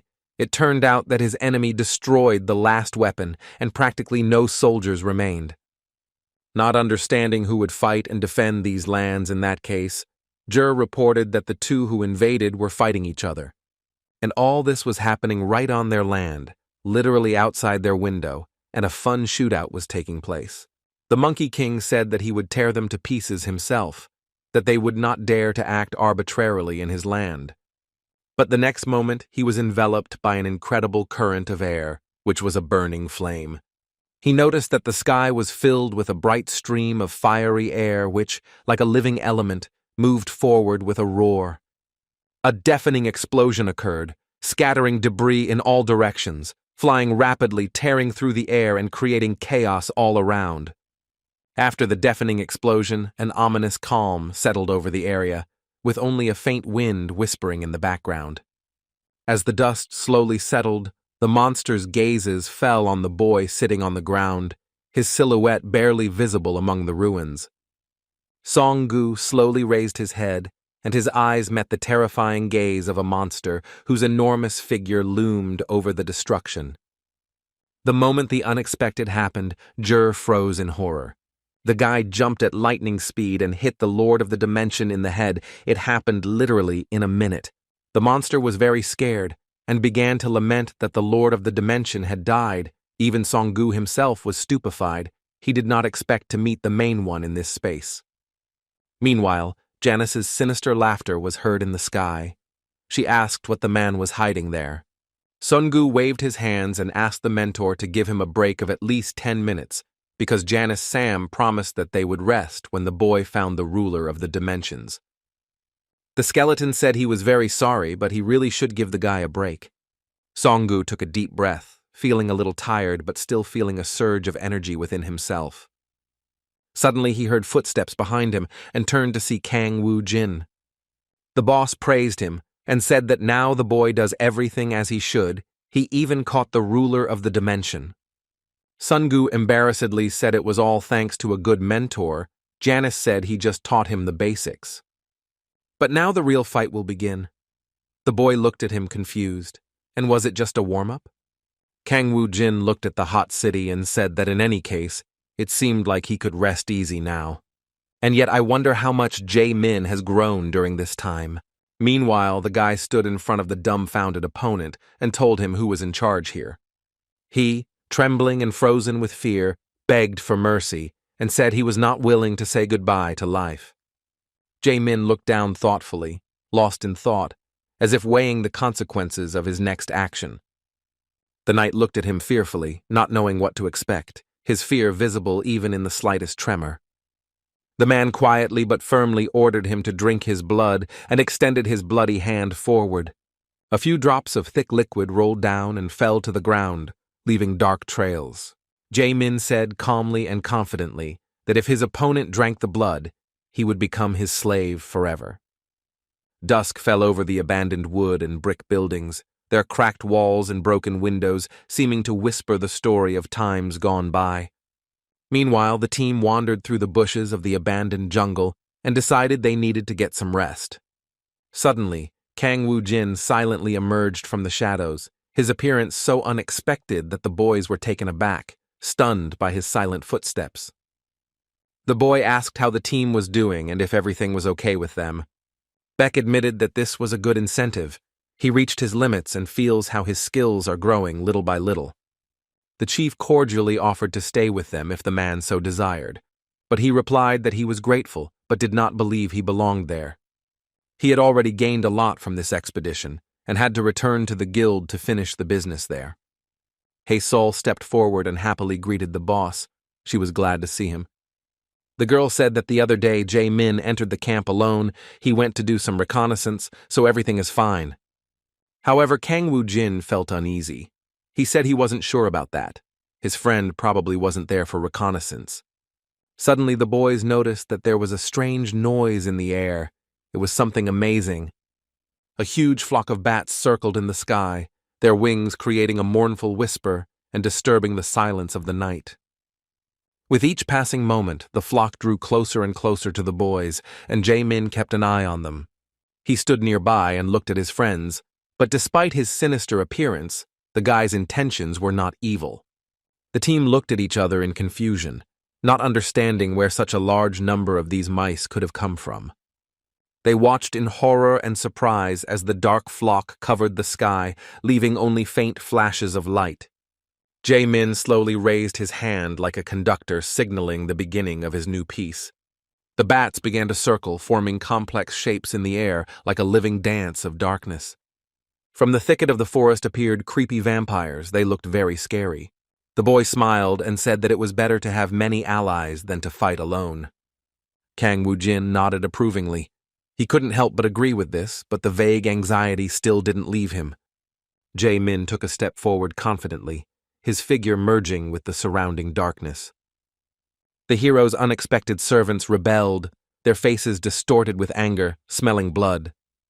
Now instincts took control. The vampires felt nothing but thirst. They decided to attack and ignored all their master's orders. Jae-min shouted loudly, trying to stop them.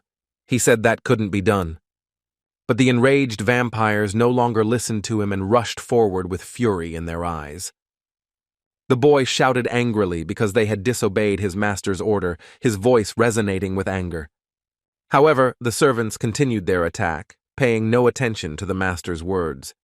Kang Woo-jin quickly realized that the situation was getting out of hand and decided to intervene to save his friends. He quickly attacked all the rebels with his magic, giving them no chance to harm him. Jae-min stood paralyzed and watched bitterly as his slaves fell one after another. His heart sank with pain and disappointment. The realization that he had lost an entire army of servants was a blow too great for him. Kang Woo-jin told his friend not to try to repeat it after him, that it wasn't very good. The boy hesitated for a moment and then began to explain why he thought that. The bloodlust of Jae-min's servants is not a simple hunger. If the friend cannot control them, then his slaves will turn into monsters. And then he added that the important thing was not the number, but whether he was able to subdue at least one of them. Jae-min still couldn't understand, because Kang Woo-jin had a large number of servants under his command. The boy explained that there are indeed many, but the skeletons and zombies are just pawns. And what about his family members? Then in 20 years in Alfen, he only had 54 death knights. Jae-min looked down thoughtfully and said that he now understood what she was talking about. Kang Woo-jin patted him on the head encouragingly and smiled slightly, and then told his friend to relax and get rid of his delusions of grandeur. Hasn't he grown out of puberty yet? Jae-min smiled and looked at his friend in a way he was right. Jae-min began to grow as a vampire lord, and 3 days passed on Earth, and in Ardal, the day of the interview with the newly awakened arrivals arrived. A large number of people had gathered in the hall. Kang Woo-jin didn't expect so many people to come. There was noise everywhere, and the boy asked for silence so he could begin his speech. He announced that those he chooses today will become residents of the awakened Ardal. The young man used observation and analysis skills. He was able to see the subject's abilities, skills, and statistics. The boy chose several people he considered necessary to incorporate into his team. There were 23 people in total. He called them to come to the staff, and the rest could return home. But suddenly the room began to shout indignantly. People did not understand why he did not even examine them and did not perform any tests. It is impossible to judge a person's ability just by looking at them once. People were constantly demanding that Kang Woo-jin give them a chance to prove themselves. The boy was silent for a few moments, thinking what to do. Finally, he said he was willing to give them a chance and that each could show their best side. But the young man realized that he didn't have much time. Therefore, the test will not be long. If the one who wants to hold out against his assistant for 30 seconds, he will pass. Kang Woo-jin gave us his death knight. If any of the people couldn't defeat him, they would lose their lives. The man looked around the room and asked who among those present was willing to take the risk. He mentally said that such a risk meant putting his own life at risk. People whispered to each other. The shouts died down. Suddenly a man came out of the crowd and said sadly that he was ready to try. People looked at this guy in surprise. They recognized him because he was incredibly popular. They couldn't believe that this lone wanderer decided to join Kang Woo-jin's guild. After all, it was Kim Kang-chul himself, the number 1, who developed his abilities from F level to AA before Kang Woo-jin appeared. The crowd looked at him in surprise because this guy didn't belong to any guild, and it was unknown why he decided to join Ardal. Kang Woo-jin thought it was quite strange. When he looked with his observation skill, there was definitely no one with that level. But now, for some reason, he felt that this person was very strong and the owner of the AA rank.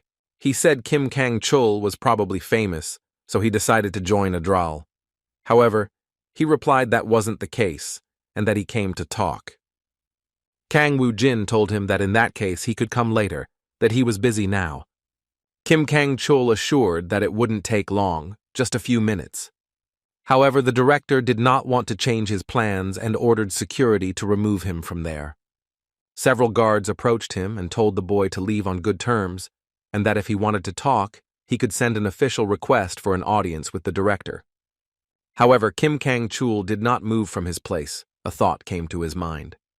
And a moment later, he expressed his proposal to Kang Woo-jin.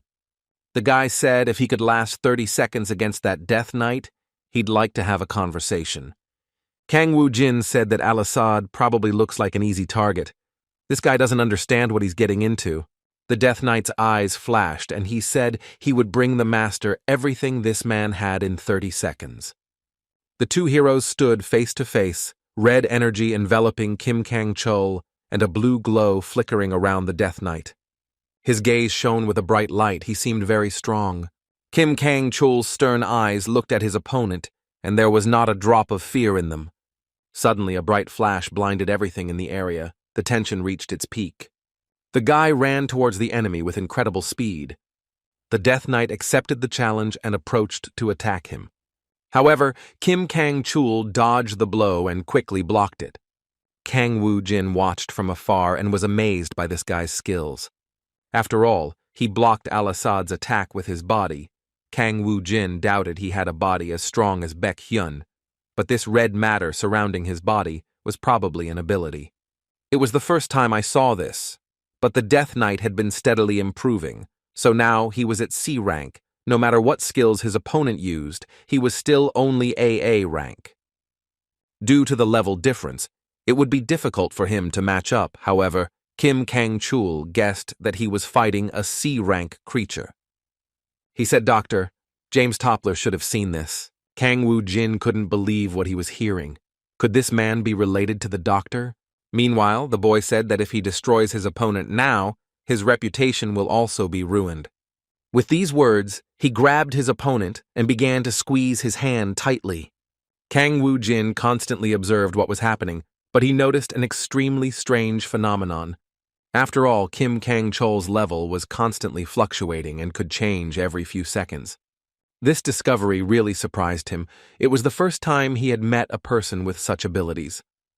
Meanwhile, his knight had already lost his limbs in this difficult duel. His eyes widened, for he was sure of his victory, yet this young man was able to overcome him. Meanwhile, Kim Kang-chul once again clenched his hands tightly, attacking his opponent. He thought he had finally won and would soon destroy this enemy. But suddenly, Kang Woo-jin stepped in and blocked his blow with incredible ease. He said that was enough. 30 seconds had already passed. Kim Kang-chul looked at him in disgust.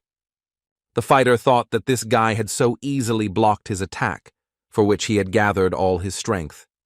Meanwhile, Kang Woo-jin turned to Al-Assada and told her they would see each other later. Kim Kang-chul asked, what happens now since Kang Woo-jin said he would have a conversation with him? The boy smiled and thought that this man knew James Toppler and also knew how to change the level. The conversation promised to be interesting. The glass facades of the office building pierced the sky and reflected the sunlight. On one of the upper floors of the office, there was silence. Kim Kang-chul sat on a soft sofa, but he was alarmed by the fact that his legs were chained, and in his hands glinted a pair of cold handcuffs. He asked indignantly what that meant. Kang Woo-jin calmly explained that before, there were many who ran away in the middle of their interesting conversation. These are special chains, so it is useless to use force. Kim Kang-chul looked angrily at the guy's face and thought it was a power-limiting device. Meanwhile, Kang Woo-jin sat opposite and prepared to speak.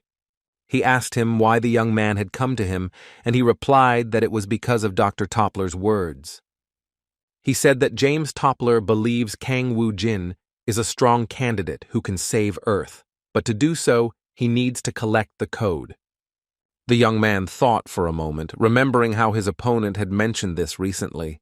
And that monster from the planet Jakku also spoke of this, but he died without finishing his thought. Kang Woo-jin asked his interlocutor what the code was. He replied that he didn't know. They only asked him to transmit it. The boy sighed regretfully. He said he couldn't find something he had no idea about. He suspected that the old man was just pretending to be ignorant and deliberately withholding information. Kang Woo-jin asked what connection this awakened person had with James Toppler.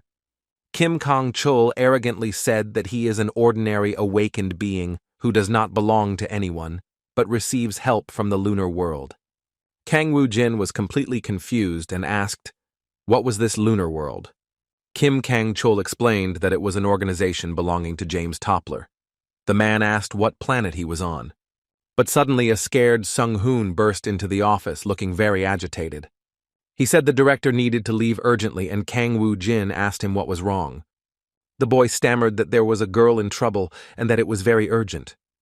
Her name was Su-ah, and at that moment, Kang Woo-jin felt as if he had been struck by electricity. Sun Hong reported that she had fainted, and Murdy had already provided her with assistance. A large hospital building, with the Red Cross sign sticking out from the gray wall. Kang Woo-jin pushed open the door and carefully entered the room. His face was serious and focused. Inside, her tearful mother was already waiting for her, very worried about the girl. The woman threw herself on his neck, hugged him and squeezed him tightly, and burst into loud sobs. She said that Sue hadn't woken up for a long time. Kang Woo-jin told his mother that everything would be okay, and she looked into his eyes with hope. And then the boy said he would do everything he could to make her wake up. So he asked her not to worry. Kang Woo-jin gave orders to Junmin Chang to take his mother out and take care of her. The face of the sleeping child was serene. He seemed to be in a deep and sweet sleep. Kang Woo-jin asked her how she was. Murdy replied that the girl's body was in perfect condition. The man asked her why she didn't regain her senses in that case, but the saint remained in tense silence, and then asked if the gentleman remembered how James Toppler said that God would appear on the planet. The boy actually remembered this conversation. Then the man said that Kang Woo-jin should find this God and protect him. However, he still didn't understand what this had to do with his sister, and suddenly an idea occurred to him. He looked closely at Murdy. Could it be that Sue was that same God? The saint said she didn't understand what the reason was, but she felt divine energy from her. The girl was really very weak. Now she must have met God in a dream. Kang Woo-jin looked down and said they could just wait for her to accept him. Murdy added that when the girl opens her eyes, she will never be the same again. She will become a saint who will listen to God. Suddenly they saw a luminous sign on her forehead. The modern glass and concrete structure rose above the surrounding cityscape. In the principal's office, a dejected Sung-hoon sat, thinking to himself. The boy didn't understand why she fell so suddenly, and he really hoped everything was okay with her. Suddenly, Kim Kang-chul broke the silence and asked, "When in this world has something happened for no reason?" The boy didn't understand what he was saying and turned around looking at him in astonishment. He replied that he was saying that even every coincidence has its reason, and immediately broke the handcuffs. Sun Hong angrily told him not to break anything in that office, that it was prohibited. The boy also wanted to say that when the principal returned, he wouldn't let him get away with it, but the next moment, he felt a strong blow. Kim Kang-chul looked sternly at the fallen child, his thoughts heavy. The ruthless wheel of fate began to turn. There was no turning back now. Kim Kang-chul looked up and wondered, can the hero Kang Woo-jin get out of all this? The girl's face was calm and sleepy, her breathing was even, and her facial expression was very gentle. She was probably having pleasant dreams. Meanwhile, in the office, through the broken window, the moon shone brightly in the night sky, filling the room with a cold silver light. In the dark room, Sung-hoon slowly opened his eyes, grimaced, and looked around. Suddenly he heard Junmin Chang's worried voice. He asked if his friends were okay and what had happened to him. Suddenly the door opened and Kang Woo-jin entered the room, asking what happened here. Sun Hong said he started fighting with the awakened man and then suddenly hit him, after which he remembered nothing. The boy said that Kim Kang-chul started saying strange things about how nothing was happening in the world just like that. Kang Woo-jin mentally added that everything has a reason and that it is indeed true. Even the fact that Sua was chosen to become a saint was not just a coincidence. The boy looked out the broken window in disappointment. He had the guide thread in his hands, but he lost it again. The mysterious lunar world, James Toppler's organization that supported Kim Kang-chul. Everything was as he said, but something in Kang Woo-jin's soul caused serious suspicions.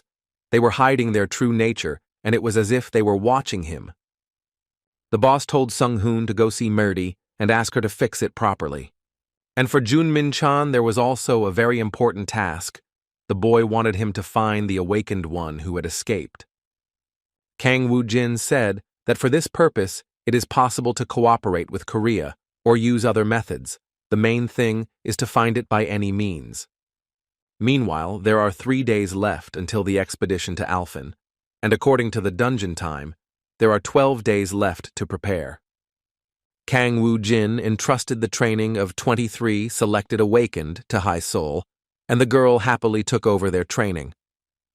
With the help of the trainer's booster, endless training, power stones, and the skill book obtained in Ardal, the recruits grew rapidly in their skills.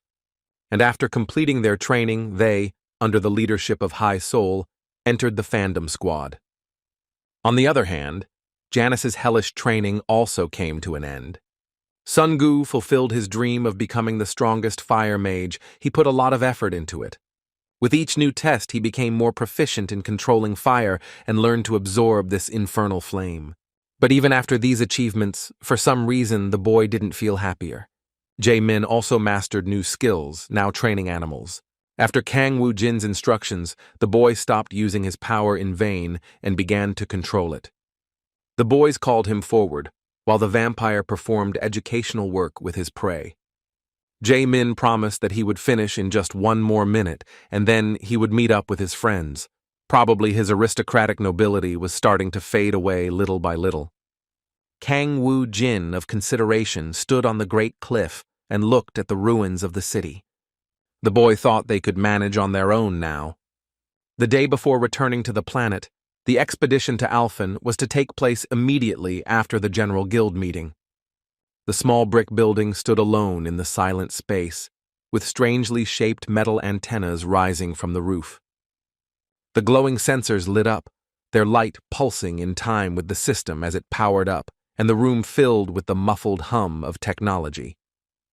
James Toppler was standing in front of the monitor, his head deep in calculations, when he suddenly heard a voice behind him saying it was time to distribute the food. The doctor turned around in fear.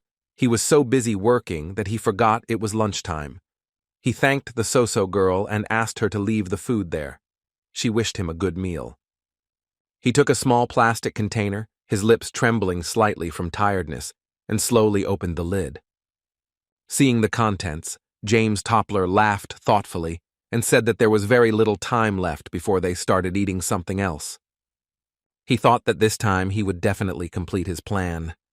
The doctor thoughtfully approached the large window of the laboratory and contemplated the immense black abyss in the middle of which the planet could be seen. The day of the Union's general meeting arrived. It was in the Republic of Korea at the port of Busan. Several people gathered around a huge body of water, in front of which stood an aircraft carrier, its enormous hull piercing the horizon. One of the men in the crowd, not hiding his surprise, said it was 280 meters long. It was a true giant. Kim Hae-min turned to the captain and asked what his plan was. Is it possible to deal with this machine on our own?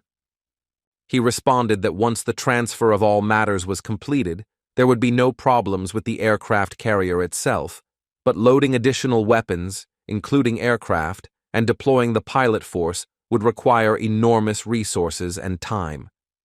The boy said, a little disappointed, that he had generally assumed that. From the beginning, the idea of building an aircraft carrier in Ardal seemed crazy to him. He didn't understand why the boss needed all that.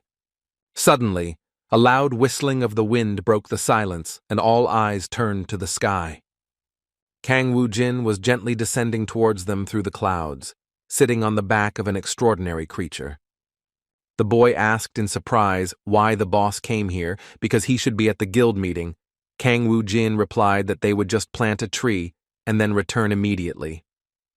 Kim Hae-min looked at him with a puzzled expression. It was hard to imagine what the boss meant. Meanwhile, the chief greeted the new captain, who introduced himself and said his name was Park Gil-soo. He added that he is a former naval colonel and has 6 months of experience serving on an aircraft carrier as an officer. Kim Heyman said that due to limited contacts, they have no escort planes or ships, and also lack weapons and manpower to operate. He ended his speech by saying that the aircraft carrier was too big to be used simply as a means of transportation. Kang Woo-jin pointed out that that was the goal. A huge ship, that was exactly what was needed, but the guy didn't tell everything. He walked thoughtfully along the enormous deck and found a suitable spot. After that, he connected the two-dimension pieces, and the next moment, something incredible happened. A blinding flash shone with incredible power. Everyone present closed their eyes. Kang Woo-jin combined two fragments to create a spatial dimension. He created a base, and its symbol grew with every passing minute. It looked simply incredible, like a nest that a dragon had created in Namsan Tower. 24 hours left until the construction of the base city of the Lord of the Dimension Kang Woo-jin is completed. He said Seoul Station is currently surrounded by several dungeons, so its defenses are too weak. If an attack occurs while you are in Alfen, everything will be over, because the portal leading to Earth will disappear. So he decided that the best solution would be to move Ardal to that same place. At the same time, the opening of the World Guild's General Assembly began at the Seoul Hotel. Junmin Chang began his speech, thanked those present for their participation, and introduced himself.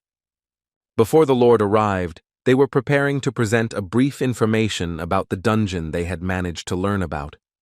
The boy looked at his colleagues gathered there, who were calmly wandering around the corridor and talking among themselves. He asked Sung-hoon how things were going, if there was any call from the boss. He replied that he had called recently and said he would use the Busan portal. Hai-Sol suggested that in that case he might be late. Junmin Chang began his speech. He said that to figure out why monsters started appearing in the dungeon, it was necessary to first understand the concept of Trannet. It is a network that connects planets. With its help, it is possible to send objects regardless of the distance. There is still no exact data on their existence and origin, but one thing is certain. The dungeon monsters come from other planets. And the Earth is already connected to other planets by this incredible Trannet network. The moment the synchronization is completely over, even more powerful lords and monsters from other dimensions will attempt to capture the Earth. When this happens, the heliotropic industry will take a back seat, because the lives of all humanity will be in danger. One of those present in the room asked what they should do in such a case, since it was impossible to defend the dungeon with a barrier or destroy it. Junmin Chang agreed that it was true. The dungeon could not be destroyed. However, there was a chance they could cut off the connection to Trannet. A man in the audience asked if there was any way to do this. Suddenly, Kang Woo-jin came in and said that such a method had surely already been found. That's why he goes to Alfen to carry out his plan. There's a junk weapon hidden in Alfen. If we can find and perfect it, we can use it to break the connection to Trannet. The young man said he had gathered everyone today to ask them to protect the Earth during his absence.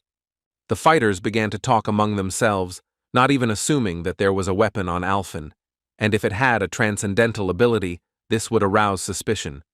One of them asked if Kang Woo-jin was really heading to Alfen to save Earth. After all, he has kept the information about the space stone that allows Ardal to own the dungeons until now. Perhaps protecting Earth is an excuse, and he wants to get the benefit of what is in Alfen's dungeon. Kang Woo-jin said humanity was in danger, and how could he think of anything else now? He just wants to protect his family and the Earth he lives on, and if anyone doesn't believe, they can go to Alfen. The guy said to go after him right after he was killed. The man remained silent and angry, did not argue, and found nothing to say. Kang Woo-jin asked Junmin Chan to show the screen where the image was visible. There was a picture of former guild leader Lee Sang-ho, who became Yellow's subordinate and was responsible for the division of the Republic of Korea. Those present looked at this man in surprise. They recognized the former guild leader of Hwarang, who after provoking the Space Lord, deliberately caused the dungeon to split. After the reset, the monsters couldn't leave the dungeon for 30 days, but it was because of him that they did everything at once. And as a result, Seoul and Daegu suffered enormous damage and great losses. And then, by this method, a division of the dungeons was simultaneously brought about throughout the world. Although there were many other psychopaths besides him, one of the criminal groups in the US managed to achieve an artificial creation. When the synchronization ends and the global catastrophe begins, there will be many more traitors, Kang Woo-jin concluded. He was referring to those who tried to join the Space Lords, who are willing to do anything to save their own skins. The man added that he was sure that among those present, there were those who were more concerned about their own benefit. His gaze turned to one of the people gathered who had argued with him earlier.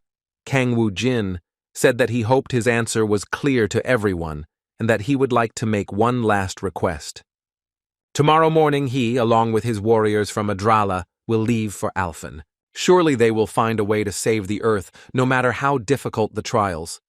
Kang Woo-jin asked to combine strength and defense to save the entire Earth. The luxurious white hospital building, with a row of large windows, reflected the cloudy sky. In one of the rooms lay Sue, still unconscious, fast asleep. Merdi was sitting in a nearby chair. A lot of time had passed. The saint was near the girl. She thought that there was finally one day left before leaving for Alfen. She really hoped that the United Army would resist Trannet's army. Suddenly the room lit up with a blinding flash, the light so bright that Merdi instinctively covered her eyes with her hand. The girl opened her eyes, looked ahead. An incredible soft energy concentrated around her.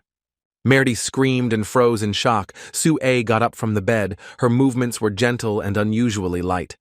His eyes, bright and fathomless, looked somewhere in space and noticed nothing around him. Soon, Kang Woo-jin and Junmin Chang entered the room excitedly. His A continued to float in the air, his body radiating energy. He was in a semi-conscious state. Kang Woo-jin asked, if God had awakened, why was there no reaction? The saint explained that fortunately the girl was fine. The synchronization was progressing steadily. It was just necessary to wait a little until she spoke. However, Kang Woo-jin decided he could speed up this process, and in the next moment, he approached the girl. The saint tried to stop him, but realized it was useless. The boy asked what the name of the god who appeared was. Could he introduce himself? The being inside his sister said that the seed of a newborn planet could not have a name. Kang Woo-jin looked at her in surprise. So he was just born, and there were no gods on Earth until now? The girl was silent for a few moments, and then said that they had just met. It seems as if they have known each other for a long time, as if another era has passed and now they have met again. Kang Woo-jin couldn't understand all of that speech, so he asked him to speak more simply. His A continued saying that the essence gave rise to the phenomenon, and man only recognizes this phenomenon, a false history that is repeated endlessly, and again turned his gaze towards this end. The guy was trying to put together in his head the puzzle she was telling him. What did the false story mean? And the girl looked up and asked, could I stop this endless slavery? She will watch him continuously, always, at any time. The next moment, Sua began to fall slowly, and Kang Woo-jin barely managed to catch her. She looked up and saw the boy. The girl recognized her brother. He was very happy that she recognized him, and Sue said she had a very strange dream. Kang Woo-jin praised her for doing well and said there was no need to think about it and that it was better to rest for now. The boy thought, it's good that Sue accepted the deity without any problem. However, if something goes wrong, his body or soul could be seriously damaged. A creature that looks like a strong door trying to prevent communication with the deity, the god of the earth will soon be born, must be protected from Trannet. These were the words of James Toppler. Kang Woo-jin still couldn't understand why his sister was the seed of God. It didn't seem like a coincidence. The guy gave an order to Junmin Chang, as agreed. It was necessary to move all the workers, there were 7 of them, and the equipment to the aircraft carrier, and then added that Junmin Chang should take care of Sua while he was away. The boy thought he could lose everything, but he had to protect this girl. Meanwhile, a tense discussion was developing near the entrance to a huge cave. The guard tried to get in, saying he had worked there for over 10 years and couldn't understand why there was so much rigidity. And suddenly their discussion was interrupted by a black car, which approached them with an incredible screech. The door opened and a man began to walk out with heavy steps. He angrily asked what was going on, and the guard replied that there had been a terrible misunderstanding. He just wanted to see how the repairs were going, but they wouldn't let him in, and everything was blocked off. But he still worked here for 10 years, and nothing like this ever happened under his watch. The man thought for a moment and then decided he shouldn't make such a fuss. He, in good humor, said that he could show the guard everything himself. After a few moments, they descended into the heavy gloom of the cave. The man continued saying that it was much easier to reach an agreement with the chief, since the cave contained a very valuable natural monument. He was very worried that the monument would collapse, but the chief replied that he understood perfectly. Suddenly they heard a wild roar coming from the depths of the cave. The man was a little scared. He screamed in horror and started looking ahead. He asked his colleague if he had heard anything, but the boss replied that he had probably imagined it. The man continued to look around cautiously. Now it seemed to him that the cave looked too frightening. Suddenly he noticed a bunch of blinking red eyes on the ceiling. They were probably common bats. He smiled shyly and said he'd just been nervous lately. There was silence inside the cave, broken only by the soft sound of water dripping from the ceiling. The drops fell on the rocky ground, leaving small puddles that slowly spread in different directions. A pack of hungry wolves was already devouring the unfortunate guard, and he paid dearly for his curiosity. The man accompanying him smiled haughtily and murmured that sometimes it was better not to pry into other people's secrets. The next moment he took his true form and said that this stupid man wasn't even able to defend himself, yet he made such a fuss. The cave flickered softly with a faint blue light from the torches that burned steadily on the rock walls. Lee Sang-ho walked slowly across the cold, rocky floor, his footsteps echoing throughout the cave. He bowed his head in greeting to the enormous rock monster. The man looked down, his voice calm and sensitive. He announced that his humble servant had arrived. The monster was sitting on a throne that was made of rough stones and ruins. His body was hard and enormous. The rock monster slowly looked up and asked, what had they managed to discover about the immortal? Lee Sang-ho revealed he's setting up camp on an aircraft carrier, a massive ship. It looks like he'll move his lair there once it's finished. Titan scratched his chin thoughtfully, meaning this guy is planning to break out of the dungeons. Overall, he came up with a good idea. The monster asked if there was any other news. Lee Sang-ho reported that along with the awakened Ardal, a military expedition was being sent to Alfen. Suddenly, the monster became very worried. What was he supposed to understand? Would the guy really dare go to Alfen? The next moment he laughed and said that Kang Woo-jin had probably decided to go look for the hidden code after all. And it's even good for them, because for some time this guy will not be on Earth. They have enough time to find God and destroy him. Meanwhile, the boys arrived at Alfen, the Temple of Wrath. The place was in ruins and looked sad. However, Kang Woo-jin breathed the forgotten air with pleasure, which was incomparable to the earthly one. The boy said that he hadn't exhaled Alfen's air for a long time, and that now he felt a true ecstasy. Sungu said with disappointment that this was Alfen. Honestly, he didn't look very good. Kang Woo-jin looked at him. And then he said that the war lasted 200 years. Can we assume that after that, there will be a habitable place left? And then turned to Merdi and asked her where they were. She replied that it was west of the Rata Plateau. If you go northeast from this place, you will find the old Ardal, and to the north are the lands of the United Forces. He then added that it is not known now how everything has changed because so much time has passed. Kang Woo-jin put his hand on her head and mockingly said that she forced him to come here herself, and now he suddenly started to worry. The man had already mounted his horse and was preparing to leave. He felt no fear, and said that it was necessary to move on to the land of the United Forces. Merdi looked at him closely but did not dare to object. In the south of Alfen lies the great and powerful Borga Gorge. A huge flock of giant grasshoppers loomed on the horizon, their bodies covered in hard black scales. People fled in panic, trying to hide from the danger. Screams and footsteps could be heard everywhere. But the giant grasshoppers weren't far behind. They jumped at great speed, skillfully covering the distance and catching the people. Suddenly, a loud and powerful warrior's voice was heard, piercing the air, driving away panic and attracting attention.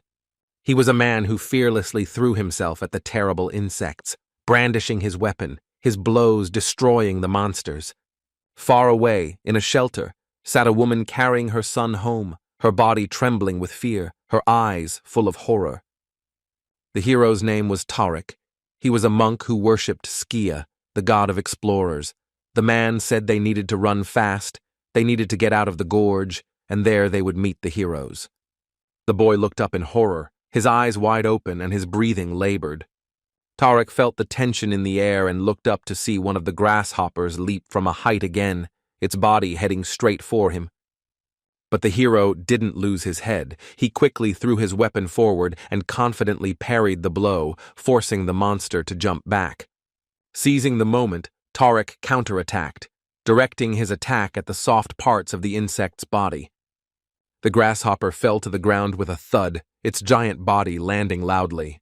Tarek shook off the pressure and said that these creatures are very tenacious, but now is not the time to give up. People rushed through the narrow passage and hoped to escape from this nightmare. But suddenly the hero stopped, his face changed dramatically. He felt a vague anxiety. Tarek looked at the people who, despite their haste, began to slow down and stop. And the next moment, he realized that this stop was not accidental. In front of the crowd of people right in the passage, a new monster appeared, a huge creature with long tentacles that twisted in the air. Suddenly, the man realized that the path was blocked. They could not continue advancing until they defeated this new monster. The boy next to him suddenly began to tremble with fear, and his face turned pale. When Tarek turned around, his gaze widened in horror. He saw how behind them, almost in the same place, some giant grasshoppers appeared again, ready to attack. The sounds of their powerful paws and the rustling of their wings grew louder and louder, like an approaching storm. The hero gritted his teeth and began to get angry, his face twisted with rage. He couldn't understand why they couldn't get rid of these creatures. The people were trapped, surrounded on one side by a tentacled monster and on the other by giant grasshoppers. There was nowhere to retreat, and the situation became even more desperate. Suddenly arrows rained down from above, yellow and green sparks flashing against the dark night, their trajectory graceful. They fell upon the monsters with incredible speed. People raised their heads in horror. They looked at the sky but could not understand who or what was firing those shots. The arrows fell upon the monsters like enormous lightning bolts and accompanied their flight with bright flashes and powerful explosions. Soon, under the onslaught of the blow, the monsters began to disappear, their bodies falling and dissolving into the air. Tarek realized that the danger had passed, looked up to find the source of this attack, and then said quietly that they had arrived. This was the last obstacle. The people finally breathed a sigh of relief and started shouting loudly that they were saved. Meanwhile, on the great rock was a man, Mr. Grium, and a green girl who looked like an elf, watching everything that was happening. Soon the people sat down wearily on the ground, dispersed into groups, and began to talk quietly among themselves. Grium said everyone was very exhausted and needed time to recover, his partner adding that it would be difficult to move on. Tarek asked what happened to the team that went to attack the Goshushu base, and where are the rest of the people. The wizard said that the attack had failed, and that the survivors had gone to save the inhabitants of nearby settlements. Lord of the Elves. Itisha said that since this happened, it was necessary to take those who survived and go to the new lands, but here everything will have to be left as it is. Tarek thought sadly over these words. He couldn't understand. Was there really no other way than to destroy the Goshushu camp? The heroes moved forward cautiously, trying not to draw unnecessary attention to themselves. Suddenly, Graham froze and became alert. He heard a strange noise from above, as if something massive was moving across the night sky. He looked up and noticed a huge creature floating in the sky, with a flock of giant grasshoppers moving with it, producing a shrill, buzzing sound. The monster opened its enormous mouth and abruptly descended. It was Ferris. The monster had a terrifying appearance, rushing downwards at great speed. The grasshoppers continued buzzing, their wings flickering in the dim moonlight, preparing to attack. A moment later, the insects hissed and aimed directly at the heroes. The monster ran after his flock, abruptly approaching the ground to fall upon the boys. Groom said they needed to get out of that place as quickly as possible, but his friend froze in one position. Itisha realized that if Ferris appeared here, unfortunately it would not be possible to save the others. Although the heroes will save them, they will all be killed. The unfortunate people were victims of these circumstances. The boy approached Tarek and asked him in a naive voice if no miracle could happen and everyone would die. For a while the man remained confused, wondering what to do. And then he said that Guillaume and Itisha had to go, and that he would stay and try to protect the rest of the people. And after that, he stroked the boy on the head and said that they would not die. Because the monk Skia would remain with them, the boy must stay alive to save Alfen. And Tarek's vocation is to take care of his own life, as well as protect people. Even if he dies, it will be by Skia's will, and he has no right to contradict her fate. Guillaume looked thoughtfully at his friend. It was a brave act that deserved respect. At least death is also God's will. Everything happens according to his choice. Guillaume Tico apologized and said that it seemed like he was only thinking about how to save his own skin. But this is not right. It is necessary to always remain firm and courageous. And then said that he could not become Alfen's hero if he abandoned the people and ran away. They would resist to the end. Now all eyes were on Itisha. Elf had to make a decision whether to stay with her or leave.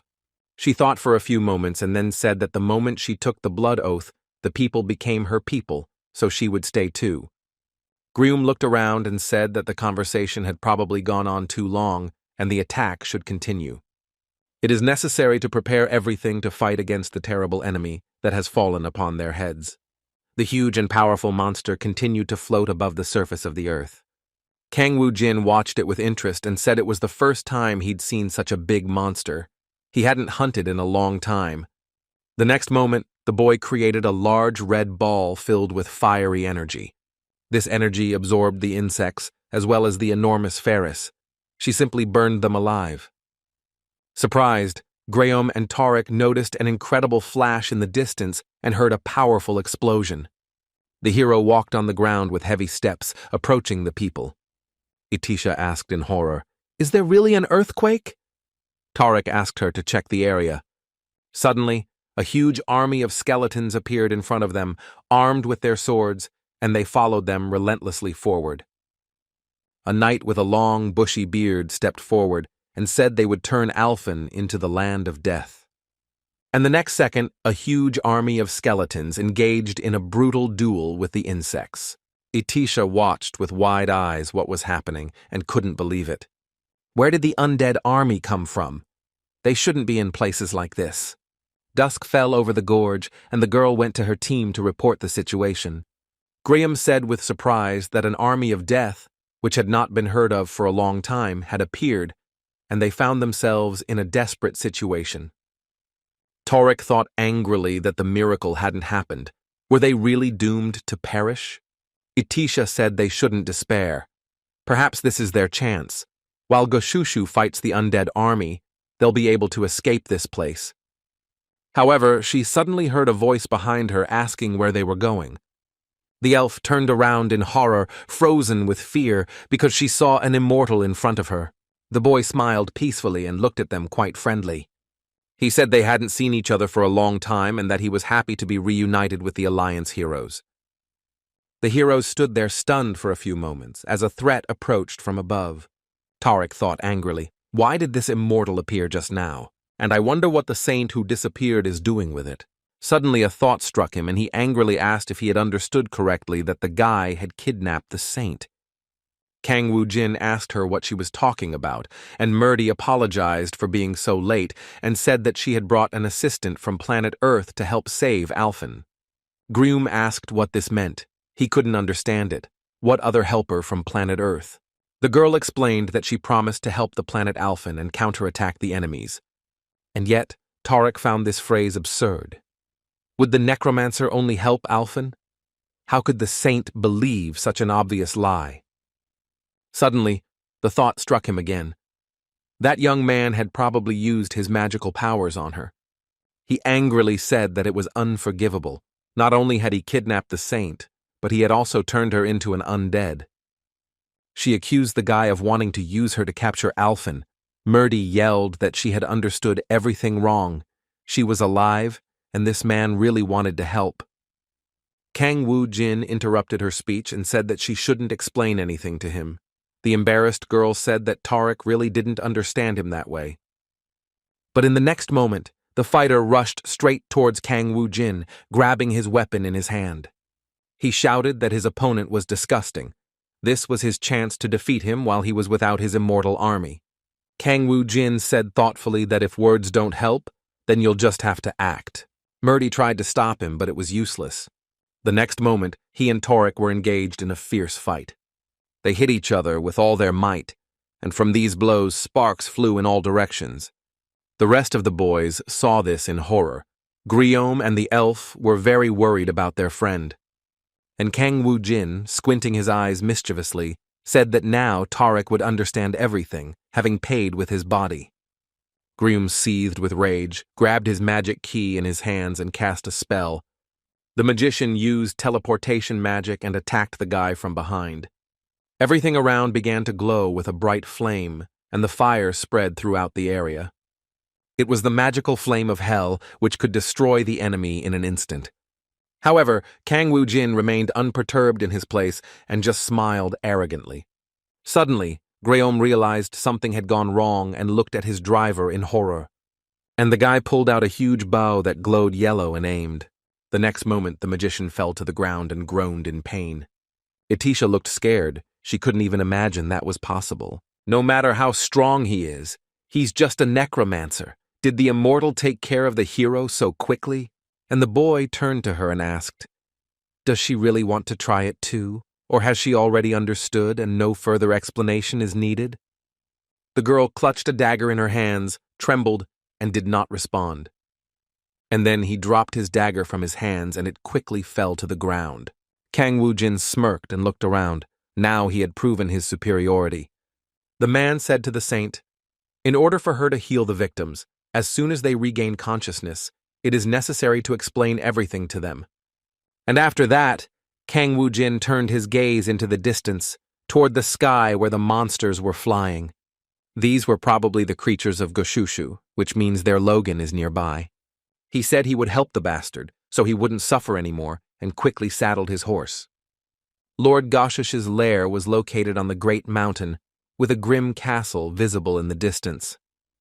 Kang Woo-jin entered without incident and attacked his opponent. He sank to the ground and said sadly that nasty, dangerous guy had returned. Kang Woo-jin asked, "Isn't the monster happy about this encounter?" He replied that they had already defined the territory and he was not going to invade it as before. The man asked what to do in that case because he would like to own the entire planet. The monster suggested that perhaps Kang Woo-jin's target was the Alfen code. The young man looked at him in astonishment and asked him what kind of code that was, since they also talked about it on the planet Jakku. Goshusha asked if his opponent really didn't know about the code and just wanted to help the inhabitants of other planets. That's very strange. Kang Woo-jin replied that he could tell him, but the monster said he wasn't going to. Suddenly the young man's face changed. He looked at his opponent with anger and hatred, and then he said that if I didn't want to die, I should tell him everything. Kang Woo-jin killed him, and then said that he still didn't understand what kind of code this was that no one wanted to talk about. Suddenly he was called. He turned around and saw his friends behind him. The boy said they looked at all the lower floors, and there was nothing special about Alfen. Kang Woo-jin told them that his friends shouldn't relax, that they were small fish, and after that he said that if they finished, they could go back. Meanwhile, in the Rocky Mountain gorges, the heroes finally came to their senses. Merdi healed them with her skills and they soon felt better. Tariq said it was the power of the goddess Arya, but the immortal's subordinates usually lost her abilities. Greem said that this is truly a saint. She has her own will and has not lost her appearance. The heroes apologized and said they had simply misunderstood everything, but now they realized their guilt. Merdi replied that everything was fine and thanked everyone for continuing to believe. Kang Woo Jin approached them, asked them how they felt, and if they had cleared their minds. Torek asked why the young man decided to leave them alive and not destroy them completely. Kang Woo Jin turned to Murdy and asked if it was really necessary to kill them, but Torek quickly explained what he meant, why the guy was helping the syndicate. He scratched his chin and thought for a few moments. And then he said that they had common interests, and that's why he decided to help. And then he said he was referring to a common enemy. This is the common thread of Trannet.